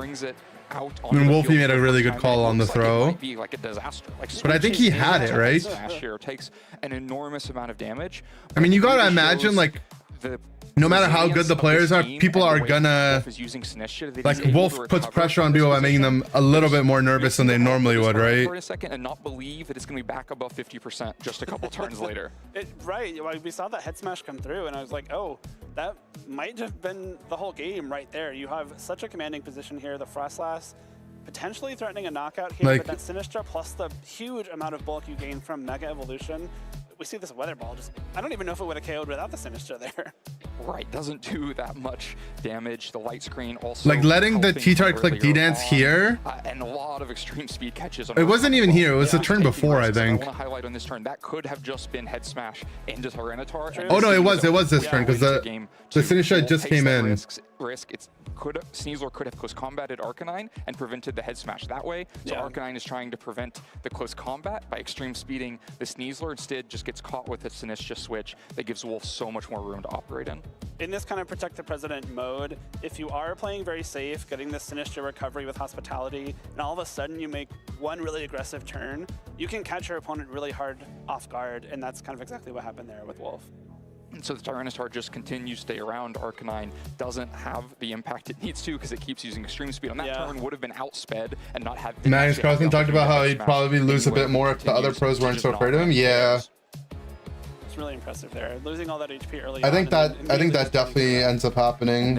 It happens in every game, right? I don't know. On the field, and maybe Frostlass was going to come in and actually have its weather. But Michael, with his own Tyranitar in the back, brings them both in at the same time. Sandstream wins, and we stay in the sand. Yeah. Michael's Tyranitar, I think, makes a lot of sense here. It is. Happens in Unite. I'm sure it happens in Unite. Pretty well, but without that Mega Evolution, you're just not as bulky as you need to be. Right, Wolf has so much damage threat in this position and the speed advantage. We learned from Protects on this turn that's about to happen that at +2, the Tyranitar actually faster than the Frostlass, so able to move first and KO. So then the next game, when we prove you can beat the MVP. Tyranitar. I watched the last quarter of that game last night. It is already boosted at this opponent. I don't know. Point, and Michael's just really it's got to be one of the most fraudulent MVPs. That's the game plan that Wolf had in shown the last like game. So 2 decades. The Tyranitar is willing to take this massive Shay got MVP over people who weren't able to play enough games as well, right? Arcanine and get rid of it just to make sure Tyranitar is down. The president is down. I've accomplished the game plan, except very suspicious that Tyranitar never Mega Evolved. Yeah, Michael kind of overextending there to get rid of that Tyranitar, which makes a lot of sense if you assume 1 million no free throws Steelix, go, but bro. as soon as Steelix comes in, it gets so much harder for Michael to win. Guys, isn't that an insane realization though? Steelix releases it in Generation 2 in Gold, Silver, Crystal. Steelix colors are silver normally, gold and shiny, and crystal and mega. That's got to be a tweet. Am I the first person to realize that? Don't get burnt. You spend a ton of health. Surely, like no one in the entire world has ever figured that out. Steelix wins in the long run. But yeah, really interesting win condition. Very interesting couple of games from Wolf. I'm very excited. I gotta tweet it. Yeah, I mean we have to craft it properly in the finals. But for now, we've got one more. Maybe with like an image. Up against Wolf and that Mega Steelix in the final. Let's go to the casters and check it out. That's right, Len. We do have our first finalist waiting in. Yeah, I think literally no one else has ever made that realization. In Indianapolis, Indiana. My name is Evan Latin. I've got Scott Plaza next to me as we are going to take you through our gotta show my work. Match of use some semicolons. It's going to be Nick Navarre versus Arcel Puri. This is going to be a really fun matchup. I think Wolf has a good matchup into both of these guys if I understand this game at all. But not using the standard Charizard format that we've been seeing with like the Whimsicott or the Aerodactyl. Instead, the more traditional Sun with the Venusaur up against Nick Navarre, who has 2 regional championships, has a top 8 at the NAIC in 2017 that Yo, think that with the tier 1. At. So both of these players enjoying being back here in Indianapolis for this, and I'm really excited to see how these Pokemon are going to match up against each other, because I think this should be a pretty dynamic matchup. Yeah, I think there's some ways that each side probably have a better advantage here. The last 2 Floette in the field facing. Need a picture of each Steelix? Yeah. You know, it's probably going to have some difficulties in this matchup, given to the opponents, but I guess also some potential positive matchups as well. Should be a lot of fun to see how this one plays out. The Venusaur in particular looked very good. I'm thinking like Arsenal, but I think, maybe we edit the gold, silver, crystal box arts to have Steelix on them. 2 Fire-type Pokemon. Less excited to see 2 Grass-type Pokemon. Getting to see all of the first partner Pokemon triangle in action here. The one benefit for Palafin here is that the Venusaur on Arcel's side does not actually have a Grass-type attack. Instead, it is running. I mean, maybe this Palafin, if this guy wins, this Palafin might cook Wolfie's team actually. This Palafin over here is not going to be super threatened with a 1-hit KO by that Venusaur. This Palafin actually goes demonic into Wolfie's team, no? However, I mean, he just has to not get Will-O-Wisp, I guess. Jet Punch and Wave Crash are just the as Will-O-Wisp strong, kind if of not cooks it. stronger than The Rotom kind of fries it. What's Nick's answer into Rotom? Course of the weekend. Of course, unlike the first time we saw Yeah, I don't know. It'll just be a game of Pokemon Unite at that point. Who wins? 1v1 Steelix or Wemby? If it's Mega Steelix, I don't know. But if it's Mega Wemby, I don't know. Perhaps if the right Pokemon Over under 5k likes. That's why you gotta craft it really well. It has to be simple for the dummies on Twitter to like it. But it has the potential to be like a. I would take the over. I think we could get over 10k with that one. If any one of those 3 Pokemon gets a free turn, you're in danger. Yeah, NBA 2K videos of Pokemon playing ball. Yeah, we watched one on stream the other day. As well, with the Swords Dance boosted Sucker Punch after You gotta call it something theory. Charizard, pretty much no matter how it's the Steelix theory. maybe we'll see it, maybe we won't, but a fun thing to be The threatening Wolfie theory. with that moveset. Also, seeing the choice You'll like it. Oh, Garchomp thank you. makes you feel pretty happy about that, knowing that there is at least We got a one, Choice guys. Scarf Pokemon that I am guaranteed to be able to. Well, we're gonna guarantee to get one. I'll like it myself. And, That's should be a really 2. interesting matchup here. Again, like we mentioned, this is more of the sort of grass type, chlorophyll type, plus a drought version of Sun here, as opposed to just sort of the balanced good stuff of the Charizard Y team. If you know, you know. I know you do. For both trainers, where, like, I don't know, but like I guess Nick's team in general is like not really a variant of a standard archetype. It's kind of a new Semicolon abuser. I think it's a little bit awkward for the more traditional Sun team to handle, and then Follow up with a 30-minute drug out YouTube video. Oh, like drug as in like dragged out. Okay. I was about to say, what do you mean by drug out? And figured out here where again, I'll dislike it on all my accounts. Coming in the weekend, but likely. Well, you know, we can count on your grandma to like it, so it'll balance it out. Yeah, you have to expect that that is what our players were doing in their downtime. Another mirror here, the Floette is also Calm Mind on Arceal's side, so 2 Calm Mind Floettes here, so is that allowed? A damage and a buff race between those 2 Pokemon. Check with the judge. I think it should be allowed. To be brought for that Mega slot for this particular matchup. I think one thing keep finding a whole lot of speed control in these games. There's the Tailwind for Nick and the Trick Room option actually on the other side of the field, even though it's time. He was up. Not like a whole lot of Pokemon that actually want to be under Trick Room unless the Tailwind is set up by the other team. Well, there's the classic Sun lead here. It's Venusaur and Venu Charizard against the Sneasler and Floette. So Nick, of course, only has the Floette as a Mega Evolution option, so has opted to bring that, immediately staring down the Charizard that resists all fairy type attacks, and the Venusaur that also resists those fairy type attacks and threatens big damage with a Sludge Bomb. Yeah, to both these Pokemon, right? This is why it doesn't know any grass type moves, because it can threaten Sleep Powder in either of these slots or try to go on the offense because it has the Earth Powder. All right, he has fast Sleep Powder, but there's Fake Out. Bud can Calm Mind, but then what? I think he has the advantage to start things out. Yeah, great point. This is exactly why that Venusaur is not carrying a grass type coverage move, instead the poison and ground typing. Sneasler and Floette, 2 of the most common Pokemon in the format. I think it's go for a sleep on Floette. I think also, you've seen the Mega Make the Sun go for a sleep on Floette. It's one of the things that could be a little advantage for both players, right? Right now, definitely better for us. But there are 2 fire type Pokemon. Honestly, I think it's double the Floette. This match plays out. There's the Sun set by. That's my call, double the Floette spot. That is going to boost the speed of the Venusaur, activating that Chlorophyll ability. While Floette is going to Mega Evolve itself, get a big boost to its stats, and also activate the Fairy Aura to further boost the power of its fairy type attacks. The Fake Out on the Venus spot. Venusaur breaks the Focus Sash, prevents the Venusaur from going for Sludge Bomb, Earth Power, Just or Calm Sleep Mind. Powder, any one of which would have been fine. There's the Calm Mind coming out from Floette to potentially, absolutely raise its special defense and protect against a Heat Wave, while Heat Wave Sneasler misses. also just That's why I said you should go for the Weather Ball. I said that. Yeah, hey, you like that?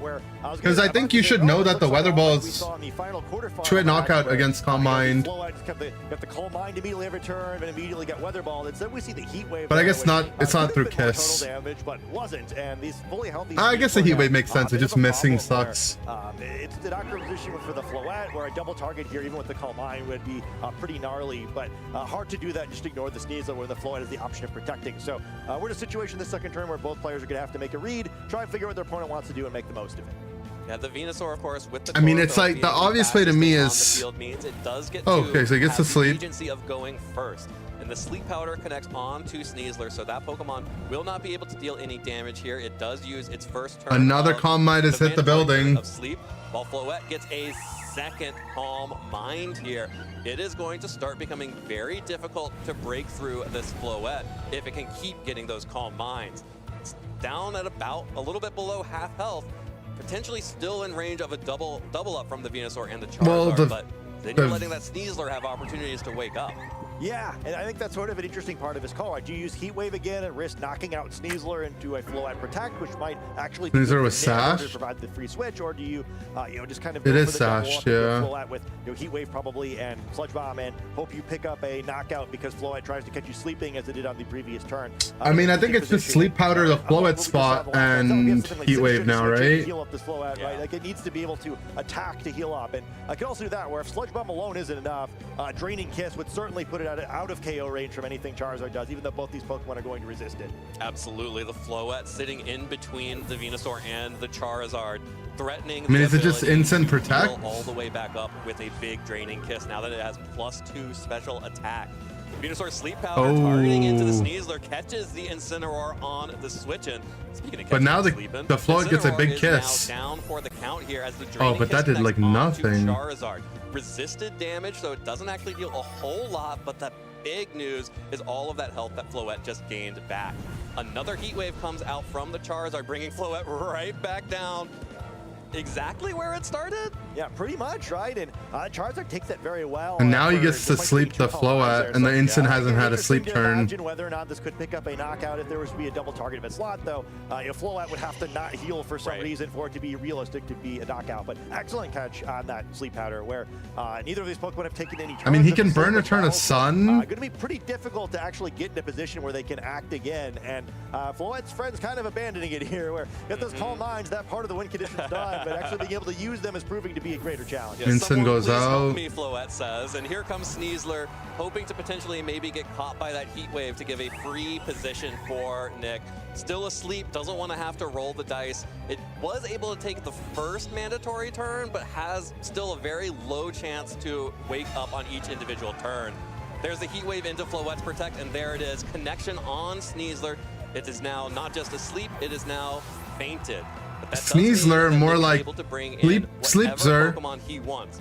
Probably more like dead. Assume a Talonflame it is. So Talonflame now checking the Venusaur with the Gale Wings ability. Yeah. Floette able to so not really pin the Charizard. Last turn of Sun, Talon has priority Gale Wings onto the Venus spot. Into that slot if it would like to heal itself up and then continue pressuring the Charizard. So it's still not a great position for Nick with 0 turns of sleep taken by the Incineroar. Yeah, it was 1 on the Sneasler because it dodged the Heat Wave, but still a very advantageous position for Arsenal, but no longer more like Faintler. Finally, there's real pressure coming the other direction. So Chizzard goes out. Also not Arsenal's to reset the Sun. The final turn of Sun. So Charizard has to retreat if Arsenal wants to have the Sun up for later on. Dual Wing Beat doesn't get the kill. The first Dual Wing Beat takes the second. Venu goes for a little bit of health, but Sludge Bomb onto the Floette. Hangs on. Sleep Powder on the Floette. Another Sleep Powder. Bro is clicking every 75% Sleep Powder and hitting them. Done a lot to boost its special defense. Is staring down a physical attacking Incineroar. Yeah, this Venusaur looks like Vivian out there, where you can't miss a Sleep Powder. That's big. 3 different Pokemon have been put to sleep again. I mean, now he can threaten Fake Out. Talonflame not exactly Sludge Bomb. Sludge Bomb doesn't kill. It doesn't kill after 2 Calm Minds. Exactly how much damage that Dual Wing Beat was going to do. Surviving pretty comfortably there, though he would not have without the help of the Intimidate from this Incineroar. And now you could go for a Fake Out to protect the Venusaur if you wanted to, though it's kind of done its job. So like maybe you're fine either way. Really great start for the game so far. Yeah, absolutely dominant positioning here from Arsenal now. Crit Sludge Bomb, please. Potentially boost Flare Why do you want the Venu Chizzard to win? I hate playing into Venu Chizzard. Getting hit by that Sleep Powder. There was a lot invested into that Pokemon. +2 special attack, +2 special defense. He gets the Sun back up. Special defenseless in front of this. Okay, so he didn't even Fake Out. Oh, so he just went for the Sun Blitz into Floette, right? To have gotten the KO onto the Venusaur last turn. Floette now finally taking a turn of sleep here, and then the Flare Blitz connecting onto Floette, and it goes down.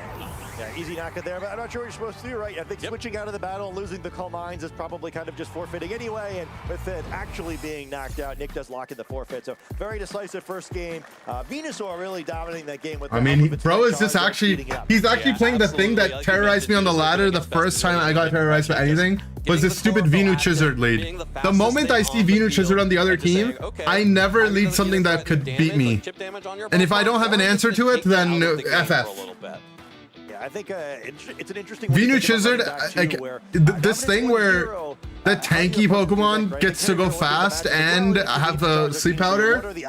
No, man. Not very high. However, it's already happened once. So, you know, if you just play this out twice more, the odds of it happening again probably higher than you're comfortable with. Yeah, I think maybe the Talon lead. You bring out Talonflame sooner. We've learned that there is that option of just switching in the Incineroar to survive the dual wing beat, maybe trying to burn the Talonflame down. But I think it came out a little bit too late in that one, where unless Nick just problem with the early Talon though is that having better the Venu lives a dual wing beat after -1. You know, maybe just trying to get a little bit different. And then like there.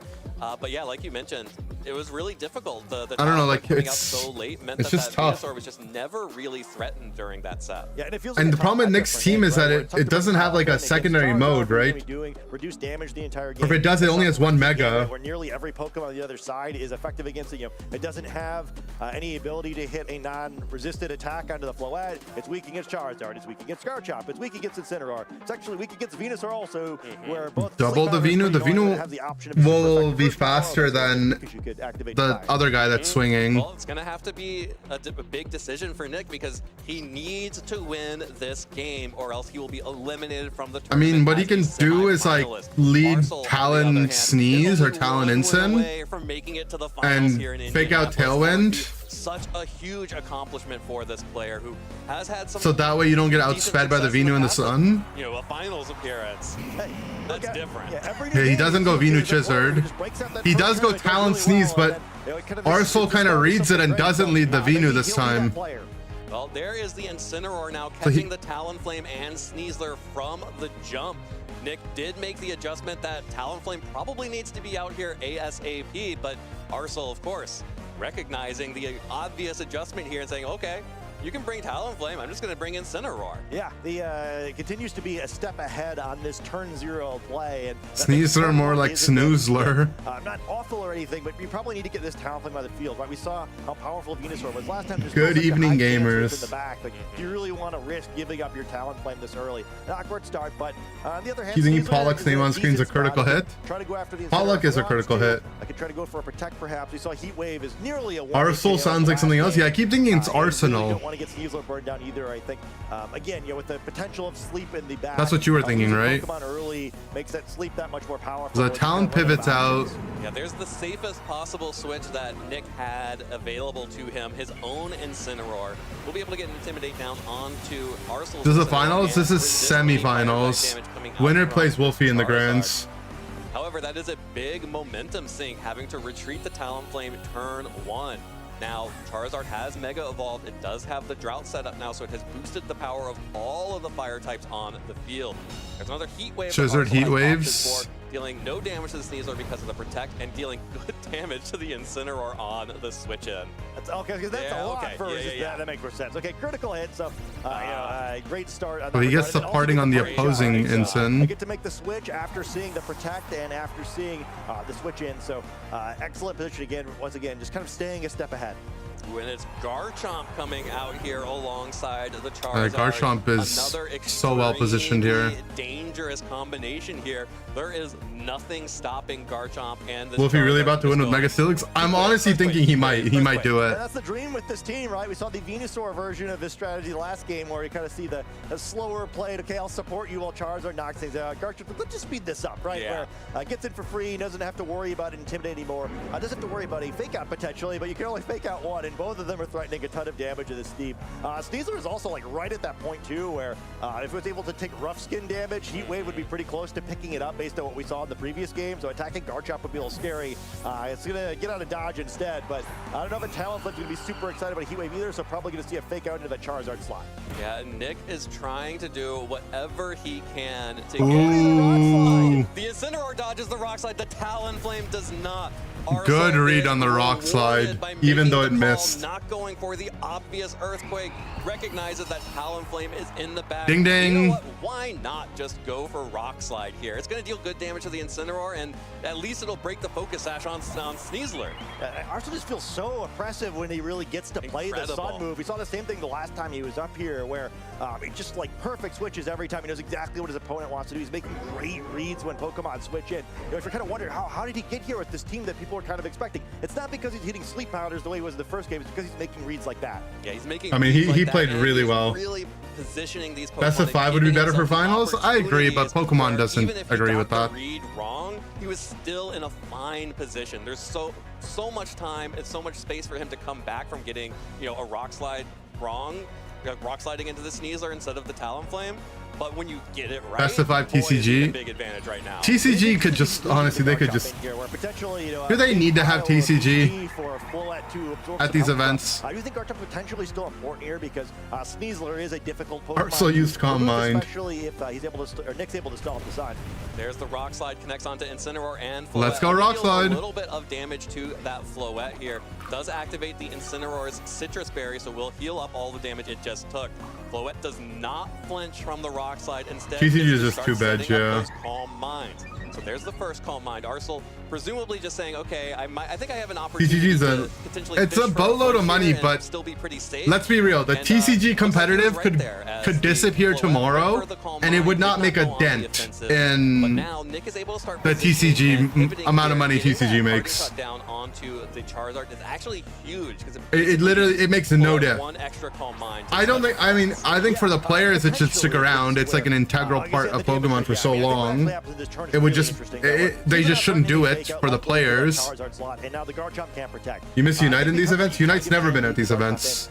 If you do and you get a rock slide flinch, you almost definitely win the game there. However, if you don't, Floette knocks you out in one shot and takes all of your HP, and then you start fighting with a huge snowball. TCG is more exciting than Go. Probably wins the game almost on the spot. So likely going. I mean, I've never watched either really, so I can't say. Also going to be donating a lot of HP to the Floette fund. So a pretty critical turn. We'll have to see what's in the back. I think I've seen like 3 weeks. Yeah, like two and a half. 2 weeks. And even if it is, I mean, giving a free switch to a Venusaur who's now threatening a super effective. It would be too unfeasible for Unite to be our regional, these regionals. So I think maybe they could have it like at a couple, but they couldn't have it at everyone. Yeah, it's too much for 5 people to travel as a team. Actually, a double switch here. The Charizard also going to switch out for the Incineroar. I mean, I would do it. It sounds hype. To the Sneasler and allowing but it'd be so expensive. Back in to reset the Sun. There's the Draining Kiss coming out from Floette. Connects onto Venusaur. Does a decent amount of damage. Looks like it might be it's a 3-hit KO, maybe a 4-hit KO, and not recovering quite as much health. I haven't been paying attention. Is this game even? Is there a way that Nails can win? I really don't think so. Yeah, I love the pace that he's playing at, though. Now, again, another great switch, right? Okay, well, I know Charizard's going to get. I kind of tuned out like ages ago. After the parting shot, I should just get my own. After like he got like the first 3 turns right. Opponent and make it difficult for this Floette, right? Threatening a fake out into either of these slots. You know, if you go after the Floette and you hit a Protect, you're probably giving up Incineroar for free, which may not even be the end of the world because you get a free switch. But you don't need to do that, probably, right? You can just go into the Sneasler slot potentially instead if you want. Some pretty good options here. That's sort of the running theme of this set so far for The Arsenal. Floette Protect. Plenty of good options available.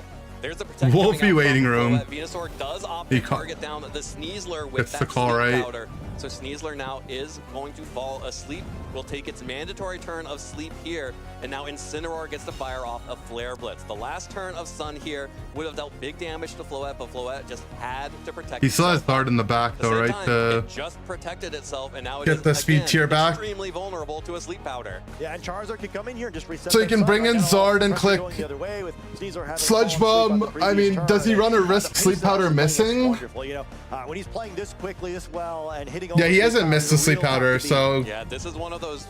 The way he's playing is just you can tell that he's in that flow state. Like he knows exactly what he wants to do. He is. Can you pee? No one's allowed to pee. Yeah, I mean, look at the difference in the your time, right? Where no, not a single one of you is allowed to go pee right now. Like, you know, Arsenal's barely spent a minute. Well, there's the Draining Kiss into Incineroar, deals good damage. No switches here. Arsenal does not need to bring in the Charizard just yet.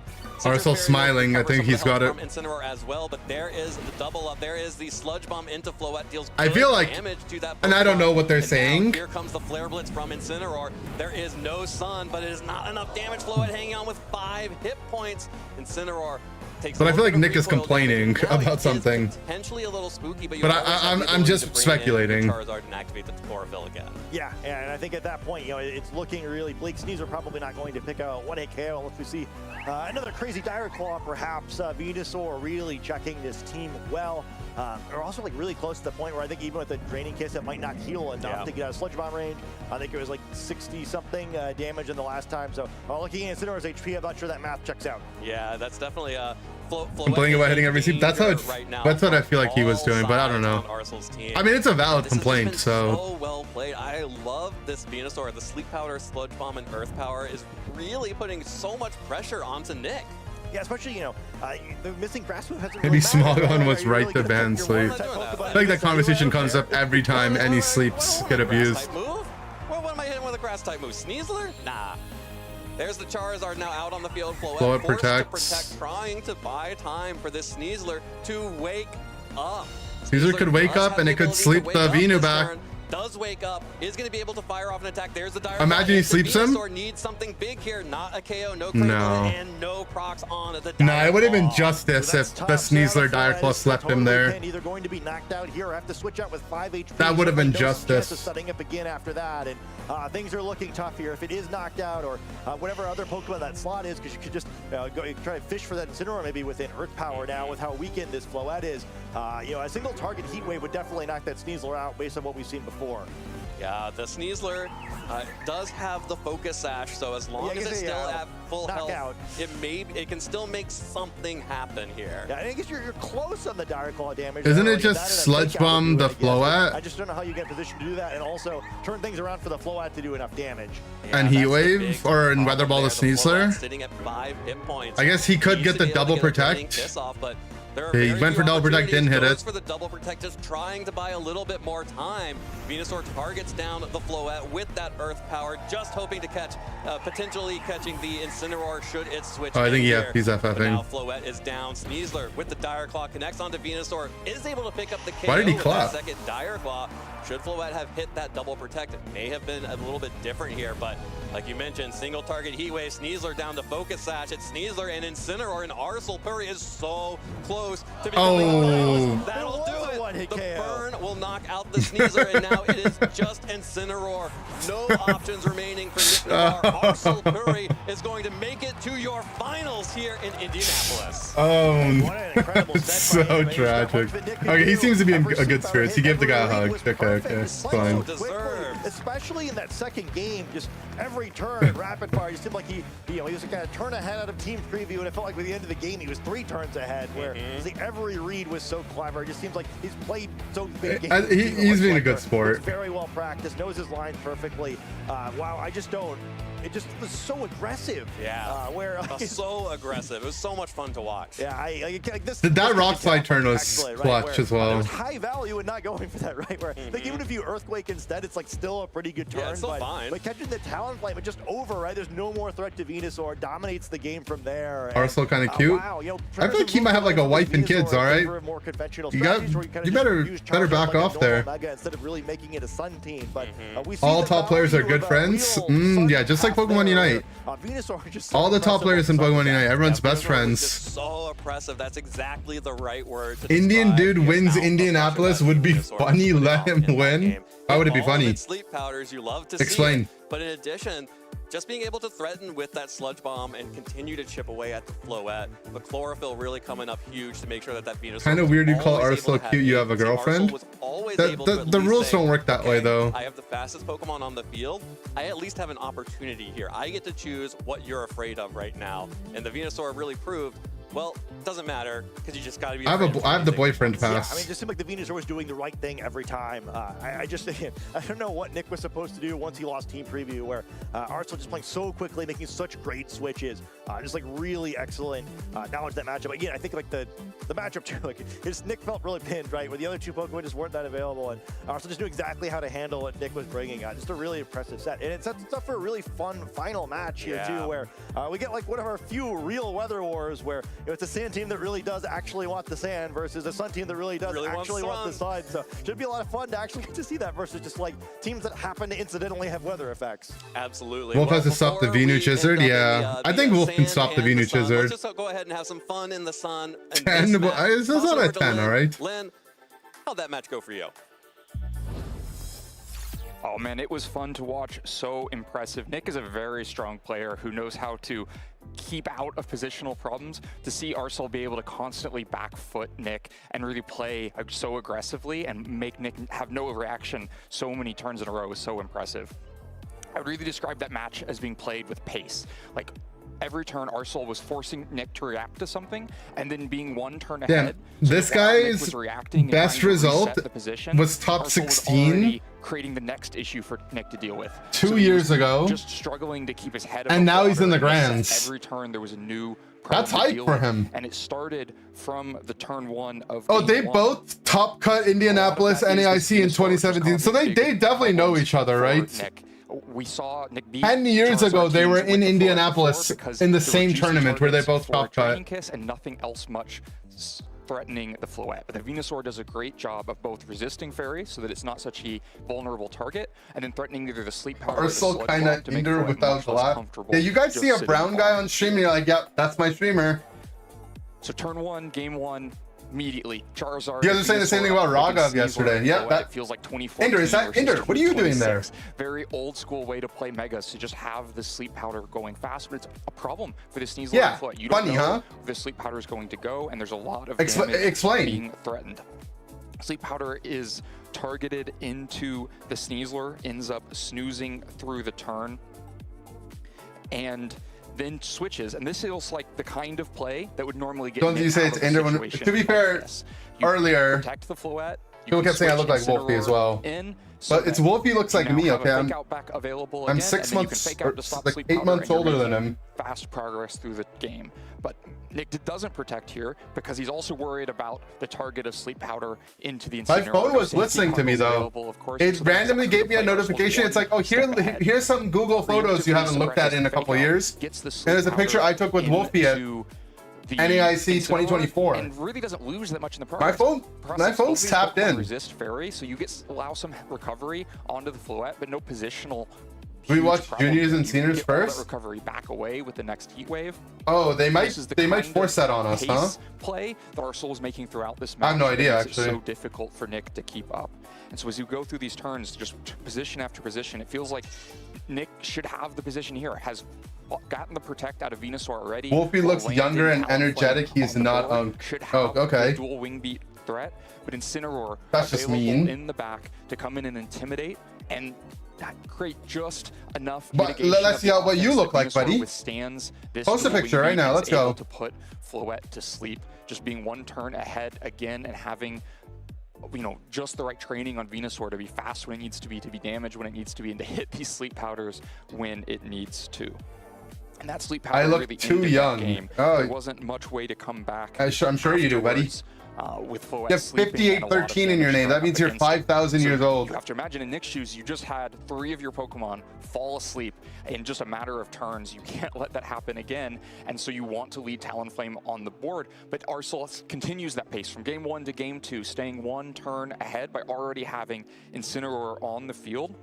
You play United happens, exactly. Immediate problems. Too much stress. Intimidating Talonflame and giving it no real things to accomplish on this turn. It wants to be tailwinding at the right moment. Hey, Google. Or dual I'm not going to finish that. That might actually. This is not. No, my phone is listening. Stop. So it's not available to accomplish nearly as much. You almost made me order 55 burgers. The Sneasler is going to later on in this match switch into Talonflame, but again. Nah, I could actually troll all the iPhone users right now. Knows that the Talonflame wants to find a space back onto the field, wants to be in against this Scarf Garchomp with Earthquake, and so makes the read, gets the damage on a Talonflame. Hey Siri, play music. You know, most important target for that damage was also Incineroar, which would have still taken significant Rock Slide damage, so maybe not so bad if the Sneasler stays in, but gets so much out of it with Talonflame coming in instead.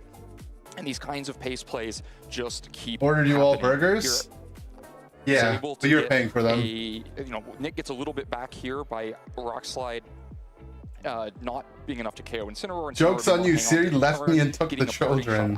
What? To look like Nick can come back, but then this is really the crucial turn, getting not only the switch to get Venusaur in, which felt like it was telegraphed. Everyone knew that switch was happening, but also having this Rooting switch for Arcel or Wolfie? Probably for Wolfie. Charizard just staying Definitely for Wolfie. I don't want to see Venu Chizard win. Offer your own. I hate Venu Chizard. On the next turn, turns this from somewhat bad for Nick if Venusaur just comes in and takes this Draining Kiss to kind of devastating. Now you're I had Shake Shack in Japan. Does that count? The ability to reset Sun again, the ability to threaten Fake Out on this turn, just always one turn ahead throughout that match for Arcel. And now he's got his work cut out. Damn, that's racist. You can't just say that's racist every time I say something. He's gonna have to do it again against Wolfglick, one of the strongest players in the game. I'm also really looking forward to seeing how Wolf handles Charizard with his team. Steelix has some of the tools, but it's gonna be really fun to see how that plays out. We haven't got to see it on broadcast yet. So I think we are ready to go back over to the broadcast, the casters, and start getting this ready.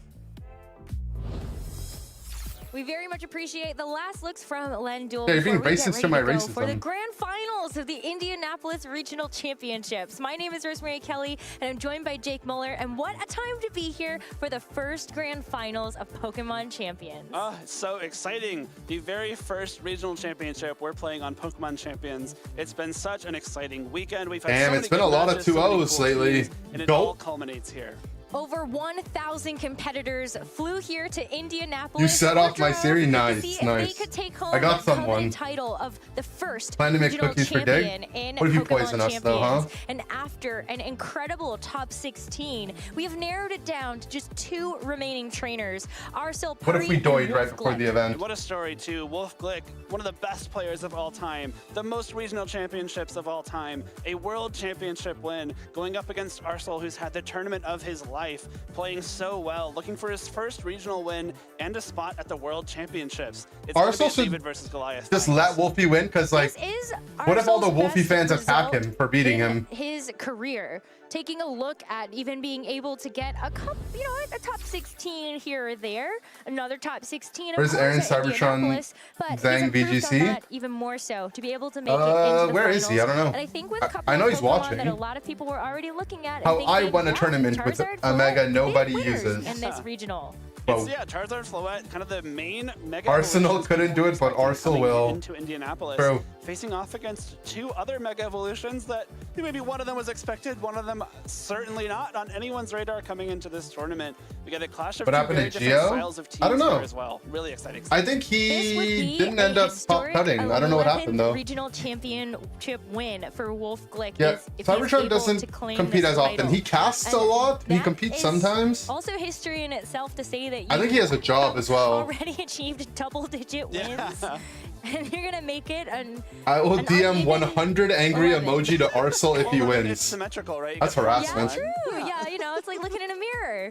No, but I mean, it is truly a great time to be here for Pokemon VGC. We've got 2 incredible trainers that are about to take the stage for the grand finals of our first Pokemon Champions Regional. And again, looking at 2 pretty unique takes on the meta. On one hand, you've got Arcel, who has taken a team of a lot of the threats that you would have expected for the tournament. Mega Charizard, Mega Floette, both of them really. Yeah, there was a bunch of people that went undefeated day 1 and then didn't end up cutting. We have had in Pokemon Champions. I mean, not.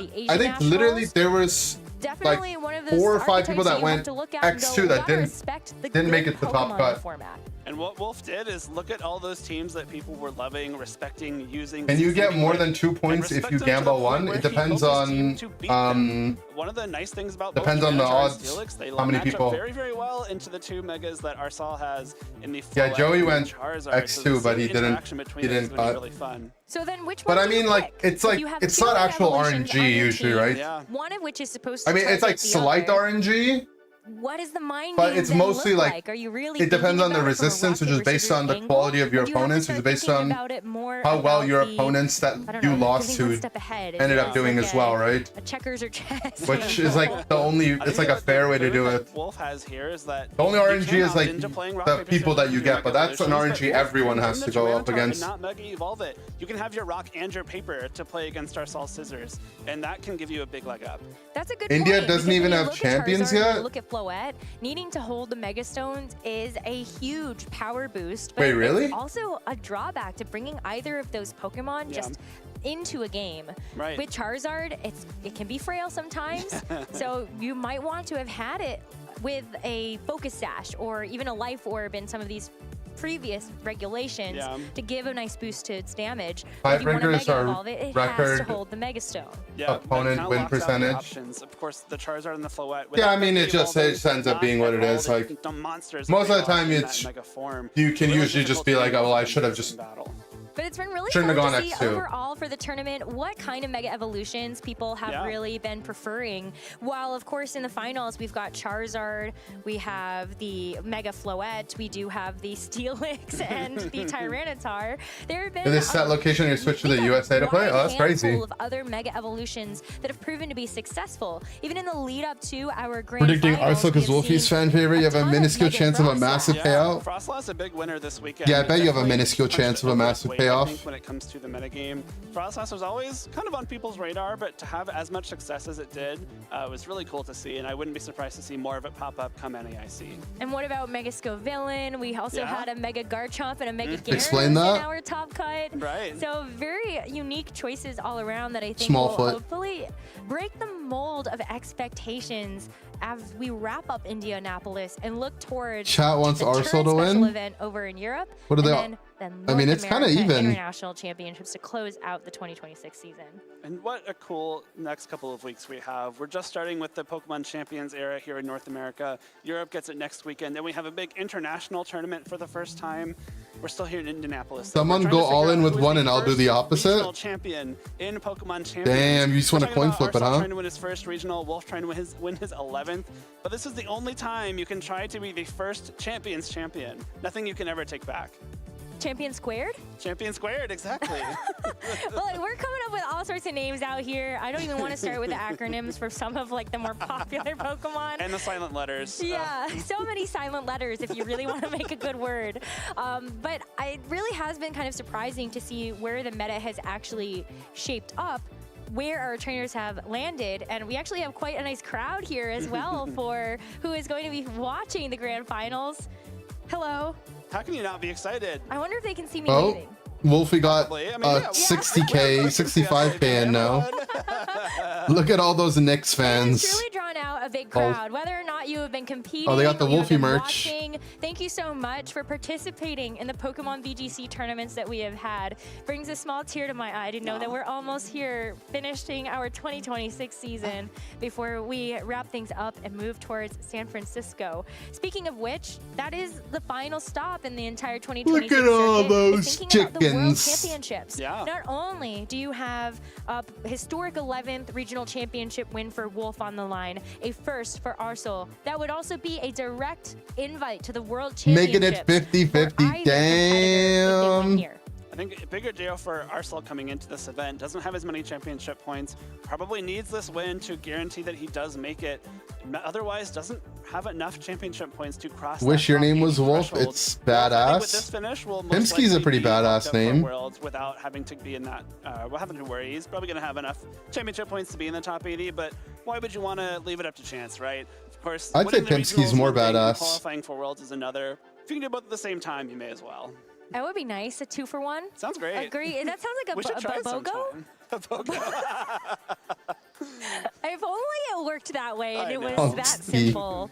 Gulp. But leading up to San Francisco, I think Imagine that's really being named what's exciting Thick Fart. is like we get Yeah. to enter into this new game with Pokemon Champions. We have a couple of events for our competitors to Your test parents the named you waters, after and then what it happened. all culminates in who will be crowned the first world champion in Pokemon What Champions. is a ramen And we got bird? a couple of other events happening over in Asia. So I It's think just we've chicken had ramen. A really nice appetizer for what we will see as Pokemon Champions continues to develop.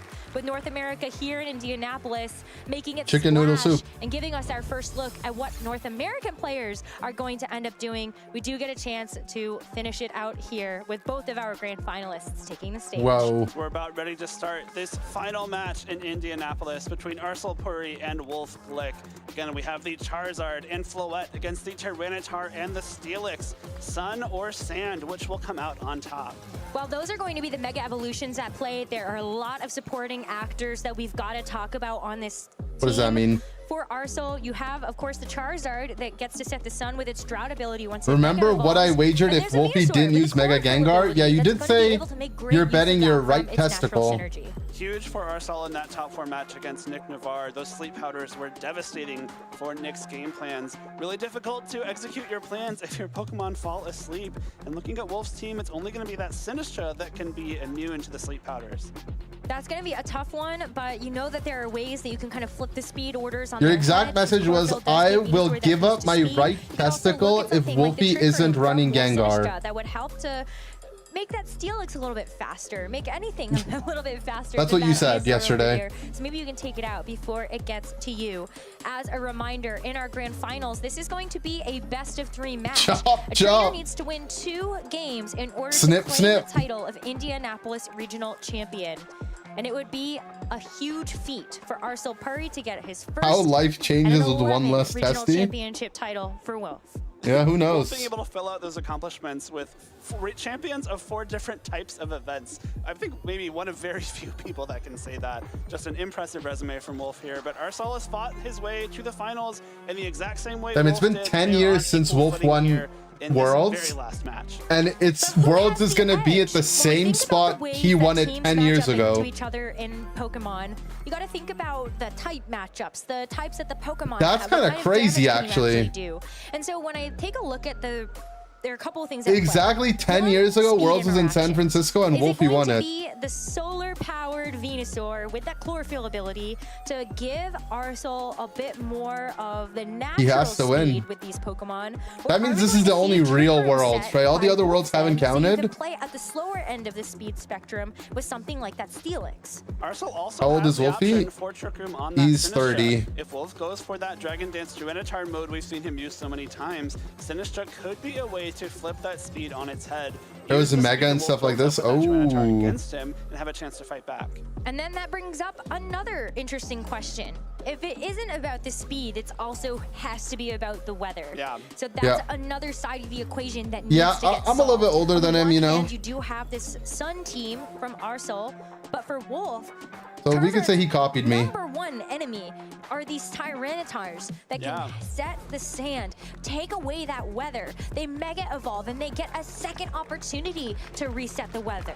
Tyranitar does have a bit of an edge in this weather matchup. Yeah, if you're here. not 30, you're not a only does it gamer. have I the said it. Sandstream ability before it mega evolves, but on top of that, it's just one of the best answers to Charizard. Do you in root for general. Chizzard? Those I Fox can't Fights root can for be Chizzard. devastating, if not scoring big one-hit KOs, coming very, very close after perhaps an Intimidate.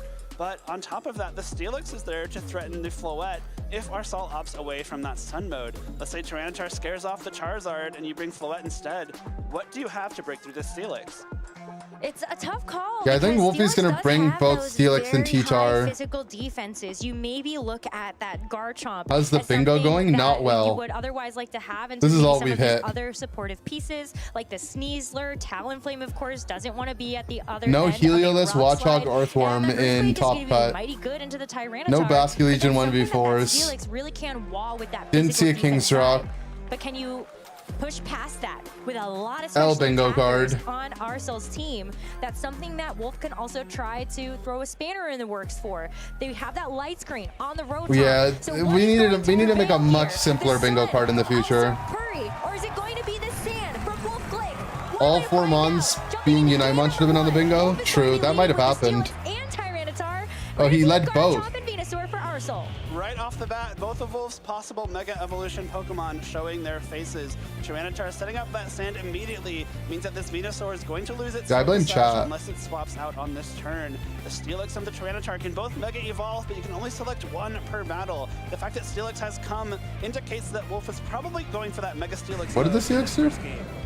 Steelix would be a great call here. Something that would be not taking too much damage from something on the Venusaur side. Has a general good matchup into something like the Sludge Bomb. And the second attack that this Venusaur has is Earth Power. So we'll see this Tyranitar make a switch out for now as the Talonflame All right, comes so in to take T-Tar its out. place. Something else that doesn't necessarily Yeah, want to he said end it. up I didn't taking say any it. chip damage here from the sand at the end of this turn, unless it breaks its Gale Wings. Claws But that's not going to matter on the when Talon Garchomp's gonna do spot. that for it. Sleep Powder from the Venusaur comes Sleep Powder out on the into Steelix the spot. Steelix, but that protects keeping it safe for now. And a huge turn from Arcel right off the bat. That's a lot of damage into Talonflame, and this Choice Scarf Garchomp will be able to outspeed and KO it because this Talonflame's Gale Wings is no longer active. Venusaur does lose its Focus Sash to that sand, but you are threatening a Sleep Powder into this Steelix, and if Steelix wants to swap out into something that can absorb that Sleep Powder like the Sinistcha, I don't think that Hospitality would even be enough to save the Talonflame. Talonflame gets out of dodge. Sinistcha comes in to take its place, and there's not really anything to help. He does commit to the Mega Steelix Steelix. is at full HP, but it's here to Mega Evolve. And staring down at the competition, Garchomp and Venusaur, they're looking onward as the Garchomp lets out another Did he sleep out of the Steelix spot? He did, and it connects. 2/3 of its HP, and a Sleep Powder hits. The Venusaur is accurate, and Steelix has got to take a nap on the job. Still really keeping up that offensive pressure is Arcel. Another Dragon Claw into that Sinistcha does almost half when you count that sand damage. A combination of Dragon Claw and Sludge Bomb may be able to finish it off. Steelix also So Sinistcha can protect this turn to burn a turn of sleep, right? With that Dragon Claw, but Venusaur is also packing Earth Power, a super No, effective special attack. Wolf's Sinistcha doesn't have protect, right? Actually, no, it does. It does. Defense stat on the Steelix. Another way that you can help to keep it in check is going Earth to be with Power. the Incineroar switching in. If the Steelix does wake up, Oh, he's probably it is going trick to be rooming, doing right? less damage since it took that Intimidate drop, but it looks like only a second. Oh, he Earth gets the Power wake. enough to knock it out. Steelix wakes up though, and it's going to come in with a heavy slam under the Venusaur. Just That's just barely missing World out Champ on the diff. KO. Can the sand damage pick up and finish up the job? The Sinistcha just sets up the Trick Room. Twisted Dimensions mean that Steelix will be attacking first. The Sinistcha, the Incineroar takes sand damage. Venusaur barely hangs on, but only one more turn will finish it off. And especially since Trick Room just went up as well, a Machagacha or an attack from the Steelix could take it out. Wolf gets that crucial first turn wake with the Steelix to get a huge heavy slam off into the Venusaur. Incineroar coming in means that Venusaur didn't get knocked out thanks to that Intimidate, but I wonder if you would rather it get knocked out here so you don't have the sitting duck Venusaur on the field. Goes into Come in Chizard. and take the Venusaur's place, but you cannot take away the sand just yet. You're gonna have to wait for this Charizard to Mega Evolve on the next turn, as the Incineroar is able to fake out the Steelix to prevent it from attacking on this first one. So No now, burns since the with two the fire Machagacha, great, types. you get a little bit of damage down, but the biggest thing here is that this Charizard's gonna want to Mega Evolve and take away that Sand Force from the Steelix. If it Mega Evolves, it will set up the stun and threaten some very powerful fire-type attacks. But Arcel has to be very careful about when he chooses to Mega Evolve, because if he does, Tyranitar can immediately switch back in, set up the sand once again, and the combination of that sand Steelix going also up has Wide and the Guard, Wide right? Guard from the Steelix means that there is no available fire-type damage if the sand is up. Yeah, you would look at something like the Weather Ball, but of course if the sand is active, that becomes a rock type attack. That's not going to be doing too much damage to either Pokemon standing in front of that Charizard. That's tough too. The Charizard Returns now a Trick not being Room. threatened heavily by any type of attacks. The Sinistcha with Machagacha, we saw it do barely anything. And the Steelix's Heavy Slam, still a decent threat, but at -1. He can- And with that resistance Okay, so he on the fire type, goes Charizard can into possibly take away T-Tar. this turn without going for that Mega Evolution and try to fire off a Heat Wave. Did he click Mega Evolute? In for the Sinistcha, and there's only one turn of sand left. Is that going to get overridden? He did Mega As we do Evolute. end up seeing the Charizard stay on the field as another switch comes through. He does Charizard's actually Heat not Wave. going to Mega Evolve here. Great patience from Arsenal to just let a heat wave through. A burn could be devastating here. Better than the Sinistra that would have been on the other side, as the sand is now expired. So no sand, 2 turns of Trick Room. He can protect, bring back Incin, and then fake out on the last turn of Trick Room. You can now threaten the Sun to go up here, and Arsenal and Wolf would have to swap out the Tyranitar, bring it back in. But he could just swap the T-Tar out because he's threatening Rock Slide.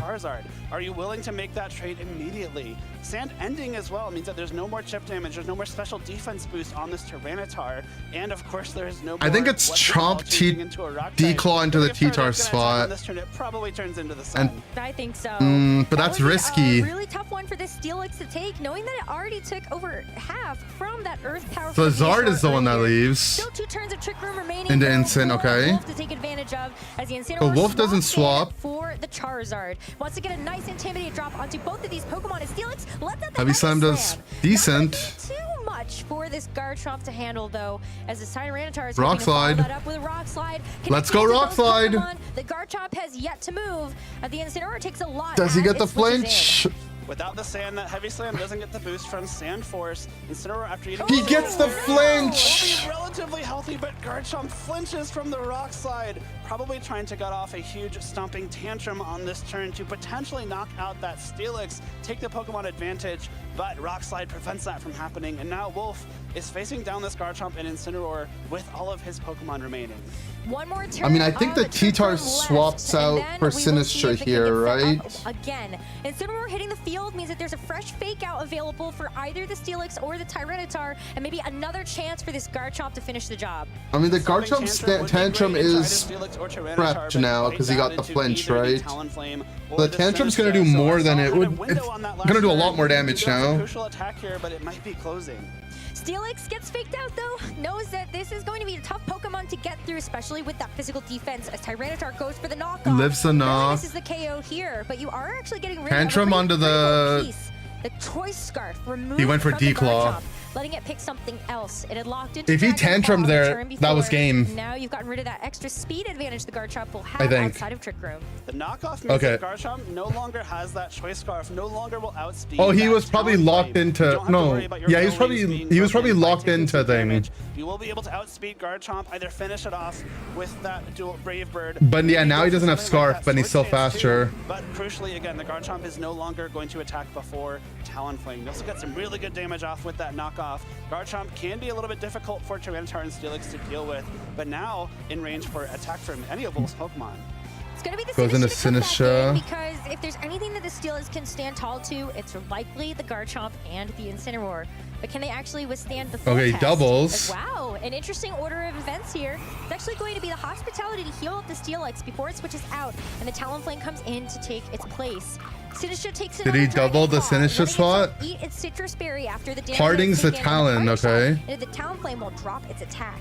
Smart order of swaps by Wolf. I think you really wanted that Hospitality healing on the Steelix there to make sure it is healthy for later on in this battle. What Arsal's doing very well. Did he get Trick Room back up? Claws, guaranteeing that you're getting good damage out. If you're going for Stomping Tantrum on this turn, Oh no, that was the turn he swapped, right? Yeah. Or a Flying type, but now the Sinistra can't really take too many more attacks. These Dragon Claws are adding up from this Garchomp. Wolf does have the speed advantage with the Talonflame, but what are you going to do with it? You have the option to go for Brave Bird or Flare Blitz. Those are your 2 attacks. You've got Sharpig on the Talonflame. He probably doesn't Mega here, right? You do decide to go for a Brave Bird, but if you hit into the Garchomp, that's Rough Skin recoil that will be happening on Chomp leaves for Incin, I'm guessing. Either of those moves. And no Mega Heat Wave. He needs to hit it though. -1 attacks that onto that Talonflame. Make that -2 as Sinistra protects. Will protects. help that out too. And Sinistra protects itself, knowing that this Charizard is going to be threatening something here. Talonflame does unleash a Brave Bird, and that's going to go right into the Incineroar. But that's not going to hurt as much as you wish it might have because of that -2. Arsal also refusing to Mega Evolve this Charizard, continues to be very smart about conserving that resource. Okay, so Talon is down. Because of all those Dragon I Claws mean, into the Sinistra, okay, but now he has a fresh fake out with the Incin off that switch.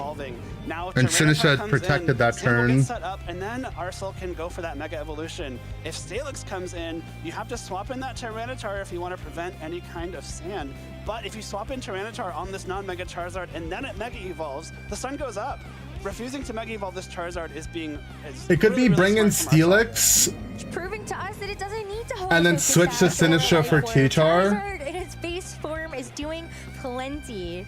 But you're right, the timing of this has been And very click wide guard, critical maybe? to let Mega Evolution go on this Charizard. You get a nice boost to your special attack Okay, output so it as brings well. T-Tar With in this here. Tyranitar hitting the field, I think this might be the door that Arsenal needed to be opened. The Tyranitar is also so weak. A Solar Beam should be able to knock it out.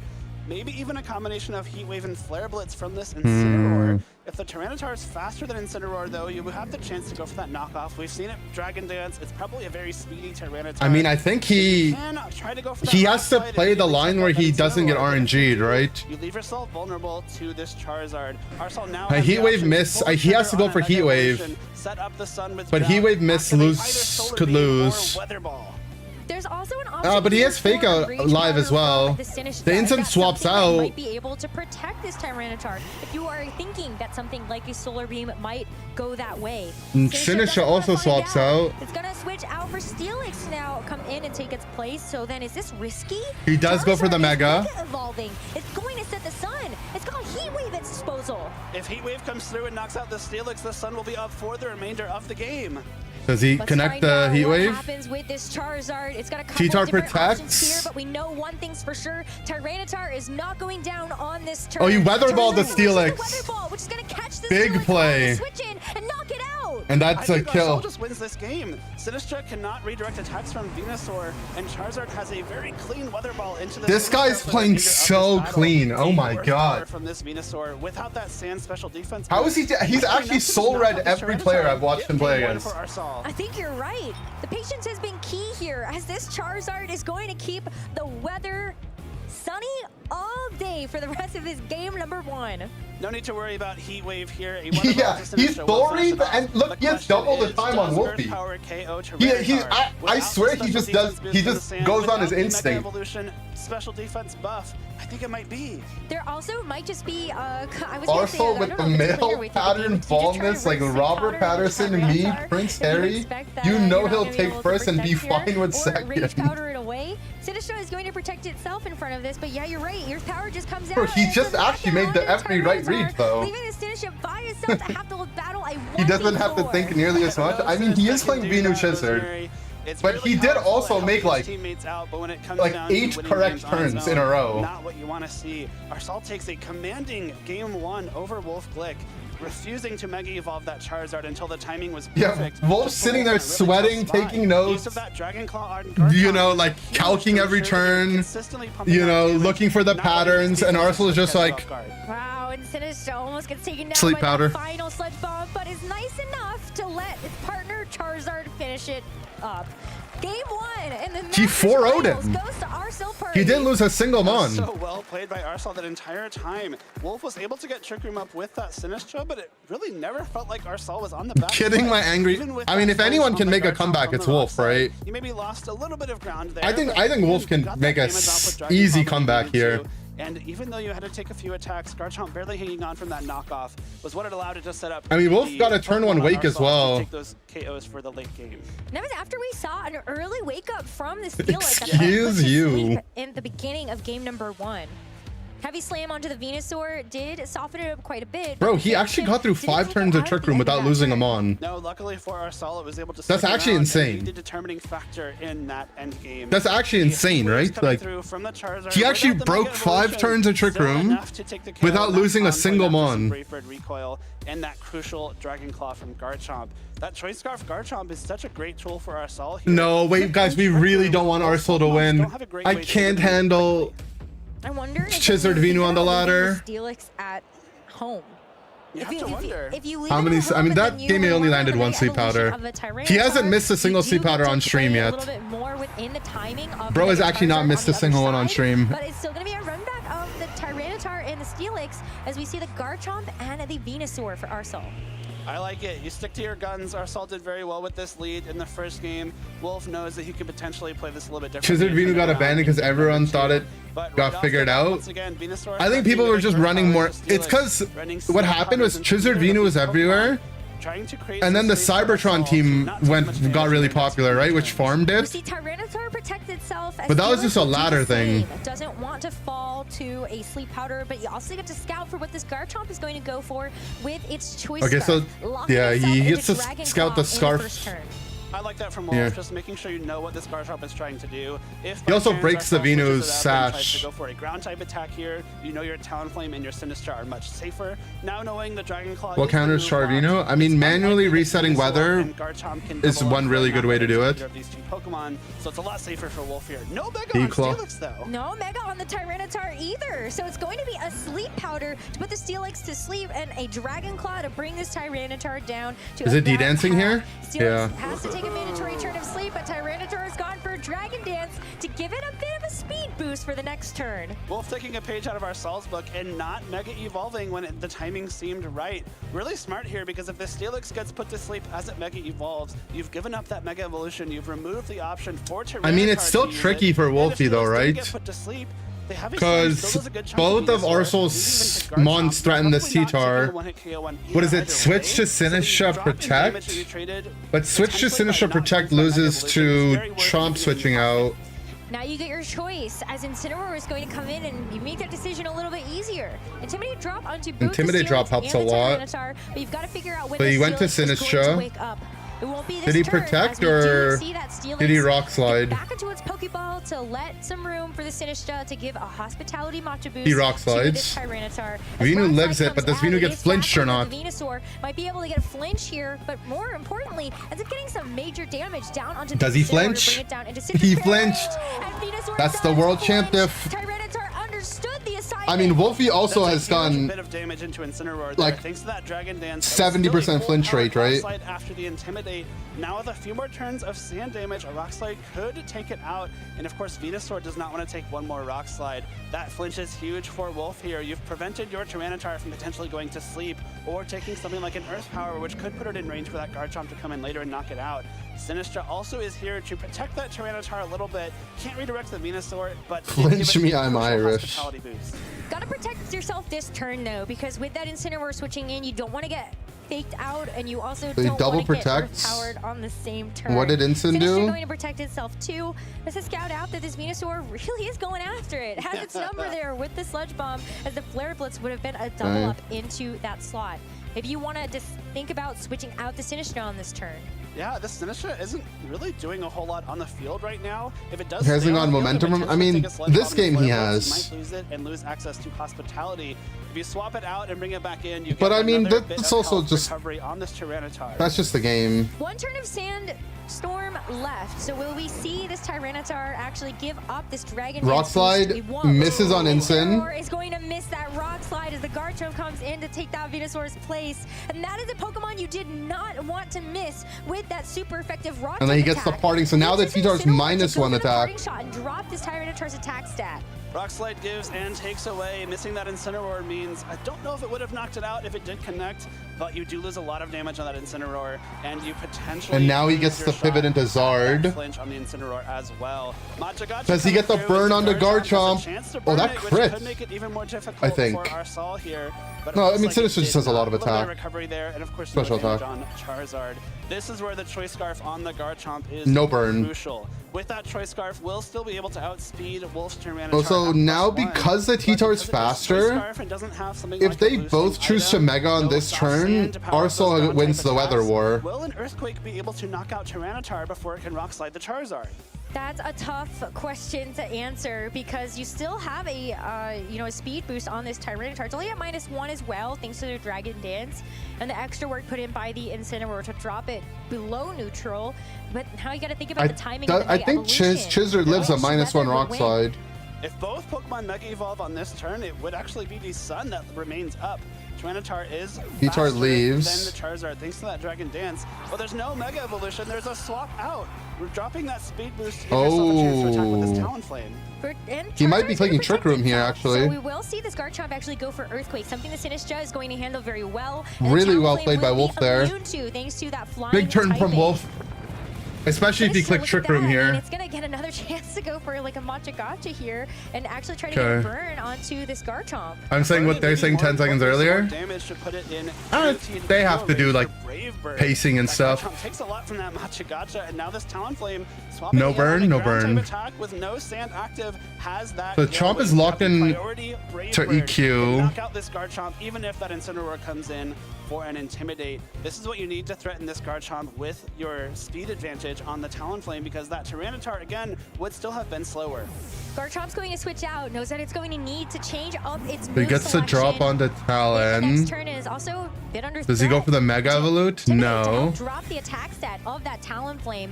Maybe that's going to make this KO just a little bit more survivable. Sword Stance. Here. That's going to be a +1 Talonflame, and you're going to have to be a little scared of that one. He needs to break the Gale Wings here. He does, okay. Thankfully for Arsalt, it does. But Talonflame is going to be the fastest Pokemon on the field still, unless Arsalt is able to swap that Garchomp in. So Talon's +1 now. Arsalt's Pokemon have to worry about taking this +1 Sharp Beak boosted Brave Bird. Or if you set the sun, then I would be a little worried about those Flare Blitzes too. Thankfully, this Incineroar coming in, you do get the Intimidate, so Talonflame now is only at -1, or +1 rather. Sinistra comes out for T-Tar. That Charizard for Garchomp while you fake out the Talonflame. That still opens up an avenue for you to outspeed. And he takes the Mega here. Talonflame, but the Charizard instead will Mega Evolve. Still a Mega Evolution on the table for Wolf on the next turn, but the Sun will be active at least for this one to start things off. Goes for the fake out. Going to stop this Talonflame in its tracks. Does he weather ball the Talon spot? Turn off for this one. Solar Beam. Solar Beam. Did he read the T-Tar switch? On the other side. I think it is. Oh my god. Poor Tyranitar's on the receiving end. Holy, this guy is too much. No more sand. The Soul Read, bro. The Soul Read. Huge call. A major Solar Beam there. Makes a lot of sense that Sinistra did not want to take a fire type attack, but now crucially there is no sand. There is no sand force for this Steelix. Steelix is also still asleep. The Talonflame does get a little bit of recovery. Solar Read. Does not get Bro, back up to full, click so still remains Solar inactive. Beam into Wolfie Sinistra. The balls on this man, bro. That poor Steelix, and this Charizard has to go if this Steelix wants to stand a chance in this match. You also want to make sure that you can get yourself through these next 4 turns, because there's I mean, it's still scary though, right? Try to outlast it. Yeah. But do you have enough HP The resources? Talon is still +1. This +1 Talonflame still is very threatening for the Charizard. A Brave Bird could come through and have the potential to knock it out based on how they're trained. Brave Bird. Brave Bird with the Sharp Beak at +1. 1 HP! 1 HP and a dream for this Charizard as the Heat Wave connects onto. Oh, he stood up and he might get DQ'd for that, bro. Relax. Barely missing out on the KO. Relax, bro. You're gonna get DQ'd. Could follow up that Heat Wave with a Flare Blitz or I think he actually got a warning for that. Flare Blitz is going to be the move of choice as Talonflame goes It's down. game. It's game. It's game. It's game. It's game. It's game. Win out this 1v4. Charizard, the well-trained, taking that Brave Bird in style. 1 HP is the most exciting I think way we'll to PFF. survive there, and crucially connecting that Heat Wave on both targets, putting Talonflame into range. I think he just FF, right? Wolf was on the precipice of winning No, an he didn't. 11th regional championship, but Arcel Puri had a different agenda. Bro, I already know that India VGC Discord's probably going crazy right now. Am I still in it? I left a bunch of Discords by accident. Many years. A Mega Steelix asleep. This feels like it's I gonna can't be find a it. job that is almost locked up. Charizard goes for the Weather Ball, brings it down to 1 HP thanks to the starting ability activating on this Steelix. Relax, Arcel. This Incineroar is Close going out the to finish game. it off. Don't get DQ'd. Arcel Puri, your first regional champion in the Masters Division. Bro, the first time this guy top cut, and he won. Taking out one of the best trainers of all time in Wolf Click. Against arguably the best player. All weekend. That Solar Beam was a huge call. Bro actually played with the largest balls I've ever seen. He did say he actually just came to have fun too. Kept his foot on the gas throughout those crucial heat waves after surviving that massive Brave Bird. Did he just 8-0 my goat?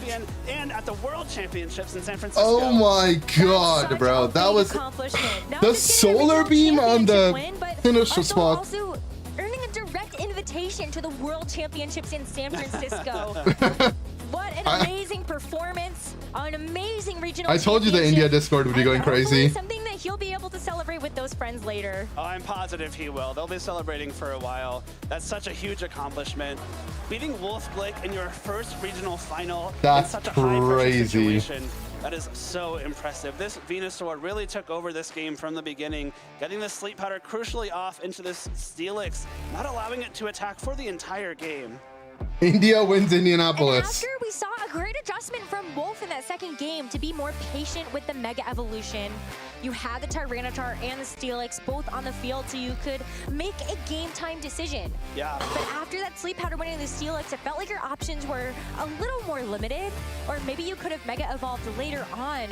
But after that Tyranitar gets taken out from the Solar Beam, you really had no That was options insane. left. Mega Evolution off the Wolfie table Solar for the go. Oh, Tyranitar obviously. to get the Sandstream Bro, back up, to take away the Wolfie, drought from to this get second Charizard, place alone and is still Steelix insane. asleep at the wheel on the Am I final happy with this win? What a couple turns I there. think Huge Solar Beam. I might have been huge happy wave with for however it survival, ended up. Huge Heat Wave double connect.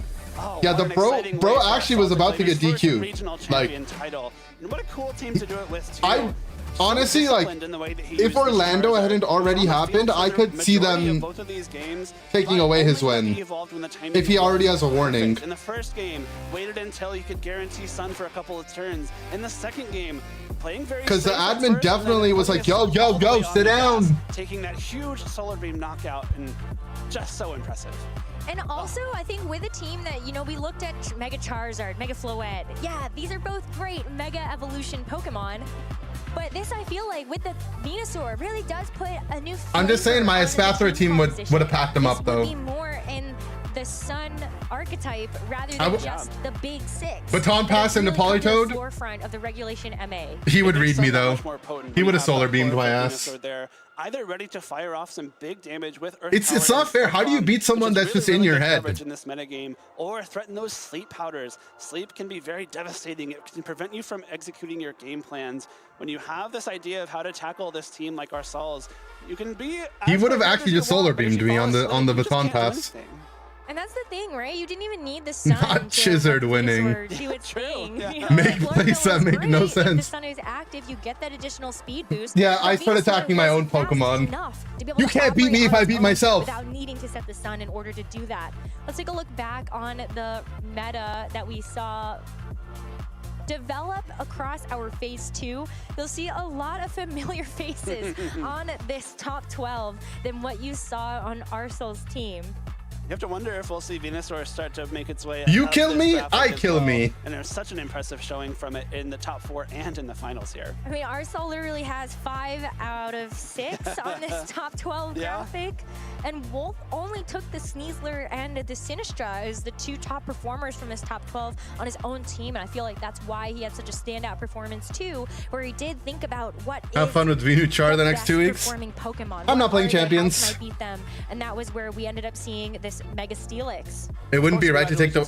I agree. I don't think they should take the win away. I'm just saying what I think could happen, though. Very You know. impressive with that team that was really unexpected from anyone outside his close circle. And Bro also had a yeah, clean let's lineup as Steelix well. getting Like you, all the way to the finals. like I'm really excited you about gotta what give we're it to gonna see him. from this metagame going forward. Tyrann All right, next guys, week, it's and it's time for me to announce something. I would love to see some teams. I as didn't close want as you make guys their way to the know, top. I agree. I feel like Mega Steelix. but my because- champion Smurf actually was Arsaul Puri the whole time.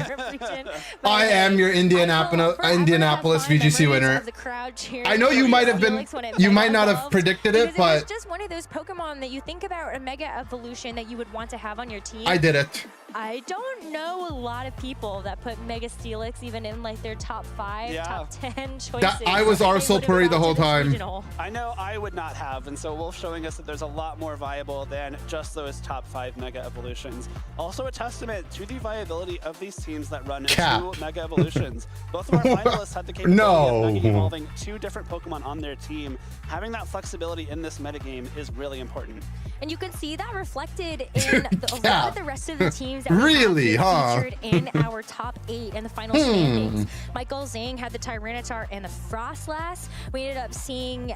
was he the only Zard in my top point 8? was immediately disproven by Nick. And He was actually the only Zard in top 8. Yeah, Oh, no. MJ had also, the Trick Room team. Pokemon diversity, Yeah. Some of the I remember that individual one. picks we saw on these teams. So I'm 2 really excited to Zards. see how much further Megascope 2 T-Tars. top 8 with that Pokemon. 2 D-Knights. Showing that it is a So cool. force to be reckoned with. That combination of Calm Mind and Speed Boost alongside Baton Pass can power There's only up one, Lady oh no, Espathra, 2 but one of the Floettes, special attacking partners too. 2 Palafin there Frostlasses. from Nick Navarre. I thought that No, was a 3 really unique Frostlasses. Pokemon to be able to bring to the tournament, and I think that might also have a staple.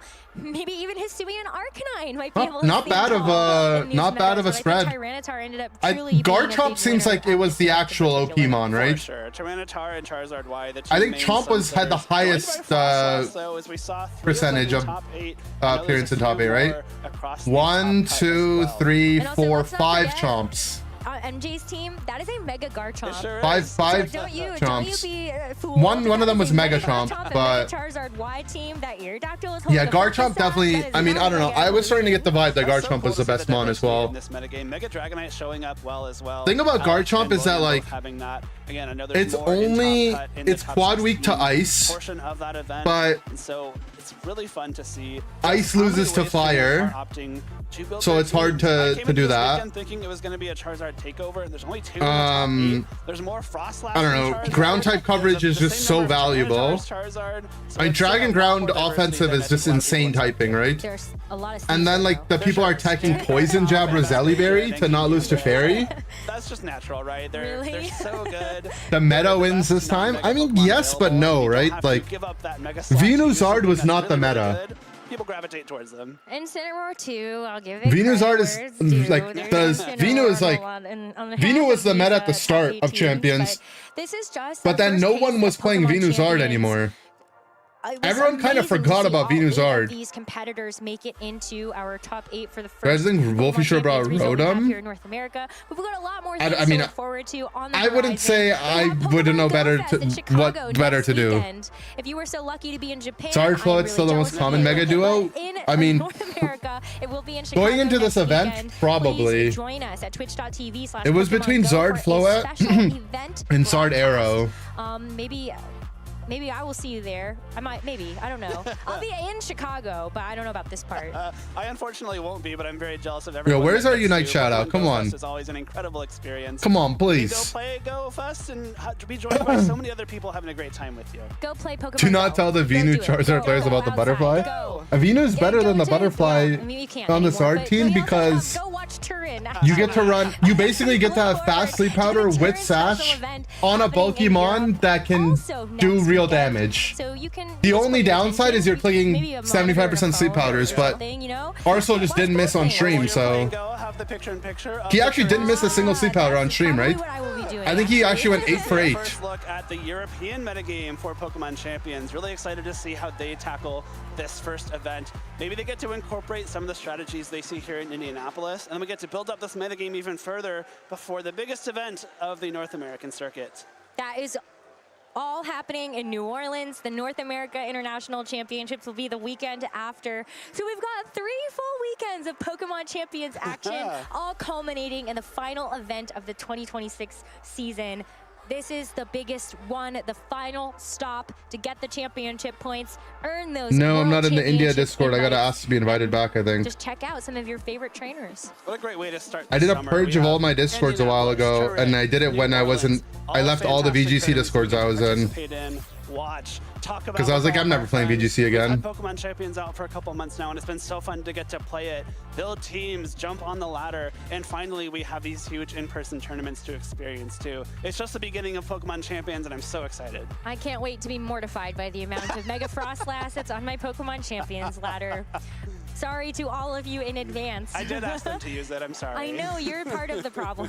But thank you all so much for joining us here to cover the action at the Indianapolis Regional Championships. We will say goodbye for now. Let me hit up and my we will boy say Kunal. Congratulations He's to got our me. finalists with Sierra. Thank you so much. What a wonderful weekend here at the Indianapolis. No. Regional There's no doubt that Championships. that guy just But went before we send demonic off, and of course, we have to take a popped moment to off. celebrate our finalists. You're First gonna off, spam everyone, his give it champion up stream for like on India VGC and farm the views out of them? No, bro. Why would you? What'd you think I would do? I'd be that shameless. I just want to get back in the VGC discords I was in because I like the communities. And now, everyone, a huge round of applause for your Indianapolis Regional Championship winner, Arzal Puri. Woo!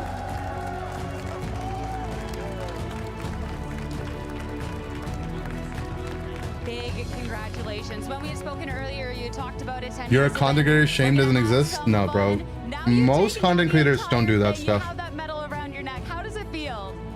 Most people don't go into discords and spam their links. Only like the you know, thank you to my family, my friends, Sohaib, people who have no everyone, viewers do that stuff. That helped me on this journey. It's been a long journey. I never thought I'd be a regional champion, and to also play a regional championship final against Wolf Glick in a tournament with over 1,000 players, it's kind of unreal, right? And so I've never been to Worlds, but this is like, it feels like I just won like everything. But I mean, it's 60 turns hard to position, yeah. Happy to have attended, I think he wanted the option to be able to mega into either, right? But now you are going to. But Arzal did. He was so patient with his mega as well. My sister lives in San Francisco. She just called me and said, "Now you're going to stay at my place in San Francisco, and you're going to come."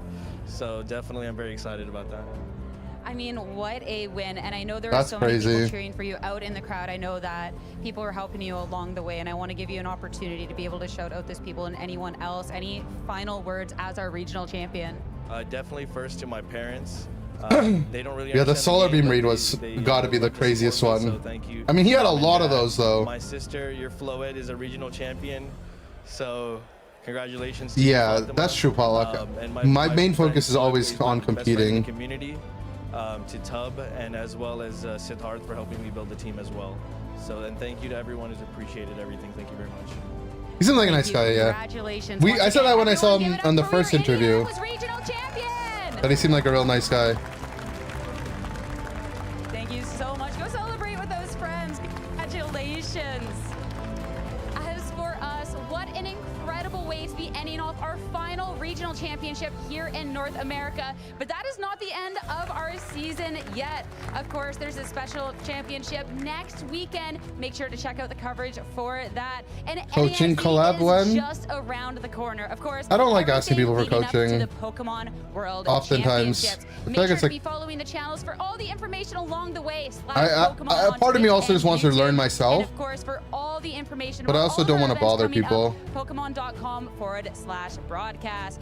As for us here in North America, that's it for our regular season. My Thank you sleep all patterns so don't much hit. for all the support along the I mean, way, he might for not all have those hit all his who sleep supported powders here in today. Swiss, Thank you right? so much, and we'll see you real soon, trainers. To be fair, he also did get flinched.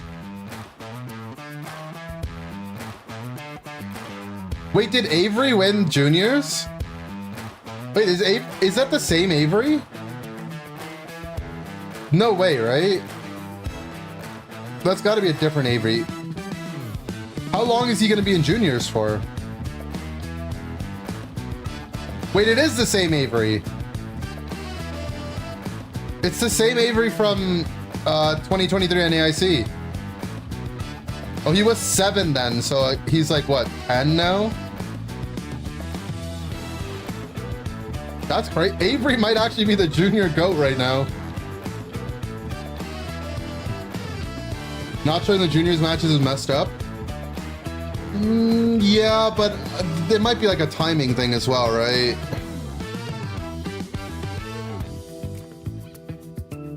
This solar beam though. You can see Wolf's face, he's like, God damn. And then the 1 HP Brave Bird.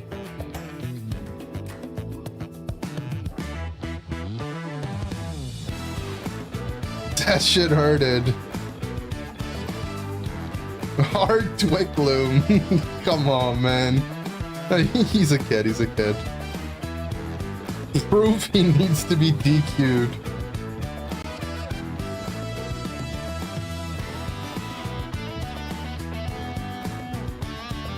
Wolf's gonna be haunted by this read. Something tells me that Wolf will be okay. I think Wolf will be okay. Be here for a week if every game for all three divisions was streamed. I think the ask would be to do the finals for the other two. Right?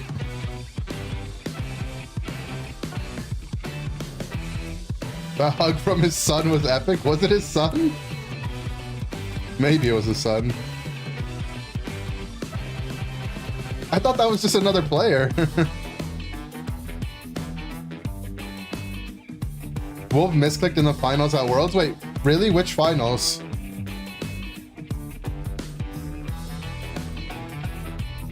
He knows to take a loss and learn? No, I would be depressed after a loss, bro. I don't take losses well at all.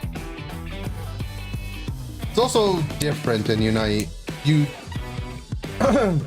Regionals in VGC is closer to like a monthly cup in Unite, kind of. Like, it's like a little bit above, but it's under an IC. So it's like, the gravity of this isn't as big to Wolfie, right? Obviously, he's not happy about losing. It was his Worlds Finals against Ray? Really? Should we go back and watch it? I don't know anything about Ray Rizzo. People say he's like he's the real GOAT, but I don't know anything about him. I haven't been following BGC like that, so I don't really know. I thought Wolfie's never lost in the finals before. Oh, Wolfie has a video about him. I mean, I respect that. Is this World Finals 2012? Ray Rizzo's 3-time world champ. Wait, really?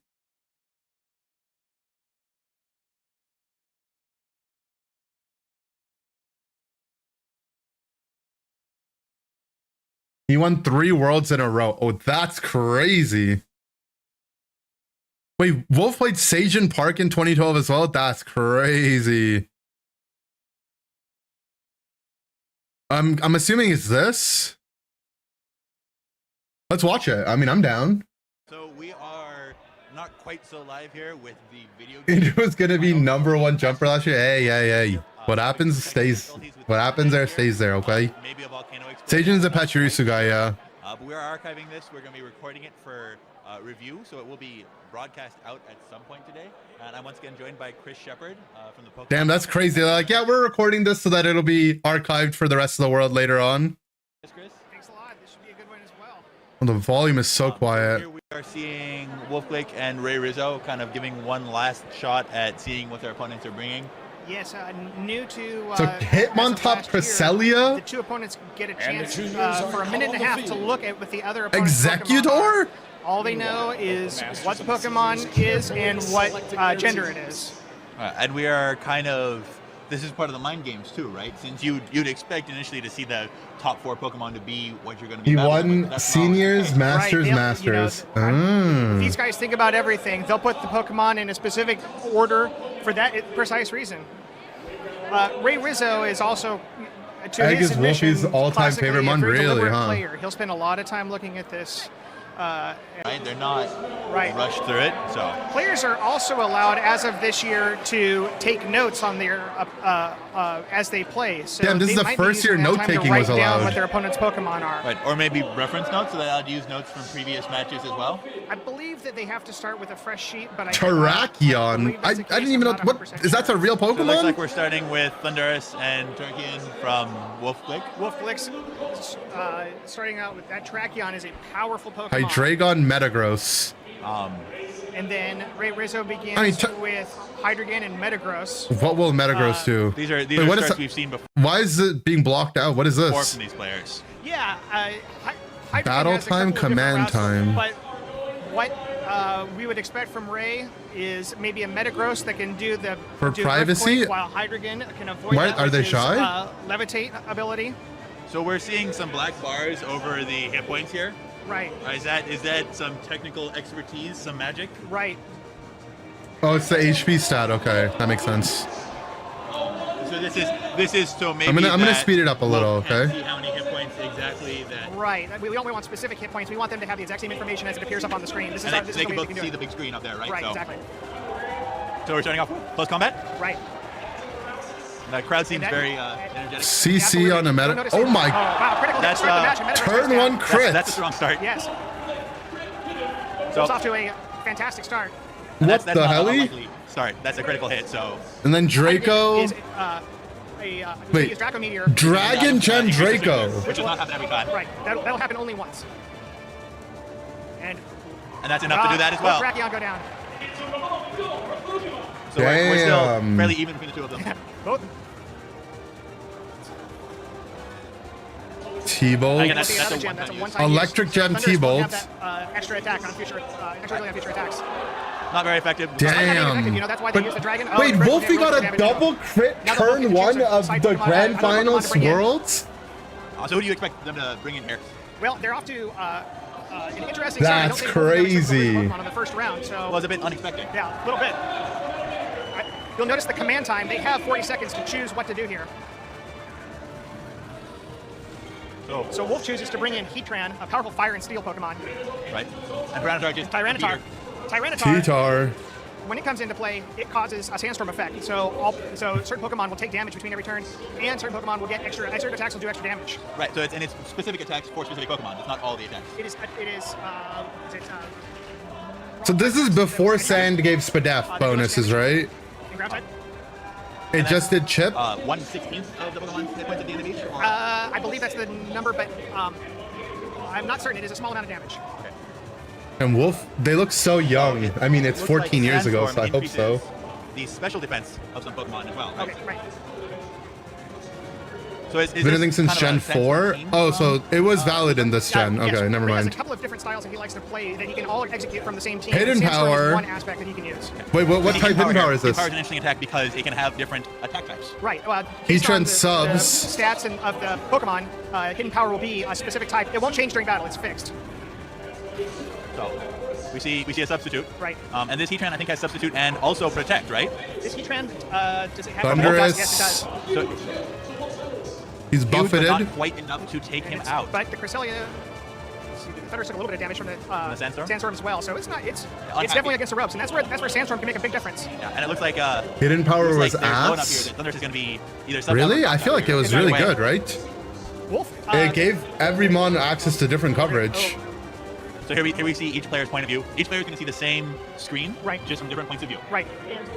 Even though we get to see that during the broadcast, that won't be visible to the players up on stage. The choices that the opponent has to make. Right. So Thunder Wave is one of those attacks that has a special It's effect. a chance of paralyzing the Right. Pokemon. And it looks like Hydreigon is paralyzed. Right, and it worked. So not only was Hydreigon paralyzed, it will also be slower now. Okay. So Para used to be Against the substitute is one of those ways of 1/4 kind of speed, preventing right? one-hit KOs and just a longer-term defensive move. Right, it'll take the damage. And so it seems like Wolf is really using the Heatran as kind of not just Wait, an it was attack, but also a way to 100% survive and accurate keep with someone on. Prankster? Right, and And Prankster Take out existed? Thunderous right now. Looks like it. Oh, Thunderous is Oh, not barely quite. hanging on. So Thunder Wave. So it looks like Thunder Wave might actually always paralyze. Yes, Okay. that's correct. I'm sorry. Hydreigon. Wait, what does it mean by a high paralyze? It'll always paralyze. He's not just perma-stunned, right? And there's absolutely some strategic plays to subbing Pokemon out. You don't just leave them until they get knocked out. Absolutely. So Wolf brought his Thunderous out finally as well, and he'll bring in the Psychic type Cresselia. Shiny Cresselia. So that's protect. That's kind of taking a gamble that you're going to attack that turn. Right. And we see a protect from Hydreigon as well. Right. Which with the paralyze might not have actually gone off. Let's see what happened. So Heatran knew he was going to be targeted by Tyranitar and decided to protect. Wolf decided to protect right there. And while the Sandstorm's going, those protect turns, which might otherwise do nothing, are in fact doing incremental damage to everyone. Right. Which is enough Leftovers. to be a serious threat to Hydreigon. We just got to see Cresselia's got leftovers, so that it can Prankster also worked on Dark counteract Ones, what that right. Sandstorm is doing. And this kind of focus in and out is for the player's view, him giving commands. So if you see zoom in, zoom out, that's actually input of commands. So you kind of get the impression that when they go quick like that, he knows exactly what he's doing. He has a plan. Both of these players do like to take their time, however. It's not, especially Ray talking about how he likes to think about his plays a lot. He sees no issue with rushing. But you can see there is a battle time, so they can't take forever. Right, and if that time runs out, it's whoever has more Pokemon out, or Pokemon not knocked out that takes the Right, game. it is whoever Heat has more Wave. Pokemon remaining. So you hear some of the commentary from the back from the non-masters, from the juniors and the seniors divisions. Right.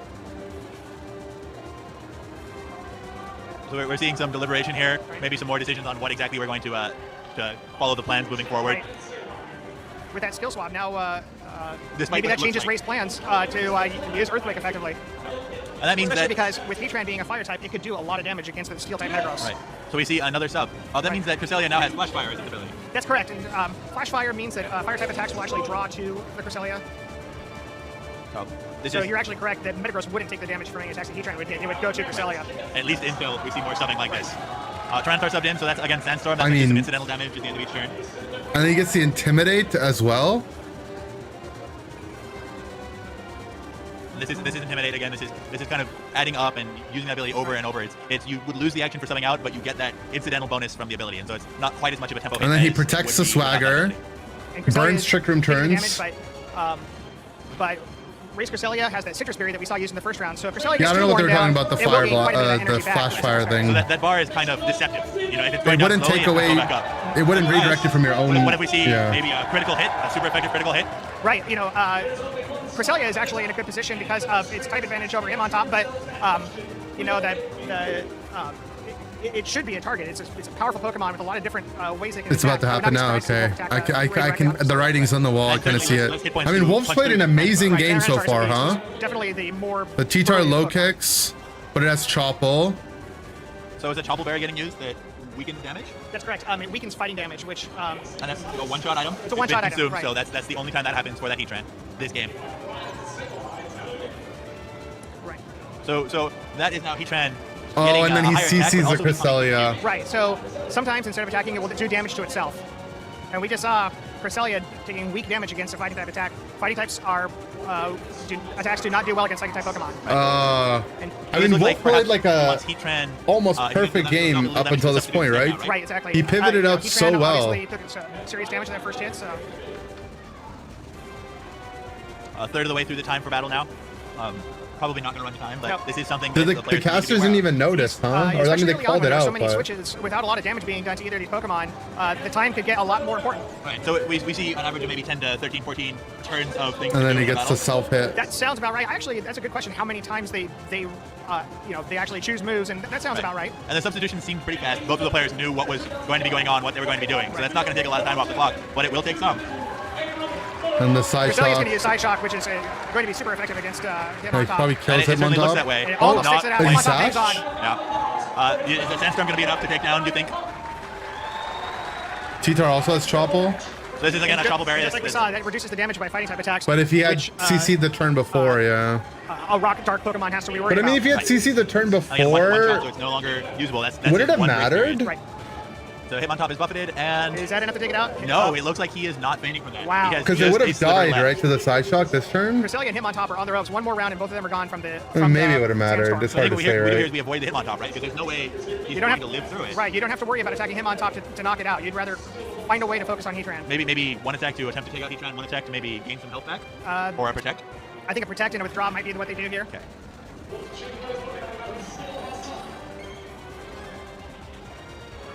Oh, And Heatran is no longer and there's the confused. protect like we talked about.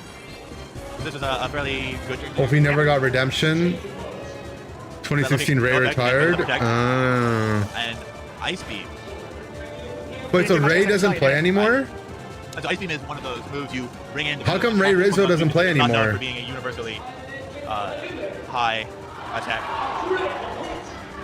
And it looks like Skill Swap just ended as well. So now Heatran is once again vulnerable to. Oh wait, skill ground type swap attacks. isn't But many people permanent? will say that it was a mistake for Hitmontop to hit Cresselia. I don't know. I would not hesitate to. I would hesitate to comment on whether or not it was a mistake. I'm certainly not at this level of combat. I have my dual watt and play there. But I do have faith that the two-time national champion, two-time world champion are pretty confident in their abilities. But at the same time, Hitmontop was definitely never going to do serious damage against that Cresselia. So I think skill swap is still going on, but Trick Room ended, right? Oh, I thought that it said that the dimensions returned to normal. Right. So that's Trick Room. Oh, okay. So this is there we go. we brought Trick He Room moved back. to Trying to Japan? once Oh wait, again, Ray Rizzo moved to Japan? acting faster than he would otherwise, which is important because he's kind of slow and lumbering. Right. And we're getting close to 2/3 through the time, so. Right. If we can't really see the players now, but they both kind of seem on edge, a little bit nervous, as they very well should be. This is a very important match. Right. I'm sure, Wolf is seeing Ray as a two-time world champion. Wolf wants one of his own. It's intimidating there, it's absolutely, but there's also a little bit of wanting revenge, right? Yeah, absolutely. Especially since Ray knocked Wolf out last year. For bringing in Hitmontop, who is Wait, Ray very, very Rizzo low. beat Wolfie 2 years in a row? So, as far as mistakes go, And now how Wolfie's the possible GOAT? Is it that maybe he just touched the wrong button on 3 to attack? Because I think close combat would have been very good against Tyranitar. That's... right? Maybe he chose. Yeah, maybe it was Damn. accidentally chose the wrong Pokemon. The lore goes deep. So we're down to a not very healthy right. top. Rock Slide, whatever it Hitmontop's good. because Rock Slide's not going Oh. stunned. Well, it's one of those you can't help but be stunned there. Right. The lore goes quite deep.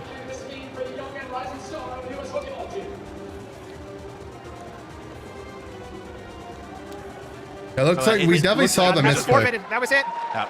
Wolf knew he didn't have the moves left. I mean, That's it. unbelievable. 3-time Pokemon World Champion, Ray Rizzo. So congratulations to him. Yes, unbelievable. First time ever a 3-time world champion, right? And Ray Rizzo is a fantastic sport and an excellent player. When you think of So is Wolf basketball, do you Glick, think but that Bill was Russell's the amazing. GOAT? And second place is certainly No, not, but I feel like it might be different, right? certainly not particularly sad to be taking second place. No, and just like the Pokemon Trading Card Game World Championships, he'll be back next year. Wolf will to try to knock the crown off of Ray. We'll see if it happens. All right. So I think that was an excellent match. Ray appeared to really dominate that match. He knew what he was doing. Yes. So I think at this point we've got the closing ceremony coming up some point soon. Yep. We've got a couple extra things here, maybe some trivia to give out, some extra prizes. So once again, thank you, Chris Shepard. Thanks a lot. It's been a lot of fun. It's been great. And we will maybe try to check in with you later. right. Maybe see some closing ceremonies. Okay, appreciate it. Thanks a lot. So we now have our world champions, Ray Rizzo. Rizzo. So how about that? You know, I was really hoping for that big upset, just because I'm an underdog fan. But you know what? He dominated. He did, and that was pretty pretty solid.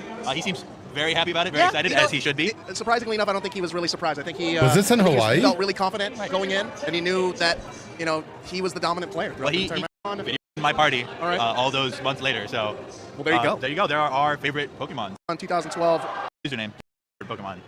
Certainly All is. community in the U.S. for the. Or maybe why don't you read some of the comments, the second runner-ups. So stay tuned. We'll. This is Hawaii? Yeah, that's cool.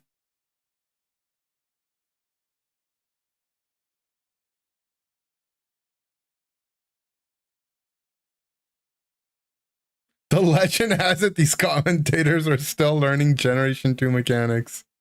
Thunderwave has a decent chance of paralyzing. This is... Damn, all the comments are just them pooping on the commentators. Water types are weak to fire. This isn't commentary, it's one guy asking questions, another guy answering them incorrectly.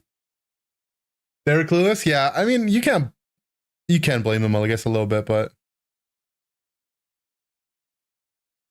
So when all 4 Pokemon fates, we might have a winner. Sandstorm gives 1.5x boost to Rock-type moves? Yeah. It didn't do that, right?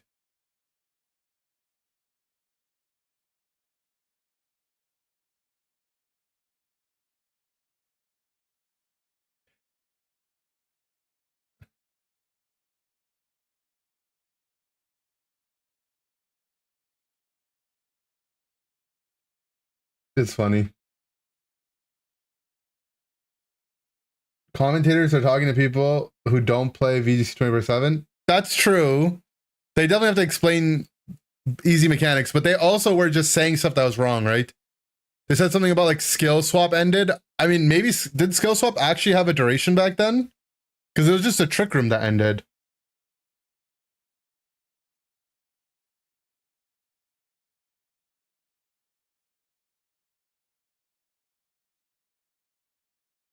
But it is from a long time ago.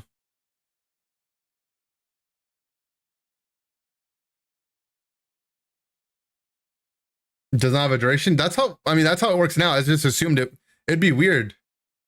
Load up champions. I'm ready for the grind. I don't want to play into neither of those grand finals teams.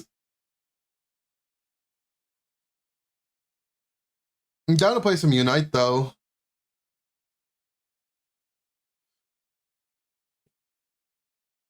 It was 14 years ago? Yeah, it was a long time ago. Some of the most flawless play. I mean, that was crazy gameplay. Soul Red every play, true. To beat the champ, you gotta knock him out. True. It is crazy that he played so fast. How old is the Rizzo guy now? He's got to be like 30 or something, right? 30, 31. Ray Rizzo. 33. Oh, it's this guy. I've seen his YouTube shorts before.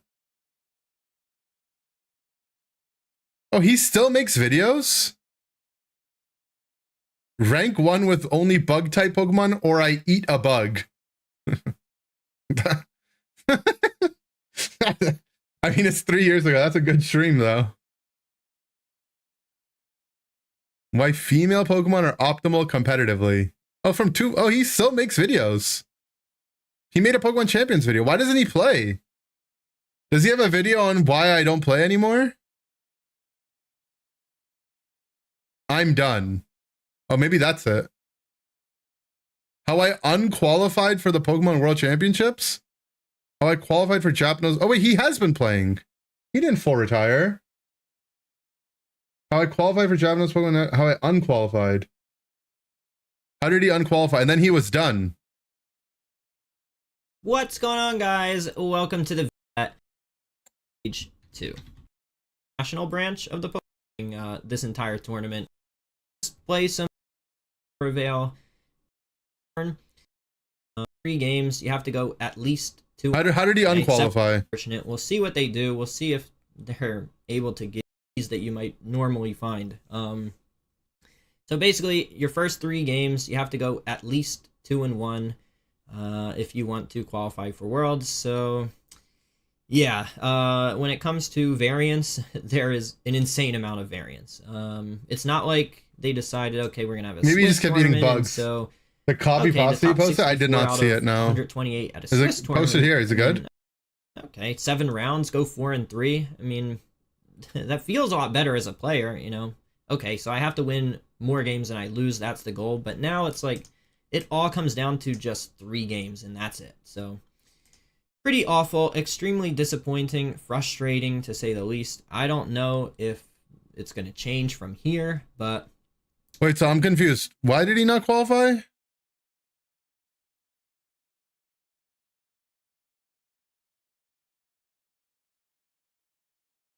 Just wanted to let you guys know that this is what's going on over in Japan. And honestly, it's not just Japan. The same thing happened over in Korea. There are a number of other countries over in Asia that have been suffering from TPC's handling of competitive Pokemon for years. And so, yeah, this is all very, very frustrating, very unfortunate. We'll see what they do. We'll see if they're able to give more invitations to Day 1 of Worlds. Now, it certainly doesn't seem that way. I think there's issues with venue size. His points got reset. So densely populated in Japan. He's blaming the Asians. What as the? big as maybe some other venues might be in other parts of the world, but yeah, we'll see what happens. But it certainly doesn't look good. But hey, if I can qualify for Worlds in Stage 2, at least that's content, right? I mean, who else can say they've qualified for Worlds twice in 1 year? But looks like that's what I just don't understand how he got it and then they took it away. So yeah, that's going to be it for this part of the video. So now it's time to get into some of the stuff That's the part I don't is understand. maybe a little more upbeat that I was originally planning to make this video about. So let me pull up. Oh, not that. Here we go. Let's pull up Showdown here and give you guys a breakdown of the team that I used to qualify. So, as you guys can see here, we've got Dondozo, Tatsugiri, Abomasnow, Bundle, Dragonite, Ting Lu. This is a... I still don't get it, though. Qualify, but then Worlds to global challenges. These were what determined who the representatives would be at Japan Nationals. So, the top 100 I definitely have a short attention span. Players would then qualify for Japan Nationals. So, and this is also excluding anybody who I just want to know already instantly. qualified. So basically, if you finished in the top 150 at Global Challenge 1, let's say, How and then you did did it Ray again at Global Rizzo Challenge 2, well, your invite would then pass down to, you know, the person below you. Likewise, it was, you know, only Japanese players. So if, for example, somebody from America or Korea unqualified because the Japanese online qualifying tournaments was plagued by severe technical bugs and glitches, prompting tournament organizers to reset and redo the event already secured rather than letting the original. So in total, that meant that you had I don't know if I trust Google AI players qualified for Japan. VGC Worlds have been reset. Korea, they said a reset. Everyone who qualified to the last comp will lose their invites. New competition which would give all. The tournament that had many Asian countries qualified through was extremely buggy in multiple ways that compromised the event. Instead of allowing players who qualified to keep their qualification. But did he win because of a bug? Like how? I mean, it feels bad. So sloppily, he received a ton of criticism. Is held online in a best-of-1 format with random matchmaking. Players were forced into back-to-back matches with no breaks, no supervision. Could be matched with the same opponent. Numerous bugs and glitches. They reset the entire tournament. But then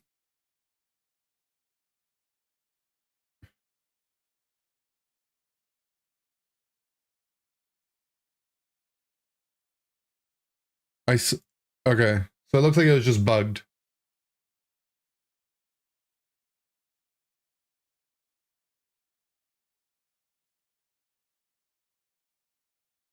Opposite to Unite in the sense that Japan is heaven for Unite, but VGC is messy and complicated. It's not all. TPC and Japan also. If you guys watched ACL was not clean this year either, right? Stuff isn't. The grass isn't always greener. Indy makes a Meganium video and started playing Eldegoss. True. So what happens? Why was he done? What's going on, guys? Welcome to the video. So today, he might have eaten the bug. To give you all an update on the conclusion of my 2023 competitive Pokemon season. So if you've been following me on Twitter or for the whole saga, run, you know, in the hands of TPCI and run a lot better. Did he make a tweet? Now, don't get me wrong here. We do actually about this really event badly need a spectator mode, but no. You know, if it's not in a complete state where it's ready. So it seems like he got screwed over in Japan, and then since then he just decided to not play anymore, which is pretty valid, right? Because since then he's just been making content.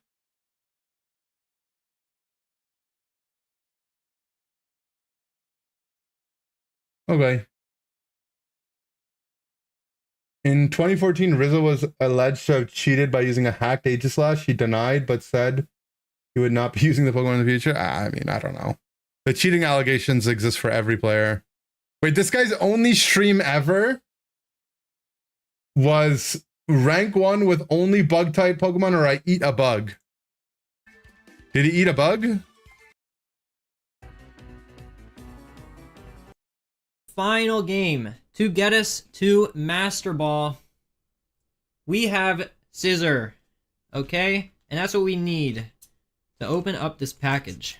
I don't think he got rank 1. To eat this bug. All right. He didn't get rank 1, so he's eating the bug. Oh my god, it's like... Oh my god, just looking at it is weird. It's like a bunch of little bugs. You guys see that? Rank 1. Oh, one. Can I do rank 1 only Alcremie? If not, I eat a cake. Here, let's take one out. I'm gonna eat this whole thing, guys. I'll pass. This is nasty. Hold on. We need water because this is not gonna taste good. It's just a bug, guys. Come on. We gotta get some water. Hold on again, guys. Please vomit. Guys, bugs aren't that gross to eat, right? I mean, I wouldn't, but... Got some hot sauce? I think. Yeah, let's turn on autofocus. Then maybe you can see it better. Got some hot sauce? I do, but... Hot sauce. Camera? Stop showing it! Dead ground up cricket powder. I could have gotten cookies made from garlic flavored dead. Yeah, I don't know. I love my hot sauce. Let's just get a whole handful, you know? many. These are look Get a whole handful. here. Yo, just eat it already, man. There it is. Get this thing out of my face. I'm vegetarian. Is it not? Can you not eat bugs if you're a vegetarian? I don't know. I'm not familiar with the vegetarian meta. Assume not. Here, you guys can have some ASMR cricket. No. Mmm. Yeah, okay, I'm good.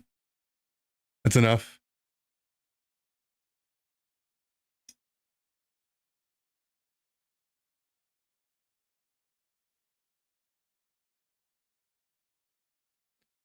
Pokemon 2013 World Championships.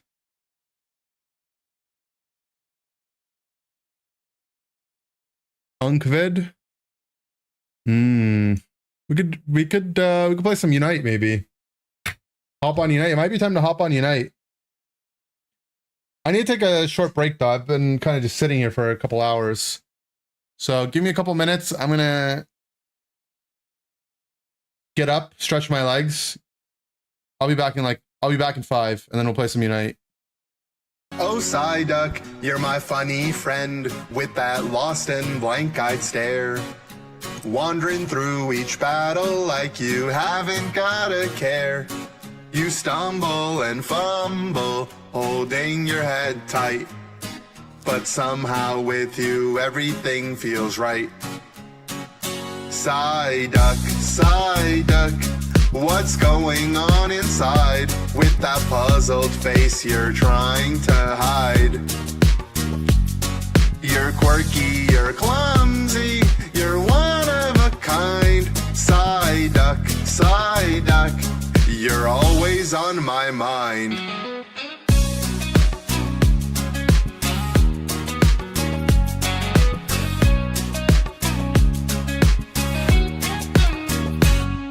Sometimes you're spinning, and sometimes you're still, holding your head like you're climbing a hill. You may not know why we're here or what we do, but I wouldn't be me without my buddy like you. Psyduck, Psyduck, what's going on inside with that puzzled face you're trying to hide? You're quirky, you're clumsy, you're one of a kind. Psyduck, Psyduck, you're always on my mind.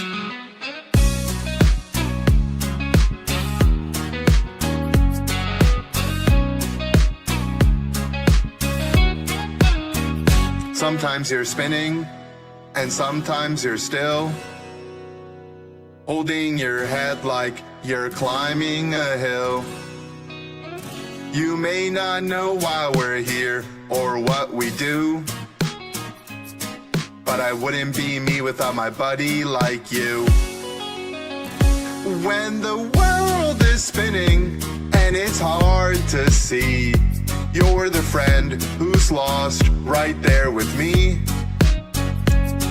Together we'll wander my mind, so here's to you with your head in a fog. My sweet little Psyduck, my lovable log.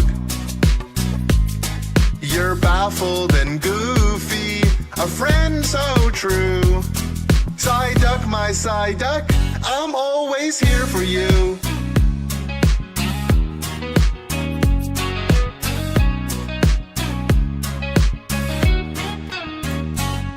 So here's to you with your head in a fog.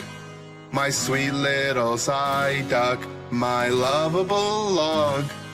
You're baffled and goofy, a friend so true. Psyduck, my Psyduck, I'm always here for you.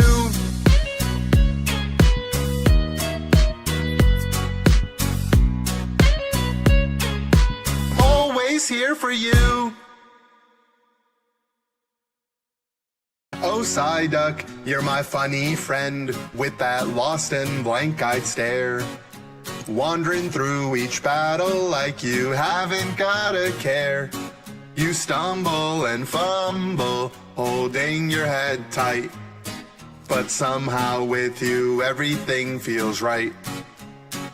Psyduck, what's going on inside? With that puzzled face you're trying to hide.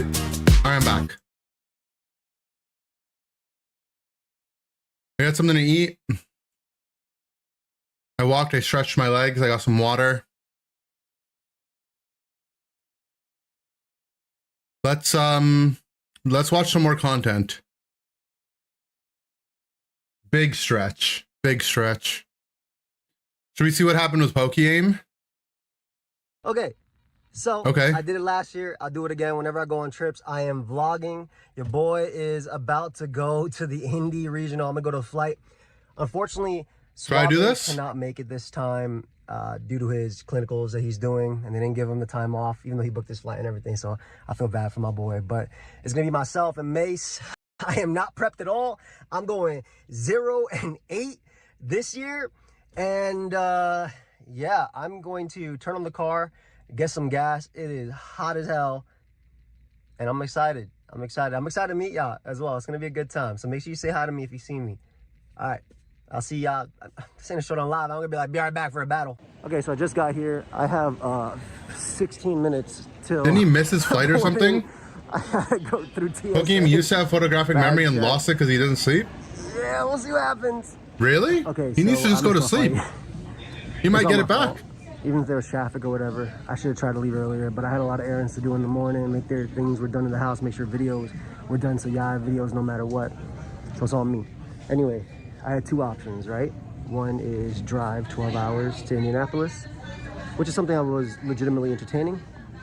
The other was, well, I guess I had three options. The other was try and find a ride service that could take me the 12 hours to the place, get there like at 5:50 a.m., sleep for like 30 minutes, get up, take a shower, and go play. So whatever, man, I don't sleep anyway. But the issue is with the driving, at least, I might fall asleep because of narcolepsy.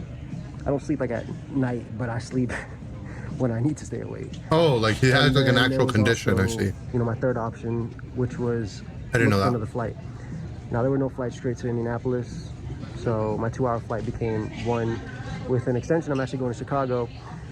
I talked to a lady, and she was able to help me out. Well, I mean, she helped me out, but like, it cost an arm and a leg, so she kind of put me dead under. But she helped me out, so I appreciate it. Because, yeah, I'm not like, turning home was never an option, obviously, right? There's people that are literally going, so your flight from New York to Detroit is delayed by 7:30, your flight has changed? Hold up. They were trying to scare me. They said my flight delayed 7 minutes. I'm like, yo, why are you texting me for 7 minutes, man? That's fine. I say I'll be there in 10, and I'm there in half an hour, man. It's fine. You don't got to tell me. The issue is, so I'm not going to Chicago. That's not the issue. I mean, you know, whatever. I'm going to Chicago.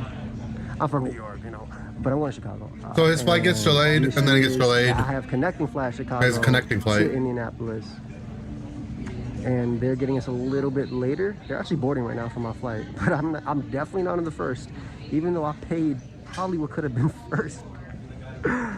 Anyway, we'll see if I make the next one. If I have to Uber from there, I'll do the 3-hour Uber and 3-hour Uber. On the leg. But I gotta see the view. I don't even care about playing, right? Like, I could have technically taken a plane to get there at 10 a.m.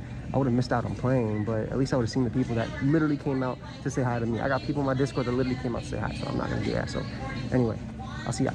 So my flight got delayed, and then even though we made it on time, they decided to change my connecting flight to tomorrow morning. So no. I think I'm gonna have to take an Uber about 300 miles from here and spend another arm and a leg just to get there in time. I'll see what happens. Cool. So my flights got canceled. I had to get a lift from, I kept saying Chicago because it was right next to my place, but from Detroit, my bad, to Indianapolis. It is 11:30 right now. Again, nighttime is whatever for me. I'm actually just more upset that I gotta submit my team via phone because it's such a freaking pain to submit your team. And the issue is I don't even got my team in game. So I gotta submit my team via phone. by the Poker Pace, which hopefully has all the information. And I use a need. Greyhound? I don't think you. And then You probably couldn't find one in the notice. This was like 2 days ago. This is a journey. All this to go 0 and 8. After a 4.5 hour Lyft drive, I am finally here. I would show you guys a little tour, but I have 1 hour to submit my team and get ready for bed. And 4.5 hour Lyft Lyft drive. After that, to get up and get ready. That's probably like I think Mace is $300 sleeping. or something, right? When he hears me do this, I'm trying to be type low. This was not what I expected today to be like at all. But I mean, I couldn't go back, man. People literally paid to come see me. I'm gonna do what I can to make sure that happens. Mace even got me some chicken over rice and a whole bunch of other stuff too. Might be a bit too much right now for me just to eat. To be honest, I might. That's crazy. I might do it anyway, but yeah. Anyway, it was a crazy day. Everything went wrong, but shout out to John, man, my Uber driver. 15,000 rides, 5 stars, and I honestly believe it. I mean, it said it on Lyft, but like, you know, it was crazy. Dude was the GOAT. Anyway, I will see you guys hopefully with official day 1 at some point. All right, so day 1 of the event, got Mace right there. I slept an ungodly amount of minutes. That's more than usual. You're not wrong, it's more than usual. So I ended up submitting my team maybe like 25 minutes before it was. That's crazy. I heard his trip was scuffed, but that sounds awful. Good. I've played tougher games. I've played tougher games on less sleep, so I'm going 0 and 8. Mace, what you going today? 0 and 9. So I'm gonna lose twice. They got that bonus game for Mace. They got that. He ended up doing pretty well too, I'll see right? you guys in the game, and we'll see how things go. He went X2. I'm about to get my wristband with Mace. Mace just informed me that he might have changed a move and submitted it, and then didn't change it in game. So he might not have a move on his Farigiraf. I almost said Faraf. No, I did change it. You did it? All right. Changed Yeah, it? we're You changed good. it? We're good, Okay. guys. Okay. We're Okay. not losing yet. Okay. We're gonna lose the problem. Bro starting without being able to use the main mon of his team is crazy. Round 1 opponent. Hey, what's up? My name is Michael Jessup from Indianapolis, Indiana. And you're watching Michael Jackson. him beat me.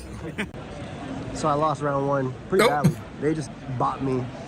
But we all get 1, right? I ended up winning round 2, so I'm 1 and 1. The dream of 1-7 is still alive. 0 and 8 last year, 1-7 this year. We'll see what happens. I'm just tired as hell, man. 30 minutes of sleep, and I am currently 3 and 1 somehow. I don't think it's gonna keep going this way, but just know I'm having a good time. Met a lot of great people. I'm just tired as hell. Well, let's keep going. We're here. This is good content. We should make this for NAIC this year. Or I should. Oh, rebound. Okay. I mean, I have the camera. 13. Oh, is it like the entire board? Yeah, the entire board. Or Palace has a camera. Oh, good try, good try, good try. I don't know how you hit just 1, but you did. Are you 1 right now?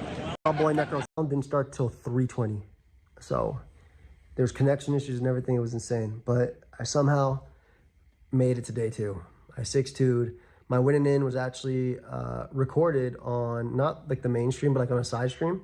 So shout out to the homies that all recorded. We'll put that on Pokemon Plus. It'll probably be up there sometime. They tonight. do have a side If you wanna stream. check it out. But yeah, we'll see. 30 minutes of sleep. How come they don't live stream it? Oh, this is the guy. Next format, Justin Snob. Okay, thank you everybody. We'll see how it goes, guys. I'm not expecting much, but did better than I thought.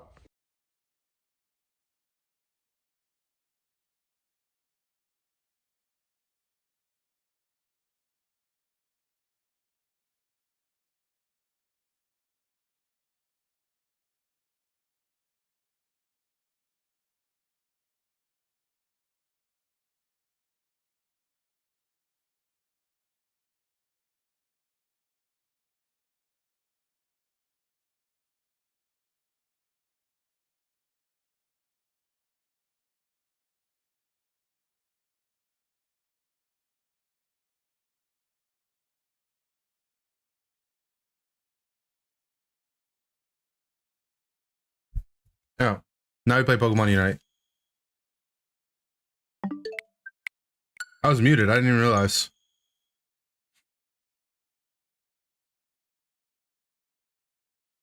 Yeah, let's play some Pokemon Unite.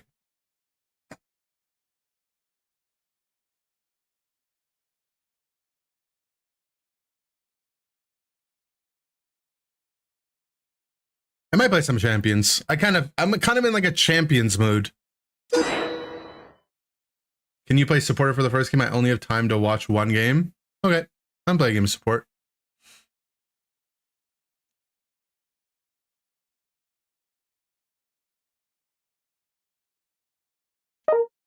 No, that's crazy. I open up Twitter and someone's like, why isn't Arcel DQ'd for partially standing up? I get like the sentiment about like, you know, joking about it, but like if you're actually calling for like, are they being serious?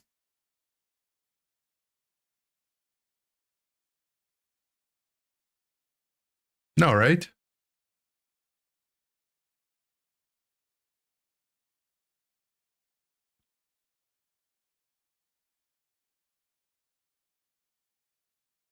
Probably ironic. I hope. I mean, this is the tweet. Thought we had this precedent for this kind of unsportsmanlike behavior. Can we go back to the previous system for deciding top cut? Players missing top cut on resistance in this day and age is ridiculous. What was the previous system?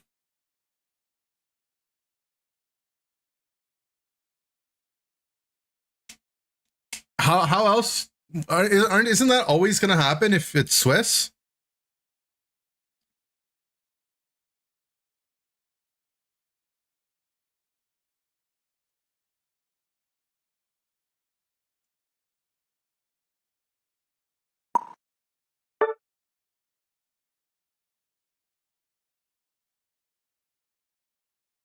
Everyone got top cut at X2? Oh. And then would they just hand out a buy if it was non-even number or something? Let's see. Yeah, I kind of like that better. I mean, I'm not gonna lie. I think that sounds way better to me. Because there's obviously some variance involved, even if it's based on resistance, right? The variance is the people that you had to play in the first place. And it's obviously like fair, but it's not fun. I don't know. Yeah, I agree. I agree with that guy.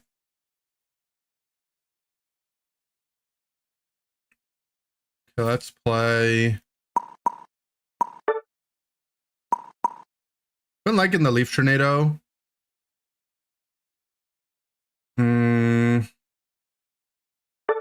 Yeah, I'll play more Leaf Tornado. Haven't been liking my items too much though.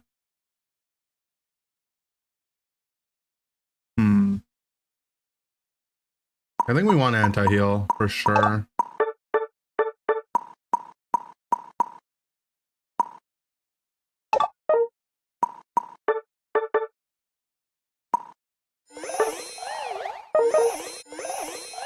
It's so annoying. Your moveset from custom lobbies saves into ranked, but your items from custom lobbies don't save into ranked.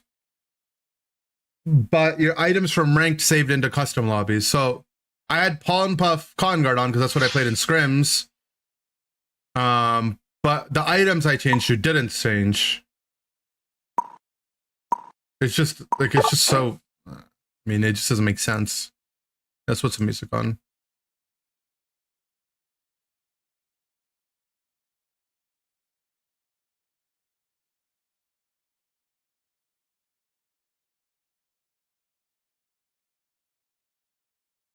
My Zard is feral. My Zard is on something.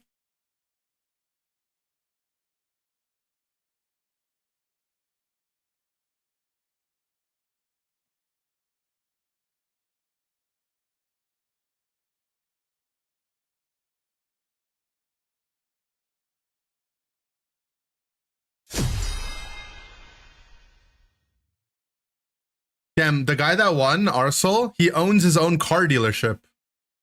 I saw his Twitter and his bio says, Austin raised, I own my own car dealership. What a baller.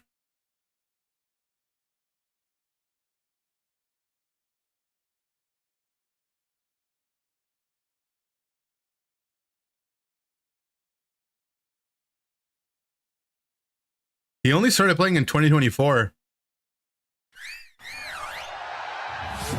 Does he stream? You're looking for a new streamer? He might start after that.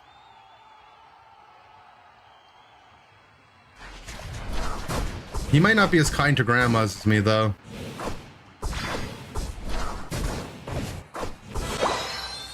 Why am I so laggy? Am I in Russia? Is this Russia ping?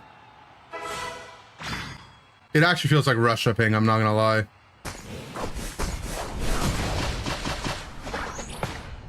I'm gliding.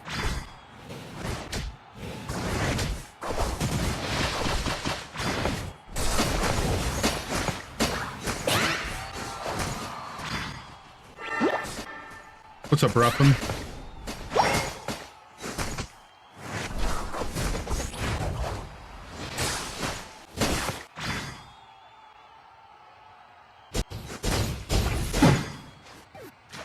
Dead to the two people. It's so laggy. It's so laggy. I don't think we're gonna make any value top. I'm gonna try to play bot. We can 4-man it maybe. We can 5-man it, frick it.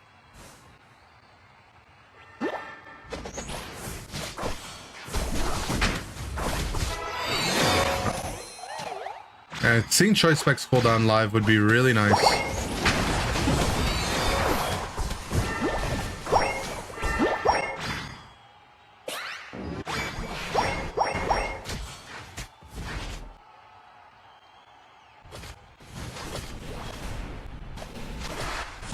Oh my god, my guy's going for more. I'm gonna make sure he gets out. You're out now, you're out now, you're out. But this guy also wants... You're not even stacking, though. He's just feeling himself. Got us to kill.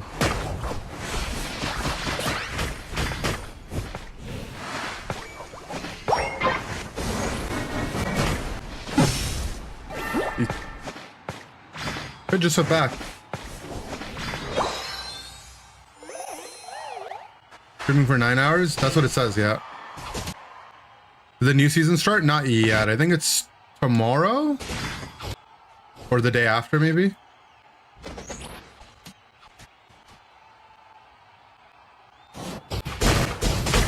What's this guy doing? Fuck them, I guess.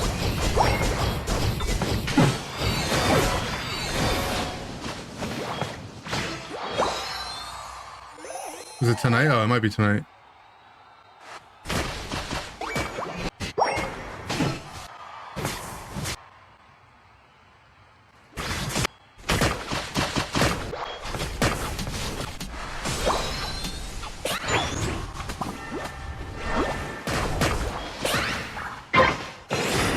Just gonna get the break.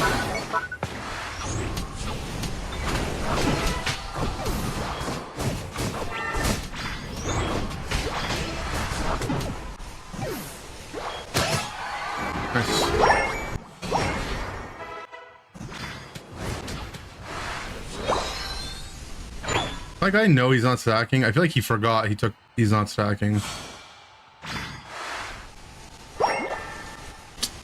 Wish we formed my 9 together first. Where is he going?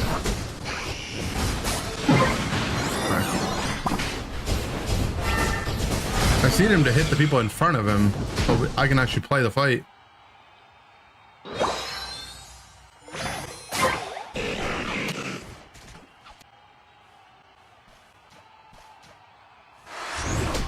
I'm just gonna get my 9.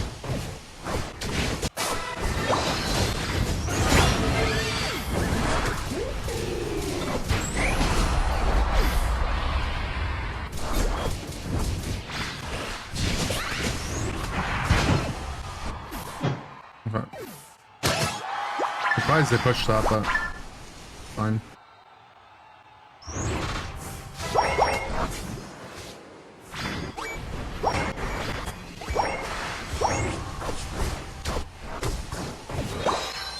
We'll go next.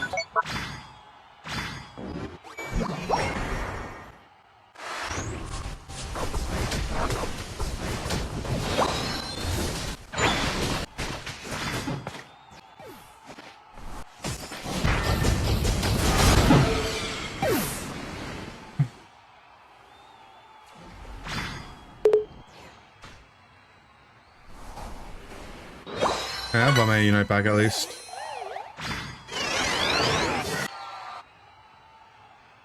Okay. Big bro ult.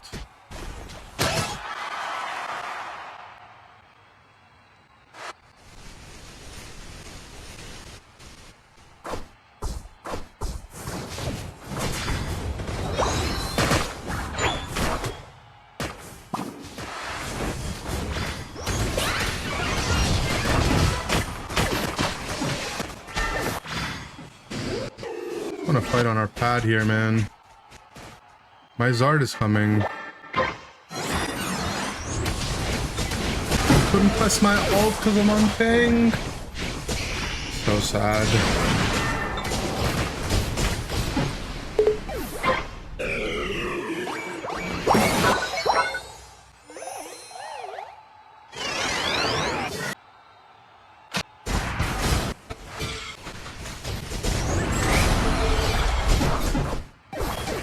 Too laggy, man.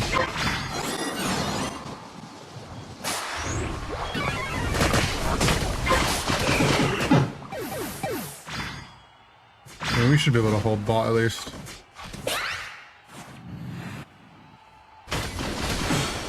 Our ninja in back.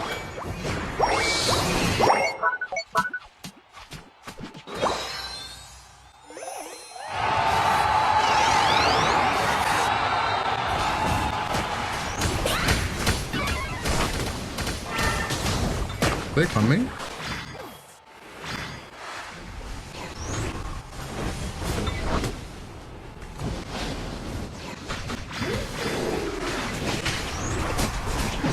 Can't see because of the stupid FF vote, man. I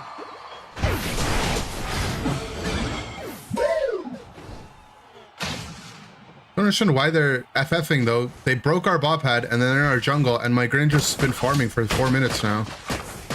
Use this to go mid and kill them.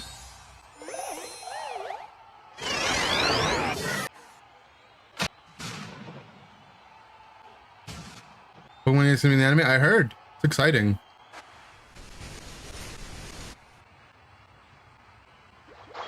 What's up, Sure Guy?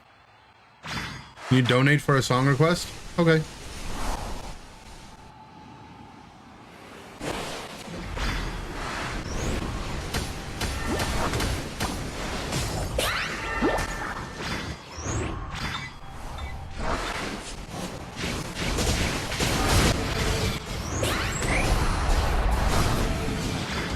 Play the fight.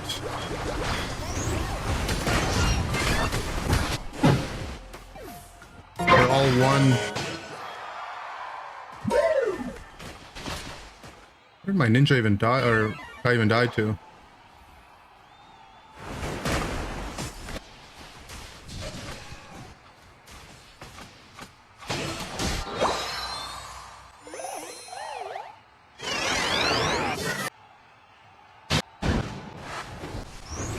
That guy's dead.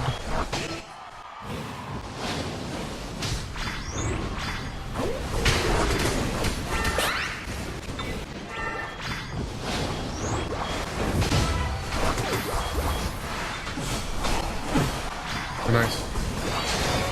My god, I'm so laggy. What's up, Toon? Good rating, good streaming. We should go bot. I mean, whatever. We should just go together is what really matters.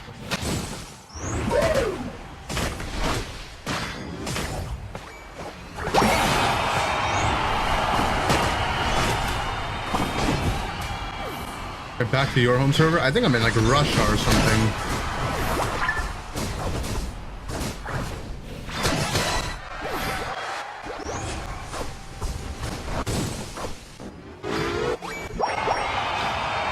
But it could be India, to be honest. I have no idea.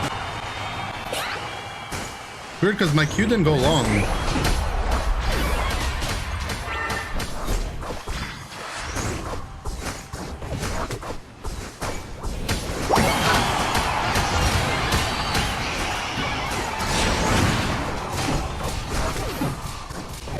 Leaf Trainer Con Sport feels so good sometimes, I swear.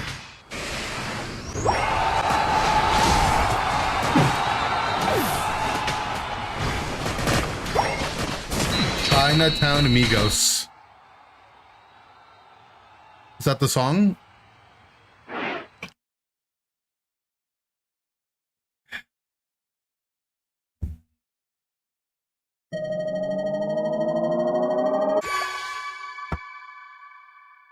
Leaf Trainer Plus is fun, yeah. Leaf Trainer in general just feels so good sometimes. Number one sister. I mean, the build is mostly outclassed by just Trick. But I don't always get to play Hoopa. What's the upgrade do? It makes it so that basic attacks, like auto attacks by dealt by people hit by Leaf Trainer automatically miss. It's the only mechanic in the game that makes you miss, right? Like accuracy wise.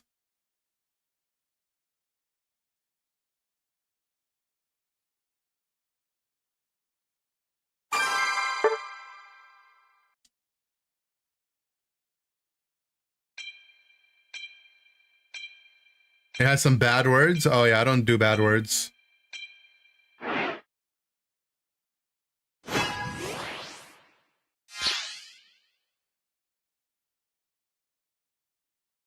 Gulp.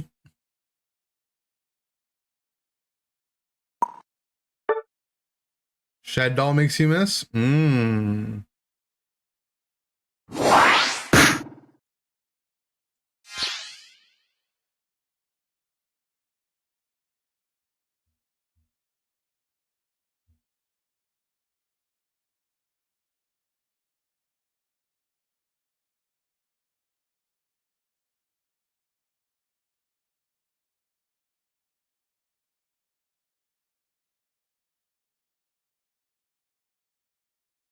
Why gulp when you can gulpin? It's not even in the game yet.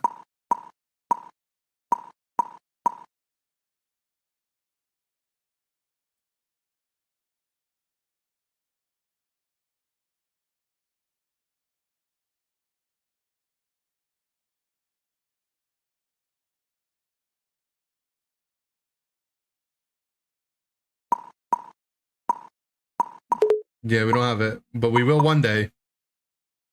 One day every Pokemon will exist in this game, allegedly.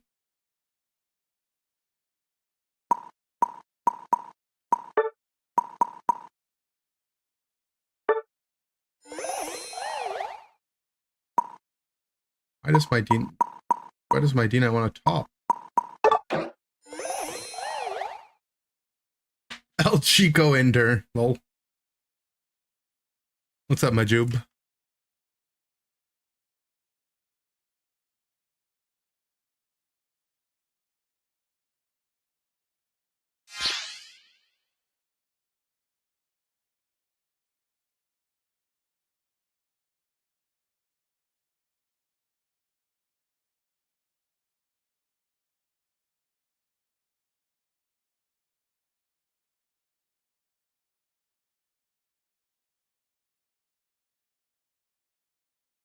I'm waiting for them to add Mousehold so I can simulate the feeling of family.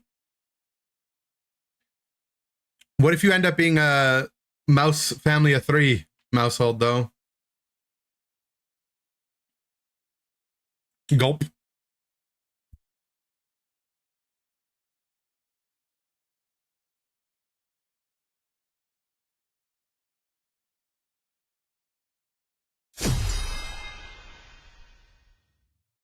Gulp.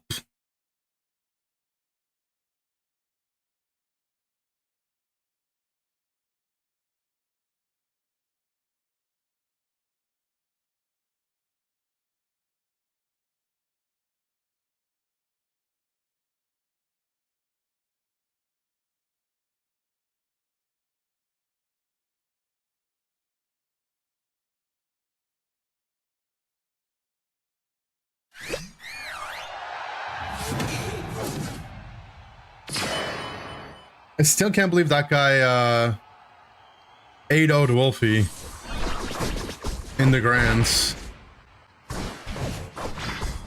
I'm still a little shook from that.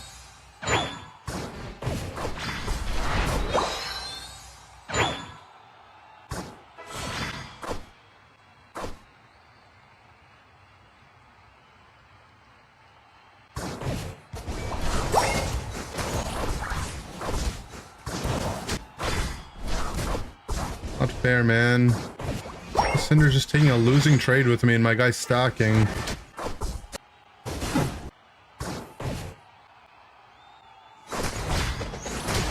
I have jungle Moltres.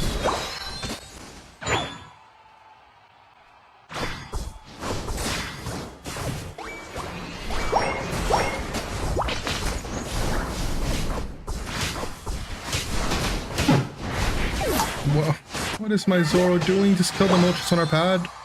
He's inting.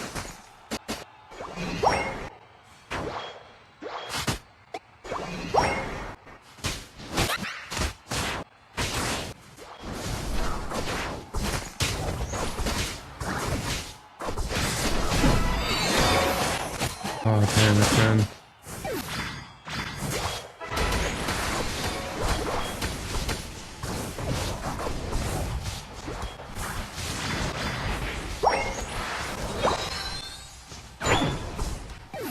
I just didn't want to live.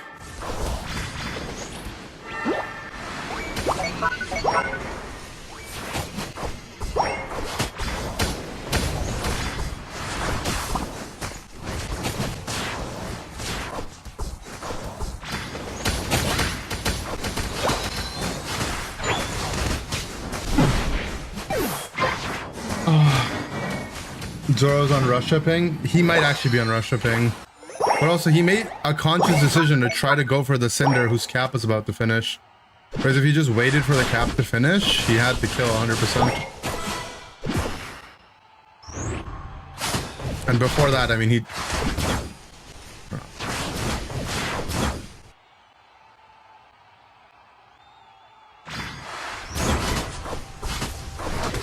I like K-pop? No.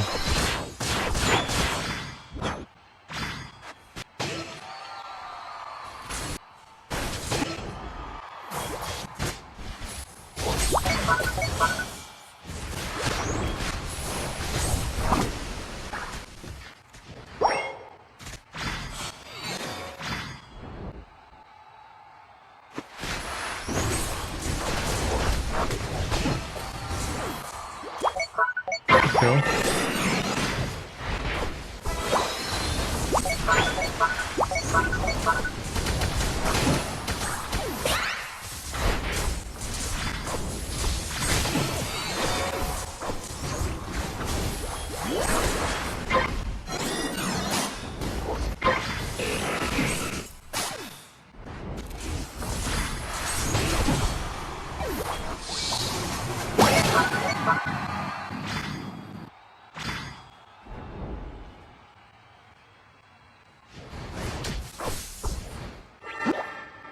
I'm gonna follow RD Knight to make sure he doesn't turbo int. Okay. He ulted top pad to score 2. Demon. I'm not gonna ult for that, buddy. What are we doing?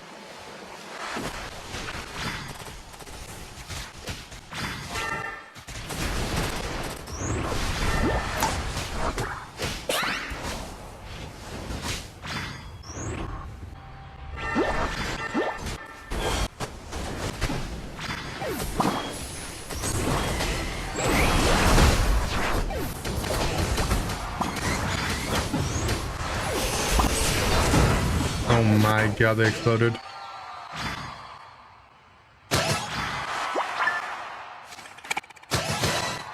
Goal getter Zoro.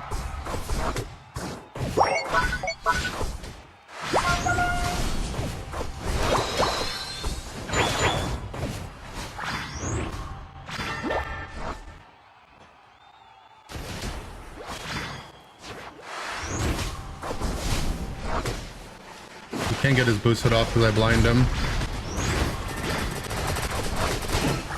Counters Razor Leaf as well.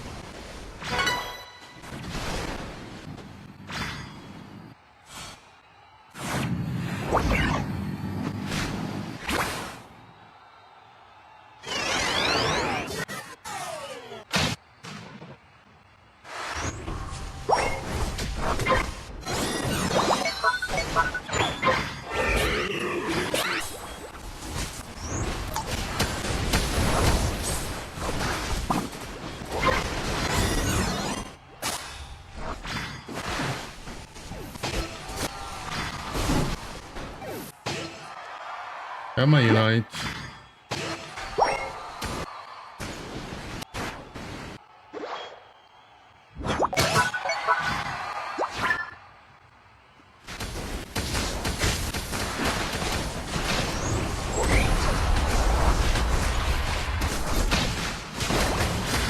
That's musical.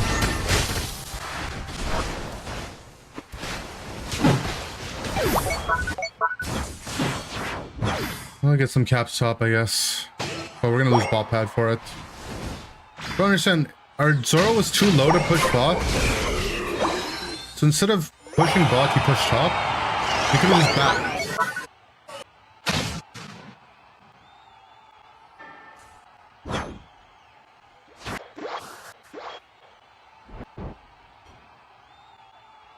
I don't want to do any of this.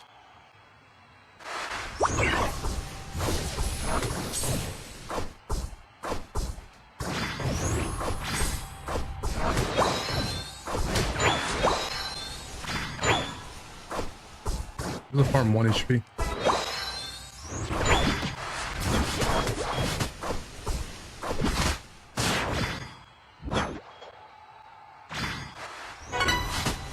OP equals obviously poop.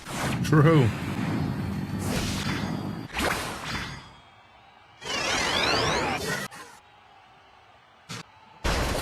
Team try not to take a team fight. Down 2 people challenge.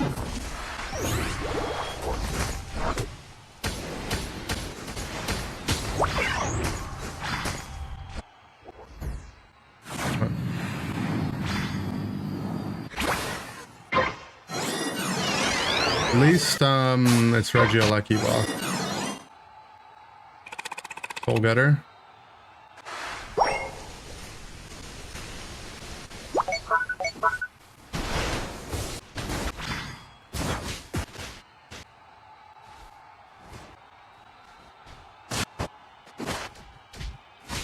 Zoro's making him run around at least.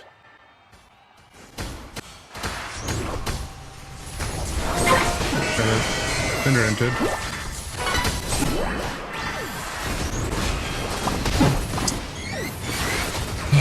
Not blown up. Got freeze into thinged. And we're still fine though. Nice. Could he rip it? The Cinder has ult. This seems really bad. Just gonna lose it to Cinder ult. Ripped it too fast, he's a genius. I don't trust this guy not to just be dead.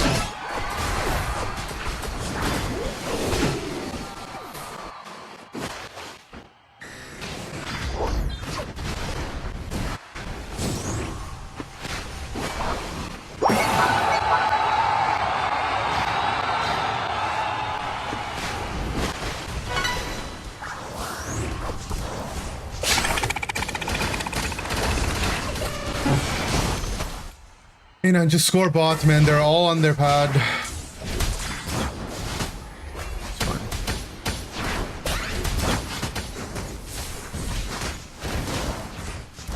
The Cinder ulted to stop my score.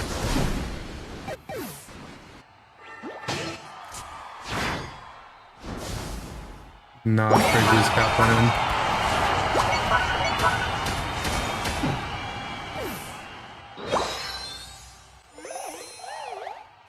We should be fine, right?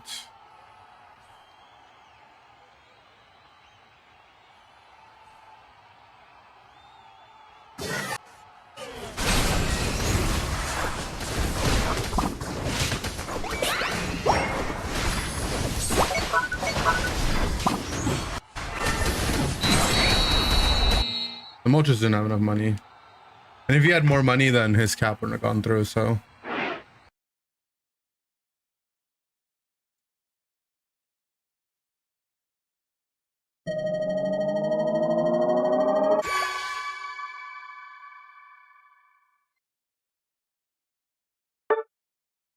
Don't know why your Desi was Razor.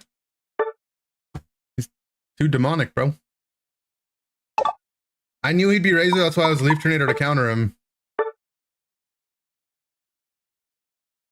Espeon refused to kill the 1 HP D Knight. Your Espeon's right there in the chat. You guys can go fight each other. You guys can go argue it out right now. No point. I tried my bad. You guys are bullies.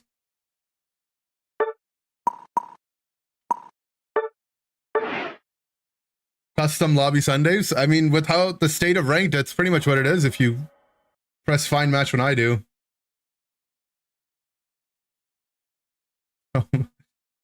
I said you can fight it out. You said no point, and then you were like, bro missed every single move. Which one is it, huh? Is it no point?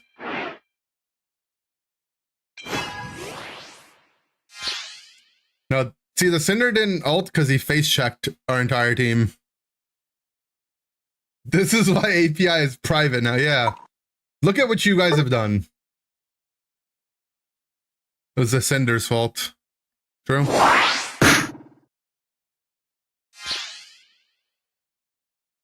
I'm just playing Leaf Tornado LD, man.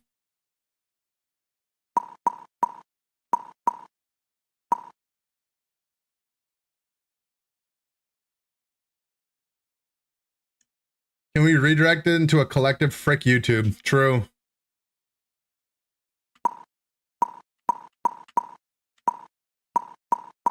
Cinder's streaming. We can bring him in for the fight too. I don't want to brigade anyone, alright? Look, I'm just a little Eldegoss, okay?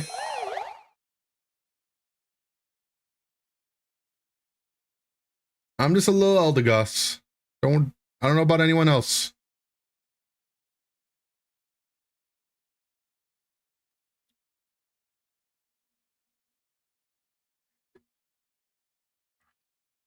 Frick YouTube. Frick Joey, what the?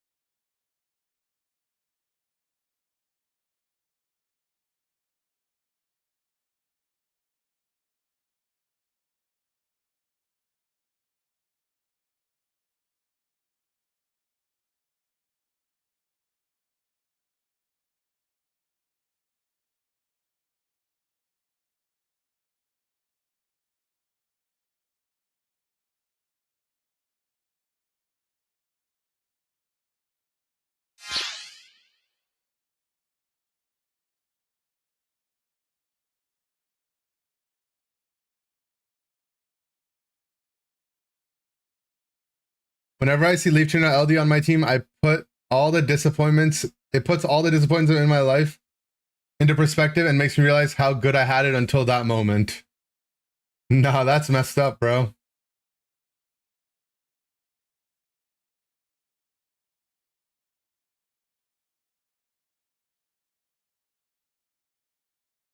Bro, Leaf Tornado's sleeper, I'm telling you.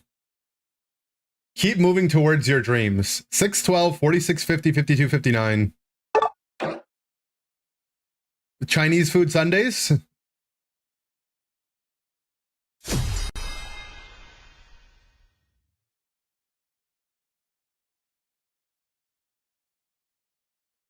I'll still love you guys no matter how much you hate me. That's insane. Chinese Sunday locked in.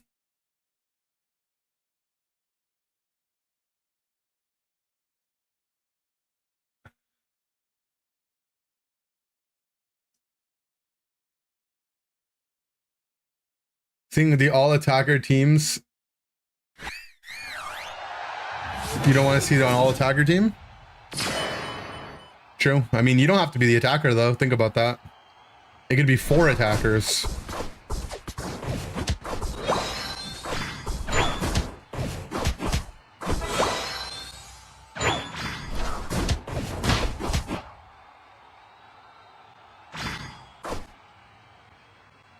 How is China doing with Unite? I heard their qualification this year is cooked.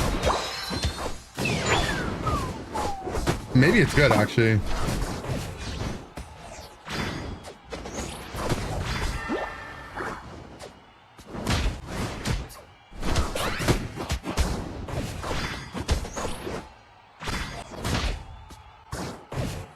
Oh no, do not go for the cap. Please back up. Rest.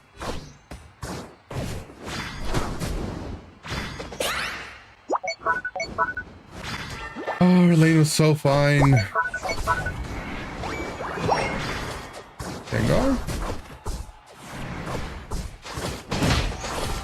Guess that was his only way to stop the cap. It was a good try.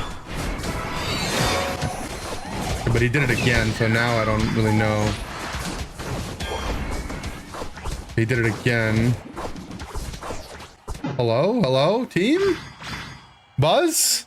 McDonald?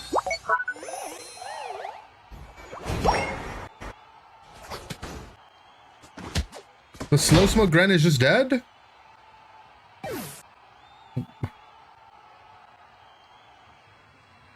Sad.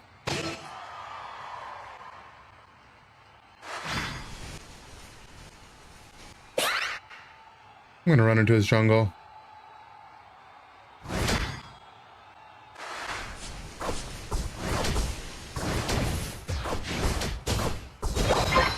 Someone ran, his own team ran into his jungle.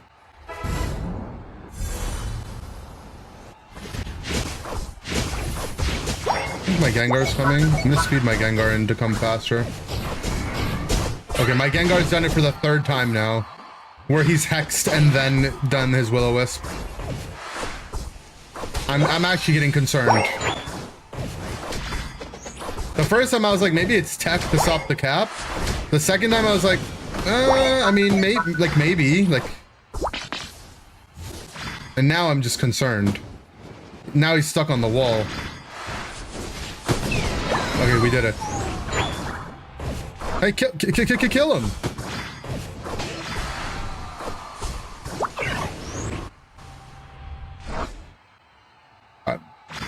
Michael?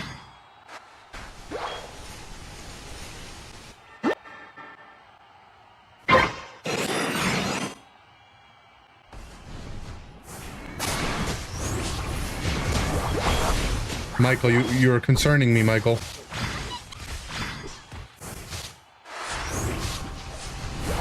Michael, please, Michael.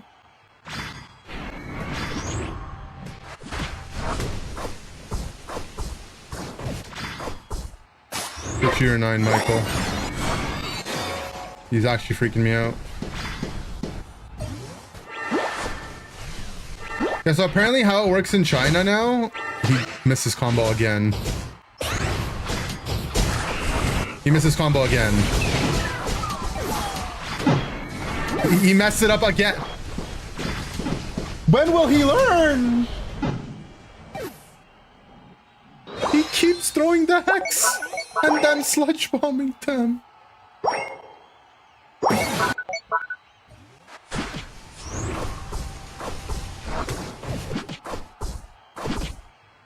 Yeah, the way it works in China is if you're 5 people that can sign up a team that all have their visas done, you qualify for Worlds. Because every year they keep bringing teams that don't have their visas done. So now you just need to make a team with their that has visas done. And yeah, my Sylve did ult in the jungle, but they probably just were trying to skill it.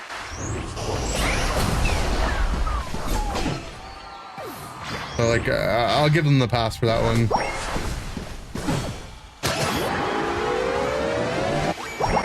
I'm gonna take the cap though, because I've had enough of this team.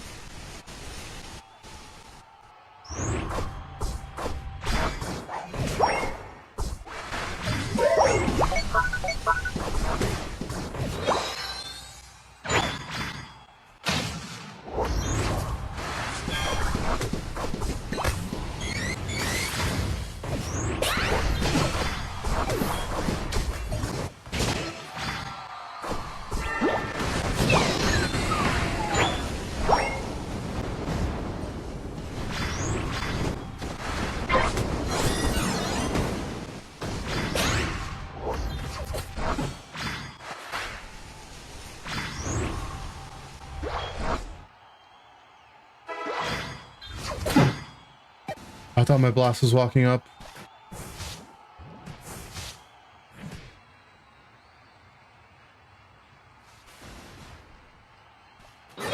Excuse Michael for being dove under pressure and under a piano. Yeah, my bad. He's not even farming properly in the jungle. Look!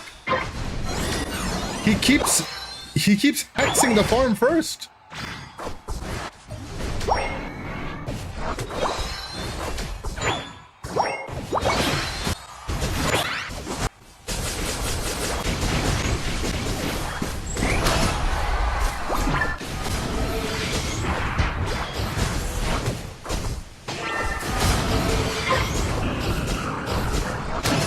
How broken is my build though?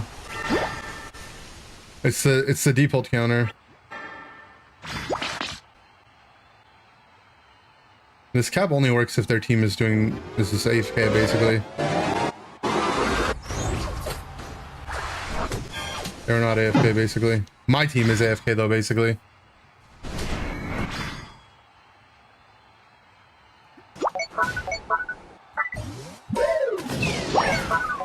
Big slow smoke.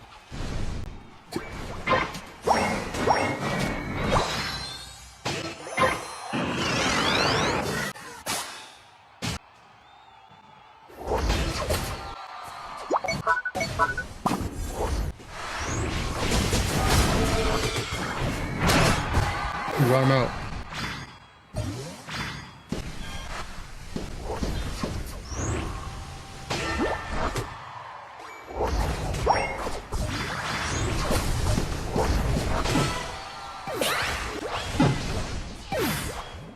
Okay, Michael.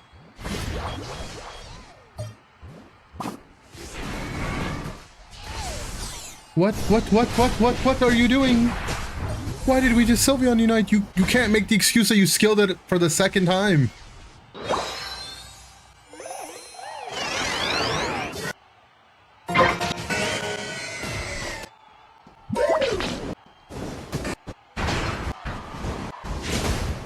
Don't have Blast Unite. Ocean Default.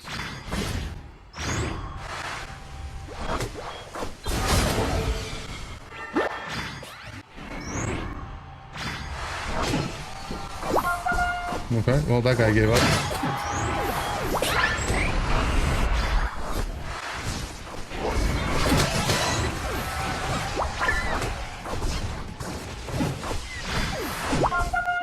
Bro, do I actually have to get a penta on Eld? Where is everyone? And we're going to score bot. Hello. Check it out. What are we checking out?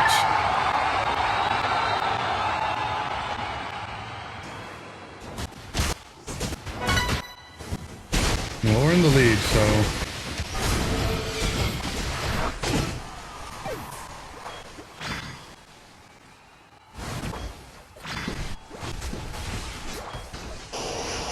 Do you have a jack?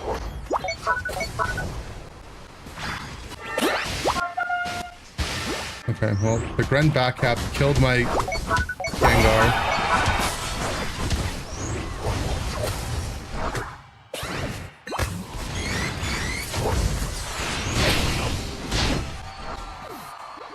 I need someone to come with me.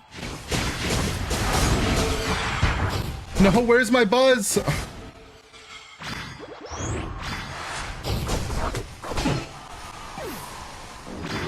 Oh my god, these redacteds, bro. Holy.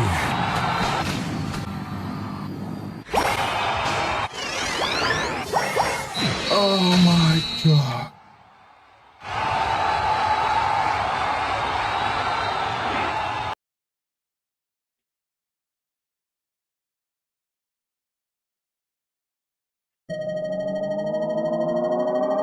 Where was my team, bro? Look, normally I'll let you complain, but come on, man. That game was an arousal Eldegoss game, that's for sure. Whew. Number one sister, number one damage dealer, number one KO'er.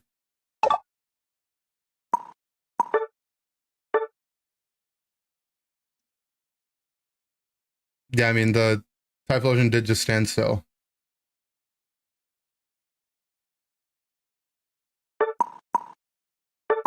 I mean, the only one I'm actually curious about is Michael Salmon. How do you have 12,000 games played? You don't understand how the Gengar Pokemon works? Was that his first game ever on Gengar, at least?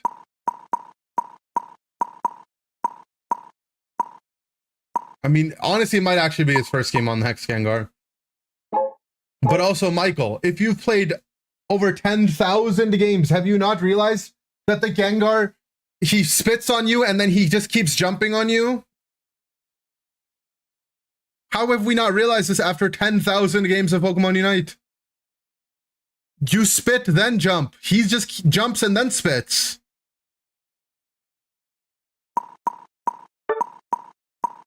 And then McDonald's also had me dizzy, but whatever.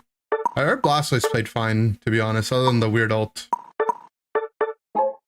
And then our Sylveon was our Sylveon.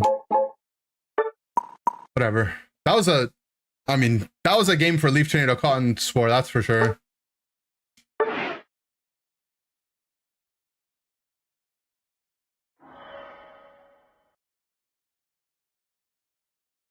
I can't go for the play on the bot pad to blind the Dragapult and score because he's still gonna have an ult charge to cancel my cap, right? That's why I needed the buzz to be there. But thankfully he just face checked me in a bush, so.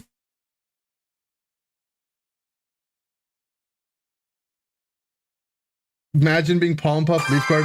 Yeah, if I was Palm Puff, Con Guard, I literally would just have spent 10 minutes in purgatory.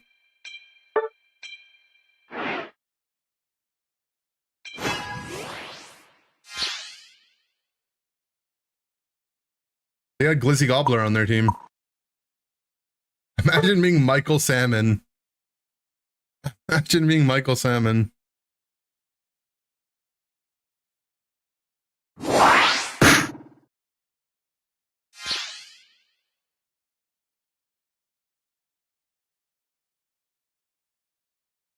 Notice you. Do we give it to Sailor Man? Whatever. He's gonna pick Guardy whether I swap it to him now or not, right? It's Moon? Oh. Oh, there are two O's. I see their name now. Don't give it. Why? Here's the thing, bro. They're gonna pick Guardy no matter what. So I would rather give it to them now so I can counterpick stuff.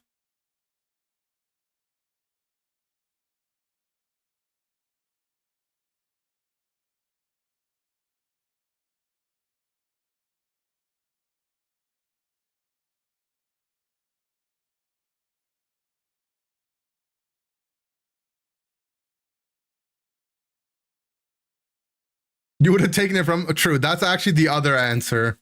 Is I just lock in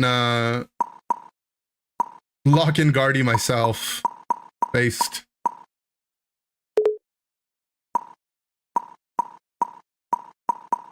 I have a jungler.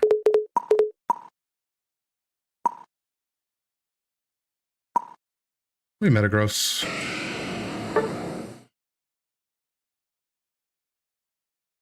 Nah, awesome. Leonape got inspired. Bro wants to be the Eldegoss now. We lost Meganium since no one banned it. I think Meganium's fine now. Still annoying. But they definitely like Omega nerfed it, right?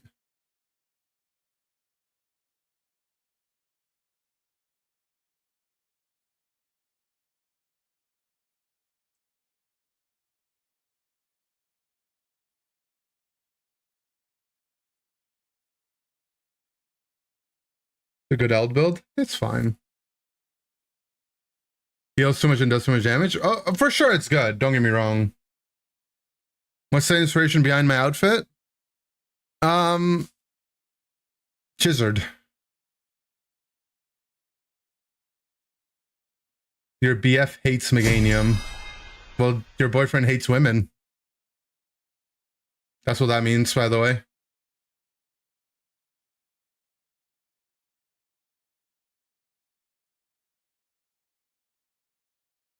True.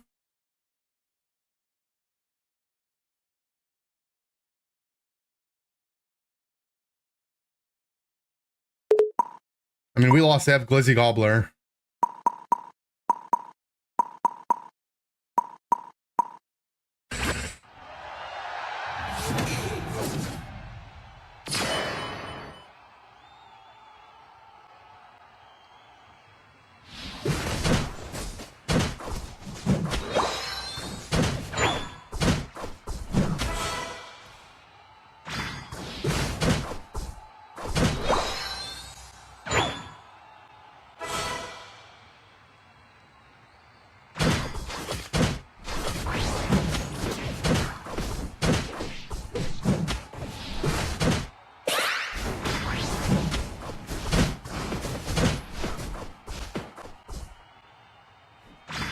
Really good damage.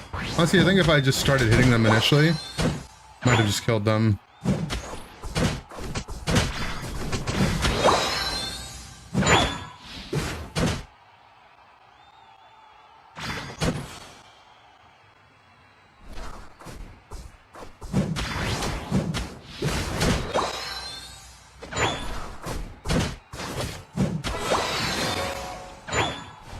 Your jungler's here, right? What is it?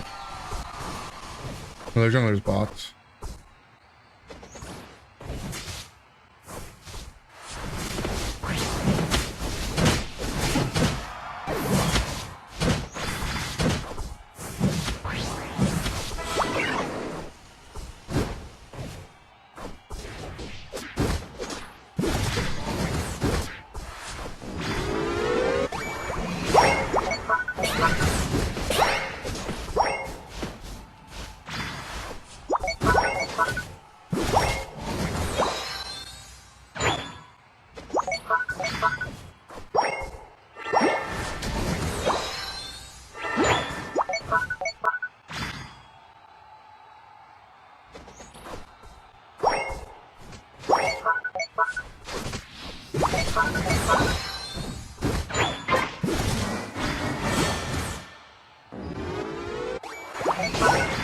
Oh, that guy entered.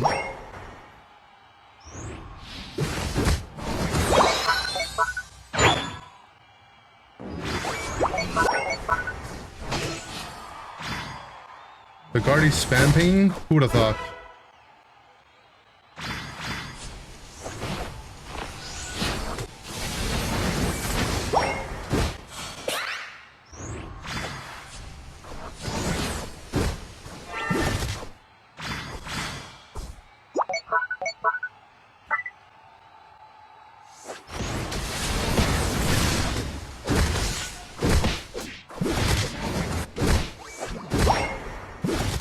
But the damage reduction from Meganium is too ridiculous.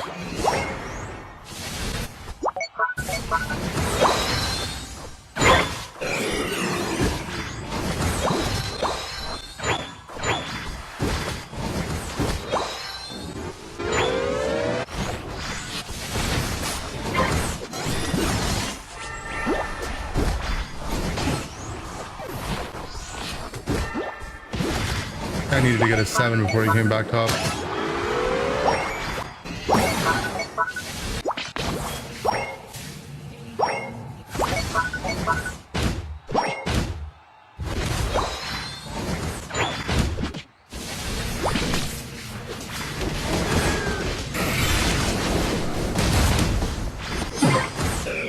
God. If we got the Regice a little bit sooner, I would have lived, I think. I need to mute this guy, and like this guy specifically.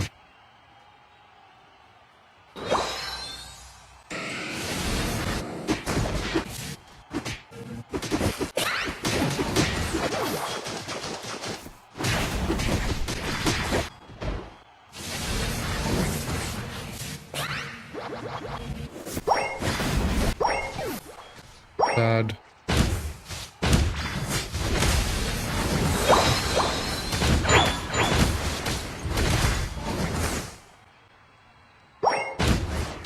Are they future sight? Nope.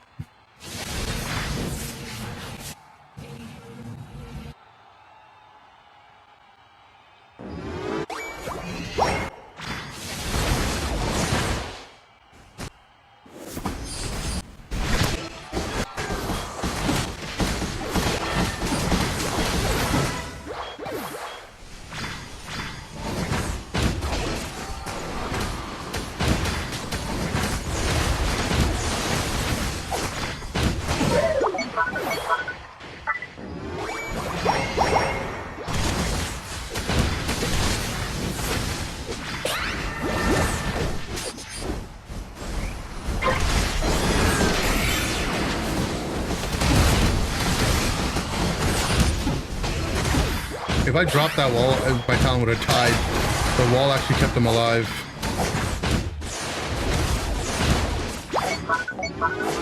Missed.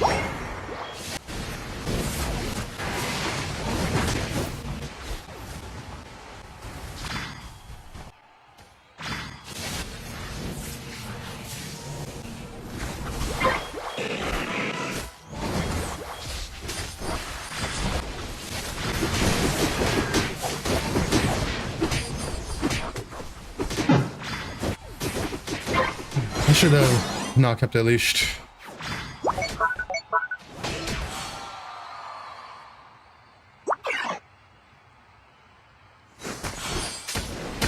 I mean, we just let it in. Pads at 14.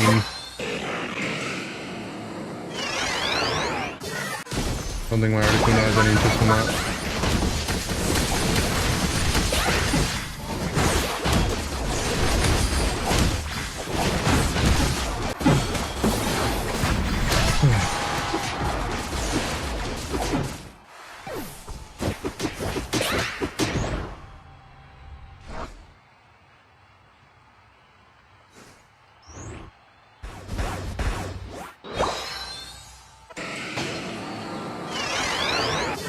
Oh my god, my guardy killed someone.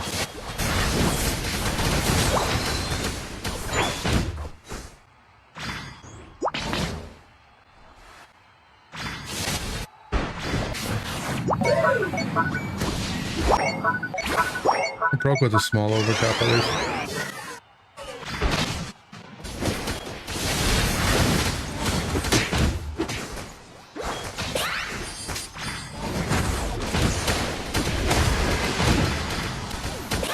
Late ult.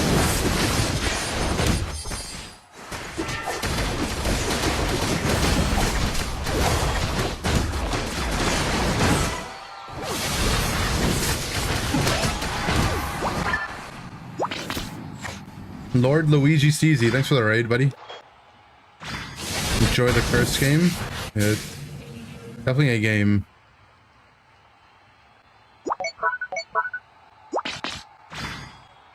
I think we should just honestly flip it on spawn.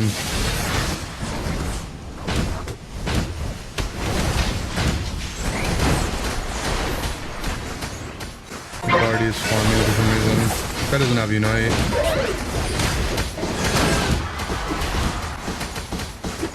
I didn't trap them here. And I didn't trap Darcy. I popped out of it though. Like, Guardy's still farming, by the way.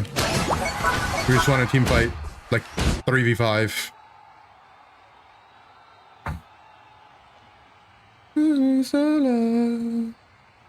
I love this song. Where's the love, Guardy?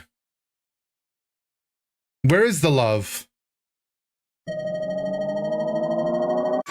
We lost! An MVP score of 37. I feel like you should just get an automatic report if you're this Guardy, right? Like, I think the game can determine you were being intentionally useless.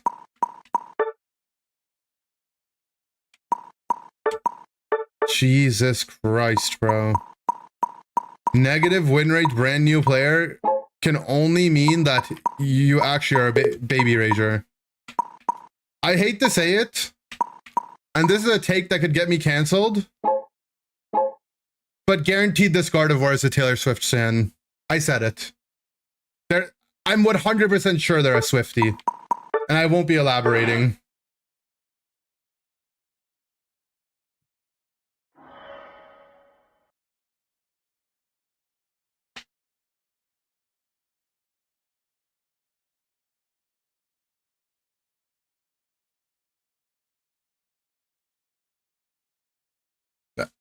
I'm not saying anything else. Elding decent? Yeah, you did all right. At Twitter, yeah, specifically at Twitter Taylor Swift's fan. They're one of those. Not like any one in particular, but they're one of those.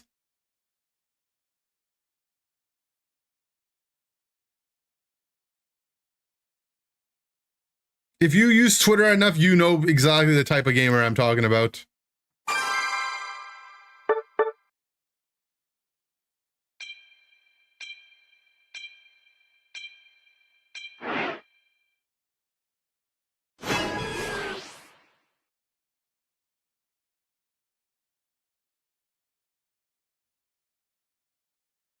You're gonna wake up to a bunch of spam tweets tomorrow, probably. As long as you guys don't tell, we should be okay. Just don't tell on me.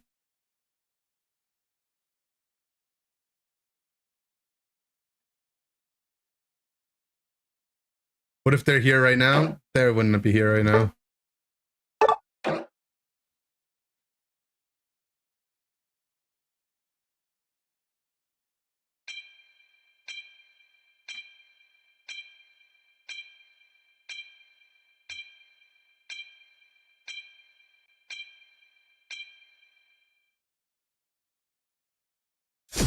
McGaney dumb. No. You're in trouble, buddy. Uh-oh. Gulp.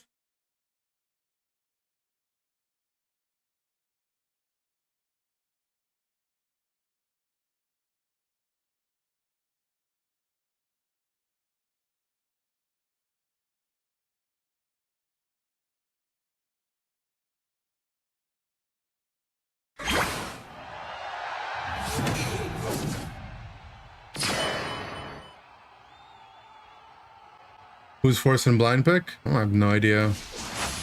Probably someone redacted. How dino looking Meganium is, it's not a fossil. They should have made a regional form. Regional starters, but they're all fossils. G?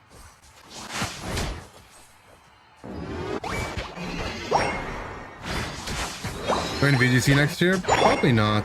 I don't think I'm good enough.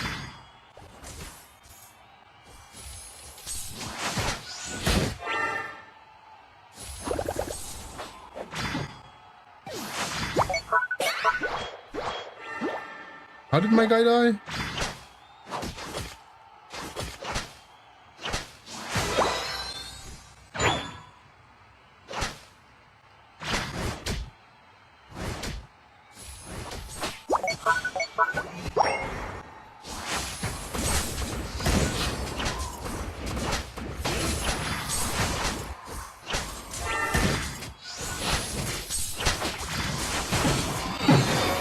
I don't have a loot off that, really? Sad. Not even close.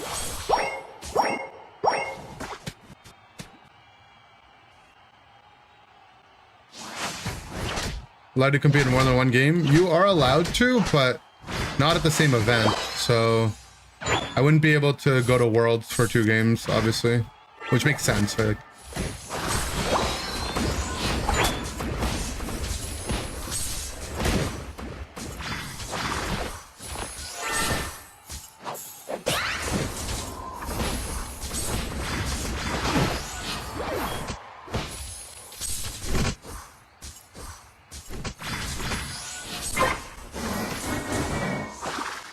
Grief stuff.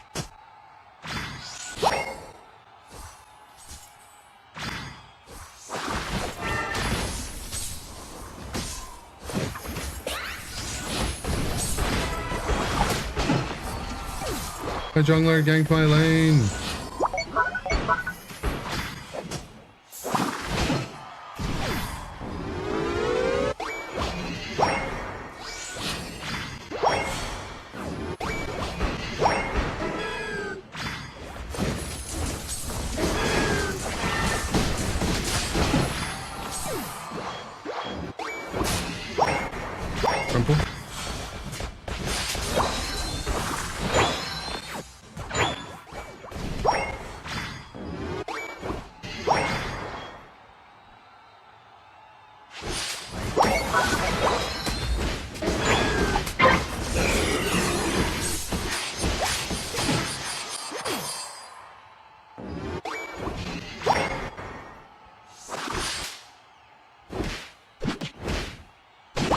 Unite cooldown needs a nerf. They already nerfed it once. By a lot. But yeah, I mean, kind of the point of the Mon, I think, right?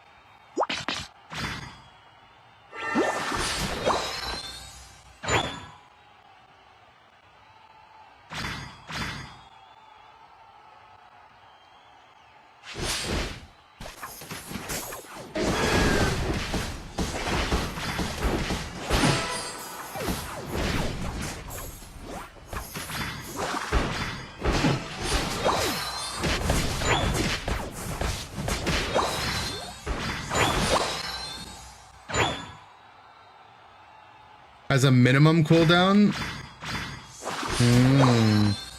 I don't know how they would program that with how Spaghetti Unite is, but I could see it.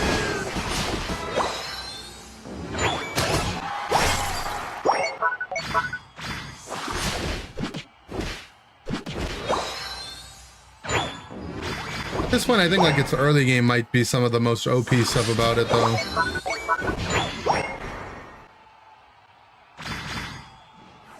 I don't think I'm making it to bot in time.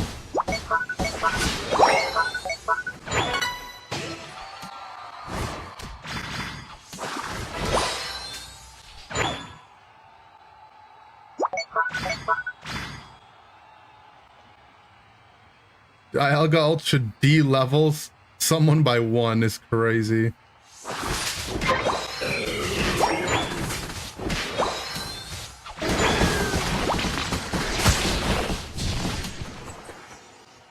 We'll trade the Unites there.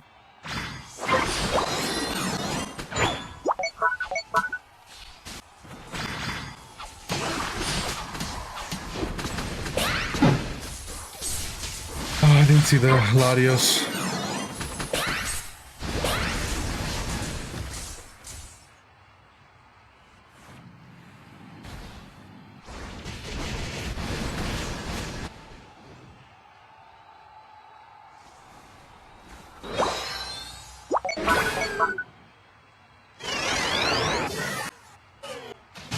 Lock in and go to some tournaments? I don't know. Watching the regionals today is just a reminder that I'm just gapped by the other players.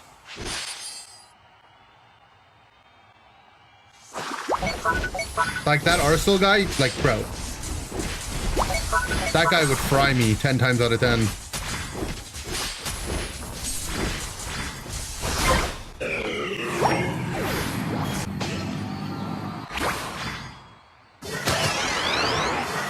Oh, my Luca went crazy for a bit there.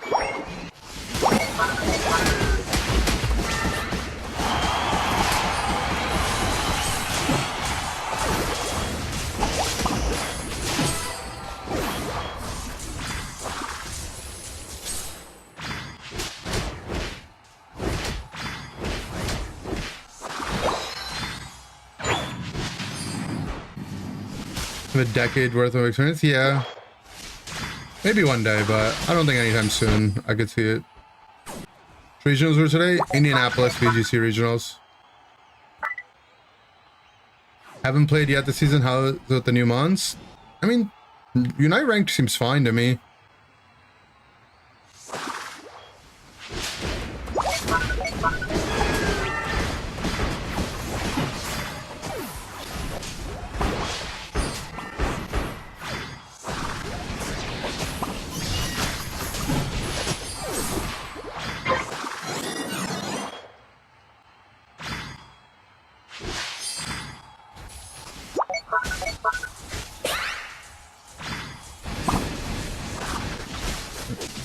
Flash. Mathcourt's too busy playing Procopia. Someone just must be off, right? Because they haven't posted anything.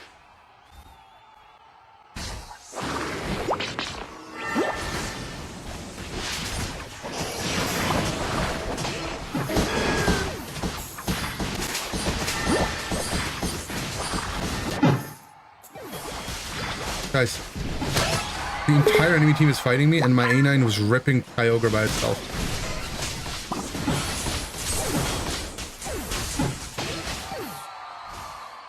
We got Lottie ulted, Blast ulted. They list 10 people in the credits every single tweet if it hinges on one guy being away. Look, I don't have the answers. Crane gave me a shout out. Wait, did he hit 300?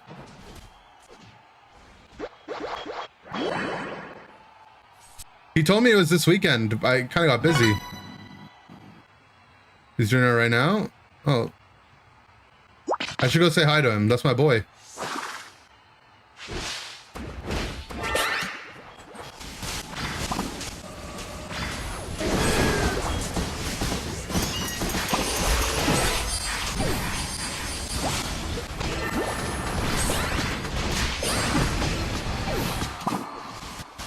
This is a jack button.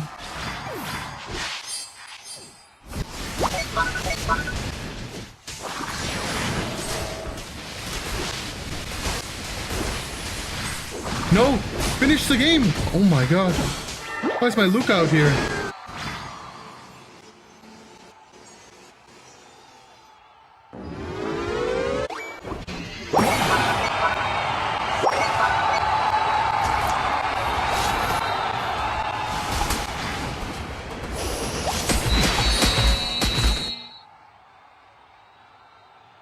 Simple.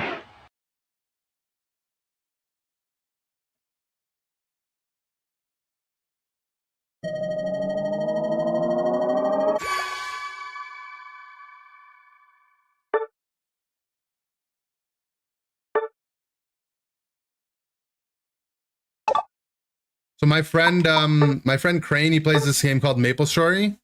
He's about to be the first ever level 300 on the server.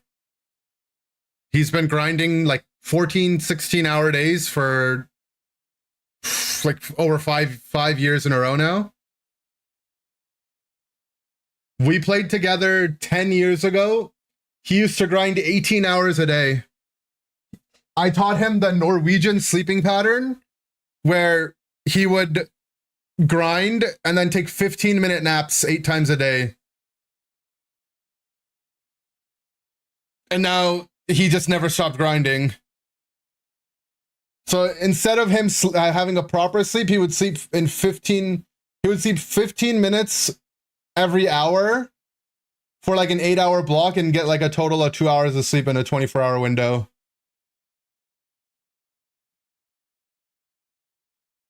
He's streaming right now. So I'm gonna stop by.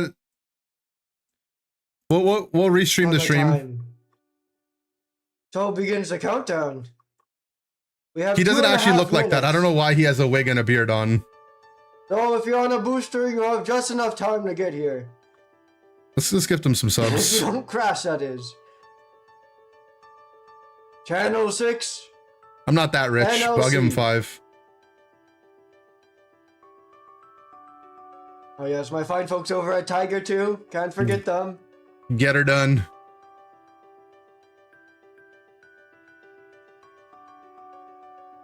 Oh, I see Indy's here. Yes, Indy. Ah, the fine fella that I mentioned earlier has brought me to Reboot. Thank you for the gifteds. Me and him used to be on a Dota team together. That's how I know him.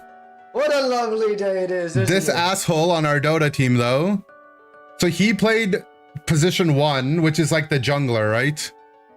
Like he played like the hard carry on the team. Prepared to level up. But he refused to buy the scaling items. He would buy the support items, and he'd be like, "Don't worry, guys.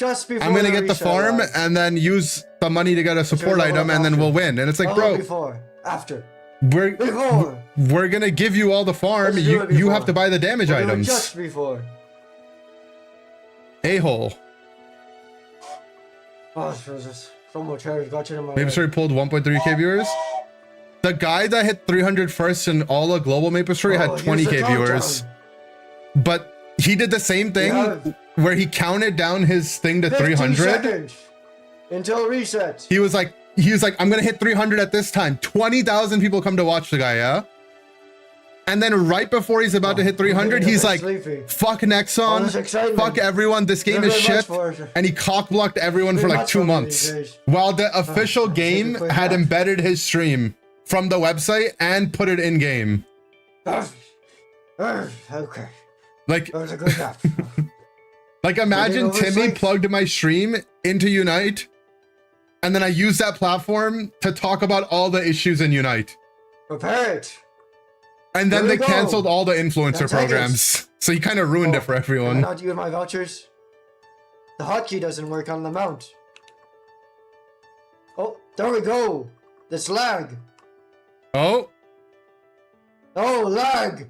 Oh, it's lagging so bad it's not even going off. Oh, oh, oh. Oh, Oh boy, holy lag. Happy reset, everyone. I'm trying to click it. but he did it on server reset too. Because it has the same server reset as us at 8. That's why it actually lagged. Is it? Where is it? Oh, where is it? Oh, there we go. He's my boy. I mean, I traveled to my first Yes. esports event with Any him. moment now.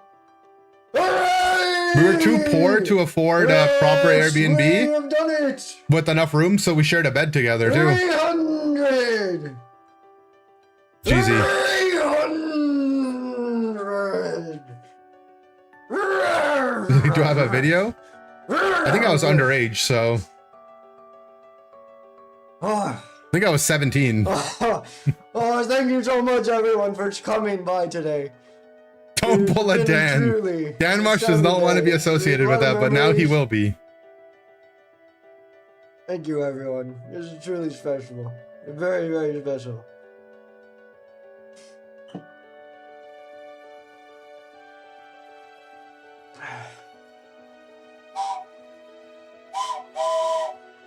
Okay, let's Now see what? if we can get the chair, shall we? If, All right, well that's enough. Back to playing our game.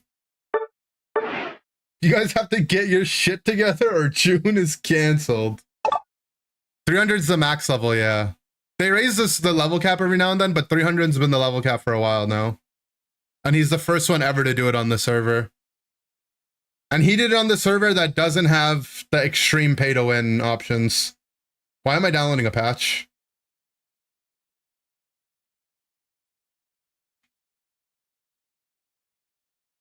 It's officially June. Yeah, it's a June in Unite. Tell him to play Unite. He might play Unite now that he got his goal.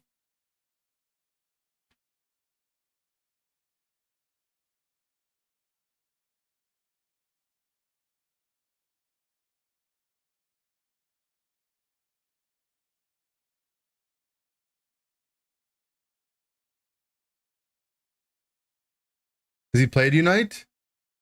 No, because Unite came out. When Unite came out, he had already started his goal to grind. He's been grinding since before Unite came out.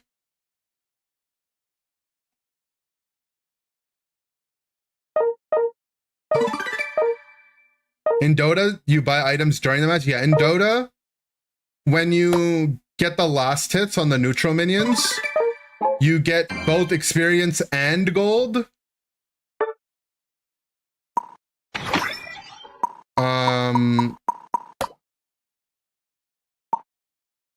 Okay, I was gonna say, did I miss the Espeon skin? Because I forgot to claim it, but they sent it to my mailbox. You get experience and gold, and then you use the gold to buy items. And experience to level up. You start with a little bit of gold you can use, and then, yeah, you build it up.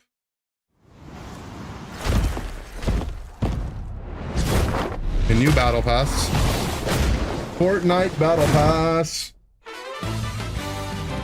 Come back to Dota for a variety day? I would be so ass, bro. Dota's too overwhelming now, though.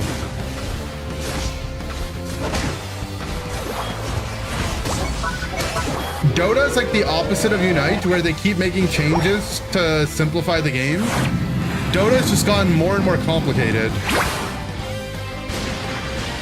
For a while, they were simplifying the game, and then they were like, screw it, we're just gonna make things way too complicated.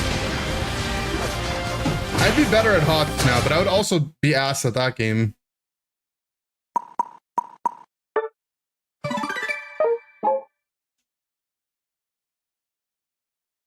Why are they not doing the pushback with? Yeah, they should just be doing that version of the ult. New season in 3 hours. Maybe we can get legend real quick. I don't really care though, but if we can, it'd be cool.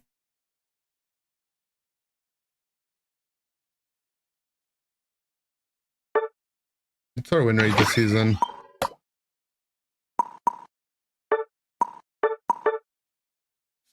The devil's number. Gulp.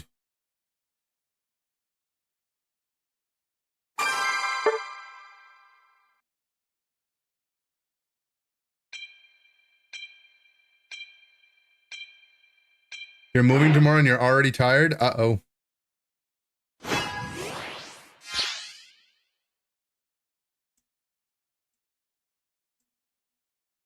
Oh, this song is playing. I guess that's what we have to play.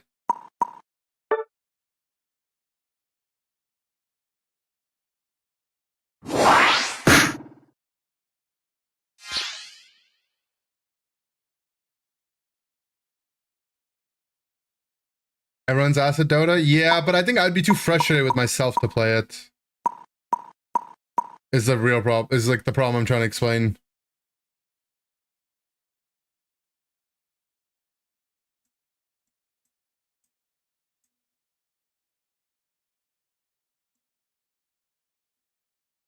Do.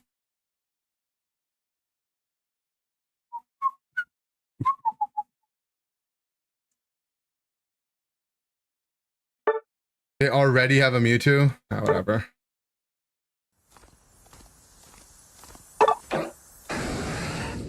You can play trial mons and rank now? Wait, really? Is that fake news? Wait, that's OP for my other account.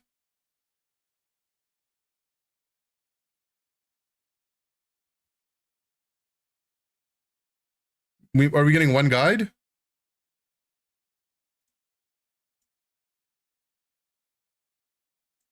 Is it like as of this patch, like 5 minutes ago, or what?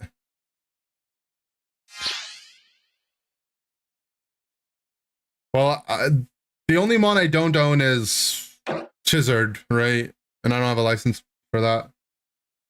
How would they allow trial and ranked? I mean, I feel like I'm down for that. I don't care. Maybe it's a bug, yeah. Well, if it's a bug, hopefully it's in the game till Tuesday. I have a lot of trial licenses on the other account.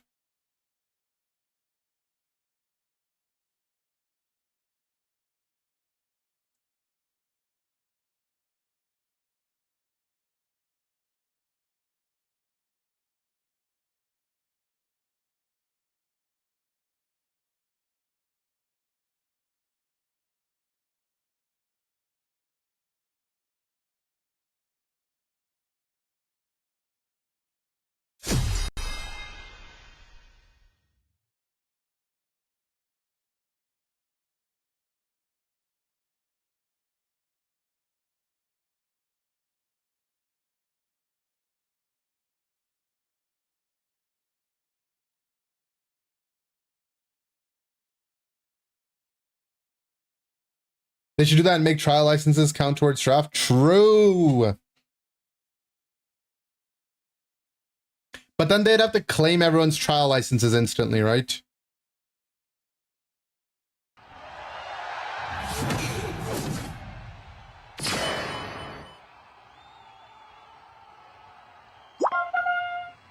Keep the pressure on.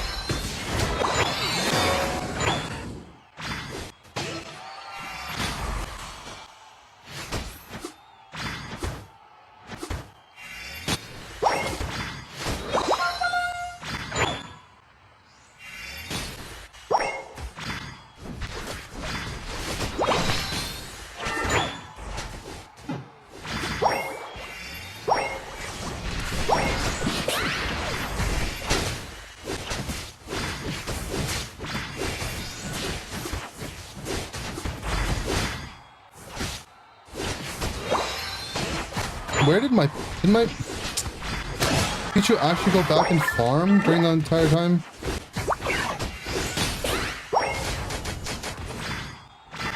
Whatever.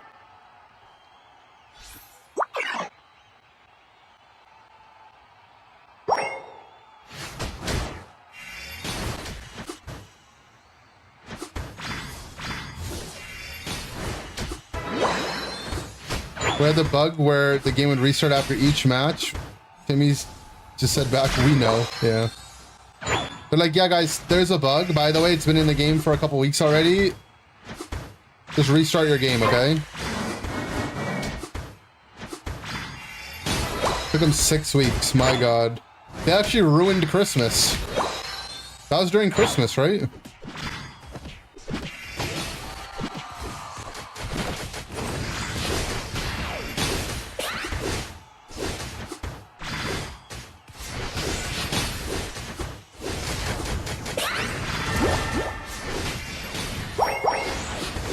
It won't die, man. I mean, I also don't have stacks, but...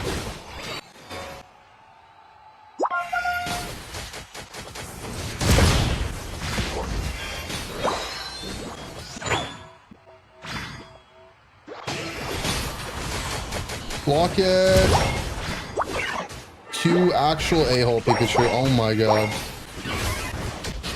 Send them to Pokopia, bro, please.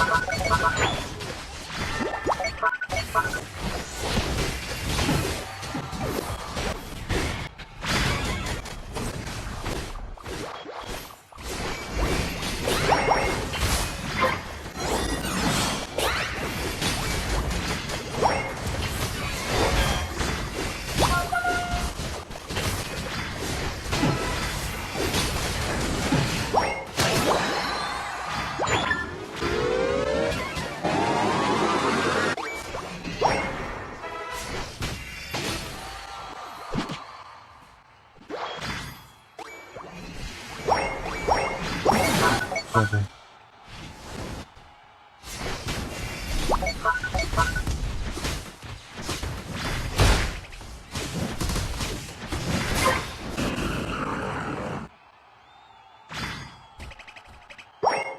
It was right before the, yeah, it was a dark time, huh?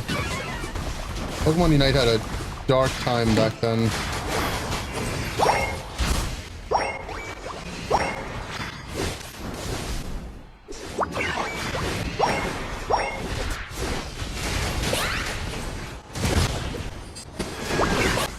Yeah, I'm not taking enough fight there.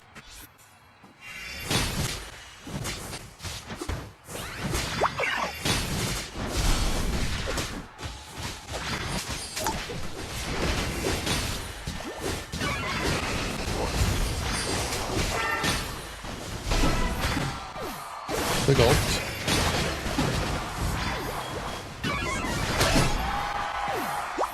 No, shout out to my Blastos for pressing his buttons.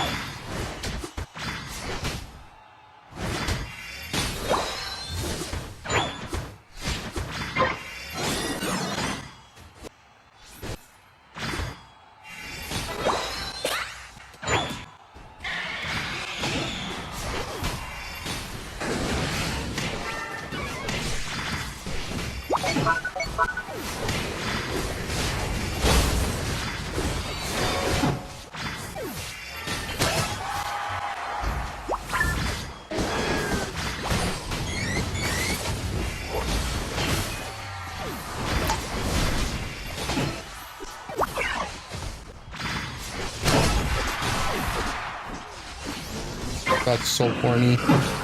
Oh my God. Whatever.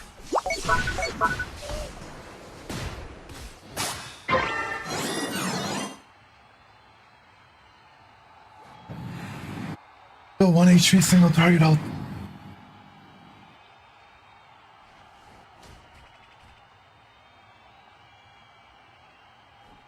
Every Zera player is a child or not mentally sound. I have arguably 2 Zera players on my team. What are you trying to say?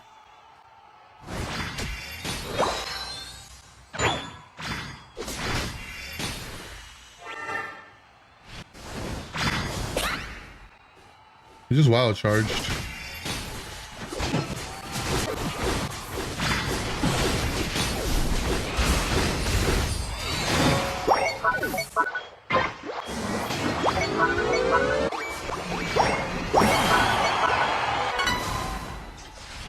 AFF'd.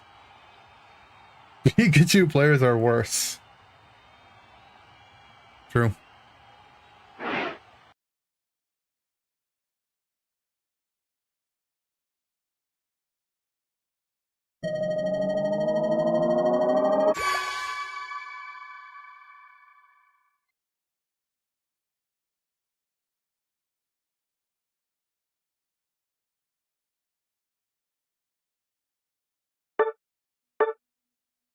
That was a fun game of horse, though.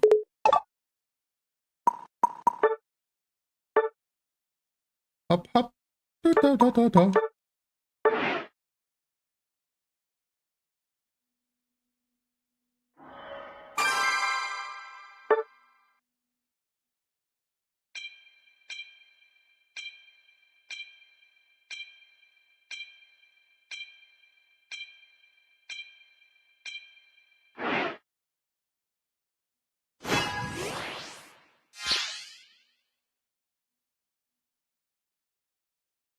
Meganium Y Mewtwo duo, send them to jail.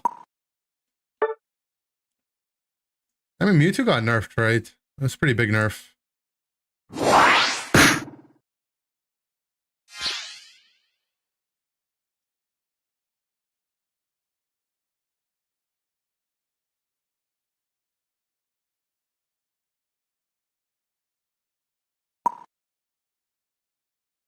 Psystrike is annoying, though.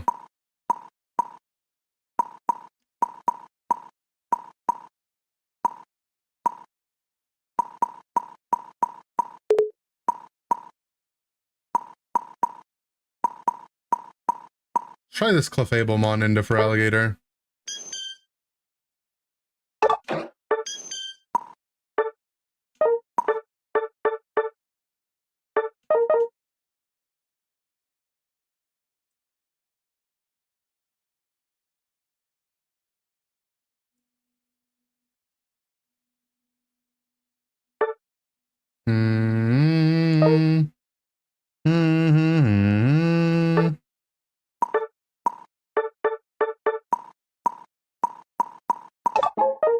Go wise glasses.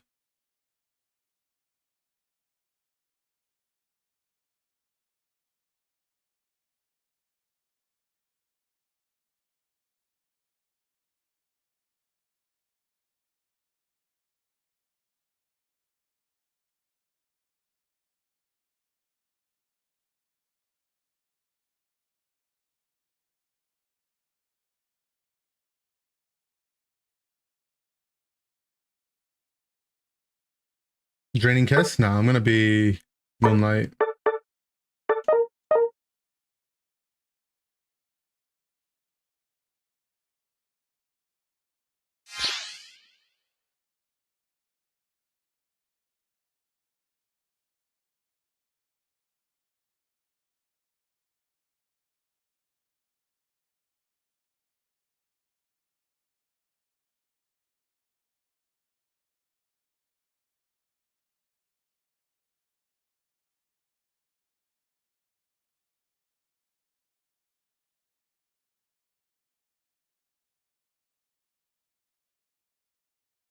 I gotta make my Steelix tweet.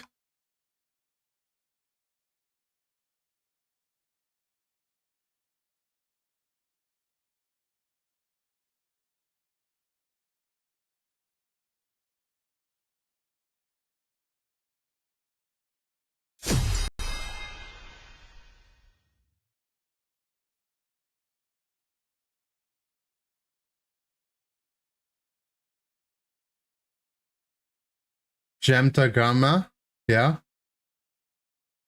And what about it? Steelix for Unite. No, we had a big realization earlier, and we as in I did. You guys don't get any credit. Steelix released in Generation 2. Okay. Gold, silver, crystal were the games. Steelix is silver. Shiny Steelix is gold. Mega Steelix has crystals. What the? Bounce it. Wow. Childhood ruined. Well, Mega Steelix came out a lot later.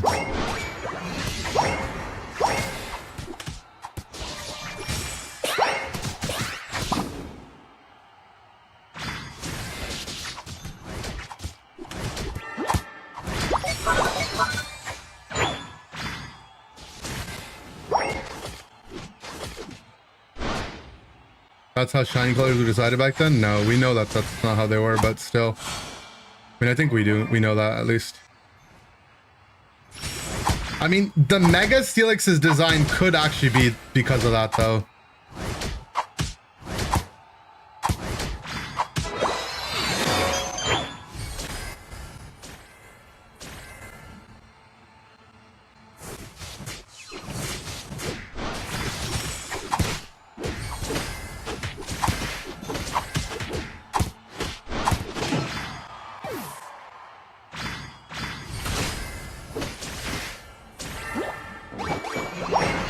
What year were Latios? Latios were Ruby Sapphire, right? Generation 3?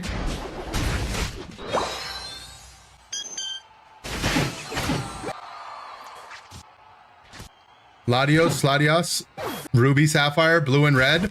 Gulp.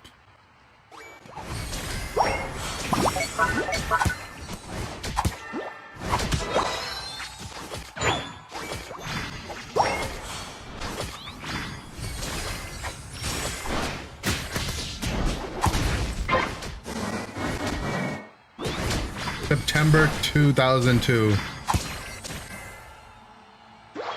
The towers. They're twinning.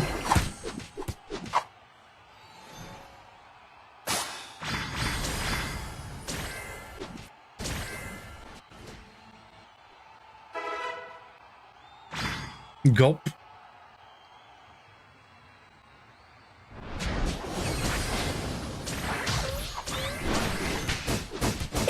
Yeah, that Feraligatr one shots me. Not worth it.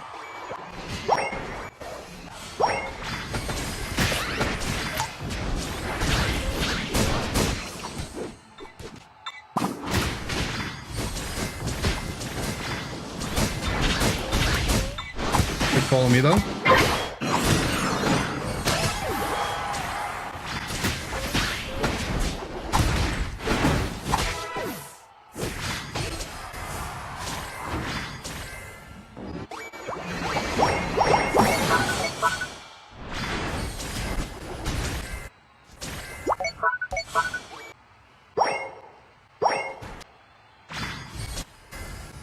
Yeah, it is broken AF. It's definitely really good, yeah.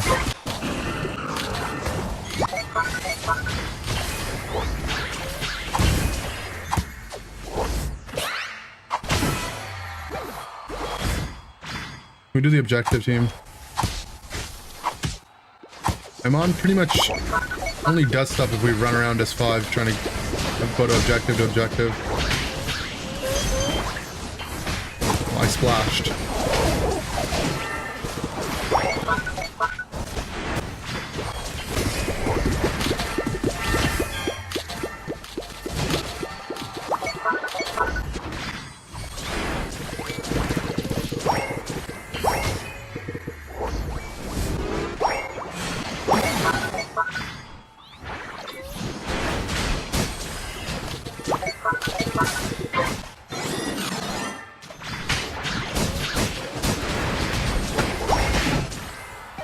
Push.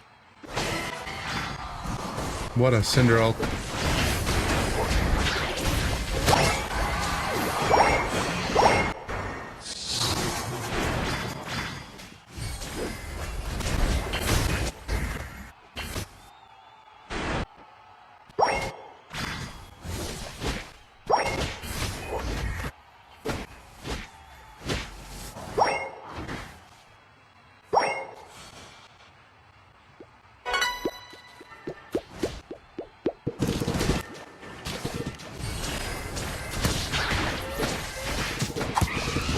Take me with you.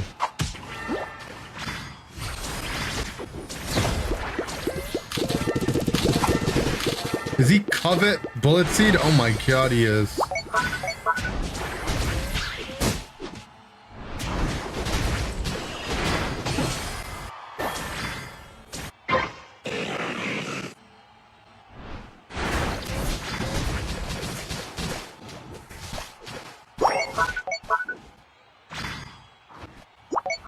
A year ago, I donate to get you to play that game, but you're too greedy now. Yeah, I'm too greedy.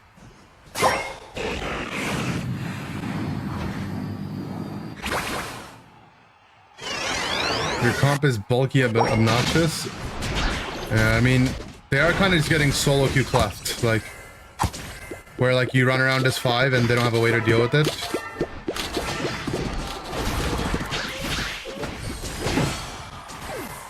I mean, they're not doing too bad of a job by just like running around and scoring. But honestly, it's like the best thing they can do.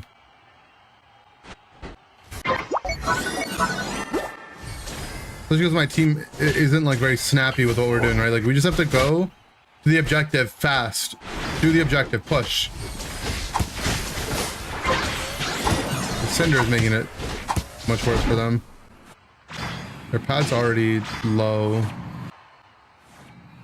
I don't really want to do this.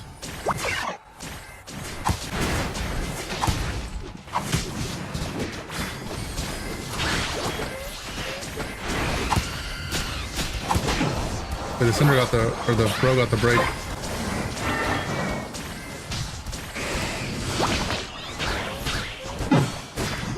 I really couldn't get my ult off there, it's crazy. Or my follow me off. Yeah, the Reggie broke, but it's funny the Reggie broke after the Talon ulted us, or me.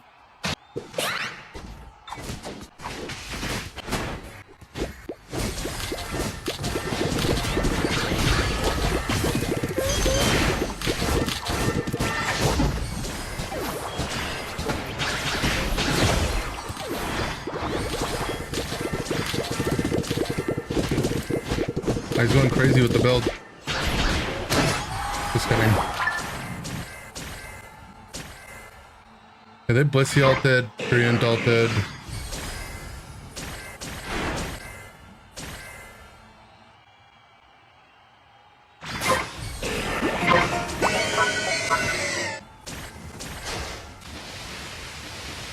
We have everything else though.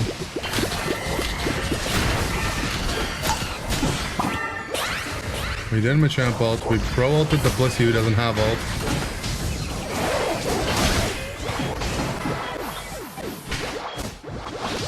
Help.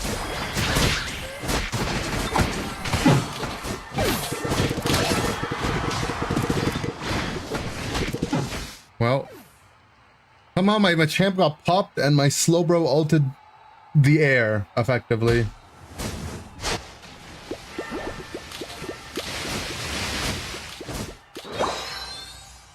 We still have Machamp ult though.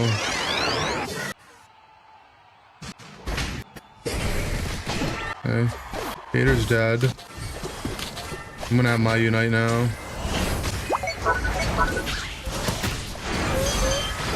I'm exploding! Oh my god. The explosion actually made me take too much damage. No! I needed anything but explosion. I mean, I killed the bird, but the Cinder got to just shoot me.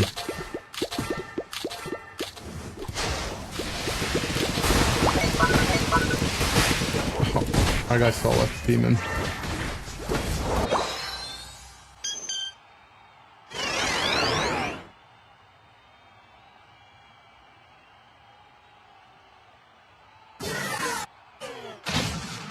I'm gonna need help.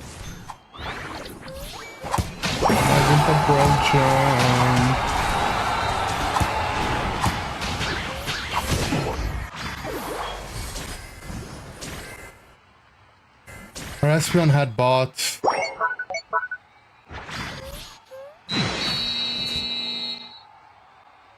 Yeah, I don't know. Our Espeon needed to just go forward and our bro needed to just jump top, or our Espeon needed to defend bot. And our bro needed to come top.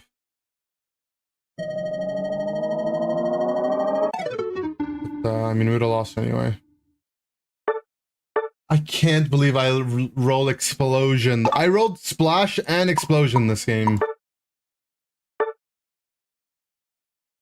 That's like missing Compound Eyes Sleep Powder twice in a game.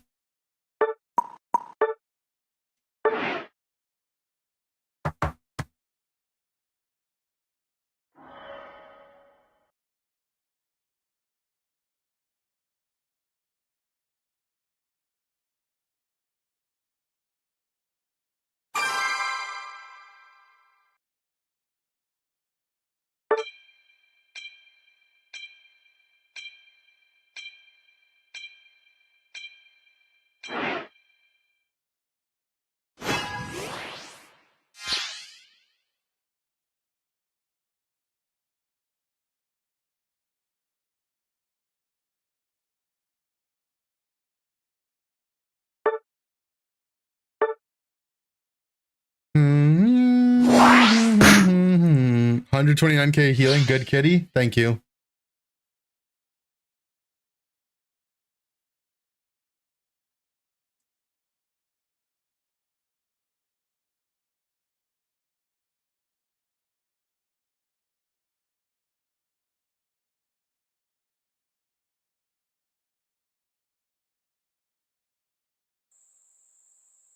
I'm Venusaur.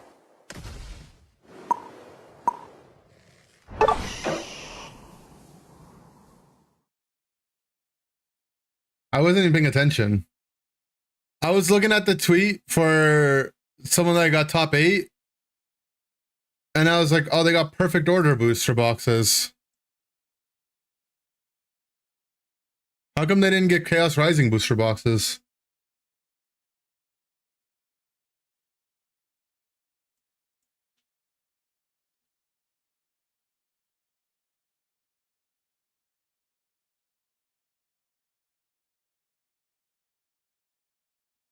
The tweet leak of the people in the red room? No.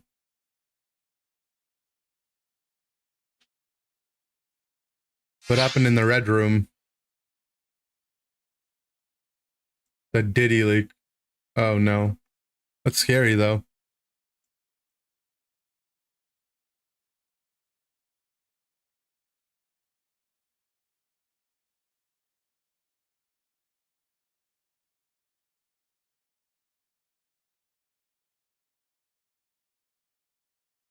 You don't want to see it? Yeah, doesn't sound like I want to see it.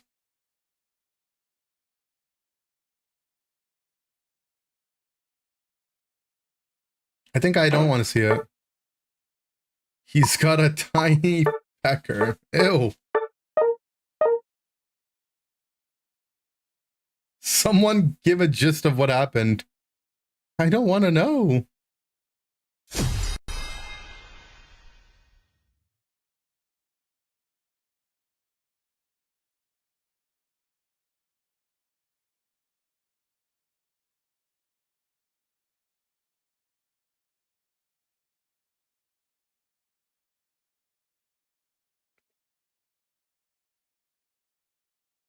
You guys have delved too deep. You guys are too deep.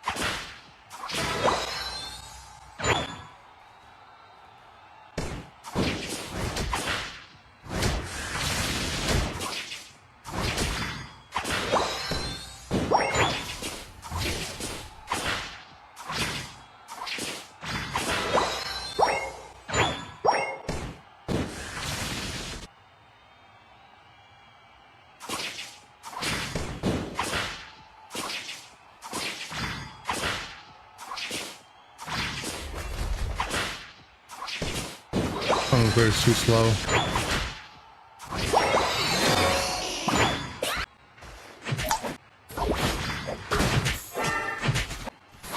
Ocean Blastoise.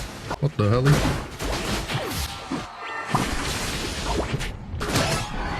No, my goo guy went crazy.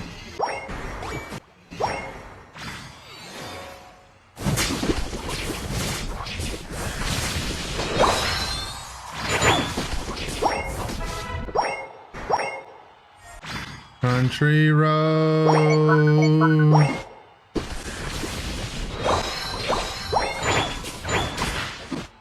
Yeah, he can have the top part of my jungle, it's fine.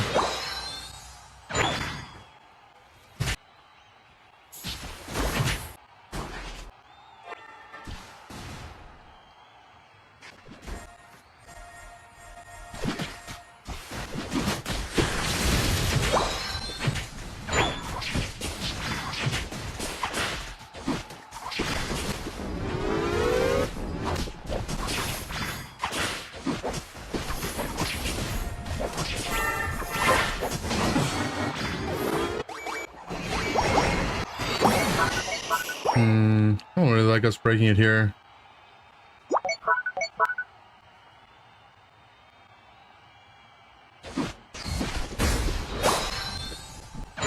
I stole one of their piece of farm, it's fine.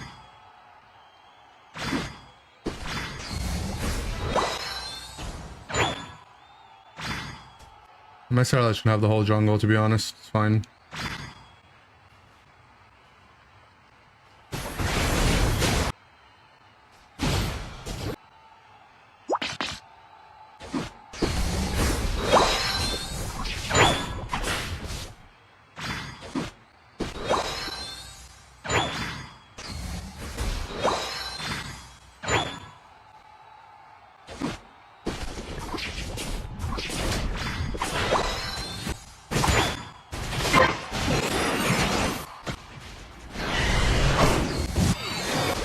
Oh my.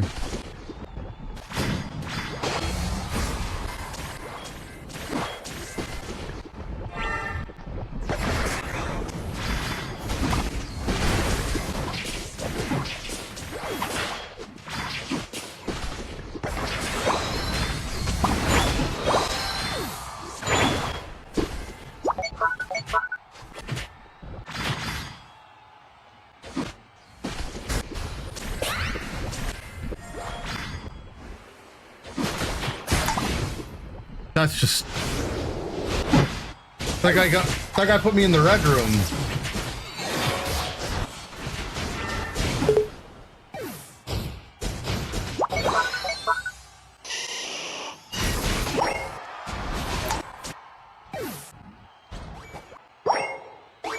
My top pad.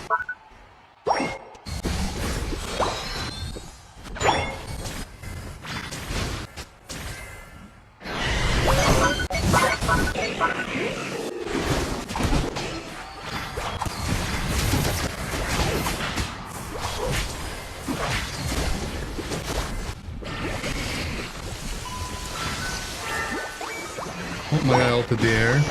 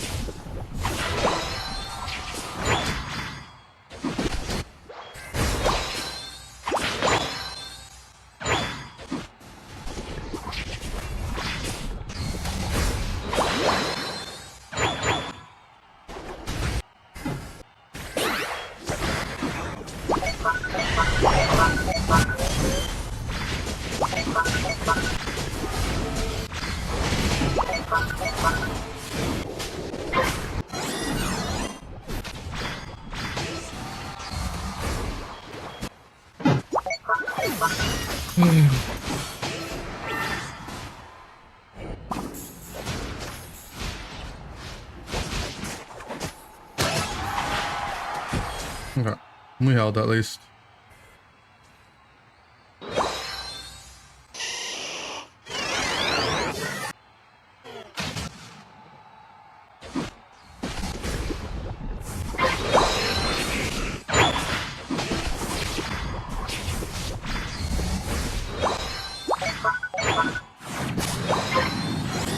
I'm gonna unite again.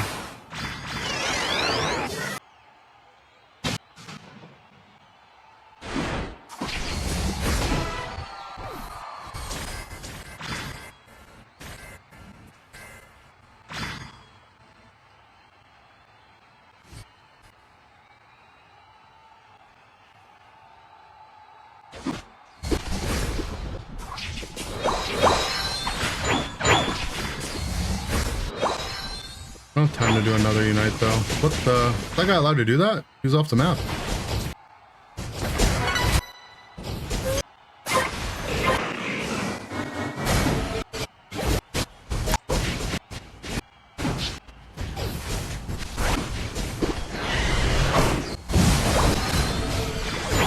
Oh, there's just a blast behind me. Whatever. I can farm my ult back as long as my team doesn't take the farm.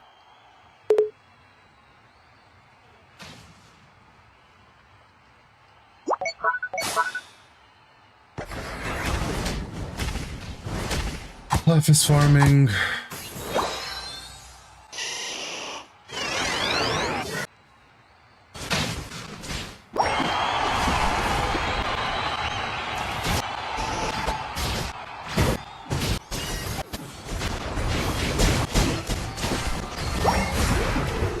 That guy's dead.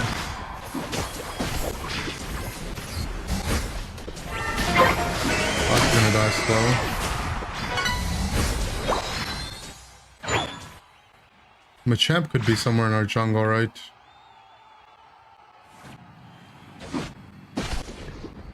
I'm assuming he backed.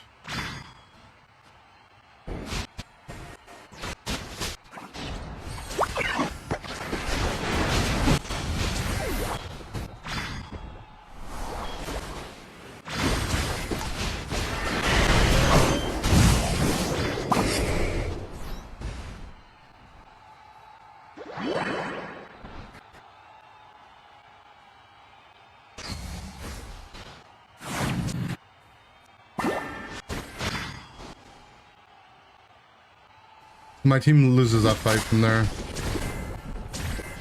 Okay.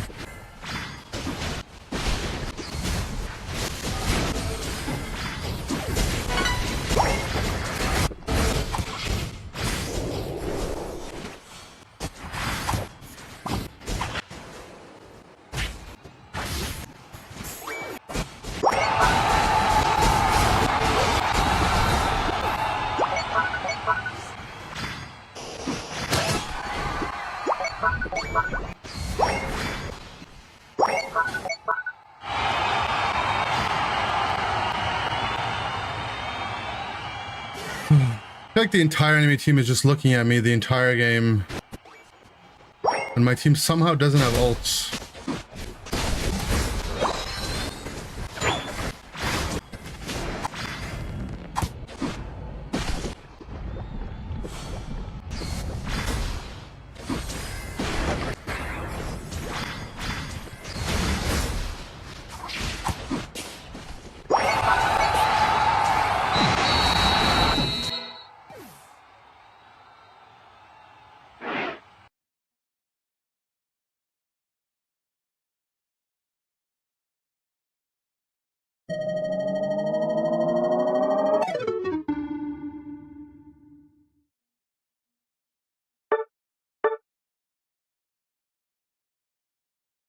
At least I was #1 gold defender.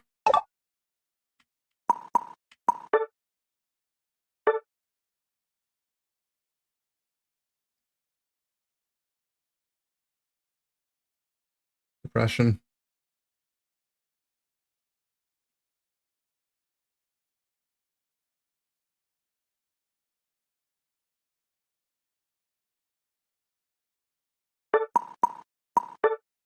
An attacker against Gengar, Hex is useless.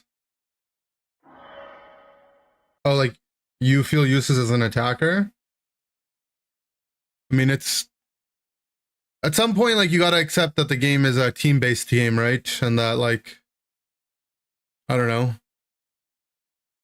Like, Slowbro ult is OP, should it get nerfed? I mean, it's always just gonna be OP into melees, right? The counterplay comes from it being a team game. Didn't want to be a stream snipe? You're good, GG.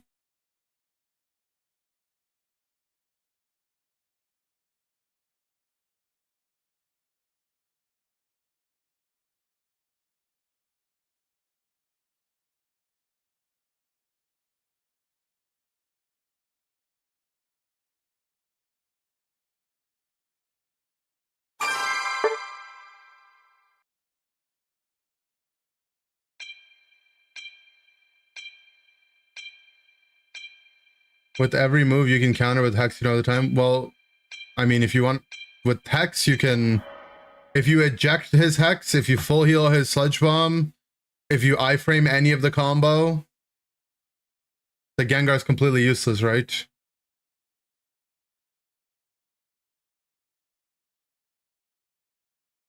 All you have to do is eject his combo once, and then the Gengar hexes nothing, doesn't get the reset, and now it's a squishy speedster on you.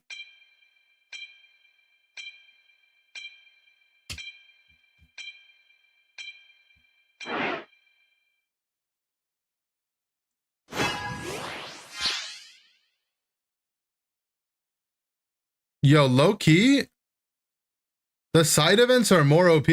What the hell? So, side event at Indy, he got 2 booster boxes, a Phantasmal Flames, and Journey together. I mean, that's a lot for a side event. Oh, we got Pimpsky and Ninja with a RPG.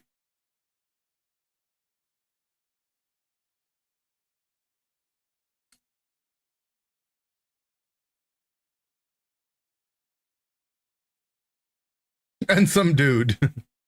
That's messed up.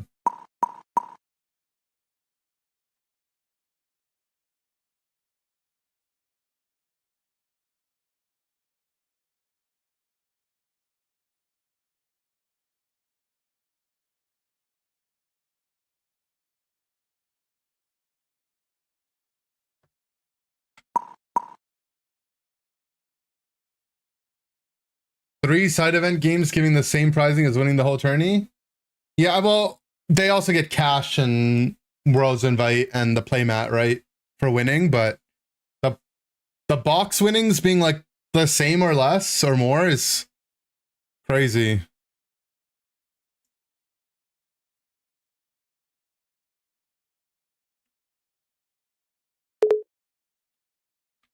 Should I be Gary? I'll be Gary.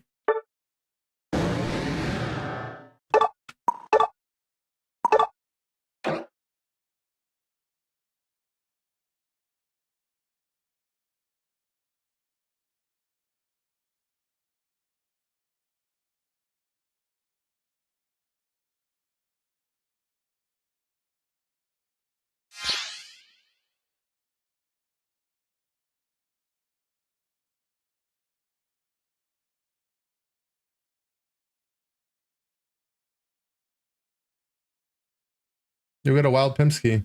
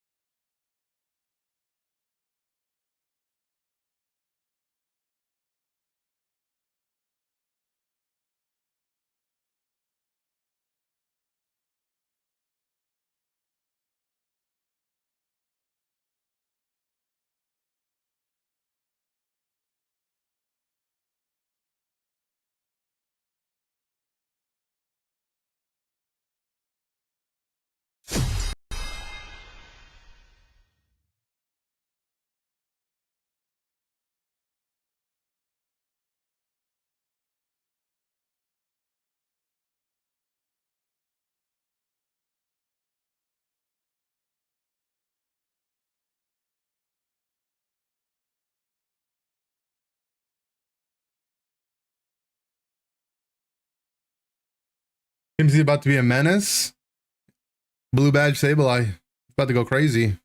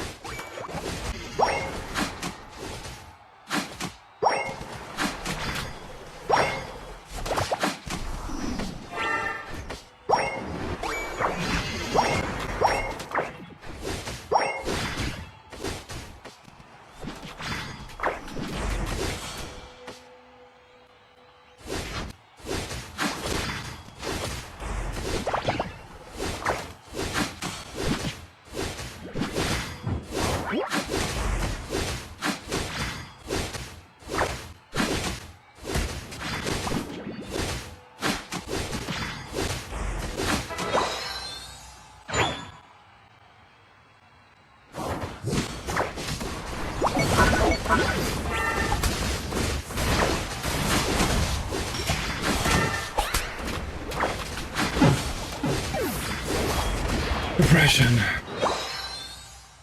How did our jungler get popped, man? Just had to wait for our Sableye.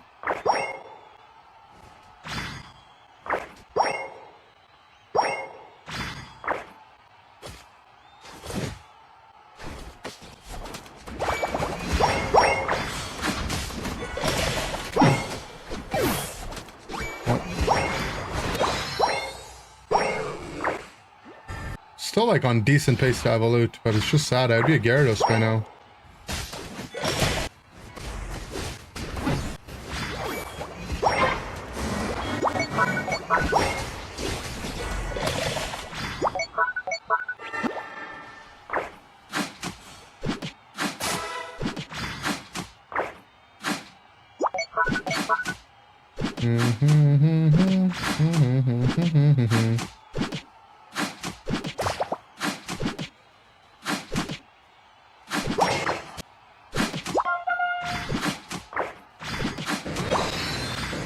Oh my god, it auto skills your thing on this guy too now.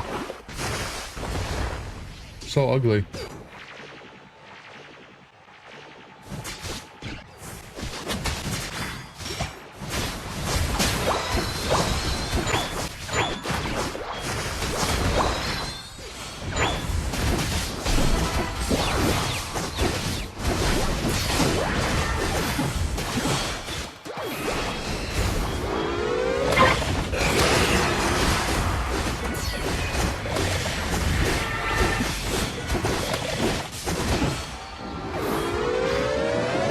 Nice that.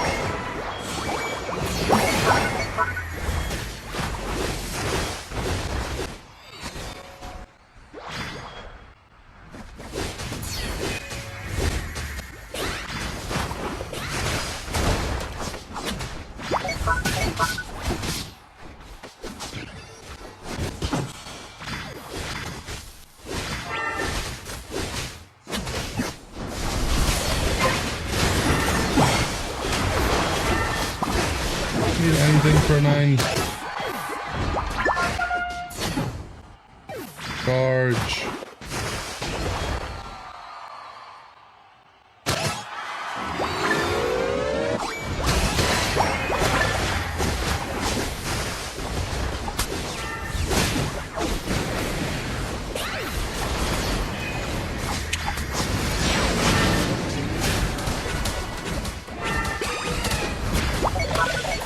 Yeah, I was gonna go back.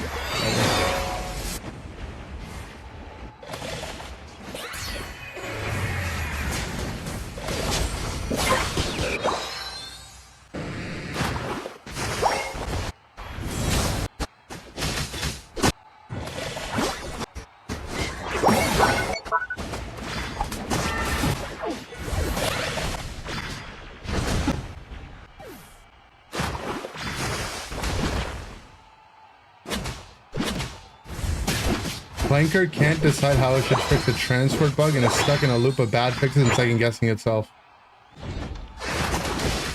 No, that's why you don't use Clankers.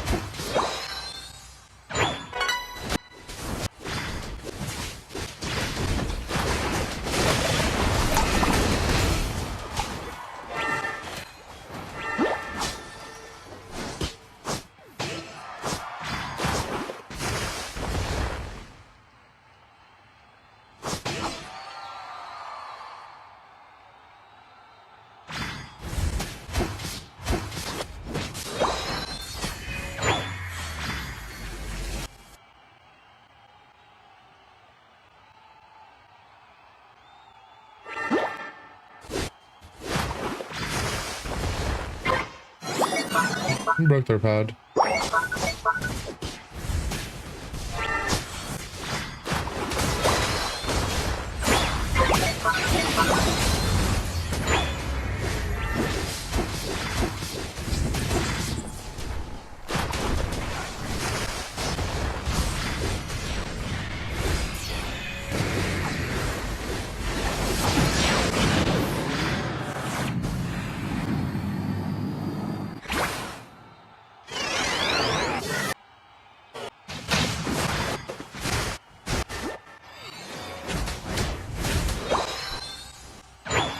Just got the pad.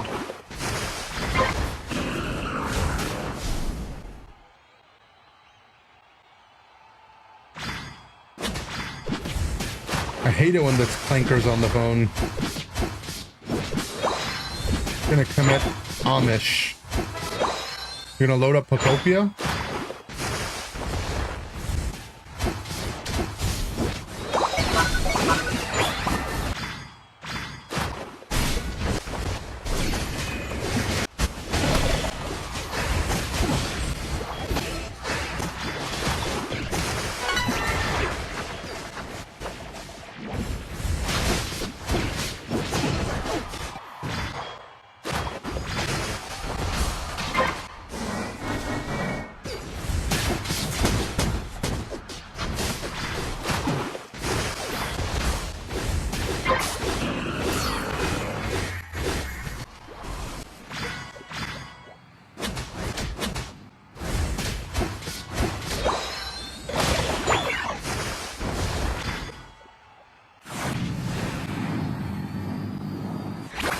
We have Regirock.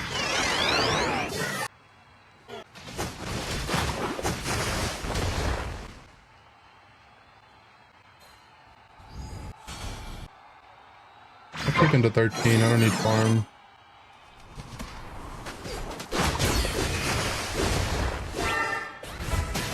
Maybe heal off the farm though.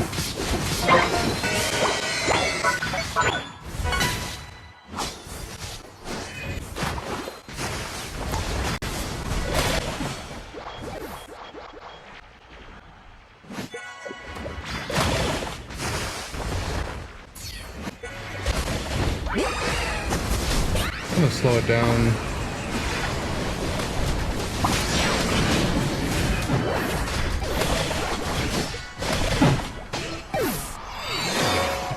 Oh. Both my other guys died without ulting.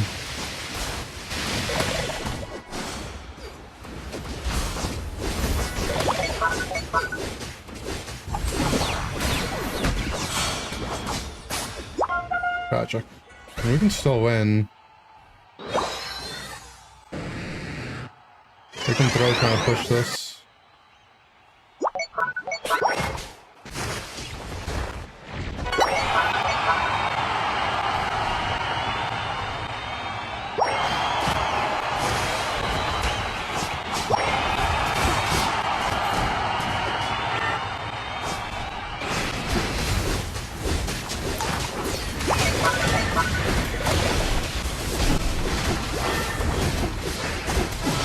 I got a buff.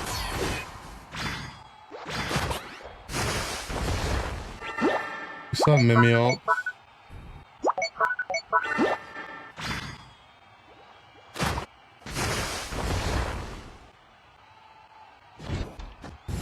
Oh, nice, we got him.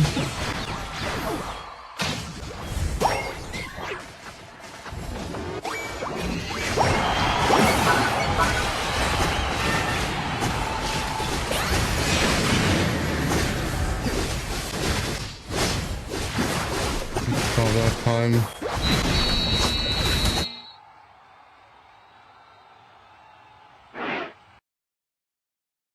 I mean, maybe no, they scored on our home too much.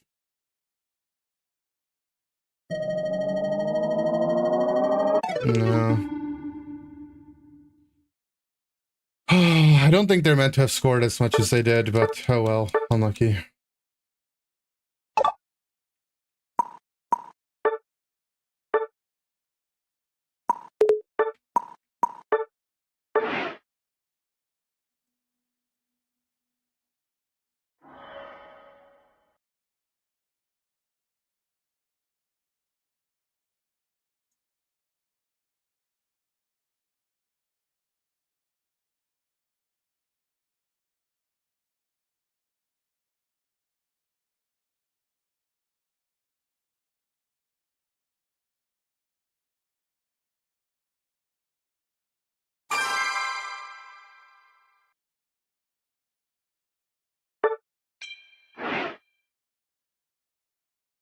If people start getting canceled for saying clanker, there'll be a good reason for it.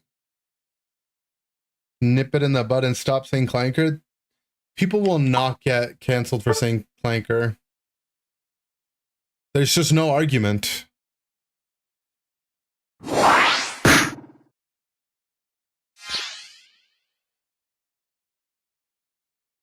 In the future, the only people that would cancel us would be the robots. And if it's gone to that point, it's already cooked.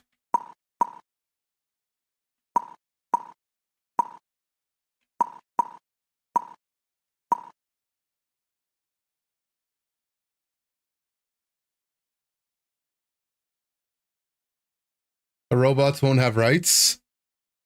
Well, like, you could argue that, like, the robots could force their way on humans or whatever, but yeah.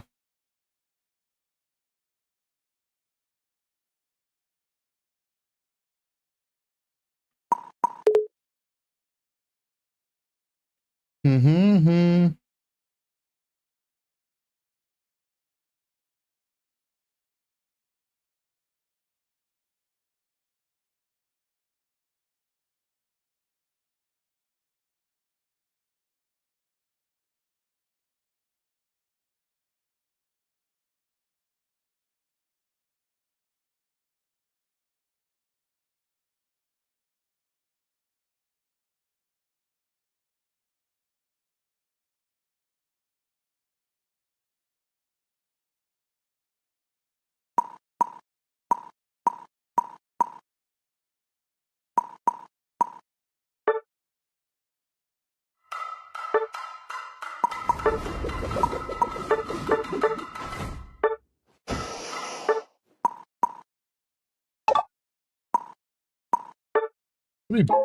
Tenacity belt.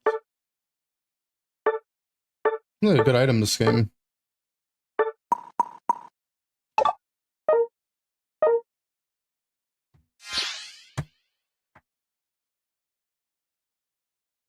Particular law of nostalgia. I mean, Camp Rock was Camp Rock.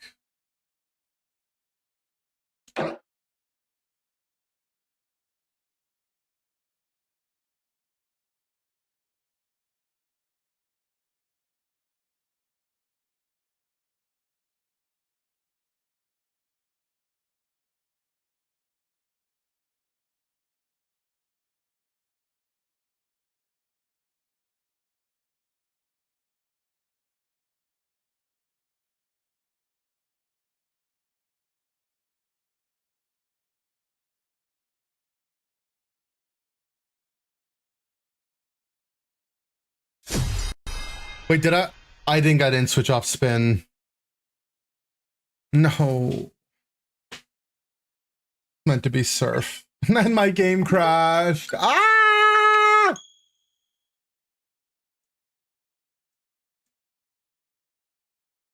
How? How did they think that was okay to even put it in the game? I'm so sick of this fucking company. The trash! Fix the game! It sucks playing the shit! And I'm fucking addicted! So I can't quit!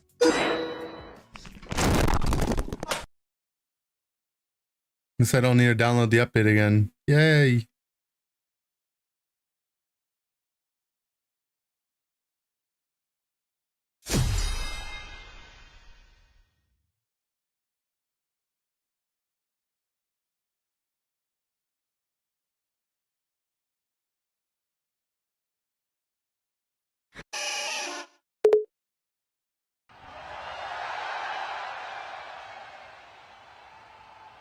Does that play every time the game crashes? Yeah, automatically. AI becomes sentient and reads your chats and sends you all your info to Narnia.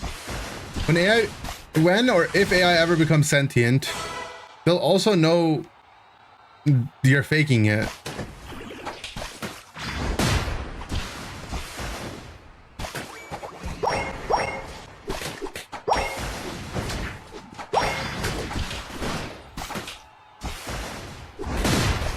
Where is my lane partner?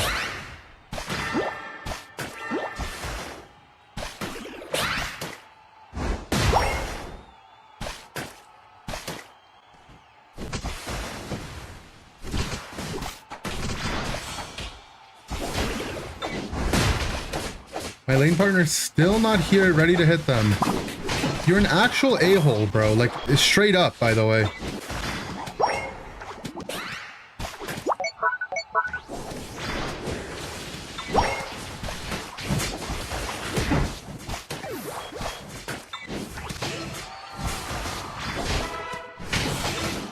We're jungler entered.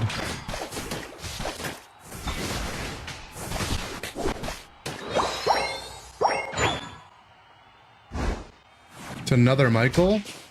True, it's Mike. It's always Michael.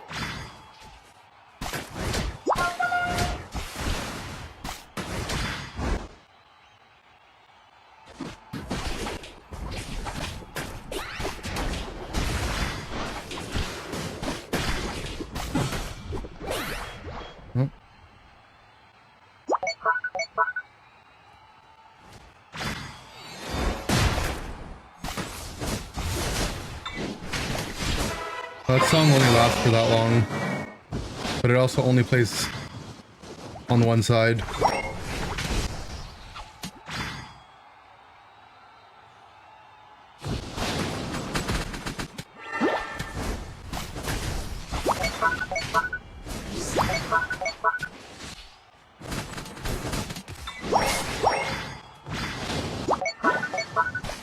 Michael's upset. Bro through the entire early game. Made it impossible for anyone else to play the game. Now is baby raging. Maybe Gren is the for alligator counter. You just make the double team.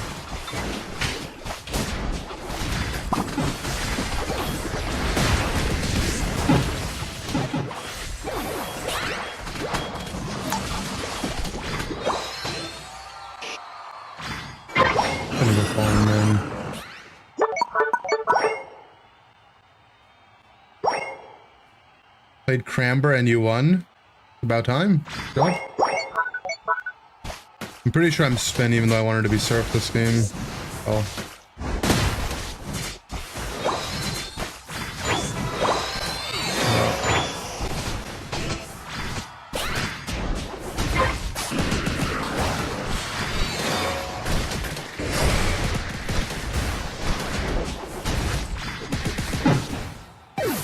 Oh, it's so annoying, actually.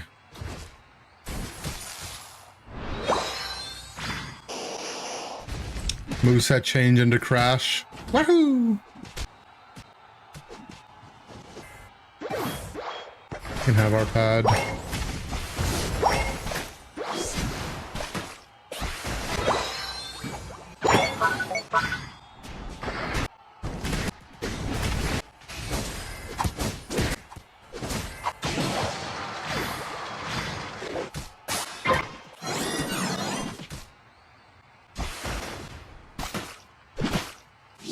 I don't mind if our guy shares that. Yeah, I want him to get 9.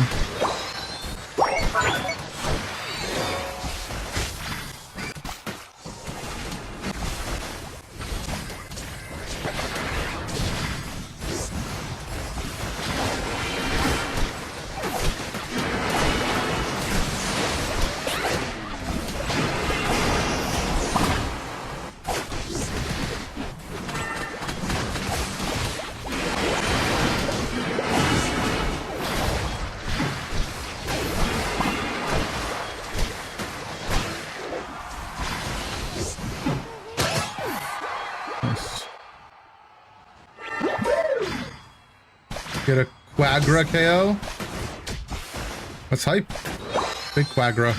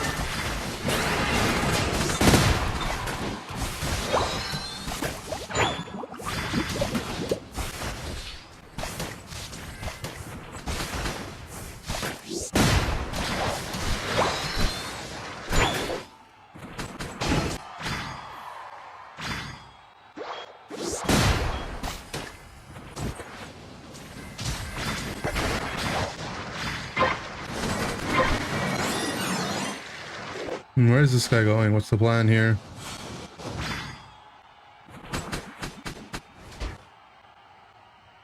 Come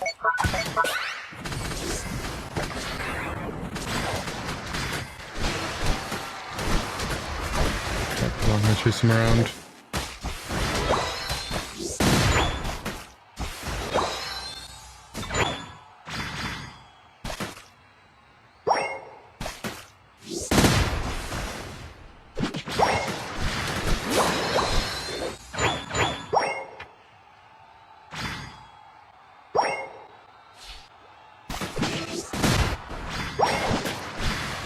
The Kren should just be dead, but...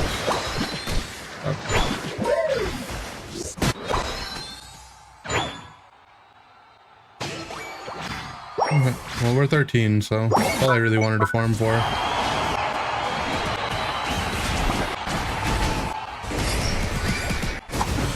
Some late unites from them.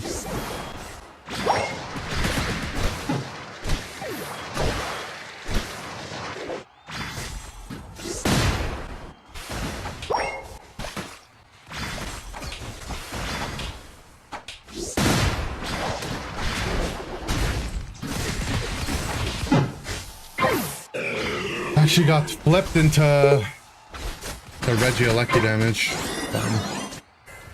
As long as they don't do Kyogre on spawn while my team is dicking around, we should be fine. Our pad's at 4, so...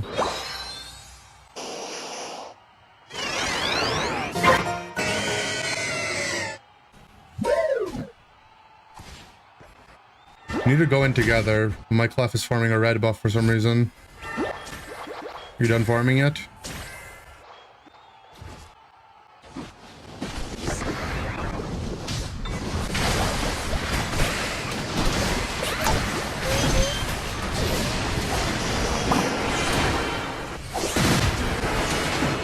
I got popped. Gonna get on the objective.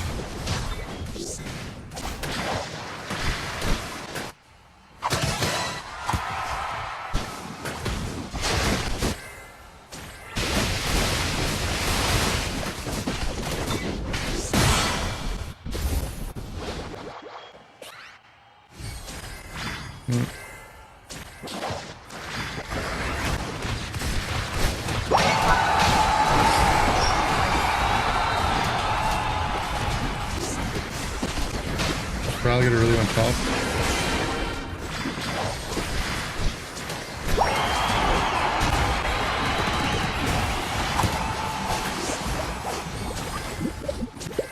Well, surprisingly, we didn't give up any buffs.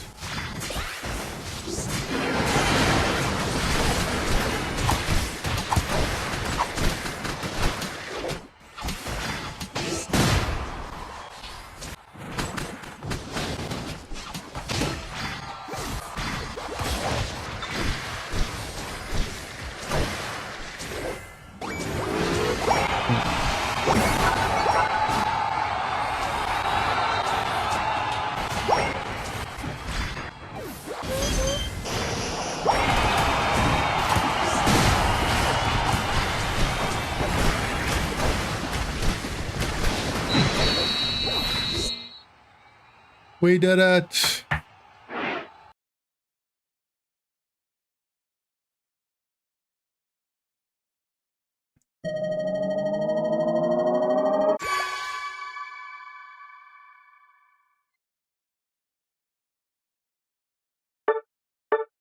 We did it. Kyogre defeated #1 sister, #1 survivor.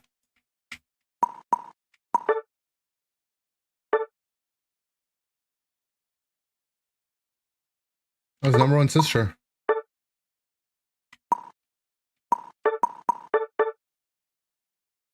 Jeebus Christ, Michael. I swear every Michael is under 50% win rate. Is there a Michael that's above 50%? What about this season? It's worse.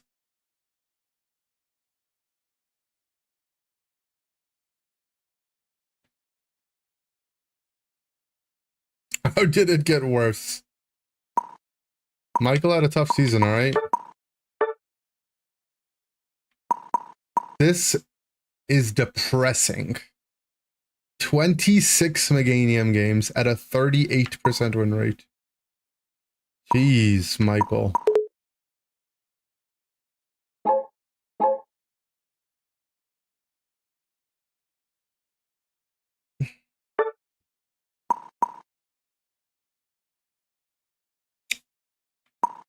That was just scary. Mike, we need to talk. Michael? That was not good.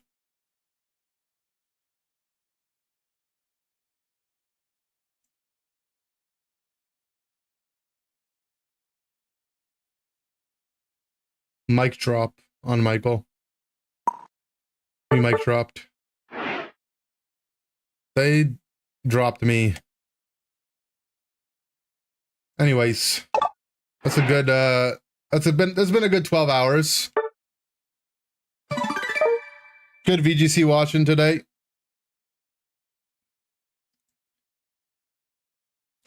Not the real William Afton, the Michael Afton. I'll see you guys tomorrow. And I want to play Champions, but I'm just not feeling it. It's not June yet. It's June and Unite. Goodbye. Singles? I'm just not feeling it. I don't know. I'm really just not feeling it. Anyways, I'll see you guys. See you later, everybody.